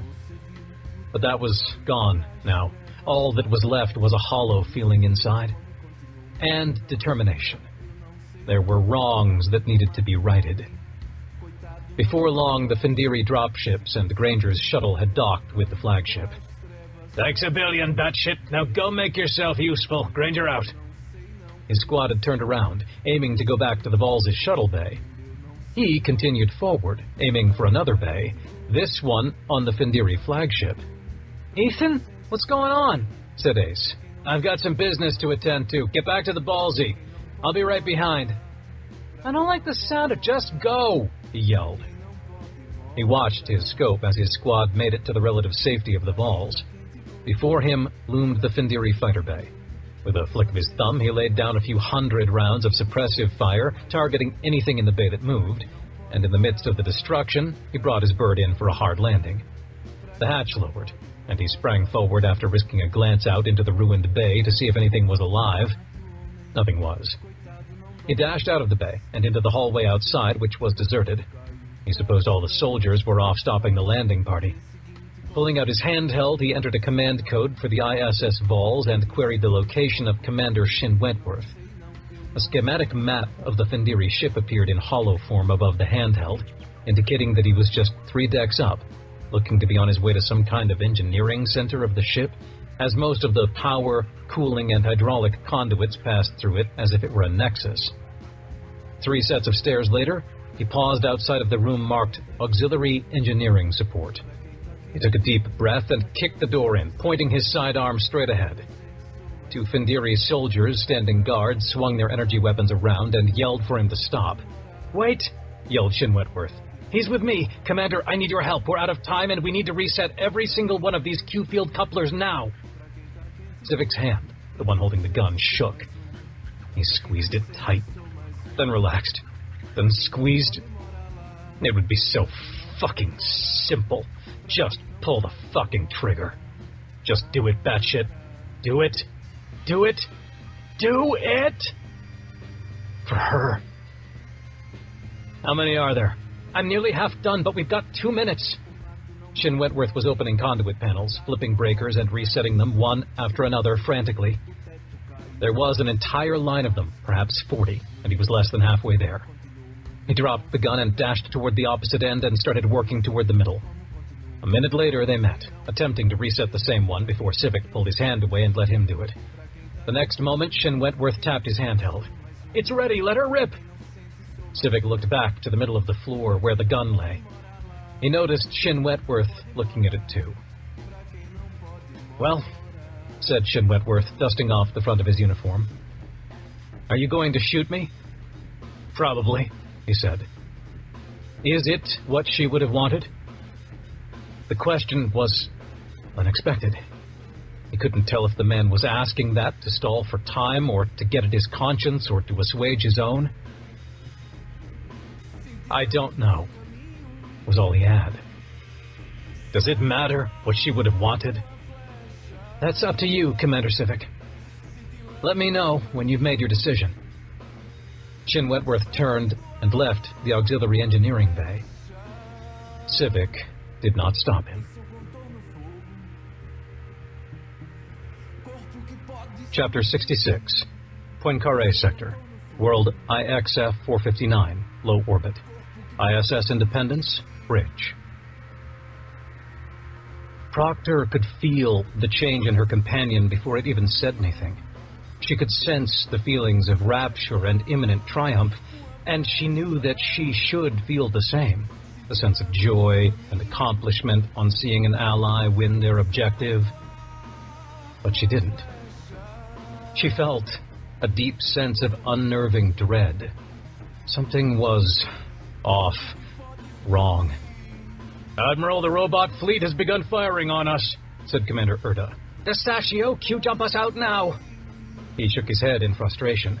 Sorry, ma'am, we're seeing the same Q-field dampening effect that the Defiant saw last week. We're stuck here. The realization struck her. You let the swarm escape, didn't you? No, the robots did that on their own. They felt that they were about to be overwhelmed, and so let it escape for their own protection. Then why can't we leave now? Silence. I can feel what's going on. You have integrated yourself into one of the robots. You have a nominal degree of control over it. Over one of them, yes. Not over all of them. That is where you come in, Shelby. A pit was developing in her stomach, like realizing she'd walked into a trap. Where I come in? The Independence's infinitely cored distributed processor. We need it to control the robots. It will become the nerve center of our new million-strong fleet. Finally, Shelby, humanity and the Valerisi together will be safe. No Swarm, no Findiri, no Quiasi, no one will ever be able to destroy us again. It was a trap. This whole thing had been planned. From luring the swarm ship here to luring her here, all a ruse to put the Valerisi at the helm of a vast, powerful fleet, with the Independence as its flagship. Admiral, we're sustaining heavy damage from the Sentinels, said Erda. Ensign, evasive maneuvers. Tactical, take out as many of them as you can. See if you can zero in on how they're generating the Q-field jamming and take it out. The ship shuddered from the impact of the hundreds of rounds of enemy fire. The earlier fireworks show that she had admired was now focused entirely on the Independence. And it would not last long. Shelby, do not resist it. Use your infinitely cored central processor. Reach out and establish contact with the single robot fighter that we control, and we will handle the rest. No, she said. That is a mistake, Shelby. Trust us. How can I trust you now, after the lies and misdirection that got us into this? How could we trust you after what Oppenheimer did to us? I am not Oppenheimer. And she knew what she had to do. Metaspace transmission to Speaker Curiel, she said. Two-way if possible. Moments later, Ensign Sempono nodded. Got him, Admiral. She didn't even raise the blur screen. Speaker Curiel's head appeared before her. I think I know who you are, she began. His eyebrows rose a hair. Oh? Fairly confident, but honestly, at this point it doesn't even matter. It all makes sense now. Why you've been so vociferous in your pursuit of the leadership of the new multiracial government. It's what you tried to do 30 years ago. Well, not exactly, he said with a small wink. In my defense, both times I was trying to save Earth, my dear. Our goals are the same, now as then. We just go about it different ways. Playing to our strengths, no? She shook her head. We will never agree, but no matter. I need your help. I assume you still have the GPC fleet at your disposal? He nodded. And the Caliphate fleet, in fact. We need extraction from IXF-459. A robotic fleet has attacked the Independence, and we're not going to make it out of here if we stick around too much longer. We're on our way, he said. Except for this, I believe you owe me. I won't beat around the bush. You know exactly what I want. She sighed. I do, and you've got it. Let this be an official record. I hereby support Speaker Curiel of the Galactic People's Congress to be Earth's representative to a new multi-race government or alliance or whatever is formed in the aftermath of this battle. His eyes narrowed. Official record. Seems a bit overkill. Just tell everyone yourself when we reconvene. Because, she answered, getting up out of the captain's chair. I'm fairly certain I won't be around when it does. Proctor out. Curiel's face disappeared. Except now it was almost confirmed for her. This was not Curiel. Curiel was dead. This was Malikov. The old Russian Confederation strongman who sparred for so many years with President Avery before and during the Second Swarm War. There was no one else it could be. I'll be in sick bay. Commander Erda, she said, turning to him. You have the bridge. When Curiel and his fleet show up, stick around only as long as the Q-field dampener is still active. Keep us alive until then, please. Erda was speechless, watching her go. Sempono, with me, please. The ensign followed her off the bridge, and the two of them entered the lift. The ship still shuddered all around them, and she could still hear distant alarms through the lift doors. Ma'am, you were right, Ensign. You taught me a good lesson in trust with that assassin, Petrovich. I trusted too freely. I put too much faith in humanity. But then, I forgot the lesson. She shrugged. We're alive. Seems to me like you relearned it. Not nearly soon enough, Ensign, and I fear that my misplaced trust will cost us greatly. The doors opened out onto the hallway that led to sickbay. What are you doing, ma'am? Something I should have done weeks ago. They entered, and she went straight up to Nurse Jackson. You were here when Oppenheimer's goons extracted Decker's Valerisi? She nodded. I was. Basically just a fancy dialysis. Suck your blood out, strain the Valerisi-specific proteins and markers, and pump it back in. Are you set up for it? I can be within a few minutes. Shelby, no. She paused, Just for a moment. considering whether the choice she was making was worth the almost certain death that awaited both her and her companion. And it was a simple decision, really. Then let's get it done. Within 3 minutes, she was lying down, her arm connected to a nearby machine. Ensign Sempono stood watch over her, their eyes connecting, while she felt her consciousness slip away. But for those last few moments, For the first time in many weeks, she felt silence in her mind. Her companion was gone too, and she was free.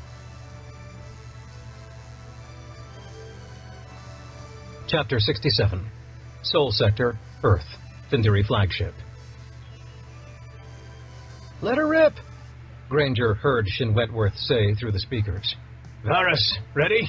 He said, All systems ready. All ships answerable to me are in position. Varus stood at an engineering station, a finger poised over a button. Granger glanced at the screen one last time. The outer atmosphere of Paradiso had started to touch the thermosphere of Earth. A white-hot region began to form, just as one had formed during the collision of Britannia and Titan as the two atmospheres slammed together. Earth had moments left. The battle overhead between the swarm ship and the combined Vestige and IDF fleets was raging. Ships died left and right. But soon every ship was racing away as fast as they could as Paradiso approached, even the swarm ship. Are we in position, helmsman? He said. The Findiri at the helm held up a fist, presumably confirming. We have entered the coordinates you gave me for the inductive zone.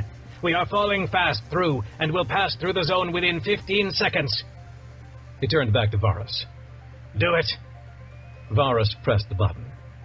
Deep tremors ran through the ship as enormous amounts of energy poured into the systems from the Western Hemisphere power grid.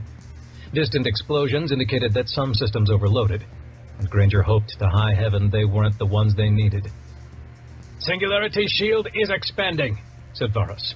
Now at a radius of 500 kilometers, 1,000, 1,500. The shield expanded achingly slow. They'd need at least a radius the size of Earth, and then some. And as they watched in horror, the region of overpowering white overhead expanded until it filled half the sky. Paradiso was here. Chapter 68. Sol Sector, Earth, Findiri Flagship. Civic, too emotionally numb to think, watched the view screen in the auxiliary engineering bay. It was from the point of view of one of the Findiri ships still in orbit. Paradiso's and Earth's atmospheres were touching, mixing rather explosively, and soon the surfaces would collide into each other. Maybe he should have killed the bastard when he had the chance, given that he was about to die anyway. And then, the leading edge of Paradiso began to disappear. The entire world looked like it was slamming into Earth, except it didn't. It just vanished, as if passing through a veiled window. Soon it was gone, leaving only extreme residual heat in the atmosphere where the two worlds had briefly touched. And then, just as suddenly, Paradiso emerged from the far side of Earth again, as if out of an invisible flat plane. The distance between the two worlds grew, and grew, until, in the camera's perspective, Paradiso was just a large blue-green ball in the sky, growing slowly smaller. Well, fuck me. It actually worked. He kept watching Paradiso, now noticing sparkling in the atmosphere of the planet. Every now and then a huge fireball would erupt. What the hell? A noise behind him caught his attention. He looked to see that Shin Wentworth, who'd apparently been standing in the doorway watching the screen in silence, had fallen to the floor. No, the man murmured. Oh my God, after all this, no. What's wrong, Doc? Said Civic, unable to hide the sneering in his voice. Isn't this exactly what you wanted? Congratulations, you did it. And killed who the fuck knows how many people in the process. What's wrong? Look. Shin Wentworth's eyes were locked on the screen. Look at all those fireballs. The hundreds, maybe thousands of explosions you're seeing every second that's sparkling. Do you know what that is? Civic shrugged. Debris from the battle with the swarm falling down into their atmosphere? That, and more, much more. Every day, over 50 tons of space dust falls to Earth. Okay, so? They're getting a good meteor shower, then. Civic turned from the man in disgust. He could barely look at him. That's not just a meteor shower. Look closer. Those explosions, they're massive. Each of those is as large as a small nuclear warhead. Civic peered closer at the planet, receding into space. Indeed, the explosions in the atmosphere he saw earlier were far larger than he'd originally thought. Some were dozens of kilometers in diameter. Okay, so they're flying through a cloud of... No, don't you understand what I'm saying? 50 tons of space rock is falling on Paradiso every day, and 50 tons of regular matter is slamming into antimatter. I brought back Paradiso from another universe, one where... He trailed off, unable to even complete the sentence. Tears were in his eyes, and defeat. Civic scratched his head. Wait, you're telling me that this Paradiso is made out of antimatter? Shin Wentworth nodded. And when matter from our universe hits it, then... blammo? He nodded again. Which means your family is down there, right now, alive, said Civic slowly. And you still will never see them again. He shouldn't laugh. He shouldn't smile. He shouldn't feel the slightest amount of joy in that statement, because on the other end of that pain were kids and a wife who would feel the same pain. But it didn't mean he couldn't say to the man as he stepped over him on his way out the door, I should pity you, and I should hate you, but I don't. I feel nothing for you. Nothing at all. Chapter 69. Sol Sector, Earth. Findiri Flagship. Granger could hardly believe his eyes when he watched the event on the screen. One world about to slam into another, disappearing and coming out the other side. But, like with Jasper's death, he didn't have time to dwell. 20 seconds until impact, said the Findiri helmsman. Granger pulled up the map on his handheld. Veer north. Our starboard thrusters still active? Veer north. The helmsman tapped on some buttons. We have starboard thrusters. Engaging them now. But why, human? Aim for Kentucky Lake. Huge body of water to the north. You can't miss it. The approaching lush green landscape of western Tennessee soon gave way to a very welcome sight. Water. And just like 30 years prior when Commander Shelby Proctor piloted a crashing ISS Constitution into the Great Salt Lake while he lay unconscious, he was scoring his own water landing in a ship the size of a small city. No unconscious Proctor, but just as well, he thought. The Findiri vessel shuddered as it hit the water and skied for dozens of kilometers before he noticed they were finally slowing down. A jetty of land extending out into the water was demolished as the ship waterplaned down the vast lake, and Granger hoped to God that no one was fishing on it, that all the boats had gotten to safety. Enough people had died for him that day. Even before the ship lurched to a halt, the comm speaker came alive with Admiral Diaz's voice. Tim, we've sustained some losses, but thought you might want to hear about this one. The ship stopped. It was alive, still. But his heart sank, hearing the tone of Diaz's voice. What is it? After the stunt you guys pulled, the swarm ship targeted everything it had at one of the smaller Findiri ships. Blew a section of the hull clean off. The ship went down in the Caribbean, but the section of hull... Well, it was collected by the swarm ship, and they hightailed it out of here. What was special about that section of hull? Varys was looking at the tactical readout and examining a schematic of what Granger assumed was the downed Findiri ship. A singularity field projector. Granger noticed a light flashing on the comm, indicating another waiting transmission. I've got a bad feeling about that, Joaquin, but not much we can do about it now. What's the status of Paradiso? It had a fair amount of momentum when it arrived, and it's currently flying out towards the orbit of Jupiter, after which it will fall back towards the Sun in an elliptical orbit. Earth is safe for now, but who knows what havoc this will cause with its orbit. Earth's safe, but the people on Paradiso not so much. At Jupiter's orbit, they'll freeze before long, muttered Granger. Get the Vestige fleet repaired, restocked, and ready for action again, Joaquin. We may need it before this is all over.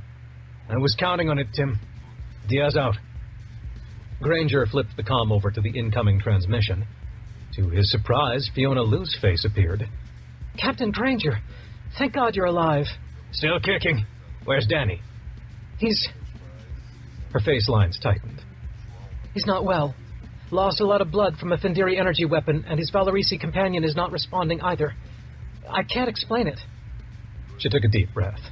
But that's not why I called. It's Admiral Proctor. She's not well either.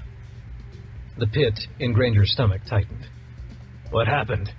The Valerisi, they tried something bad at the robot world you found, and Proctor tried to stop it. And as a result, she separated herself from her companion. But won't that kill her? From what my companion says, she's still alive, but only just. Probably in a deep coma with extensive mental trauma. Luckily, her ship got out alive. Speaker Curiel showed up with the GPC fleet and a whole lot of Caliphate help and stopped the robot sentinels from destroying the Independence. He mulled over the latest revelation. The Valerisi, attempting something at the robot world that Shelby nearly died trying to stop? The Swarm, now with a singularity shield of their own, which they just witnessed was capable of transporting entire worlds through time and space? The Findiri, divided and changed somehow and warring amongst themselves? Talos dead, but the remaining Quiasi hiding amongst humanity, each with their own possibly nefarious ends? And himself, Tim Granger, a 13-billion-year-old man who just met his son and then lost him. A man who'd yearned for death and release, but now found himself leading the fight against an enemy that he just now remembered. The Swarm. Not just humanity's enemy, but the enemy of all existence. He remembered. They had returned to the one place and time where several events were converging that would help them achieve their goal. The end of the universe. This entire timeline from the very beginning, and this universe of universes, and the escape of the Swarm from that destruction to a new reality. One where they could reign for another epoch of time until they found the next universe, and the next. They would never stop. They would end the very existence of anything if it meant they could exist for another day. But he'd come to this time, this place, for another reason. To stop the Swarm from ever existing themselves. Had he succeeded? Time would tell. Epilogue. Sol Sector, Earth, New York City. United Earth Executive Offices Tower. Former President John Sepulveda was on the verge of becoming current President John Sepulveda. Why? Because he was the greatest president in the history of United Earth. That's why. Go to hell, Susie Tompkins and Mrs. Dilworth's third-grade class, he thought as he walked down the final hallway to her office. His office, not hers any longer. Honestly, most people would say it was a miracle he'd gotten off the Defiance, but all it took was some good ego stroking, a little politicking, a few hasty promises he had no intentions of fulfilling, and Commander Rice let him leave, with an official IDF shuttle escort to boot. And now the Findiri occupation of Earth was ending almost as fast as it began. Talos was dead, Varus, his right-hand man, apparently had come to Jesus and was born again and promised to restore Earth to the way it was. Which left him, the greatest president the Union had ever known, strutting toward former President Cooper's office with a huge grin on his face. The door opened for him before he even reached a hand out. "Mr. Sepulveda, come in," said Admiral Oppenheimer, who held the door open for him, offering a handshake. He took it warily. "Admiral, has Madam Cooper offered an amnesty I was not made aware of?" "Oh, save it, John. We need him. And he needs us more, so that makes him useful." Cooper was sitting at her desk. His desk, he corrected himself. He took a seat opposite her, staring her down, daring her to say anything other than, "Welcome back, Mr. President. I kept your seat warm for you." "I'm sure he'll come in handy after his trial. My question is, when's the ceremony?" She did a double take. "I'm sorry, the what?" "The inauguration ceremony? Mine? Have you drafted your letter of resignation yet?" She threw her head back and laughed. That did not bode well for the rest of their conversation. "Cooper, we had a deal," he began. "We decided..." Yes, she said, waving a hand, dismissing him. "We said a lot of things, but circumstances have changed, John. Talus, the other Quiasi, I'm sure you were well on your way to figuring out a few of the others." Sepulveda's eye narrowed. He'd listened to Rice's and Danny Proctor's speculations, but in the absence of actual proof... "You left the note, didn't you?" he said. "On my desk. President Avery is alive and she wants what's hers." She nodded. "I did. Or rather, a custodian did, at my request." The confession. She really was former President Barbara Avery, a Quiasi, having taken the form of Senator Cooper as she lay dying of cancer. "So you were trying to get into my head, mess with me, not warn me?" "I was doing both, to be honest, and I'm still trying to get into your head. Trying right now, in fact," she said with a wry smile. "You'll fail," he said. "I already succeeded, John." Without waiting for a reply, she stood up and retrieved something from a table nearby, a suitcase, which she set on the desk in front of him and opened. "See that there? It's a small prototype momentum transfer shield that the brilliant researchers at Smolensk Science Station came up with. Would have been super helpful for this." "Shut up, I didn't ask for a response." He was too dumbfounded to protest, and watched as she lifted the device away and pulled out the false bottom of the suitcase, revealing another compartment. This one held only a vial loaded into a meta-syringe. "And this. Recognize it?" "Should I?" She laughed again. "Probably not. They call it the juice. The researchers at Smolensk Station have finally managed, after nearly 4 months since I got them the last remaining old swarm matter sample, to recreate something like it.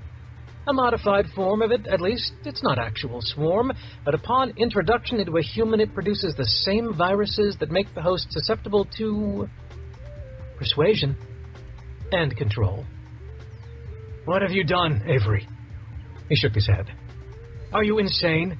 Trying to recreate the swarm? Isn't one ship attacking us enough? You want to make more?" She sat back on the desk and crossed her legs, not even making an effort to guard the vial. He could grab it, run off with it, get it to someplace it would be safe and unused.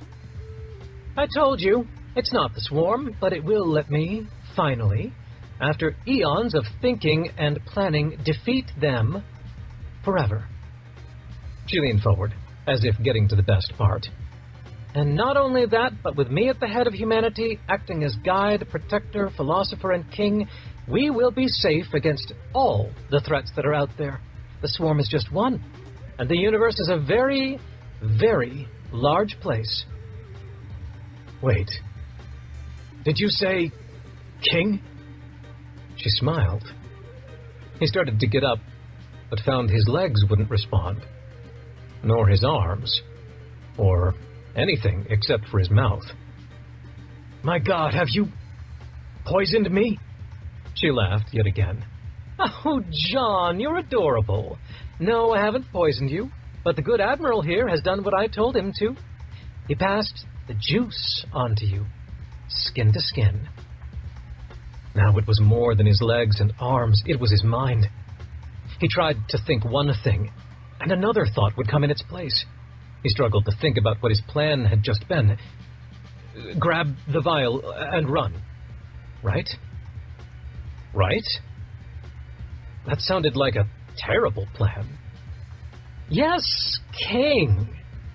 You see, John, former President Avery is indeed back, and she does indeed want what's hers, as she considers it. And she has it, after a fashion. She has it in the form of being the leader of the Galactic People's Congress, and possibly will have it even more with whatever this new thing is that Proctor is trying to put together. But it's rubbish. We're not allying with aliens to defend against aliens. We're going to keep it in the family, John. You're... He slurred. You're... him. Who, John? She asked innocently. You're... Malikov. She smiled deviously and tapped her nose. He remembered a time where that news would produce a fair amount of alarm and horror within him.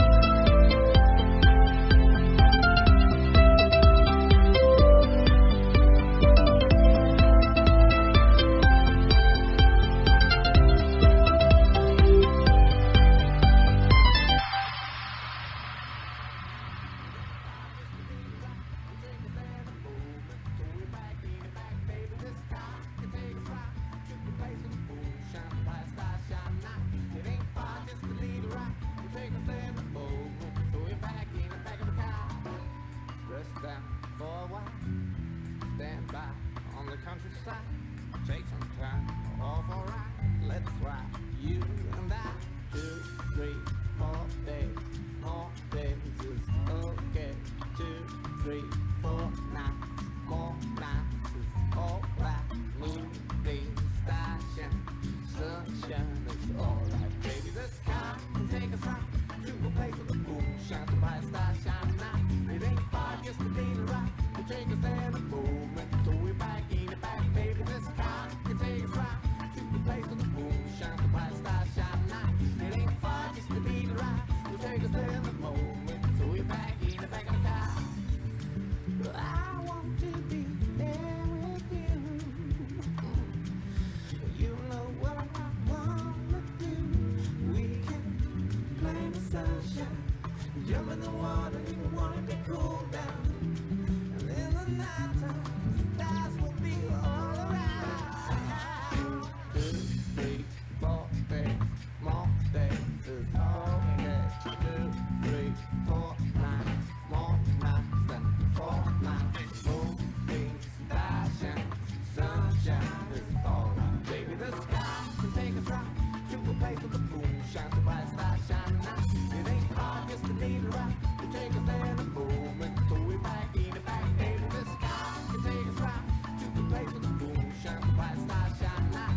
It ain't hard just to be the right. You take us there in a moment, so we're back in the back of the car. The sky can take us right to the place where the moon shines so bright, stars shining night. It ain't far just to be the right. You take us there in a moment, so we're back in the back. Baby, the sky can take us right to the place where the moon shines so bright, stars shining night. It ain't far just to be the right. You take us there in a moment, so we're back in the back of the car.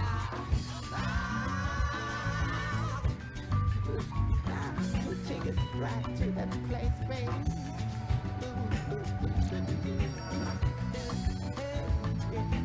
Jump in the back of the car. The sky is crazy. It ain't far. So we're back in the back, baby. The sky can take us right to a place where the moon shines, sun shines. It ain't far, just a little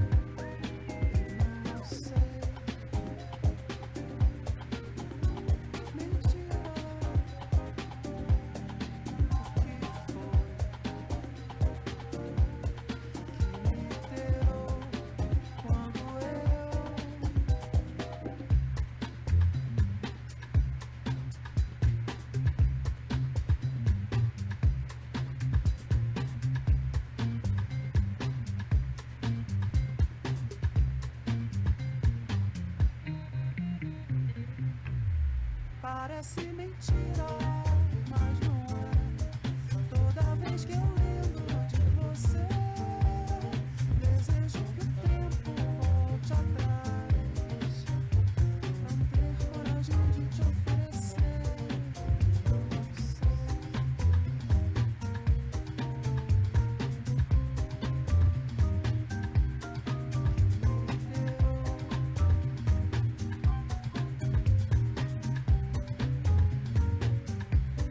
Parece mentira, mas não